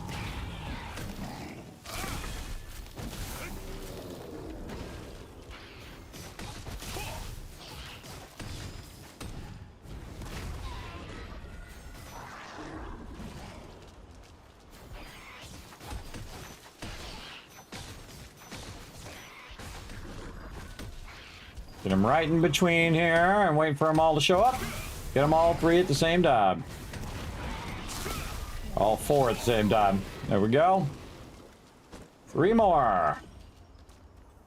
And we have done over 100 contracts, everybody. This is pretty awesome. One shot at that guy. That's what you get, punk, for being so annoying with your little pew, pew, pew, pew all the time. Suck fireball. Nailed it. We out. Whew, that's some grinding right there, but that's 8 hours of grinding. You're here, well and kicking. Good to hear it, man. Hopefully you're having a good start to your 2025. Hope you had a good holiday as well. Appreciate you, man. Big time. Okay, now we're going to mute all the NPCs. We're going to have to listen to that over and over and go look at all of our loot. We got 160 of these worth 1.6 million XP. We got some mana stones from earlier. We've got an ore selection chest. Oops. I'm going to do all four of them at the same time because I'm just going to choose the rare Rubrix ore, which is normally what I choose because that's for crafting. We got 4 of these pouches. Very nice. Let's see if we get any purples out of it. Oh, we did. Hero Greaves of the Resistance. Nice, nice. We also got a precious metal thing that we're going to get some random item. Magic thread. Very nice. What else we got in here? We've got 54 rare base materials things. Let's see. Which one is the lowest? The rare leather. There we go. I can use those for other things. I can also downscale those as well. And we got a bunch of various gear. We'll kind of sort this out a little bit. We got a bunch of stones and a bunch of items. Oh, more stuff to open here. There we go. Winter truffles. Nice. And again, just a bunch of random gear that we got as drops. Look at all those random gear we got. And then, of course, this one here, which has ranged endurance, which I don't think I need on those pants. Let's go see if I can put it in the lithograph. Nope. Already have them in there somewhere. So nothing there. Now, one of the things I like to do at this point too is just to go through and click on all my stuff and see if anything shows up. Look right here. Right now we have 353 blessing. This is really a low chance that that's going to happen. So if I turn the blessing on, it's going to be like 64% chance. So it's not worth it, but I will go ahead and try it anyway and just see how lucky we get. Nah, see, but it does transfer into the blessing. So we just keep transferring it in. And then, again, just keep transferring it in. And there we go. Now, once you get to about 400, and if it was a blue, then I would click that on and do it. But now we have 377, and we can actually use it for cooldown speed, too. So you can do it on the ones that are cheaper, and the ones you normally get a lot of, and then say, you know what, I actually don't want to use it over there. I want to use my blessing on this one, and then, boom, get your cooldown speed, which is pretty sweet. All right, so that was my staff there, and we checked all of these, yes, and then anything. Okay, we got one right here. We might be able to get melee endurance. We're at 240 blessing. Let's go. Nope.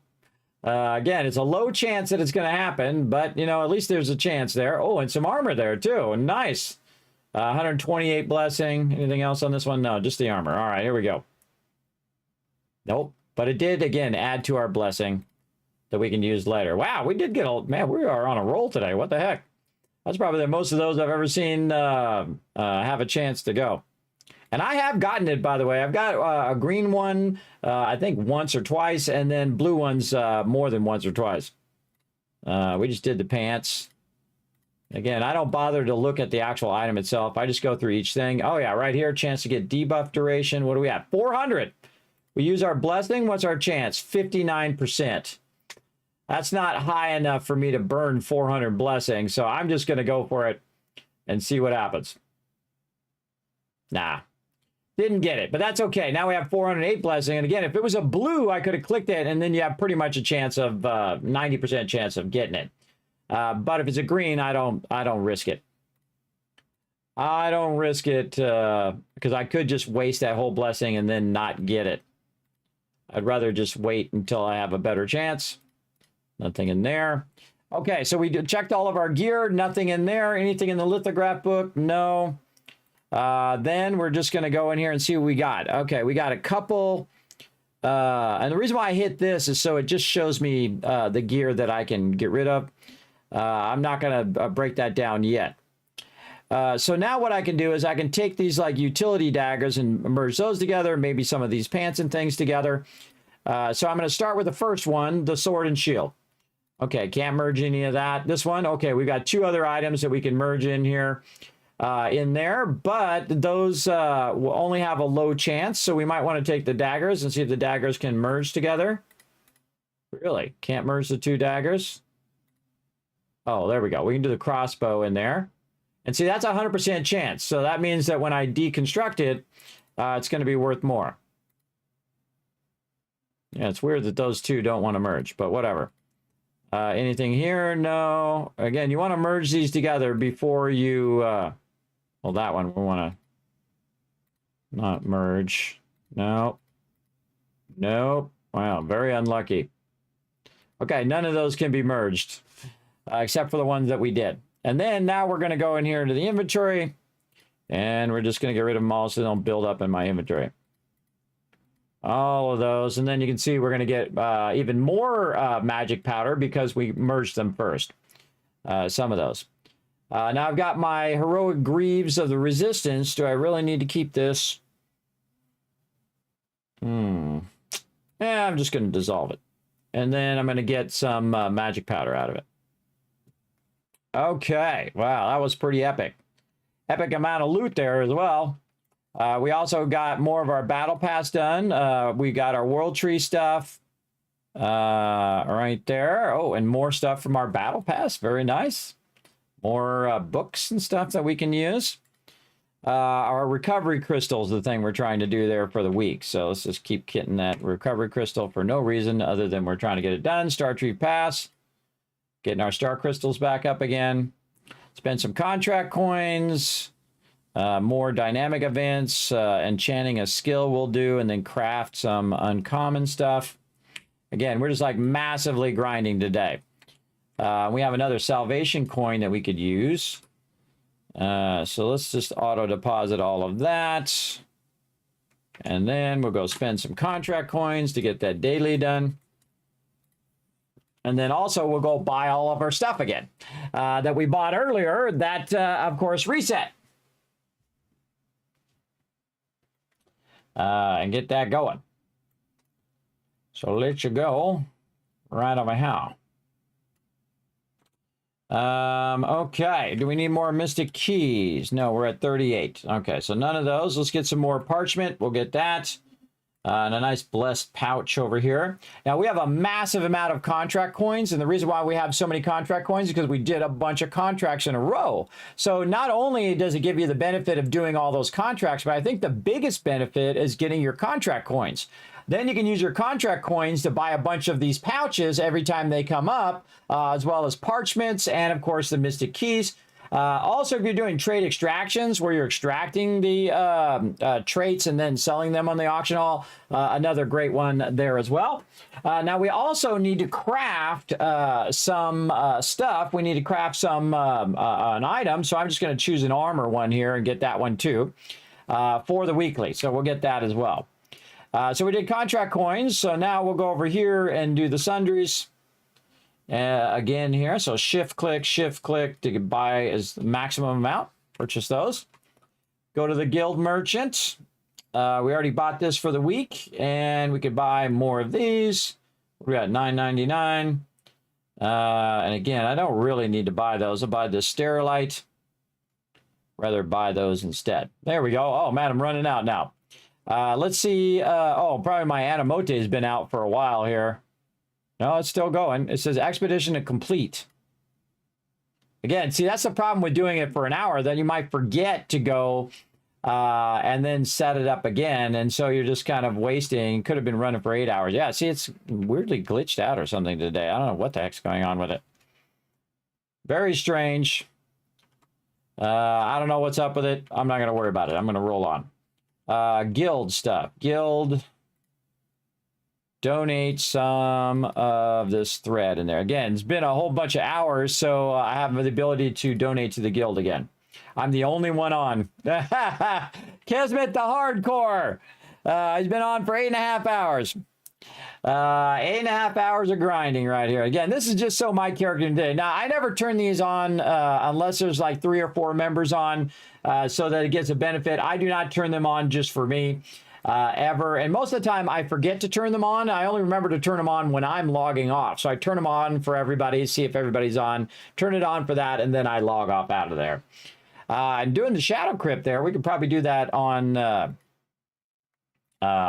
Saturday night, later tonight as well. We got to remember to rest up because we got to come back later tonight, Saturday night, and we're going to do more Throne and Liberty, but we're going to be doing raiding with the team and then running any dungeons, maybe some 2-star dungeons, whatever we got to do to get it done. All right, we spent our contract coins. We got more of the battle pass done, and we get some trade extraction stones right there. Very nice. And then this one, the sleepy emote. We'll have to check that out. More contract coins spent there. Claim, claim, claim. Oh, look at that. That was an always one. And look at that. We unlocked a whole bunch of those. Precious parchments, more things, more contracts. Wow, okay. That was totally worth it. And then more of this over here. We got that one done. But yeah, that was a really good one. More recovery crystals. Oops, wrong thing. There we go. Recovery crystals. Waste those. And then over here, we'll go ahead and buy one of these. And dissolve it. So we can get that dissolve daily. Oh, we already did the dissolve daily. The dissolve common or higher. Oh, because I dissolved that other stuff. That's what it was. Oh, well, I just wasted that money, but that's okay. Oh, well. Okay, so we got all of our dailies done. We got to work on our weeklies. And we got to craft uncommon equipment 20. Oh, wow.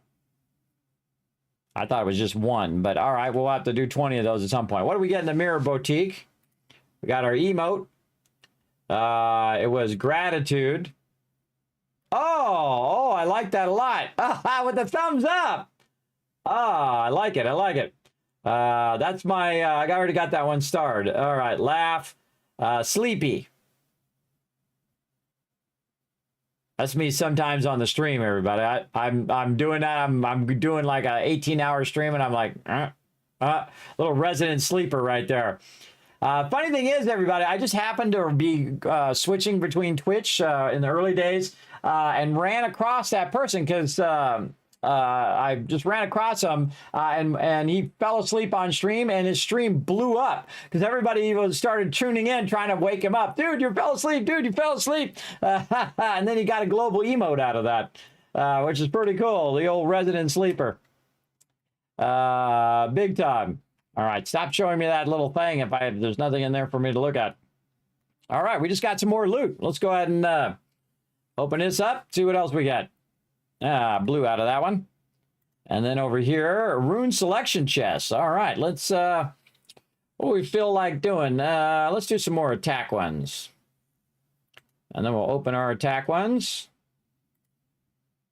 And we'll let those rock and roll. And again, I have sound off on purpose. Then I sort this and I instantly get rid of all of these. So I tell you, I'm not going to slot any of those. They're getting up there. My runes are now got some 30s in there. Very nice. Oh, I missed one.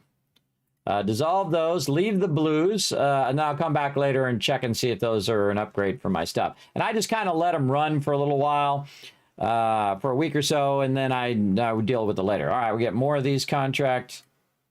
Look at that, 145 of those contracts. We're going to use those up. By the way, you can dissolve contracts. If I go in and dissolve this, I'm going to get this Allied Force seal, and then I can go and make other contracts out of that Allied Force seal if I want. So keep that in mind. If you have a whole bunch of extra contracts and you want to switch it to something else, you can. And then we got 2 ones that dropped here, the Lasslin Watcher Post ones, and we have 10 ones for the Pure Light Tower. And then we probably have some for Teetle Tower. Yeah, Teetle Tower there as well, which is the solo runs that you do, the secret dungeons. These over here, I just keep re-rolling it until it gives me the easiest one, like the level 10, and I go do it, because you get the same rewards no matter which level you do. Out of those anyway. So very much might as well just do the easiest one. Look at all these Abyss tokens in here I still got to use. Oh my goodness. And some dimensional contract tokens there too. Again, that's why I always put stuff that's going to expire in my inventory so that I can watch over it. All right, now I remember earlier we were doing some stuff here where we were making rings and stuff, and we could make one ring and put it into the dimensional depot. Here in the Sundries Merchant, we're going to go to dimensional thing here. We're going to go ahead and get this one, and we're going to craft that one purely to put it into the lithograph book. And then we'll open this, and we'll say instead of the sapphire one, we're going to get the amber one. We'll use that. And then we'll go to our lithograph book. And then we got some trait unlock stones. Nice. There we go. Maybe we got enough to unlock a trait. Let's go see. Which one of these does not have its trait yet? Pants. Right over here. What do we got? Way to troll me, game. 49 out of 50, everybody. Just not enough. But such is the way it goes. Such is sometimes life, everybody. Just that one last thing. So I'm going to go over here to the crafter, and I'm going to go ahead. Oh, I can make some more of these too. Let's make some more. Actually, we'll just let those build up. We are going to make some armor. So we're going to go in here, and I just choose the first thing, go to green, make whatever, because I don't need to make these, because I was making them also. Not only would I make them for the weekly, that was a great success, but I would also put them in the lithograph book. So I would make the item, the lithograph item that I need, as well as just crafting something. So I'm getting both the weekly reward plus also getting the lithograph reward. But now that I've already done them all, it doesn't help me as much. And then take that and just melt that back down, and we'll get some magic powder out of that. And then that'll get me one more to the thing. And I have to do 20 of them. So I don't really want to spend all my contract coins on doing 20 of those. So I'll probably just ignore that one. But I'm just showing you how I would normally do it. I'll just ignore it for now. All right, back over this way. You do a lot of this running back and forth between these two sides. Constantly on this side, then back on that side, back on this side, and so on. Right over here, auto deposit all that random stuff. And anything else here, we'll sort this out. Looking good. Look at this. Again, we can go in and do a bunch of boxes with our soul shards too. Maybe we'll do a bit of that, because again, those soul shards don't do them any good just sitting in the bank. Let's go over here and see if we can upgrade some of our current gear. Right over here to Sundry's lady again.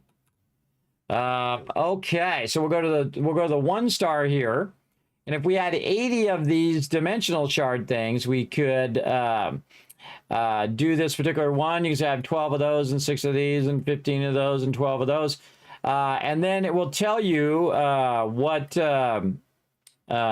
you can get. See, 80 of those. Or we can convert these into those if we want. But we can go ahead and look and see what it gets. So Visage of the Executioner, which is one I just got as a drop.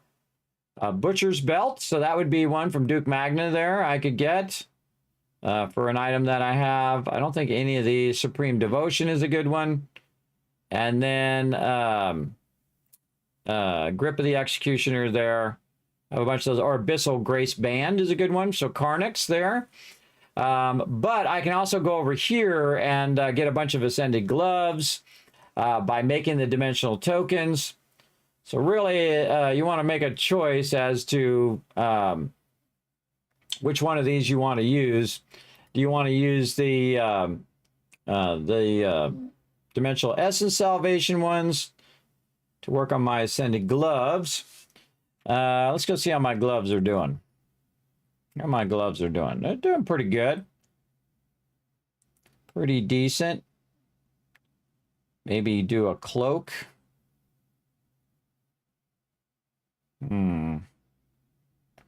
Good question. Kind of feel like I want an more Abyssal Grand. Now, also, I'll get those as drops when I'm doing the co-ops, but you can see I've done all my co-ops for the day. So I can't do any more of those right now. I could go into the Battle Pass, into here, and click this and see if I have any more. No, I already bought more resist. See, I bought all the resistance contracts out of here. And I don't really want to spend those until I get to 200. I'm at 155. What we got here in the Star Shop? Yeah. See, dimensional contracts right here where I could run the 1 stars again. So I could just run those again and again and again. Kind of like we're doing. And we can actually buy a bunch of resistance contracts, which I'll do again. And we'll do the same thing we're doing now, eventually at the end of this event as well. And again, I try to get this done as quickly as possible so I end up with a bunch of extra star crystals to use at the end. So recovery crystal. Use it. But what else we got to do here? I think we were thinking about making some more gloves or some more abysmal glands. These are good questions. Or bands. These are great questions. Because I have like 300 of these. So I could do like 3 of these. Or again, I can make my tokens and do my gloves.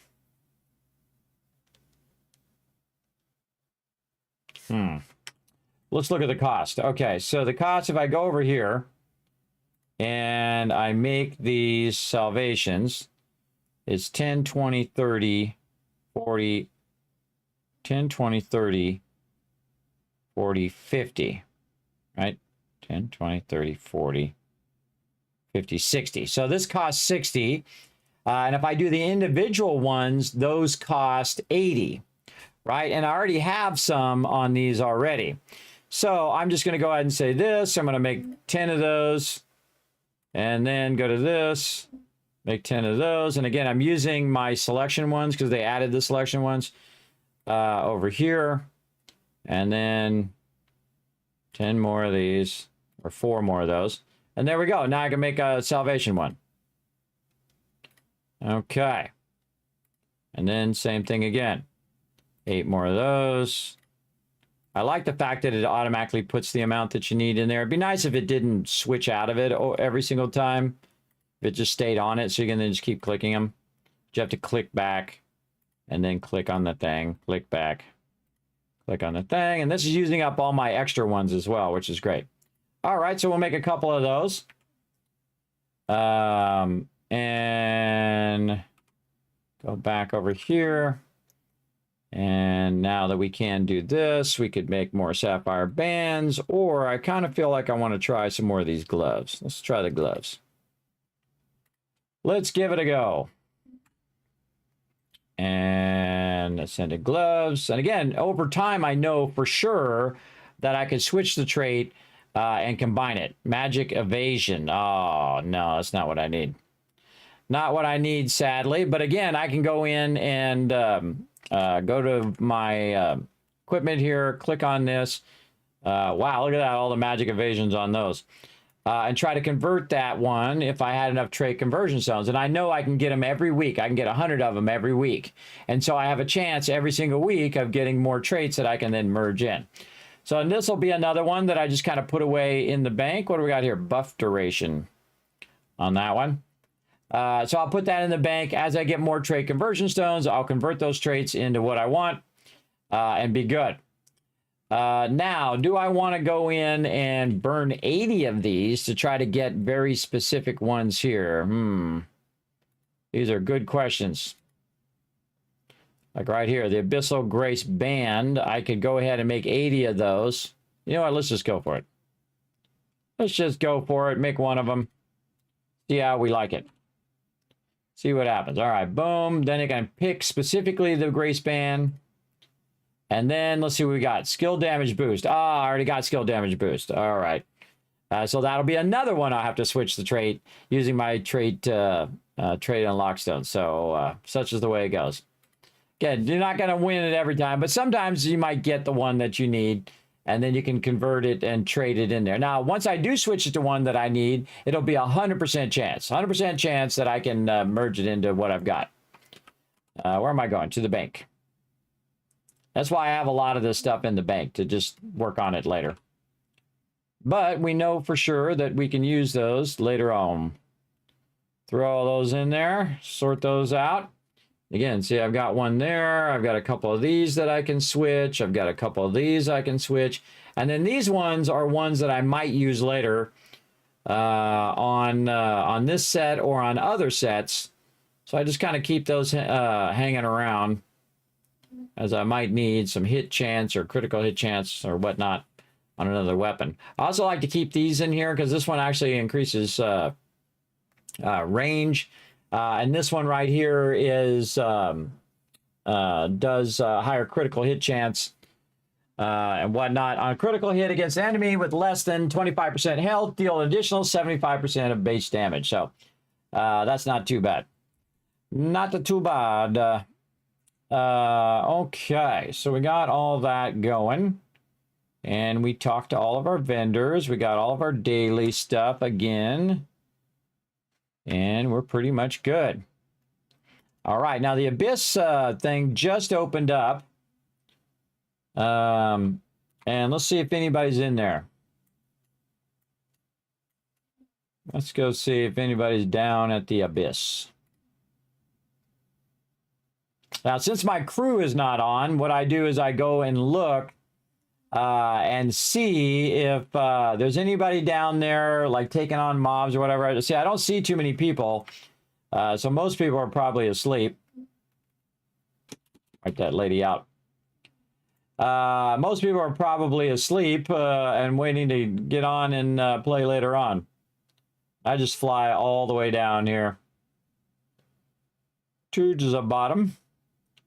Then I'll go to the 6th floor, like this. And, oh, turn my sound back on. Now that I'm away from those annoying NPCs. And for those who've never seen this, hey, Seafish! For those who've never seen this, I'm about to blow your mind, everybody. You're going to go, what? I didn't know you could do that. Okay, I'm in the 6th floor of the Salis Abyss. And I'm literally just going to dive right down into the lava.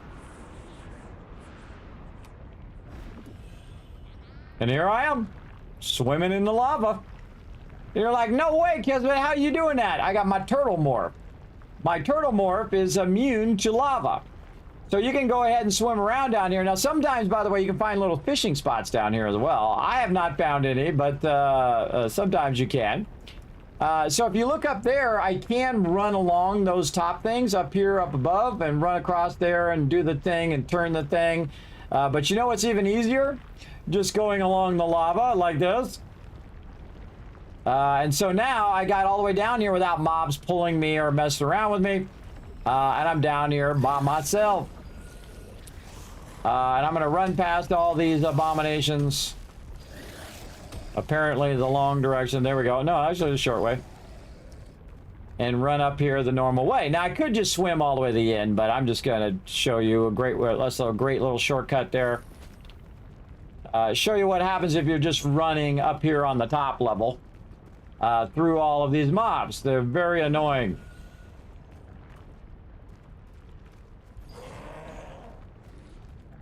Let's see if one does it. Yeah, see that, how it pulls me?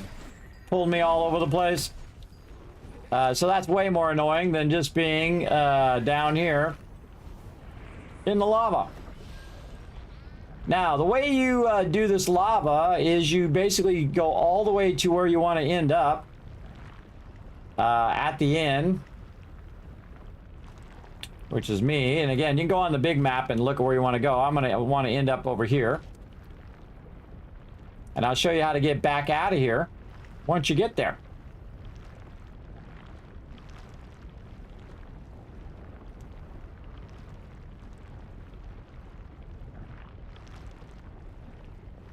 All right, so here we are at the end. And right over here, there is a, you can see there's a pull up there. Yeah, you gotta kind of be careful because you can get in between the, oops, it's totally, okay, whatever you feel like doing, guy. Totally what can happen is you can get in between the two different states of morphing and you can start burning up in the lava, so be careful. Gotta wait for our stamina.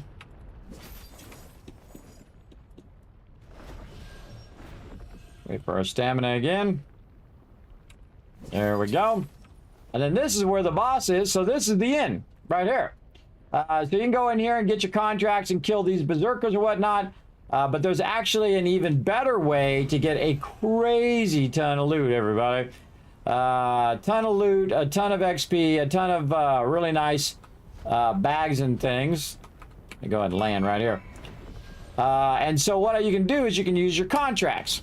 Now, it's the start of the day right now. If I see other people down here, I will just group up with them and see if they want to group. But I've got some Abyss Scrolls, so I'm going to hit the Abyss Scroll, and I'm going to look for the ones that are Steel Claw, Abomination, and Soul Brazier. Those are the best ones because I'm right there at that spot. So again, Abominations, right here is Sealed Magic Tomb, which is up above, which I can grab as well. So we'll do that one. Not the Berserkers. We'll refresh. It costs you Soliant to do that, but totally worth it every time. And this is just Abominations, easy. And then again, refresh, refresh. Oh, actually, that one was a good one. I clicked it too quick. Just want to make sure you don't get the Shaman. The Shaman is a waste. All right, so there we go. Lethal Venom, Abomination, Soul Brazier. We'll take it.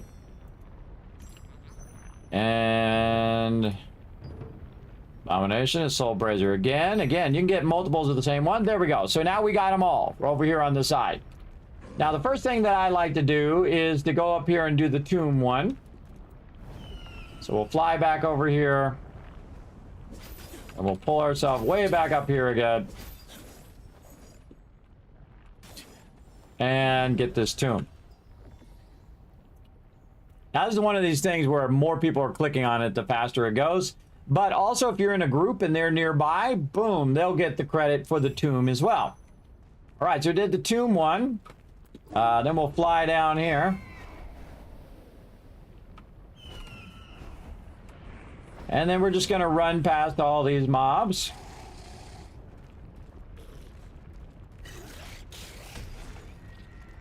And we're going to click on the Soul Brazier. I could have flown down too if I went to the bridge and flown down.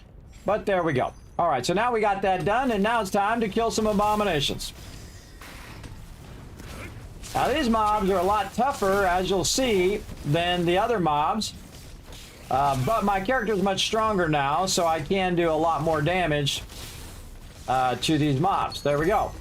Now, one of the things I want to do before I get too started in doing this is the fact that I want to have some buffs going that's going to reduce the cost of my Abyss tokens. But the thing is, I have so many Abyss tokens, and I wasted just so many doing all those contracts in a row because I hadn't cleared my Abyss tokens first. But it's okay, everybody. It's okay if I waste a bit of it because, you know, I only have so much time in the day. So I'm going to do the best I can do. Now, while I'm down here, I have this right here from the event, the Giant Star Tree Cake, and it's going to give me mastery bonus and contract token reduction. So I'm going to get a bonus for the contract tokens. So I'm going to use that. Then I'm also going to use my Solient over here. So I get more drops, and I can also use my mana regen potion if I want to, but I'm not going to. So I'm going to go over here and bring the melee one to the ranged one and just grind these out.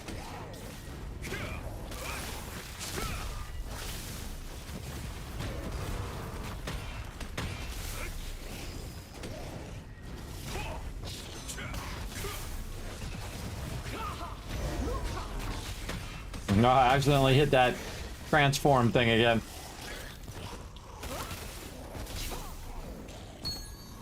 It's because I'm trying to hit the 8 key and I accidentally hit the 9 key, or 9 button on the side of my mouse.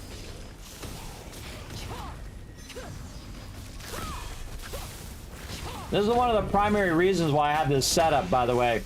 The reason why I have my skill order is for doing this. It's a great way to farm loot and to farm contracts. I find this really fun.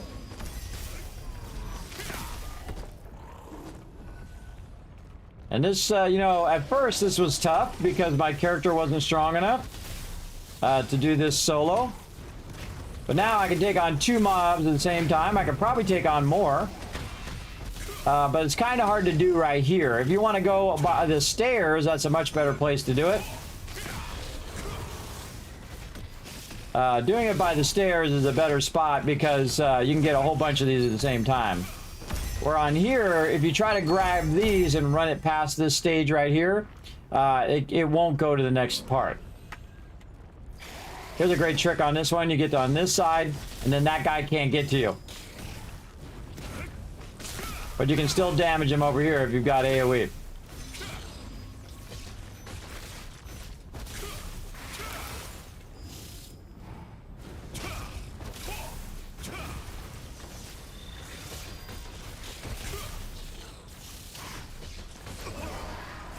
Whoa, feared me. How dare you?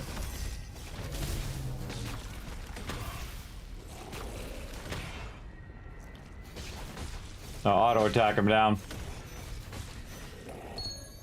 Wow, I got a lot of loot. Now again, see how I'm getting these drops and getting runes? That's because it's using my Abyss tokens to get me drops. If I had no Abyss tokens, I would get no drops from these mobs. But I could still do the contracts and get the contracts done, but I wouldn't get the actual drops from them. So good to remember. And I'm blocking his attack there because then it acts as a dot on them.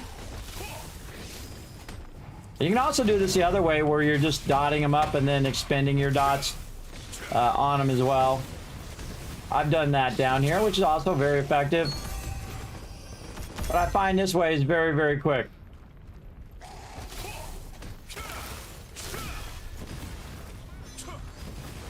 Try to get all my other stuff on cooldown. And then I do my fireball. So the fireball is a channeling skill, and if I channel it, I do a thing. Now, of course, if this was just a ranged mob, I'd be doing more damage if I'm further away.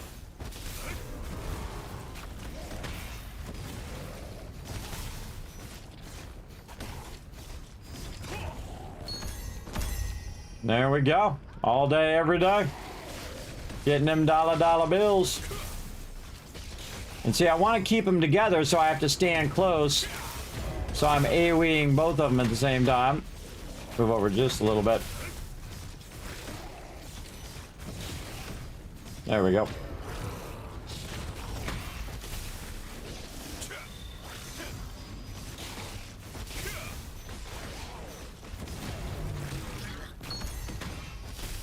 Now, see, he's got 3 dots. I mean, I have a skill that I could use to expend those dots on him if I wanted to. But this way is just as effective. And then you just keep doing this over and over and over again, and you get lots and lots of loot. And you burn up your contract tokens.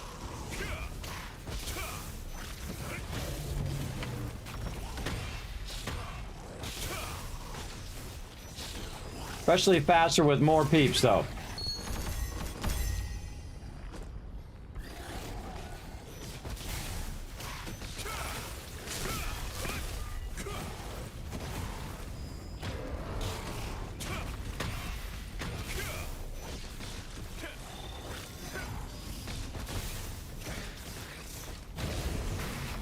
See, I'm blocking it each time. Now, when one of them is getting lower than the other one, I'll switch so that my target will be there when my skills come up, like that. And again, I got one of the contracts done. Now, before I go to the next group, what I will do is go ahead and do the contract token again and try to find one with the Soul Blazer. There we go. So the Soul Blazer is right back here. And so I can just run back, and there's no mobs there because I just cleared those mobs. And we'll get the Soul Blazer again before we move on. There we go. And then just kill more of these mobs. Over and over and over.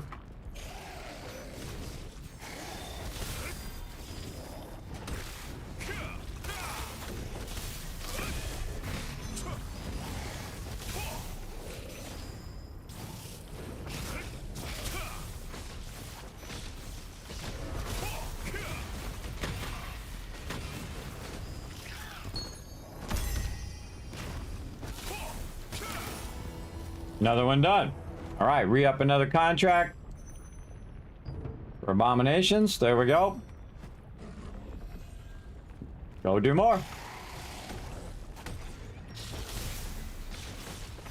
Well, it's kind of awkward. He's on the edge there.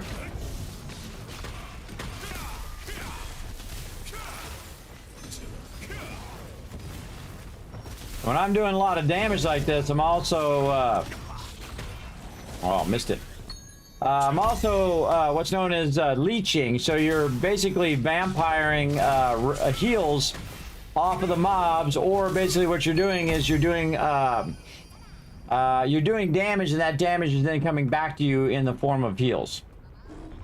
And so it makes this a lot easier, where I don't have to constantly worry about my health all the time. Where it's basically just kind of auto healing myself based on how much damage I do.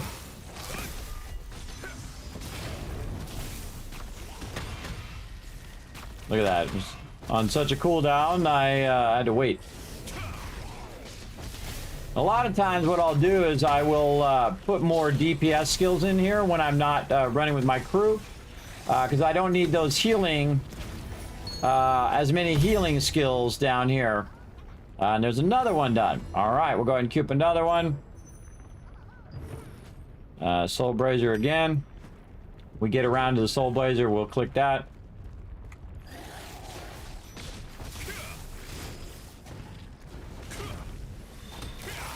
Now I'm going to speed up.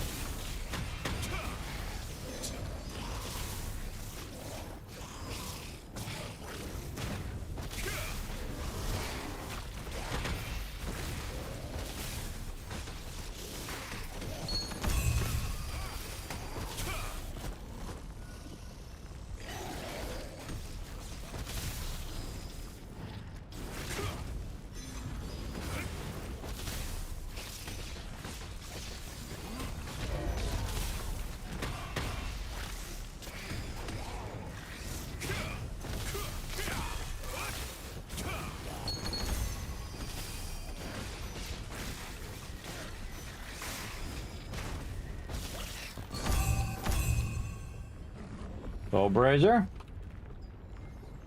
Oh, I think I got 2 contracts done. Oops, I forgot to start another one. Try another one. Magic Tomb. Yeah, we'll get that one. Do the Magic Tomb. You just keep going until you run out of contracts. Or Abyss tokens, or both.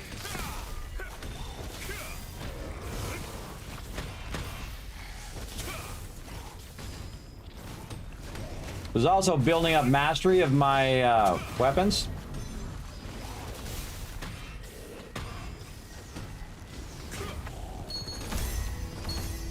Another one done. Soul Brazier, nice. Any more? Nope.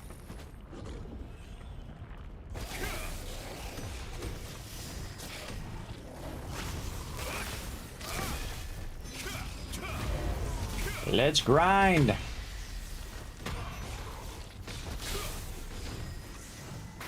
Again, I prefer to do this with my crew, but there ain't nobody home.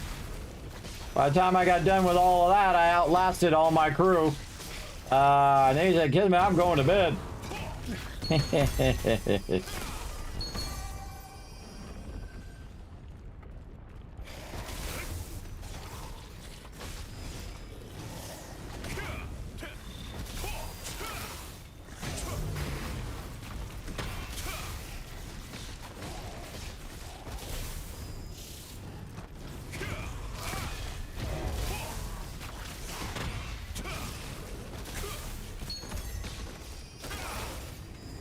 Yeah, I should switch that skill. So what I'm going to do is I'm going to go into my skills and I'm going to switch in my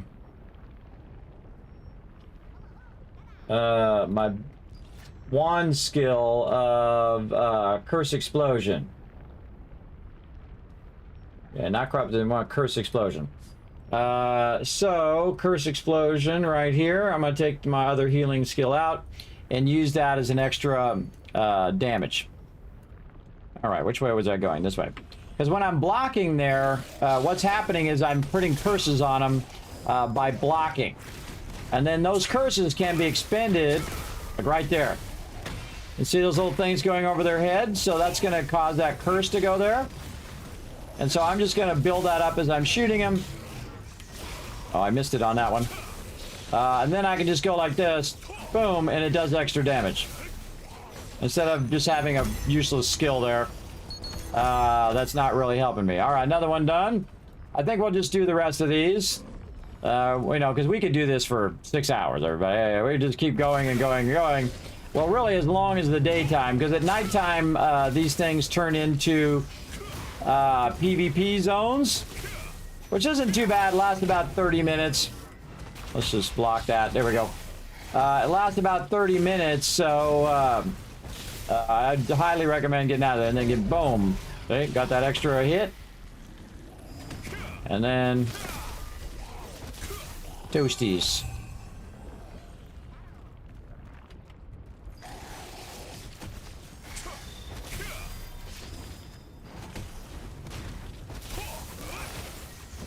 Also good when you're blocking those knights in the Shattered Temple.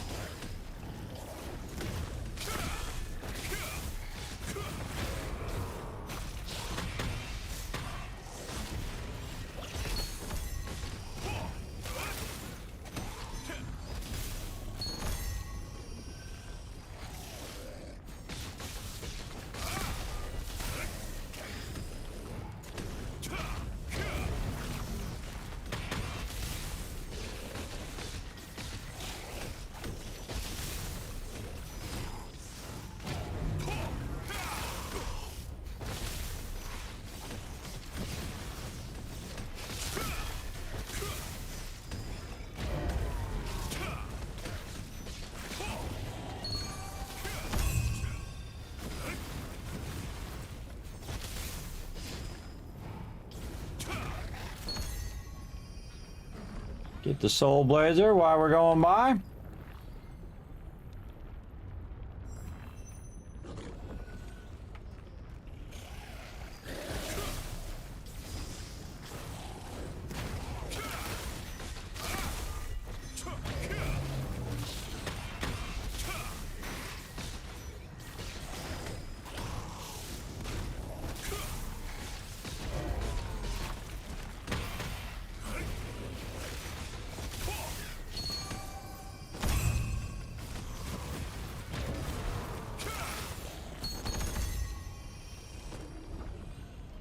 Again, you can see my tokens going down up there in the upper right corner. Now, again, I could have burned up a bunch of these tokens and then went and did all those contracts. That would have been way more efficient. But again, I only have so much time in the day. I'm putting a lot of time into this right here. As you can see today, to just kind of knock some of this stuff out.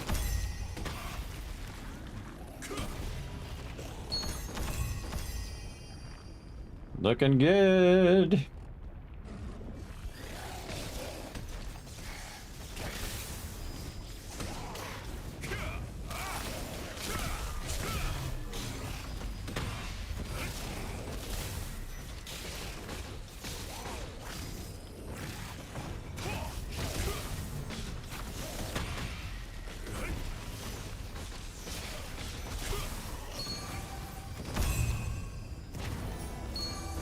Another one done. 2 of them done.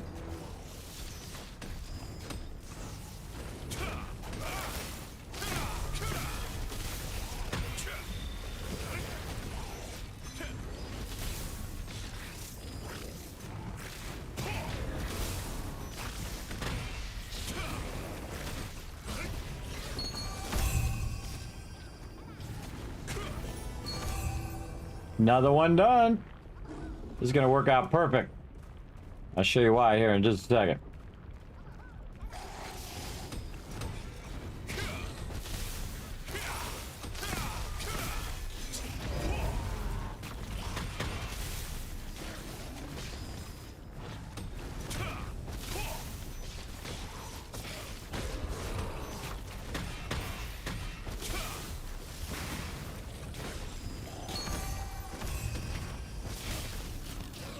Okay, so I got the last one I needed, which was one of these guys here, and then I'm right here by this thing that pulls me up.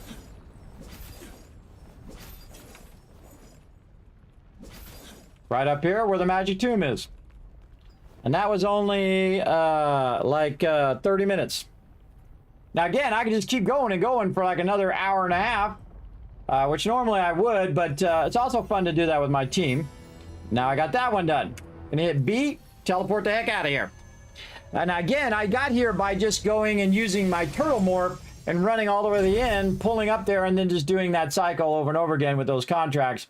Very, very useful. So what do we get in that amount of time? Look at all these things that we got, all these drops, and we did 10 contracts in that amount of time. And we'll get these special things, and we have a chance of getting all that stuff there. So we're just going to use that and see what we get. Bunch of growth stones, a bunch of blues there, and some sterilite elements. Very nice, and we'll just roll over these so they don't show that they're a thing. And so, yeah, we got a little bit of something there. We also got some runes. A bunch of runes there as well. I just go here and go here. And then go like this. Again, just break those down. Because your rune inventory is just like your regular inventory. It can fill up pretty quickly. So I keep those dissolved and just keep the blue ones and deal with those later. And then deal with all this loot later. I'm going to go ahead and open all of this, though, and see what we get out of there. And then take all these resources and stick them in the storage manager here. Boom. You can see all that stuff went in there. We got a precious stallion ore there. Very nice. And we got all that done. GG's. We got another event coming up as well. What other stuff do we want to do? To go. We want to do our weekly missions. So we want to make sure that we do another dynamic event thing. We want to do the guild contract. Let's see if we're going to get the fire one again. Festival of Fire. Probably not going to get that one again for now. Yeah, see, I try to get one that, you know, comes up every single time, and that's a peace one. But it's not always that lucky. Not always that lucky that it does. So what do we got? Festival of Fire coming up. No. So I can go do the wolf hunting contest. Maybe in about 26 minutes. Hey, sorry, set a timer for 27 minutes called events. Oh, that's right before I'm about to go on a break, too. We'll see how it goes. Maybe we'll go on a break before that. Let's see, weekly missions. Let's go work on our weekly missions. Now, again, we're doing a lot of grinding, and again, normally I do this off stream, everybody. But we'll go over here by where the wolves are. And now what we're going to do is do our Mystic Keys. Now, normally I don't have this many contracts to do in a day. Normally I do my contracts, I do 10 of them, and then I go and I do all this other stuff when I need to for the weeklies. But we're going to go ahead and do our Mystic Coins, or our Mystic Keys. And you can see I have 38 of them. I only need to do 25 per week. So we're going to run out here. And we're going to see if we can find some of these Mystic Coins. Now, I'm looking up here in the corner for little Mystic Portals. As I'm running, you'll see me just kind of glance up to the right here as I'm running along. And so I start up here now. And normally I was starting down here, but I start up there now because sometimes there's a couple up there that I get. Don't see any today, though. That's always how it goes. And then this is the main city where you start. And I just kind of run around here, and again, looking for any of them on the map.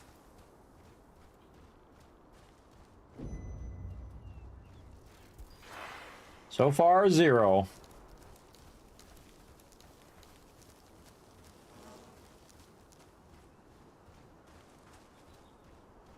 I got myself a little route that I go by and just try to maximize my chance of being able to see them on the mini-map.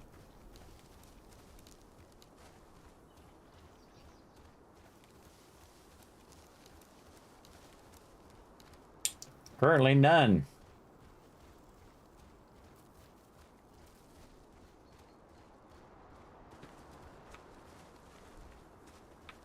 None up there.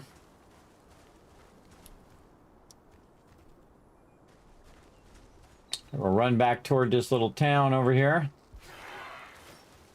These are all super low level mobs here. These are like level 3 mobs. Aha, there's one.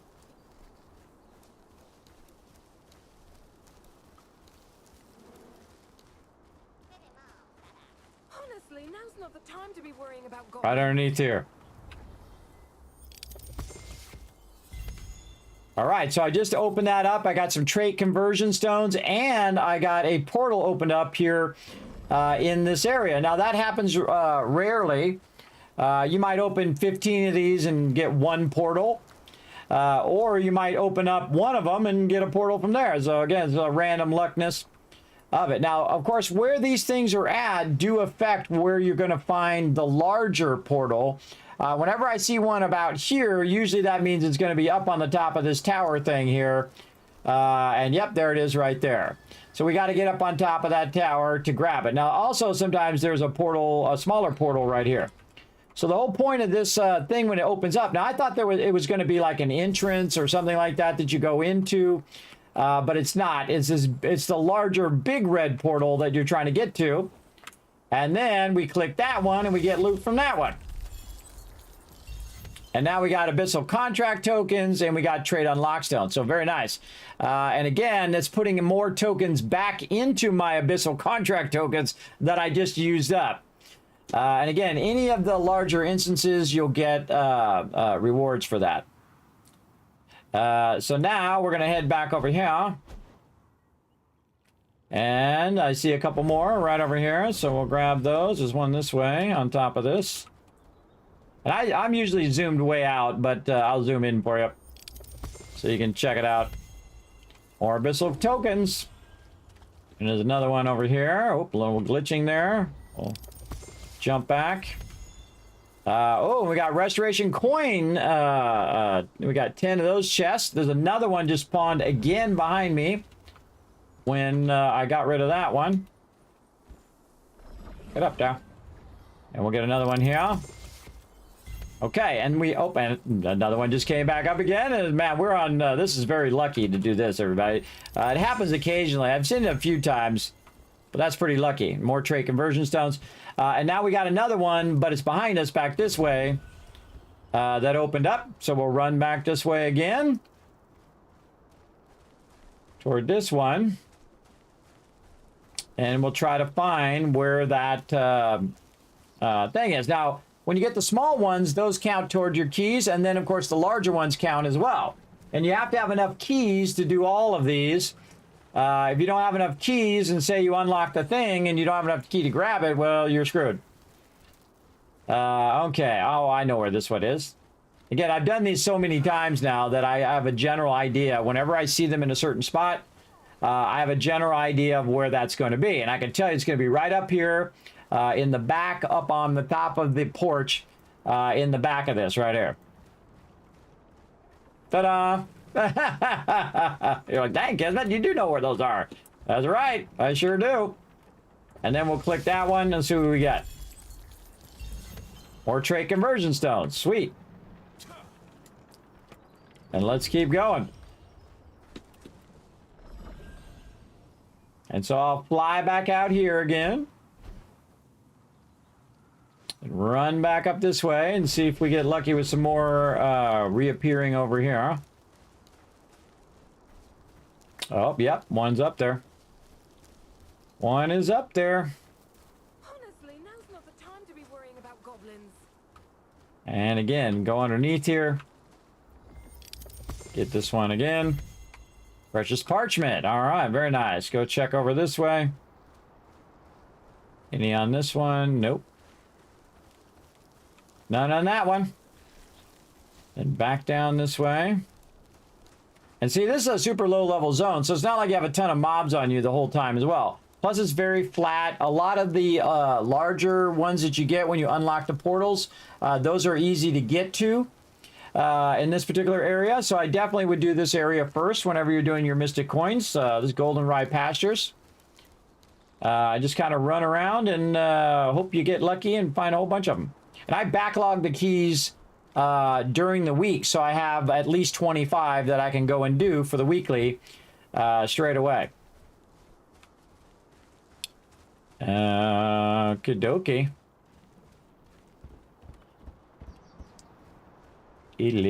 Lots of mandrakes in there.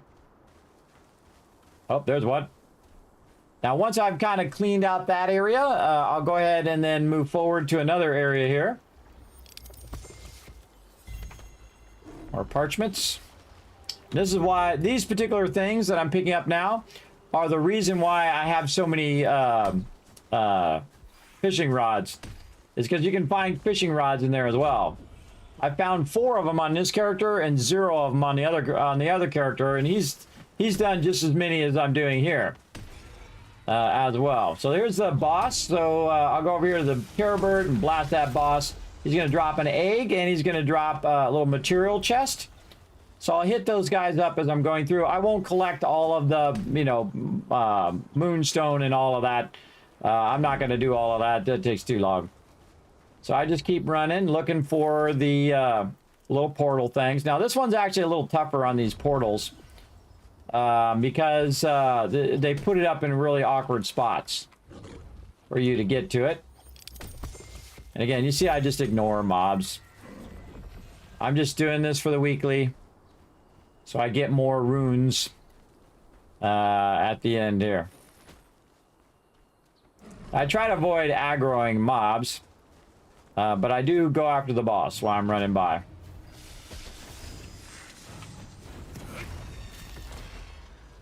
And my Animote will go pick up them terror bird eggs. Again, just always watching the mini-map. Seeing if there's any portals there. Then I run up to here, and if there's nothing up here, I will then turn this way and run along this edge. Looking for those bosses to blow up, and then also looking for more portals. There's the boss.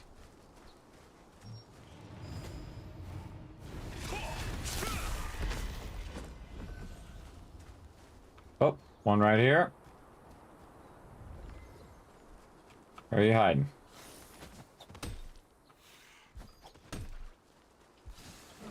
Says there's one right here. I don't see it. Oh, over here. There it is.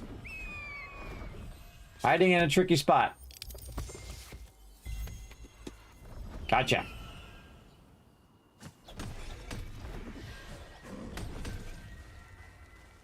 There's our boss coming up. See, there's nobody out here. Again, this is the advantage of playing late at night, everybody. There's nobody out here. Nobody's killing these mobs. This is the only reason I kill these mobs is because I'm running and looking for mystic portals. But normally I don't come out here either. There's an event out here, the Lantern Festival, festival that's awesome.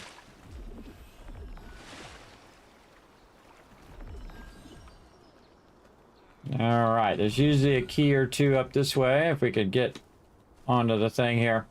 Here's a little trick, by the way. See these deer? They're lying.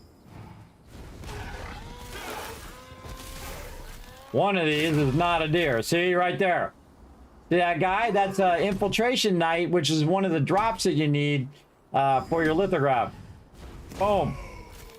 So I just smoke him. So he's just pretending to be a deer. And again, you come out here and grind that till you get that drop, and then you never have to kill that guy again. I don't need to kill him. I'm good. All right, and then another one of these to grab up here. A little. There we go. More trade unlock stones. Then another one down here just appeared. Again, when you pick one up, it sometimes makes another one nearby. Oh, and there we go. Now we got a portal. And some of these portals are really annoying because it puts it way back where I just was. So I'm just going to go ahead and teleport because too darn lazy. I had to walk all the way over there. Plus it comes out of my time. I'm going to teleport back over here. And then I happen to know that if it's over in this area, I kind of have a general idea of where it might be. So I'm going to go up here. And this one's actually fairly tricky to find the first time I found it. But I had just an instinct that it was over here. And then run over this way. Actually, it's this way. Where are you? No? Down here.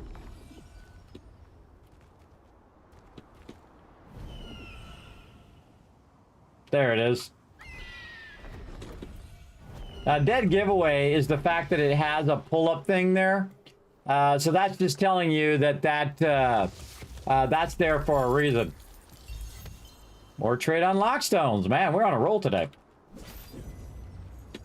Okay, back to it.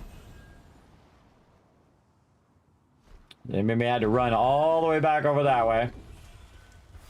But that's okay. We'll roll with it.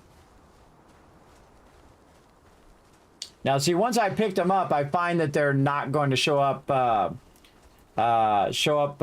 that moment or show up anymore in that area. Usually when you're picking them up and then you'll see another one right away, you're good. But other than that, they're most likely not going to be there because you already picked them up in that area. So you need to move from area to area to area. You can zoom in and out of your mini map over here too if you put your arrow over it. I keep it all the way zoomed out so I can watch for portals here. I'm also, when I'm going around, I'm like going on a bit of a walkabout. And I'm looking for pages and any other things that I may not have seen. And I've done it many times where I just run along, and I've run past there 50 times. Like right there, there's a page right there that I don't need, but there's a mob in here as well. Where's he at? There he is. And there's a little portal thing in here too. Nice. I didn't know the portal thing was in there until I killed the mob. Then there's another portal one over here.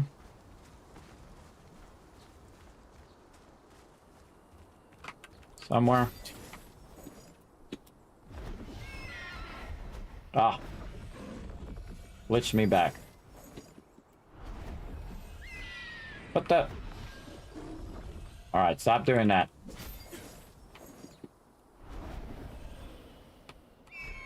Gotta land right there. Come on, jump up there. Ugh. Jumping in this game is awkward. Gotcha!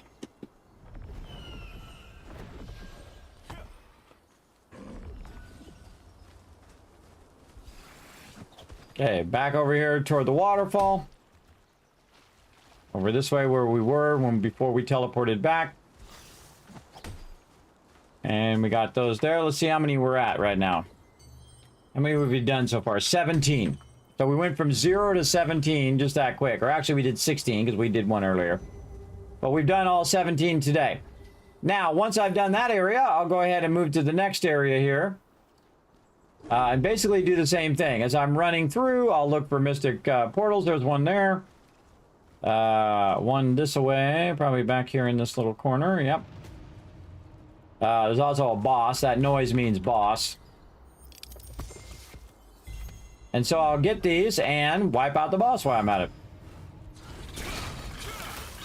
And then see if I get any special drops that might be able to go in the lithograph or materials, stuff like that. And there ain't nobody out here killing these bosses anyway. Ain't nobody out here doing anything. I'm just all by myself. Running around, getting into trouble. Watching, just glancing up that mini-map every now and again. Seeing if there's any portals. I'm usually watching the mini-map more than I'm watching what's coming up in front of me. Because I've done this so many times that it's like second nature. That guy's just going to be annoying, so we're just going to zap him while we get this here. Precious stallion ore and more. Look, my thing's maxed out again. I'm at 40,000 again. Oh, boss. That boss used to be hard in the earlier game, but now it's easy for me because I'm a higher level. And I've built up my gear.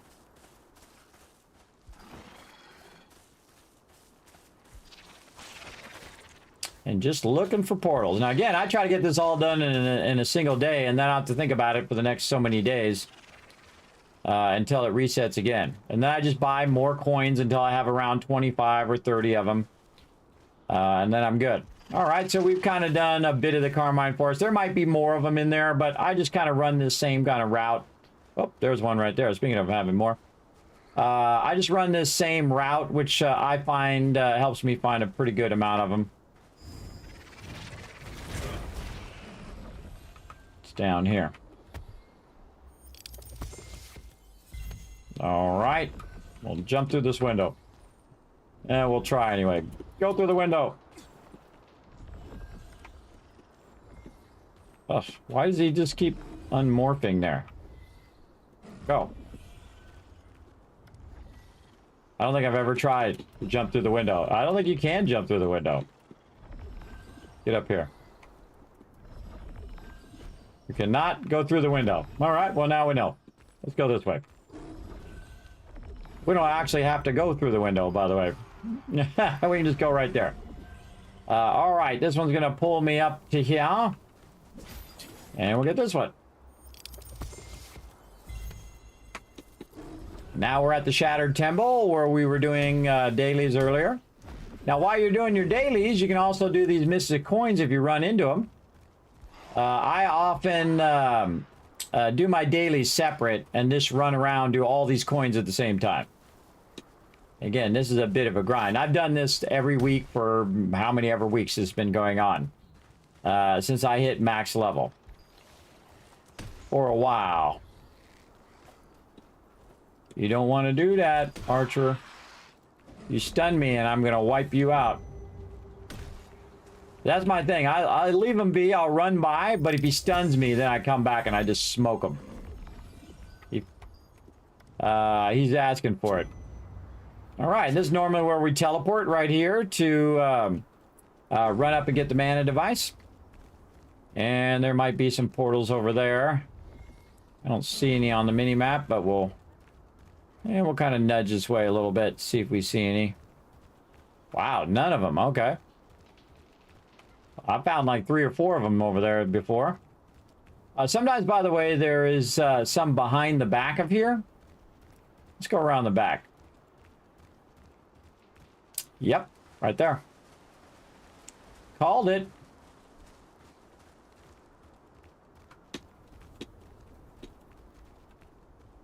Oh, if you're hurting for them, you can't find them. There we go. Got a little secret spot back there for you.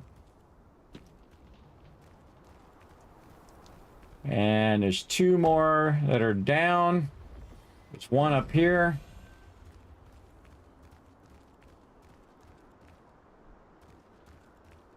Gonna get this one. This one is at the same level. Oh, it's back that way. Hmm.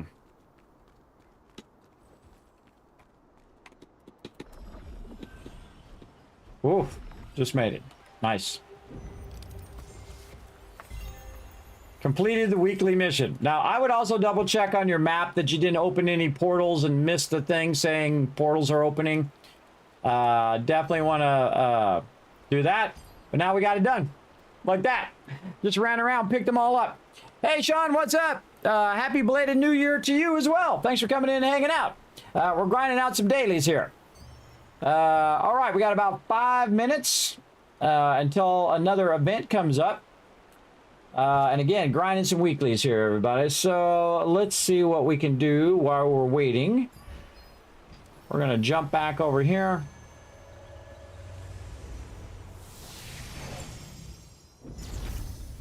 And run over here to the storage manager. Mute. That guy just says the same thing over and over. It's really annoying. So I mute him when I get back in town. Let's see. We got 5 terror bird eggs there in case we want to make some food. There we go. And deposit that. Clear that out. Let's see what we got for equipment enchanting, anything. And again, I just go through everything and see if anything shows up on the right side.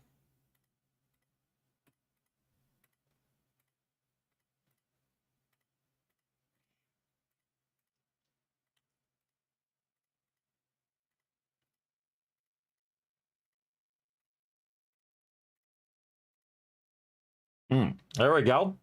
We're at 920 blessing. Holy mackerel. Yeah, we might want to use that. Wow, we have way more blessing than we need. But that's going to be a guaranteed adding max health over there.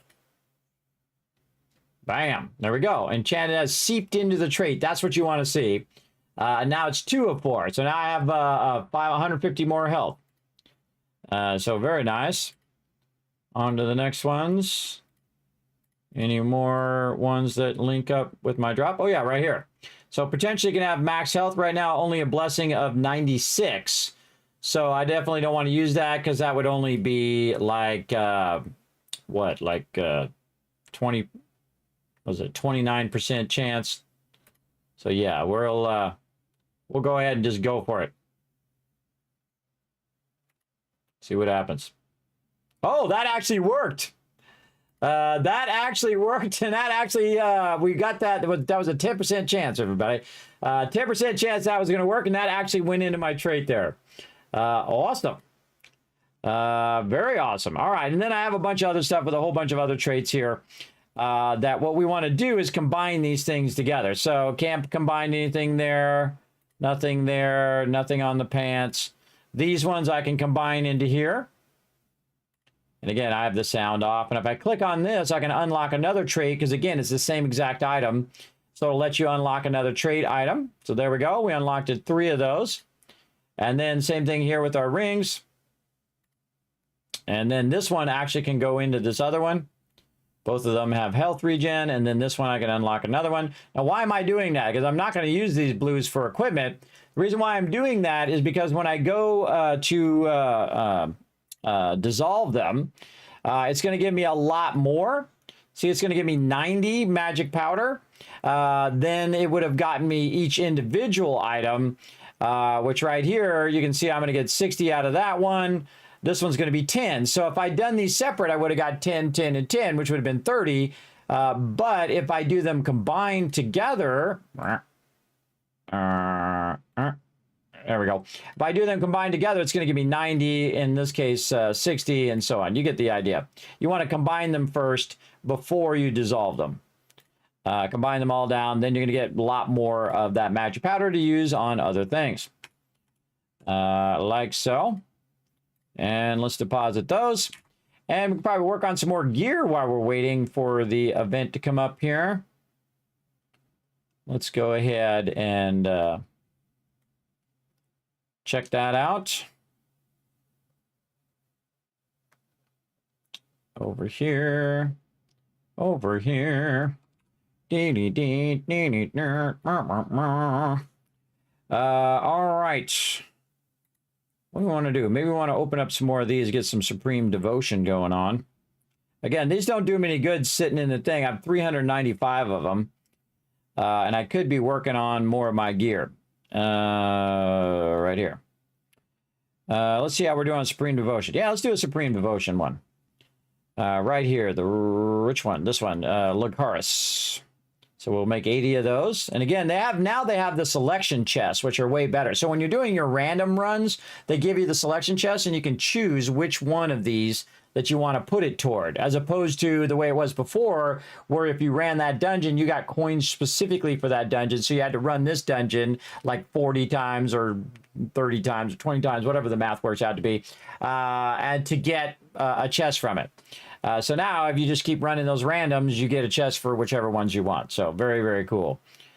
These are called pity chests, everybody. If you're not getting the drop that you want, this will help you a lot. All right, so there we go. And I can select specifically what I want out of this one. So when I open it, there we go, right click it. I can choose specifically, I want the Supreme Devotion Cloak, which can go in there. And that's going to have stun resistance. Oh, that's a bummer.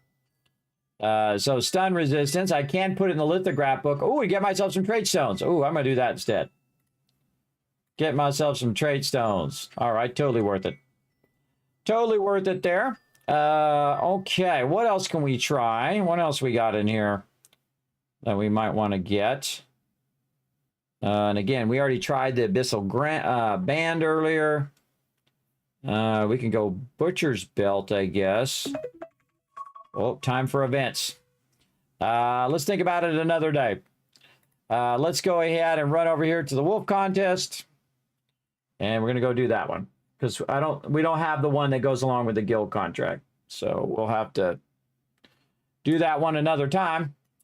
All right, 4 minutes until this starts up. You know what? I could have done some more stuff on my gear while I was waiting. I got 4 minutes until it actually starts.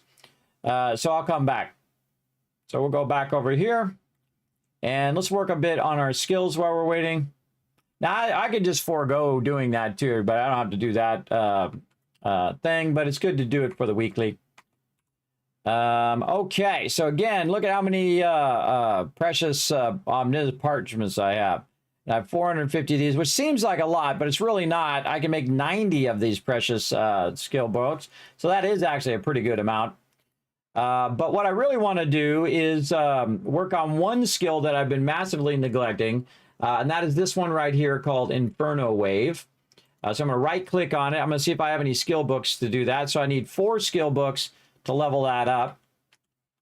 So let's work on that a bit first. How many can I make? 41. Okay, let's we're going to need probably let's say 4, 8, 16. Let's just call it 20. All right, we'll make 20 of those books. Oh, and we got a great success, which means we got an extra one. And then we'll go in and we'll stop neglecting this poor skill right here. All right, and we'll get that one going. And so we'll get it out of green. And that worked. Actually, I ended up with extra left over. Then I have some blue skill books that I can use to level it up, to try to get it past blue. Oh, wow, I got 2 specials on that one. You see that? That was really awesome. I got a special there and a common. That was really awesome. I got 2 specials there. That really used less books. And I got another special. Man, I'm on a roll here. All right, it's very close. Now you can see that I'm about 46% of the way. I need 5 here. So I need more of these books. So actually I need 4 because I already have one. So I need 4 more and then probably another 5. So we'll just go ahead and make 9 of those if we can. And we'll go to the blue ones here. I can make 585 of those right now. So we'll just do not 91. We'll do 9. And then we got a great success on the other one. So we actually ended up with probably 10. Let's go take a look. Right here. Yes, we actually did. And we already had 1. So, and then I'll just say continue till next level and see if it levels up. There we go. Okay, so we went from our green level skill through our blue level skill, and now it's a purple skill called Inferno Wave. And we probably have a bunch of purple books, which we do, the precious books. We'll level that up, and then we'll level it up again. We'll just burn up all these books on this particular skill. All right, so we got to level 4. Now, level 5 is the max level skill. So I just got that skill caught up with all my other skills that I'm doing. And I'm trying to get all of my skills that I'm using all the time to max level. So this one just went from, a low level skill, probably doing, 100 or 200 damage, to one that's probably doing like 800 or 900 damage now. I don't know. I've never leveled that all the way up. We'll find out.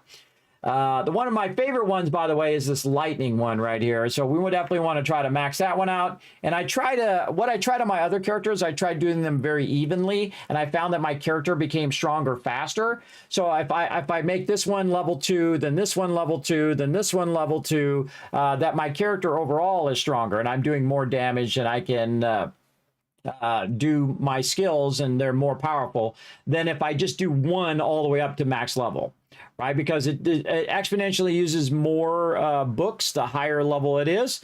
So if you can have 5 skills that are double as powerful, that's basically 5 times as powerful if you think about it. And then again and again and again, doubling up and doubling up again. And you can see I have all my skills down here, and I have a good amount of them at max level. I also love my fireball up here. So I want to get my fireball going on, but it takes 7 books each. So roughly, it usually takes 1, 2, 3 times. On average, it's 3 times. Sometimes it's 4 times. So it would be 3 or 4 times 7 right here to get this to maximum. Now, another great trick is to go through and to look and see if any of them are already partially there. Like this one's max. That's why I can switch it. I can switch it to another skill. I'm just going to forego doing that wolf thing, by the way.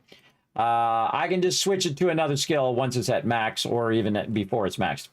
So we're just going to go through and see if any of these are partially in there. So none of those are partially. Those are all maxed. Let's see our curse explosion here.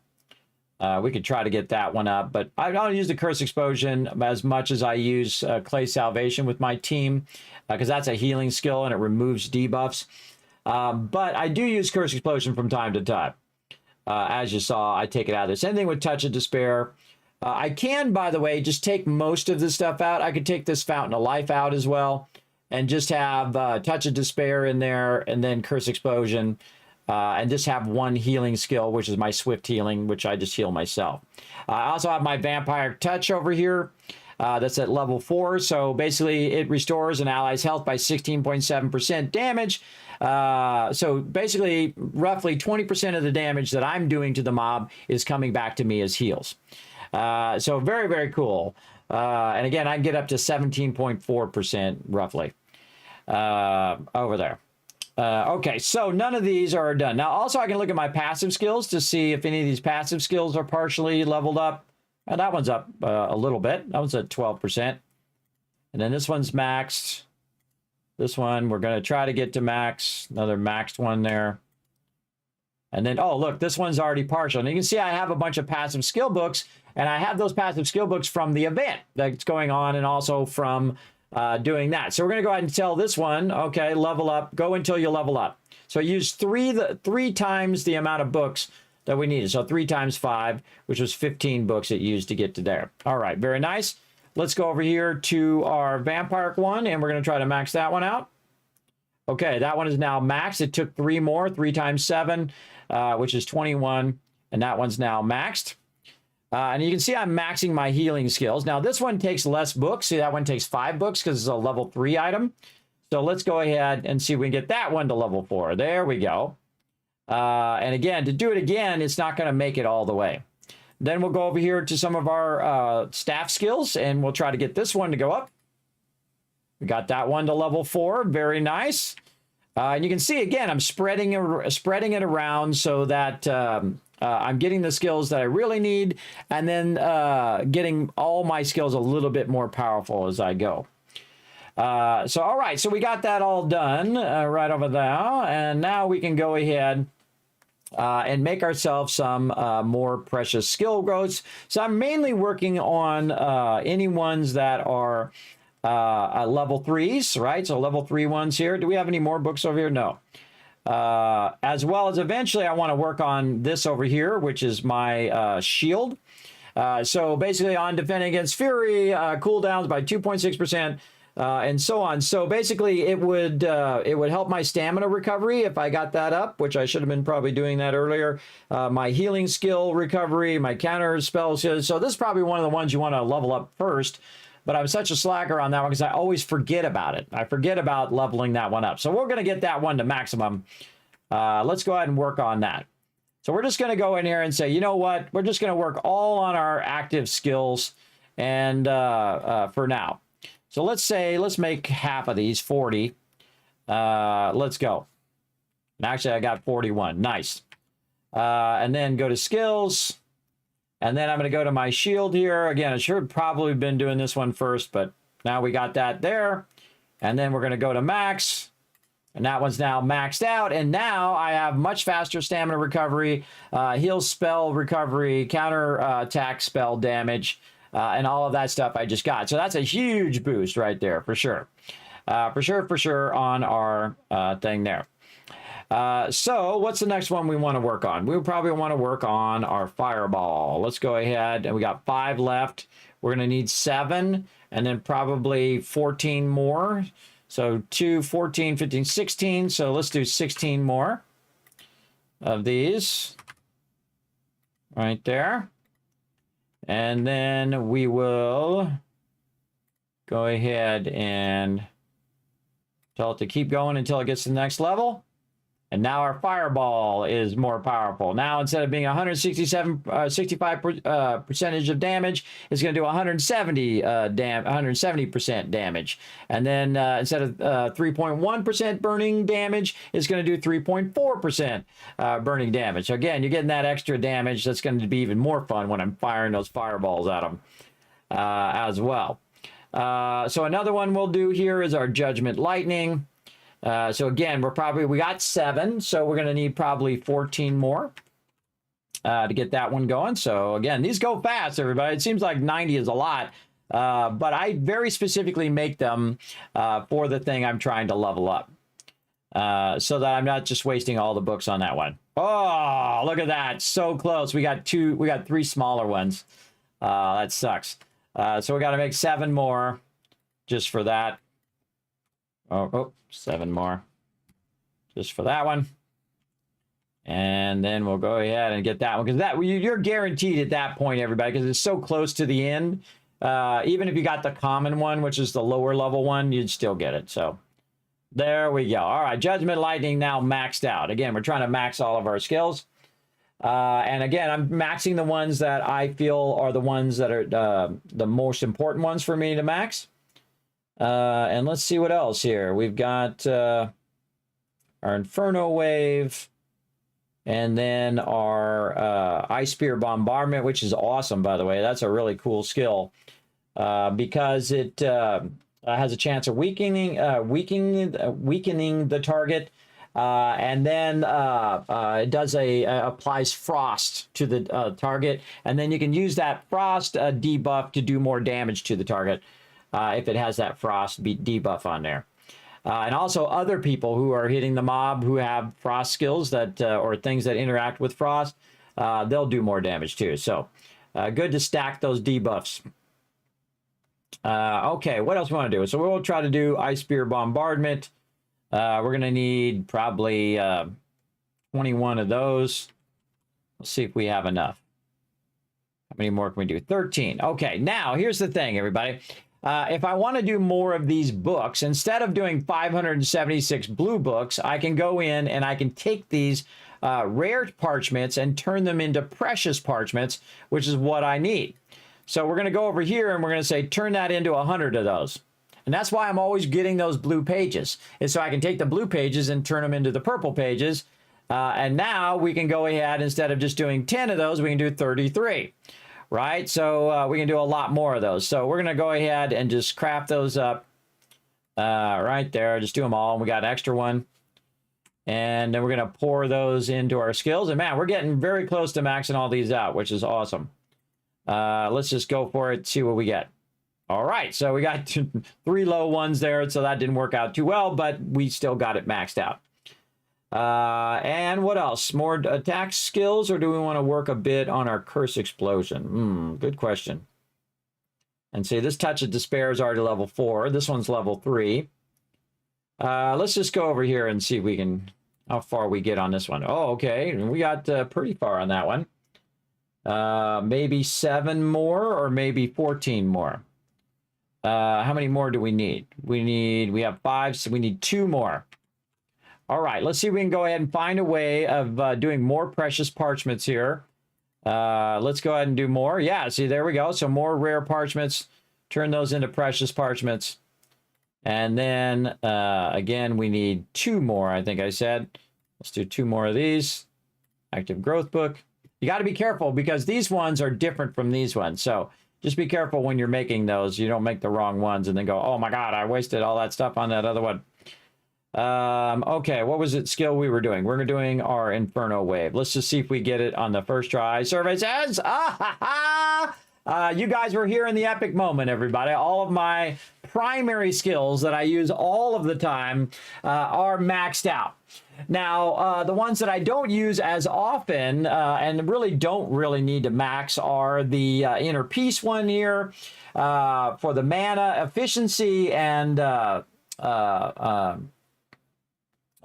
cost efficiency and mana regen. Don't really need to level that one up all that much right now. And then the other one would be this one right here, which is high focus, which helps me with my cooldown speed. That one would be good because then my cooldown speed would be faster. I could cast more. So that would be another one that we can do right over there. So let's go look and see how many we can do. Let's just do them all at this point. And we got an extra one there. And now we'll get and work on our high focus one here and see how far we get. Sadly, we only got to there. And so now we're all out. Not much else we can do. If we go in here, though, we can try to make more rare parchments out of the green ones.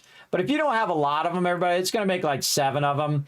That's not going to be enough to go and make these because that's going to take 15 to do it. So the best thing to do is go back and do more dailies and get more pages, take those pages, convert them into the higher level pages and use those higher level pages. Now, say I have a skill that is at blue and all I have are the purple pages. I can go in and dissolve the purple pages down into the lower level in your inventory, which is lucky. I have one right there. So I can go in here and do this, and it will take one of these and turn it into 15 of these, which is the same thing as crafting it the other way, right? So it takes 15 rare parchments to make one of those.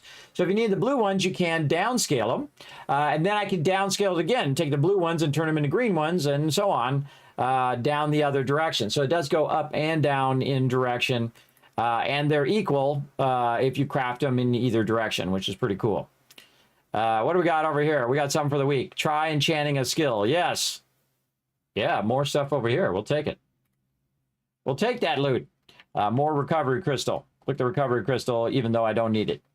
Just so I can get that weekly going. So there you go. So that's how we got that done. Now, again, if I also wanted to make some more precious mineral ore, I could do that as well. Because at some point here, by the way, you're going to run out of the mineral ore, which is the stuff that we're collecting as well. And that's why we're collecting all these smaller ones, the rare mineral ore, so we can make the precious ones to make the higher level skill books, right?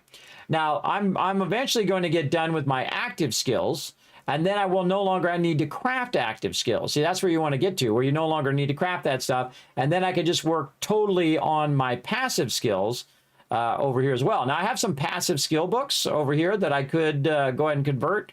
And the same thing with these here. I could make a bunch of quality passive skill books. I could also go in here and try to convert these like I did on the other ones. Make more for the passive skills. But I've been trying to do my active skills and do a little bit on the passive, but mainly on the active to get all my active skills maxed. So my character is doing its maximum amount of damage and maximum amount of stuff. That's really what I'm trying to do. And again, that's one of the things you're trying to level up as you're playing the game daily. So very, very cool. What do you do with your useless blue items like armor and accessories? I combine them together. as much as I can. I combine the traits together, if you missed it earlier. Then you dissolve them, get your magic powder, and you use that magic powder for crafting other stuff. That's pretty much what you do with your extra stuff. Or if you can, you put them in the lithograph book. Right now, you might have already put some of them in the lithograph book, so you can't put them in there anymore, and that'd be a good thing to dissolve them. Now, this is my order in which I do gear, right? So if I get a drop, if I get a blue or whatever I get, a green, a blue, or a purple, the first thing I do is I check to see if I can combine it into one of my traits, right? So I'll go in here and I'll go to my wand and I'll say, okay, do I have an item that I can convert and merge into my item? That's always number one when you're at the purple level. At green level, it's not as important. You can just merge them all, however. But at the purple level, you want to first try to merge it because you're going to either get blessing, so you have a higher chance later on if you use your blessing to get it for sure. Or you can be lucky like I did earlier where I had a 10% chance and it went in there anyway from a blue. It was very cool. But see, a green is going to have a 1% chance to go into a purple. A blue is going to have a 10% chance. But if you do enough of them, you'll build up your blessing like I do. I have 377 blessing. And I can say use blessing, and then it has a 90% chance, bam, of hitting it, which it usually does each time. Whenever I use that blessing at 400%, it's almost a guarantee that it's going to go in there. So that's the first thing you want to do. The first thing you want to do is merge it into your traits. The second thing you want to do is decide whether you want to put in your lithograph book. And if you don't want to put in your lithograph book, or if you don't have, you already have it and there's nothing to put in there, then you go and you merge anything with traits together. And then you go ahead and dissolve it. Like dissolving is like the last resort. After you've gone in and checked all of your gear and made sure that you can do it, you might even want to save some stuff because you can switch the traits on it and then merge them together later. Like that's what I'm doing right now. I've already done all my skills here. So we'll run back and I'll show you here in the bank what I've got going on. Where I have items that are same exact items that I have now, but they have the wrong trait on them. So I want to go in and switch the trait to something else. So a great example would be my swirling essence hat right here, right? So it's got a magic evasion on there, and I want melee endurance. See, this is the one I currently have on, and that's the one in my bank. So I want to maybe get cooldown speed. So I can go to this one right here and take that one out. Like this, go to my inventory, enchanting, and I can click on this item and I say trait conversion. And if I had enough trait conversion stones, I could just, re-roll it and see if I get something that I can merge it in there with. Or if I want to be very specific, I can say, hey, I want to convert this by using less stones but more trait unlock stones and tell it to be exactly what I want it to be. Now, I would not do that. I would not do this. You know why? Because I made the mistake of doing this a couple times and then realized that that is not worth it. You know what's worth it more than doing that is actually going to the item itself, like right here, and unlocking the trait specifically on the item. And it only costs 50, and it doesn't cost you the other conversion stones. It only costs you the 50 to unlock the slot. And then if you happen to get the thing that you need, you can go ahead and put it in there, which is pretty sweet.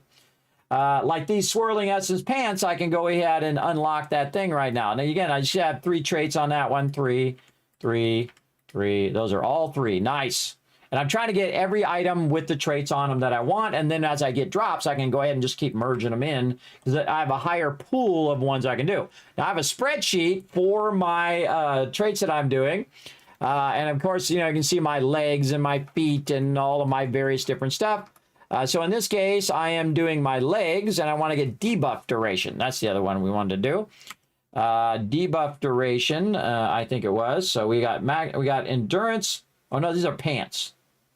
These are pants, right? Is that what I was doing? Yes, or legs in this. They call it legs.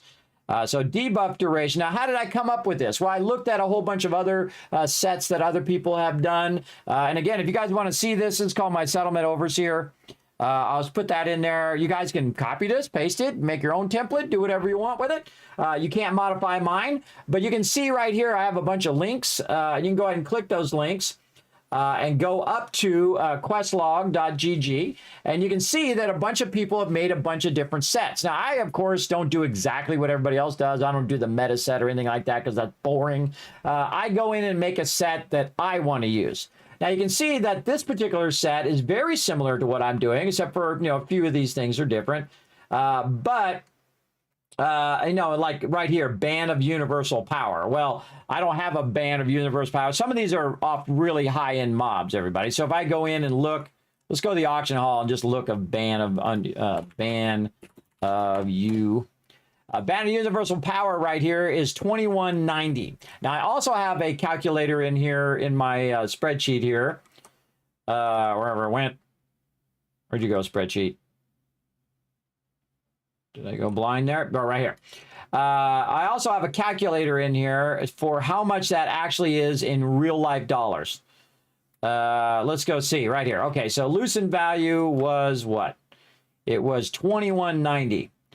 So 2190. We'll put that in here. 2190 is worth $43 in real life. So if you actually just paid to buy Lucent, it would be $43.80. So I don't buy stuff on the auction hall, everybody. Everything that I've done is either a member transferred it to me via the auction hall, but I didn't actually buy the traits or buy the item itself from there. But all the rest of the traits that I have, I earned in game without using the auction hall at all. All of it was running dungeons and merging stuff and then merging stuff again and merging stuff again and then getting a bunch of salvation coins and opening up chests and then getting the item that I need so I can merge it. Now, purple items merge at 100%. So if it's something that I have in here, I can go in and again switch those traits. But again, it's better to unlock the traits first than to try to very specifically switch it. We want to do that more toward the end. What can I put in the lithograph book here? Said I can put something in the lithograph book. Apparently not. Let's see. So I want to go into my equipment. I want to go ahead and go to my pants here. Again, we'll look at what, I think it was debuff duration is what I said. I've already forgotten, everybody. Look, in that amount of time, I've already forgotten what it was. That's why I got to write it down or I'll forget. Yeah, debuff duration. All right, so we're going to go here. We're going to unlock a trait successfully. So that's why you want to get these trait unlock stones. And then debuff duration, which is going to decrease the duration of the incoming debuff effects that I have. So that means that if they put like a fire effect on me, it's going to roll off just that much faster in there. So bam, we're going to unlock that one. There we go, confirm. And then now I might get some items that drop that it will help me with my debuff duration, see? And that's why I go in and I'm very selectively going each and every item. Now I've got nearly all of my first row, right? I have all of that done. Dang, I have all of that done. Wow, okay, now I'm in the second row. I got that one done, this one, that one's done. Okay, now I'm on my butcher's belt here. And so again, I'm going to need to collect more of these trait unlock stones. And when I do, boom, I can then go ahead and unlock another trait. And then when I get drops, I can try to merge those drops in. So hopefully that explains it to you. This game can be confusing at all times for a noob like myself. I was right there with you, Crazy Sticks. This has a really odd system versus other MMOs. The system works very backwards. Like instead of, having tokens to go run dungeons, you actually have tokens to get the loot at the end of the dungeons. So you can run the dungeons as many times as you want. But if you want to get the loot at the end, you need your abyssal coins to basically get that going, or whatever they call it. They call it something up here. Hold on. What do they call it? Your dimensional contracts tokens. So to get the actual loot at the end of the dungeon, you need your contract tokens. But you can run it as much as you want, but you're not going to get any loot out of it. So again, if your buddy needs it, well, you can always run it for them and help them. But again, if you don't have these tokens, you're going to need that. The same thing when you go into the dungeon I was just in and you're killing a bunch of mobs, well, you're not going to get any drops from those mobs unless you have a bunch of abyssal contract tokens. So each of these tokens are for getting loot, right? That's for getting loot at the end. And the same thing with your contract tokens level 2, which are your 2-star dungeons. All of that stuff means the end. Now, here's the good news. I'm making a bunch of guides on how to do all this stuff. because, man, I go down the rabbit hole in every one of these different systems, and I've learned a lot on how to master the systems. And I make guides that are very short, everybody. I don't make them 45 minutes long, and people are just rattling on about crap that I don't care about. I just get to the point. Tell me what I need to know so I can get back to gaming, right? Those are the type of guides that I do. And if you like those type of guides, here's what you do. You go ahead and follow those links right there in the chat. Pop over to YouTube, hit that subscribe button over there on YouTube. And some of those guys are going to be rolling out. Now, my patrons get to see them all first. Because, again, if you want to become a patron over there, even if you're a patron for like $1, everybody gets those early. And I'm making a bunch of them right now. I'm going to put them up there. And then eventually they'll roll out to peeps on YouTube as well. So keep that in mind over there, everybody. I am rolling out that. Probably the first one I'm going to be doing is fishing. And actually, fishing is a fairly useful skill once you've mastered it. For getting a ton of loot in there, especially like you want to play very passively. So what I do is I get a bunch of like fishing bait here, or I make a bunch by getting a bunch of fish first, using the paste to fish a bunch of fish. Then I turn the fish into fish fillet bait, which is what right there. And then I have a chance of getting the higher level fish. And then as I get the higher level fish, I can make more bait and then continue that process going until I get a bunch of stuff that I can also make food from. Right? And then also I might get some rare drops, and they actually added a whole fishing system to the game right here where you basically catch a bunch of different fish and you get different rewards from doing that thing. So different achievement awards. You can see I've done a bunch of them over here over the holiday. And then, of course, as I get up, I can even get myself Fisherman Hawthorne over here when I get 70 points, which is cute. So you can see I've done 33 of 99. And again, you catch so many fish of different sizes and different locations. And it's very, very fun once you've kind of mastered how to do this fishing. I'm also going to talk about Animatoy, how to get your skills up, how to do your mastery. Now, this mastery thing is going to get revamped, they say. So we'll see what happens there, how to get your passive skills up, how to do your skill specializations, and so on and so forth. You get the idea. And all of the systems in the game I am working on guides that basically is like the missing manual that they don't tell you in game. Like how do your skills work? What's the best way of getting more skill books? Well, I just told you, go do your dailies at the Pure Light Tower or wherever you want to do it. You can also do it the other thing and do the wolf one. But do the Pure Light Tower, the Shattered Temple, just every one of those ones that has pages. Click those pages every time. Doesn't matter what you got to do. Click those pages. Keep collecting those blue pages. Take the blue pages. Turn them into purple pages, right? Also, go do your Abyss contracts. While you're down there doing your Abyss contracts, guess what's going to drop? Purple pages. So you get more purple pages there. Use those purple pages for making purple skill books and then upgrade your skill books. Now, of course, if you need green ones, then you go do the higher level ones, or really it's the lower level ones, depending on how you look at it. It's like level 1 and level 2. You're going to get a bunch of green pages. You go down further, you're going to get blue pages, and you go all the way down to level 5 and 6, which was not open at the beginning of the game, by the way. They opened it over time. And then if you go to level 5 and 6, you're going to get the purple ones. And again, you can just go down there and grind, find some random people and grind out with them and get crazy tons of loot as long as you have a lot of Abyss tokens. And of course, you can do that, grind out, get a bunch of loot from your Abyss tokens. And then once you don't have any more Abyss tokens, you can go do your daily contracts, which give you more Abyss tokens. Then you can go get more Abyss stuff from your Abyss tokens and get the more loot there. And then when you run out of those again, you know what you do? Do more contracts every day. And again, it's like this cycle of daily that works really well together. And if I had more time, I would burn my 40,000 Abyssal contract tokens, which I might do on Saturday, later tonight, with my team. We'll just go burn 40,000 of those, because the problem also is that not only do I have 40,000 of those, but I also have stacks of them right in here as well. These are worth 500 here and worth 100 here that I want to use up and burn up, so they're not in my inventory anymore. I want to burn those up. And speaking of fish that we can dissolve, right there. Just hit dissolve, put the fish in there, and bam, I just made some more fish fillets and some more fish oil. So yeah, it can be very confusing, but again, I explain how the mechanics work. I call it commentary, right? Like what I'm thinking about, how I'm doing the thing as I go along and so on. Just to kind of give everybody the idea that on what to do and how to get that going on as well. All right. So we got all that going. What we're going to do? Oh, we're putting stuff in the bank. That's what I was doing. All right. Then the auto deposit. Put our blue pen thing in there. We got some more of these things. Those are worth 288,000. That's $1 million. That's $1 million bucks right there. Boom. Look, I'm back up to 40 million after I spent all that cash today.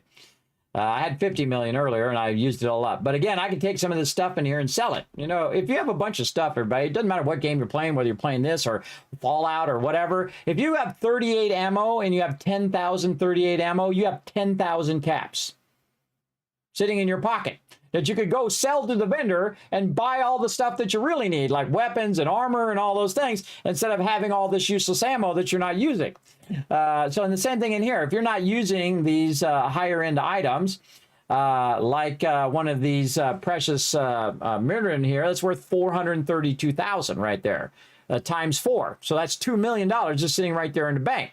So if you need that $2 million to upgrade your skills, then that's what you want to do. So you can make books or craft books or upgrade stuff. That's really more useful as the cash. Now, sometimes it's more useful because you're going to make an item and you're going to craft an item and then you want to keep it for that.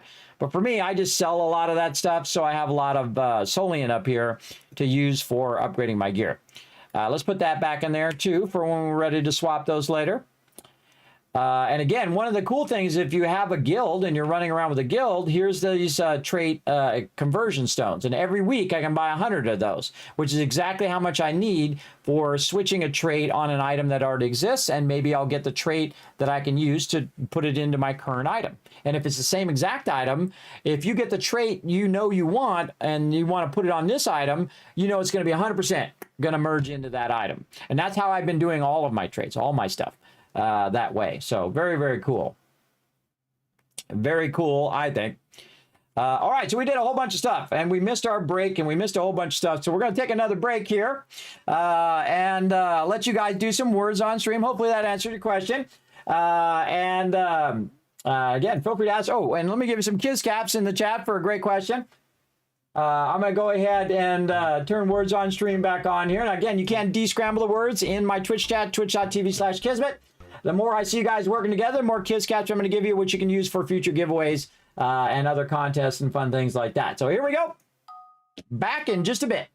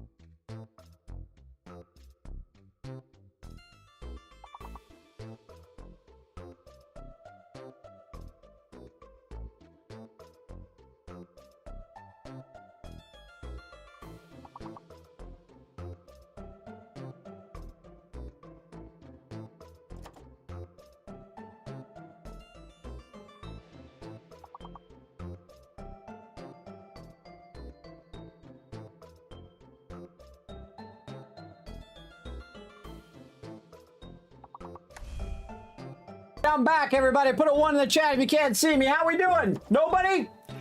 Nobody helping out? All right, I'm gonna help you guys out. I'm gonna try to earn you guys some Kiz caps. Right over here. Come on, let's rise up, chat. Let's do it. Sight. Oh, that is not even the right letters. Sight. There we go. Seafish has got this going on. Come on, me and you, Seafish. Let's get this done. Let's say disc. What?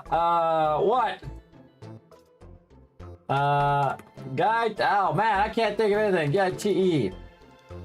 Of course, this is the moment my brain goes completely dead.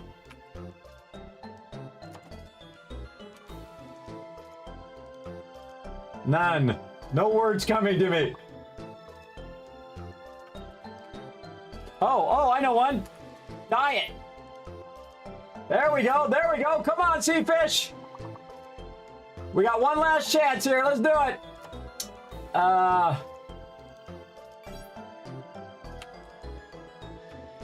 Digits. No, digit. Digit.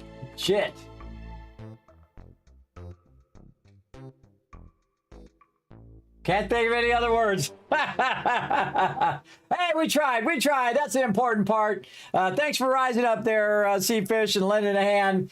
Again, that's really fun when everybody's working together on it as well. All right. So we're going to go ahead and get back to some Throne and Liberty. And we've been grinding big time. We've been grinding for 10.5 hours, everybody. Kicking some serious booty today on our dailies. Now, again, in about, how many hours it is? Let's see, it's going to be 7 a.m., so 6. Freezing in here. 24 minus 6. Hey, Siri, what's 24 minus 6? Hey, Siri, what's 24 minus 6? In 18 hours, it's going to reset again, and we're going to get 10 more Abyss contract or 10 more daily contracts to do, get all of our battle pass again. But again, if it's only 10 of them, it's much faster. You know, you get it done. If you're doing 100 of them like I did today, it takes a lot longer. And then, of course, doing your weeklies and doing my recovery crystals. There we go. And my Animote, for some reason, are not resetting. It's been way more than an hour. So the running them for an hour thing is very broken. And they added it where you can just do it. I'm just going to cancel the expedition because failed to cancel. Expedition is already complete. Well, let me... something totally broken there. Let me go to my character selection screen and see if that fixes it. There's something totally broken there. For sure. Let me log into my other character and see what his dealie is on his Animote. Okay, his is showing a little thing like it's done. Seems like a bug to me. Seems like a bug. All right, let's go ahead and claim his. And, oh, we got another bag there. 1, 2, 3, 4, 5. Go for 8 hours. Let's see if he gets that Kraken rod. Let's go. Come on. Do it live on stream. Come on. Nope. Nope. Now, again, look at this character over here. He's got 81 more resistance contracts to do, too, on top of the ones he already has, which is probably 10 or 20 of them now to do. So there's another 100 for me to do on the other character, and I'll do that off stream, but I'll just grind them off stream at some point with all of that. He's got more contracts to do and all that stuff, because this one I don't play as serious as my primary one, but I do work on him from time to time when I'm waiting on stuff on there. I do work on his like daily battle pass stuff and contract coins and stuff of that nature as well.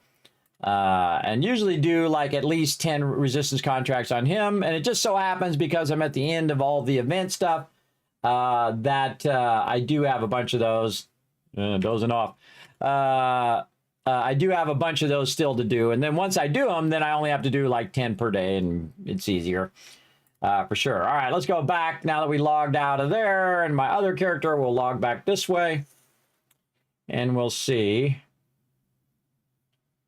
How we're doing here. All right, yeah, see, that fixed it. Now I can go ahead and stop it. So every hour I have to log to my other character and log back again. That sucks. That sucks. All right. Claim those rewards. All right, I'm not going to be doing that. I'm going to set that to 8 hours and just say screw it. Say screw it. I'm out of there. I'm not going to fool around with that if that's going to be broken.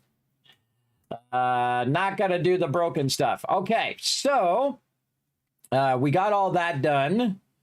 What other things can we do? We've already done all of our co-op dungeons, and we had a few extra that we got, that we bought the thing from. And you can go in here in your shop and use your ornate coins as well to get stuff, like gestures and things of that nature. I have 2,400 coins, and you can see I've already bought the books out here.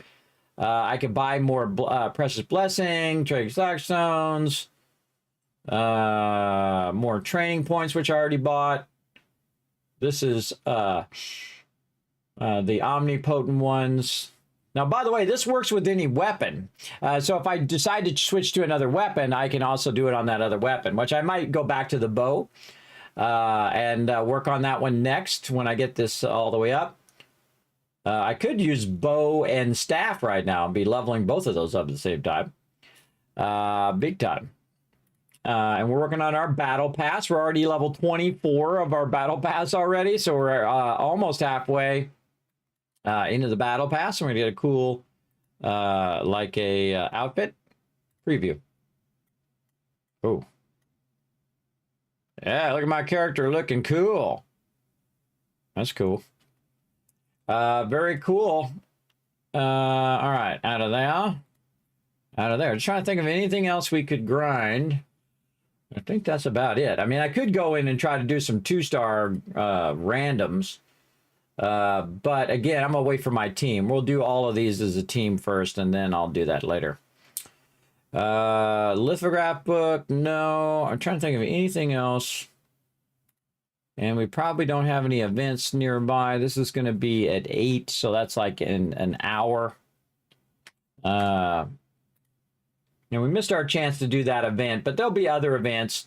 And again, this weekly is still going for another 4 days. So I have another 4 days to get in here and finish these out so I can do what I did on these, and that's unlock these things. And of course, in this case, I just grabbed the runes.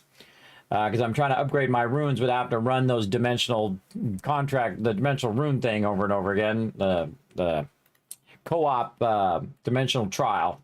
Again, some of these are really difficult, so we're not doing those. We're just doing the easiest one for now, and we're trying to learn the things of this. We did Carmine Island, and that was incredibly painful. We might have just wanted to start the first one and did Island of Terror and then did Void Waste and so on. But yeah, we might do Island of Terror next time. Try to get that one done. Let's see. Anything else that we can do? I think we pretty much got most of the stuff done that we wanted to get done today. And again, we could go do a bunch of BSE contracts, but I'll probably go do those with my team. I can do some of these ones here, which are going to give me some more training points. Yeah, let's do some of these. Let's do Scorpos in there. Okay, so these are called secret dungeons. Let me get away from the NPCs so I don't have to listen to them every time I come back. Let's go stand over here. I'm going to turn my sound back on. Let's go do some secret dungeons. Okay, so in the secret dungeon, you can see it has like a little pentagram there of the contract that I just started. And we'll enter in there. And then now I've really geared my character up too. We got our skills much higher. We've got a lot more damage and whatnot. So we're going to go in here and we're going to see if we can wipe this guy out. Let's go. Let's see if we can wipe him out even faster than we did before.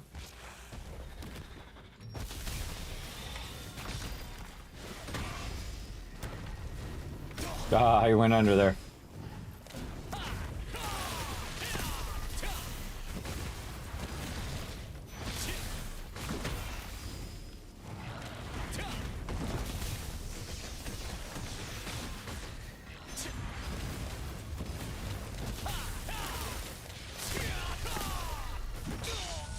Ah, missed it. Tried to block it.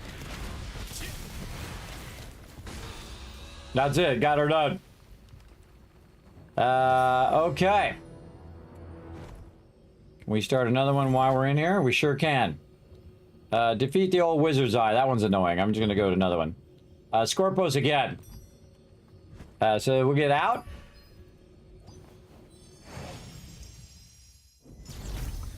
And then just do it again.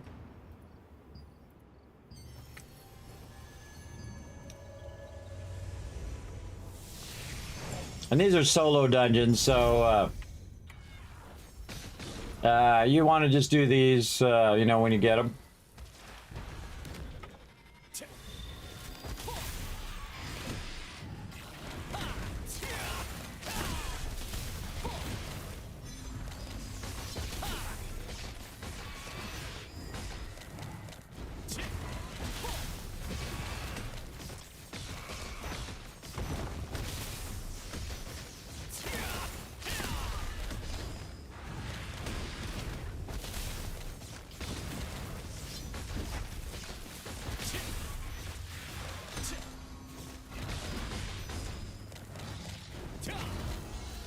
That's the fastest I've ever done that, everybody. Pretty awesome. And again, getting myself more stuff to level up my thing. Now let's go see if my wand is, yeah, it's still leveling up. I think it used to be like 16 was the max of staff, and now they made it 20, or max of your weapons, and they made it 20, or maybe it always was 20. I can't remember. But I can see that my thing is still leveling, so that's what I want to do. Try to get those all leveled up to maximum, because again, it allows me to have more mastery over time. What are we doing? More of these tower contracts. Level 10. There we go. That's an easy one. Go to level 10. Enter that one.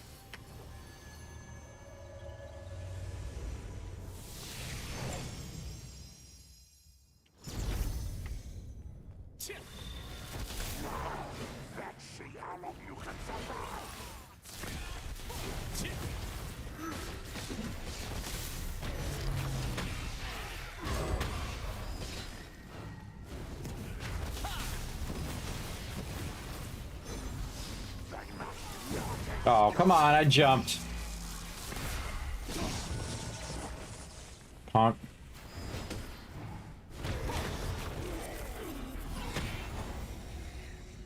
All right. Out I go. I feel like the jump mechanic, because the jumping is so awkward, that the jumping mechanic gets messed up sometimes. Because you jump and it's like, and then psh, it does the thing and you're toast. Knocks you down. Teetle's Tower 13. All right, we'll do 13. This is this guy.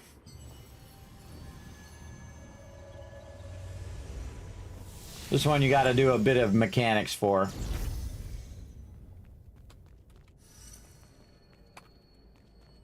Come on.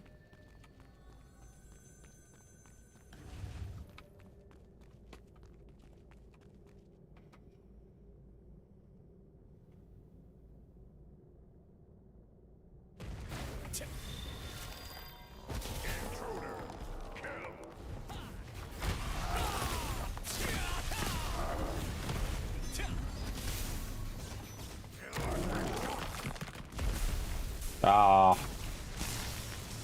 Got me while I was channeling.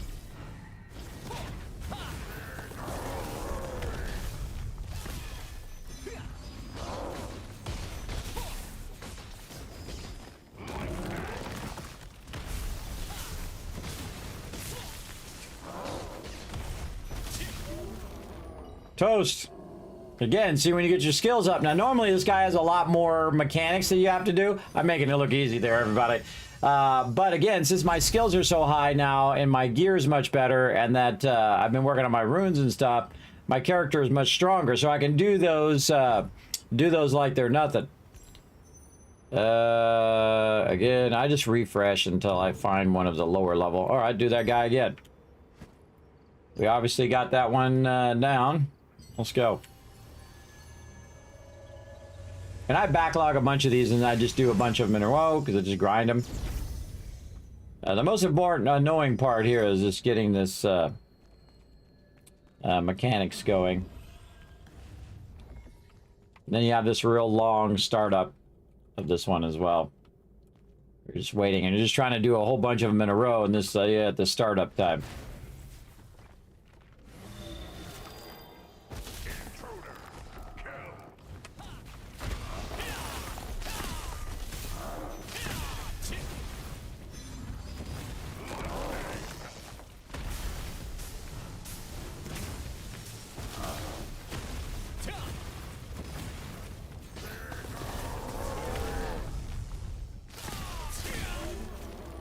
Toast!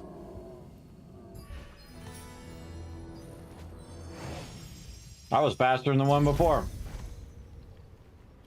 Alright, what else you got?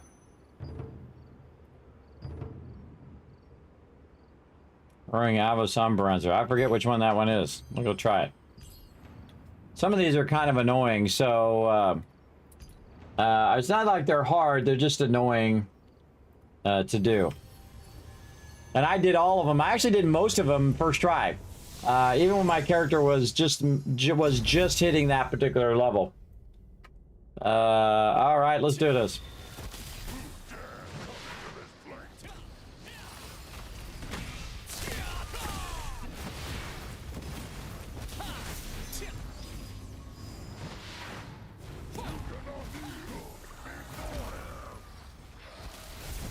Don't stand in the stuff in the ground unless it's green.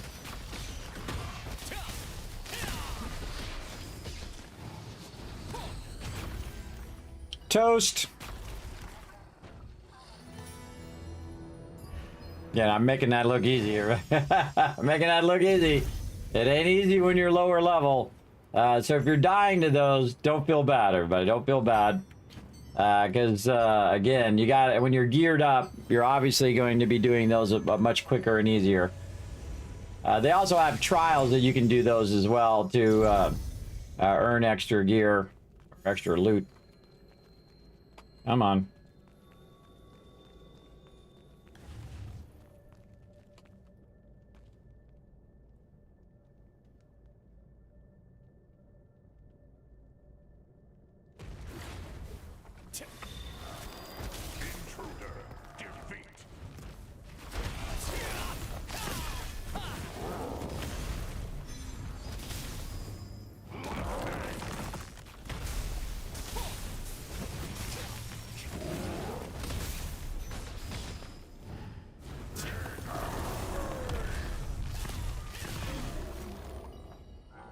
Got him even faster.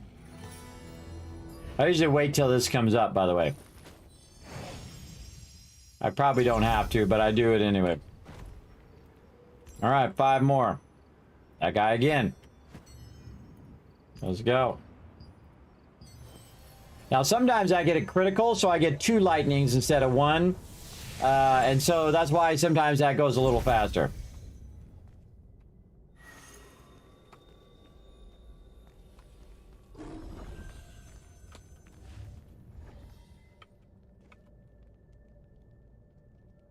I could be using my food and stuff also to do more damage or whatever, but I'm not going to bother.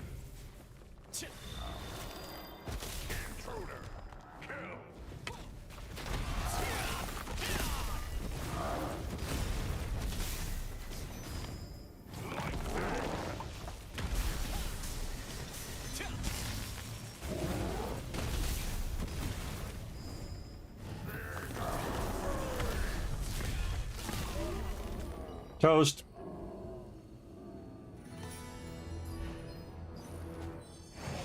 Again, these are these contracts allow you to do the same content you might have done when you were playing through the game, and now you can do more of them.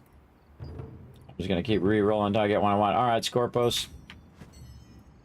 You get just the same rewards if you do a level 12 one than if you do a level 21, everybody. And again, the level 12 one's going to go faster than the level, the floor 12 one is going to go faster than the one up higher.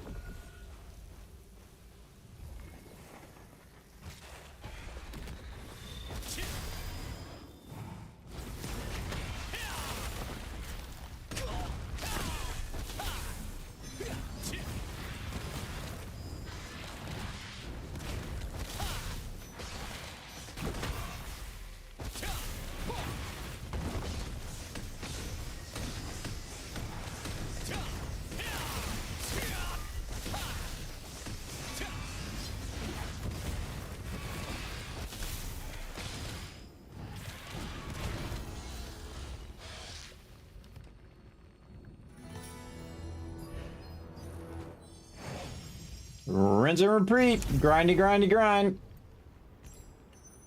Let's keep doing it.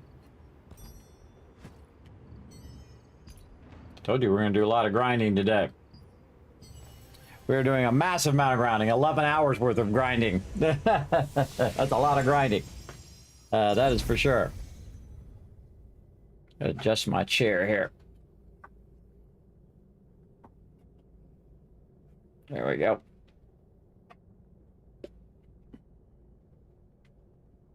All right, let's get this guy. Smoke him.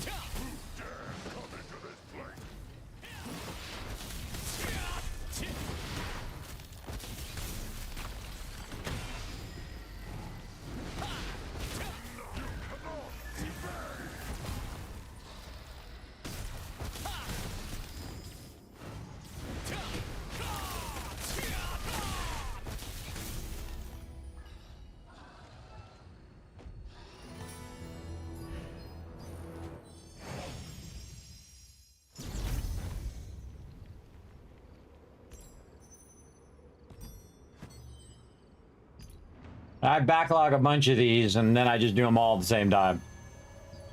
Because you kind of get into the zone, and you just like, you know, you got all the mechanics down. And you just do it a little bit faster.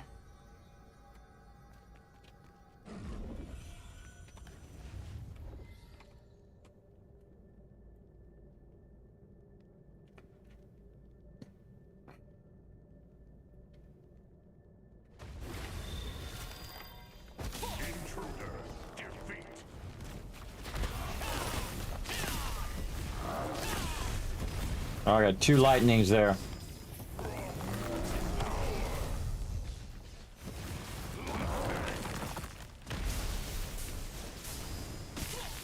Ah, stun me.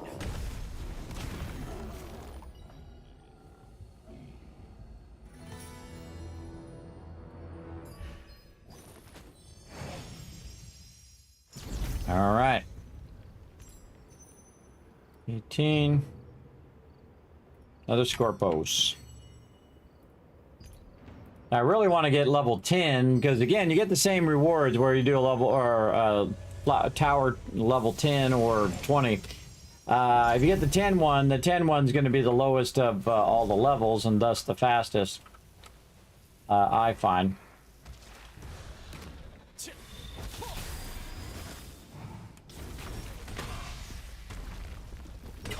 Want to stop my fireball so that he didn't stun me.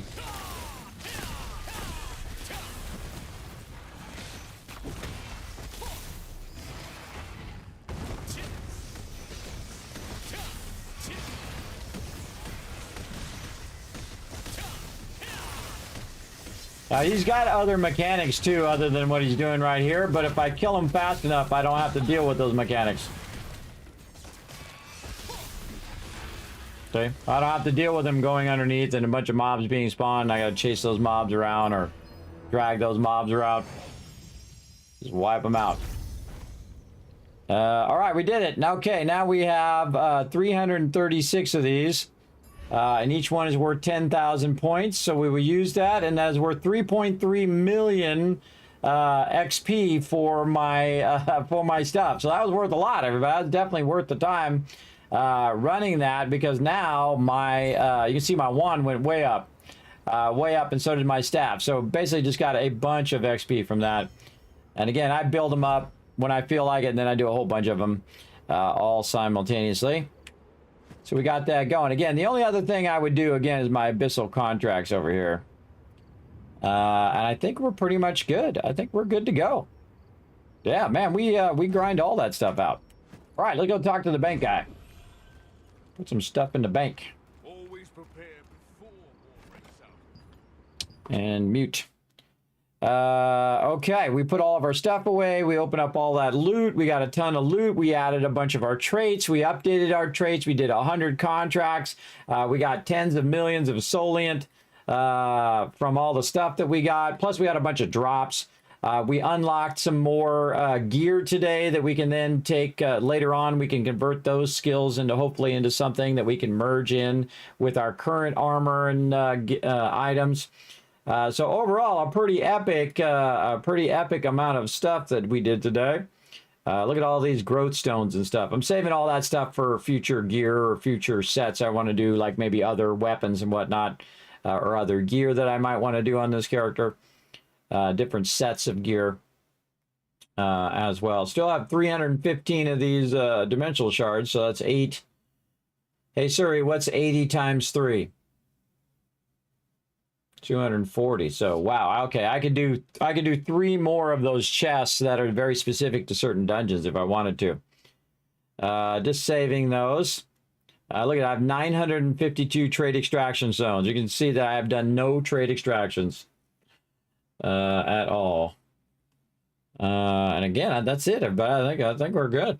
I think we're good until later tonight when my team wants to do some stuff, and then we'll do some burn up some of our star stuff here. Actually, I could go and just preemptively go to the guild hall. So when I log in, I'll be ready to raid.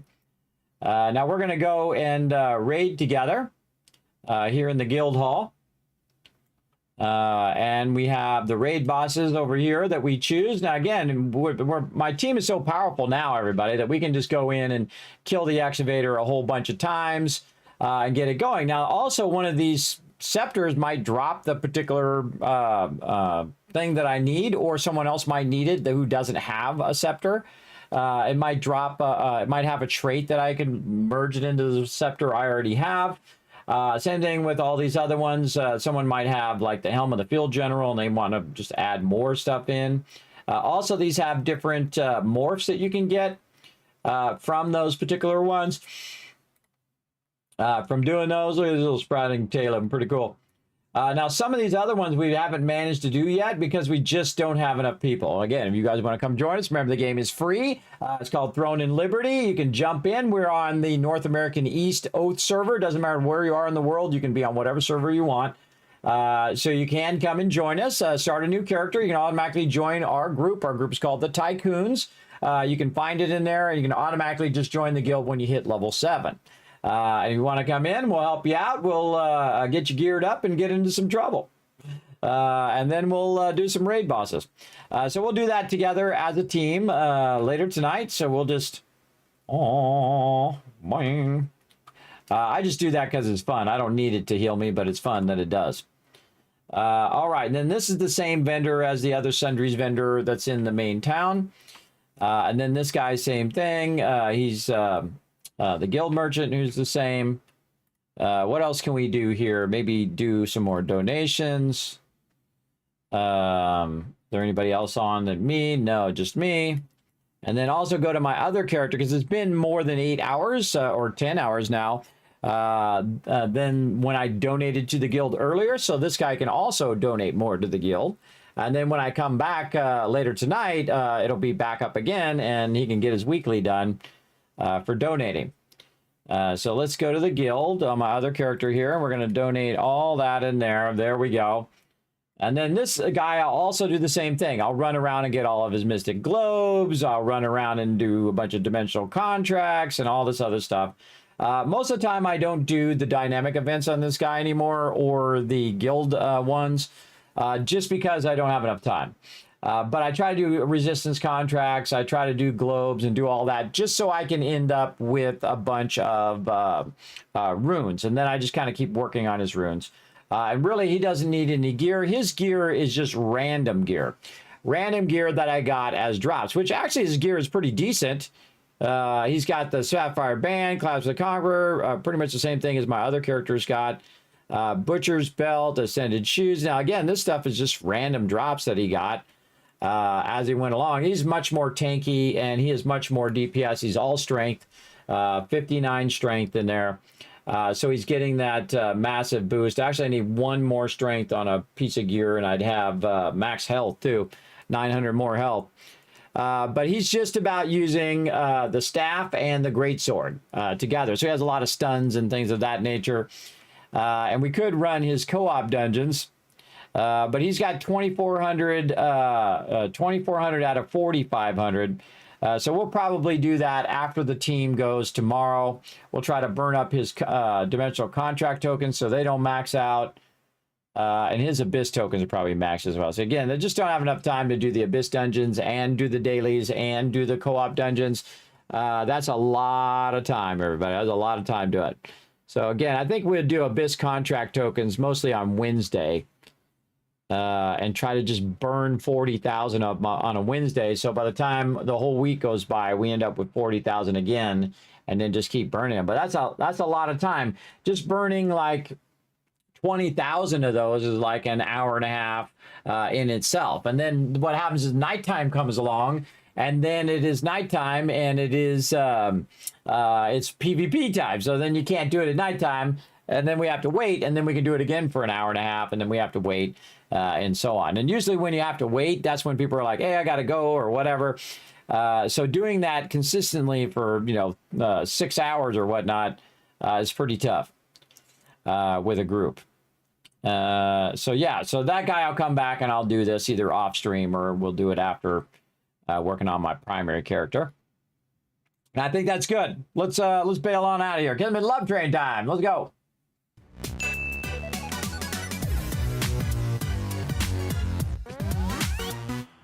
All right, so I think 11 hours is a pretty epic bonus stream, everybody. Now, remember, again, normally I'm not streaming on Fridays unless I just decide to do a bonus stream. And the same thing on Sunday and Mondays now. But the rest of the days, I am going to be trying to stream longer. We're going to be trying to do more epic stuff here in the stream. So if you haven't already done so, hit the follow button here in the stream as well.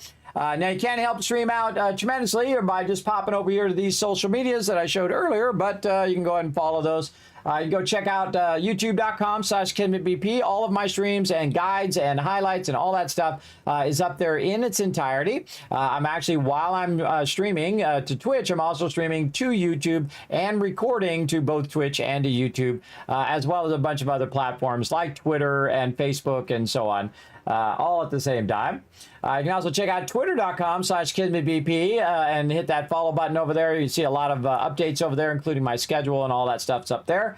You can check out the Discord, check out the website, especially check out patreon.com/Kismet, the greatest way to support the stream. You get your name down below there as one of my patrons as well. And then, of course, thanks to all the peeps scrolling up over here showing that love today. I greatly appreciate it. That's it for me, everybody. I'm going to shower you guys with a bunch of Kiss Caps. Yeah, a bunch of W's for wins. We had all sorts of wins today, everybody. We got geared up. We got better traits. Our character got way stronger. Our skills got way stronger. And, of course, I've been backlogging a bunch of that stuff just to do it here on stream so you guys can see it all happen live on stream.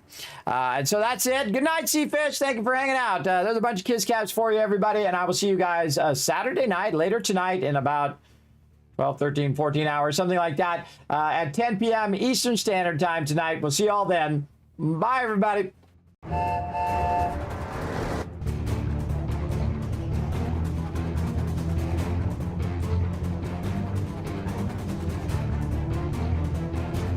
this is Norbert. Thanks for watching. Hit the subscribe button. We'll see you all next time. Bye.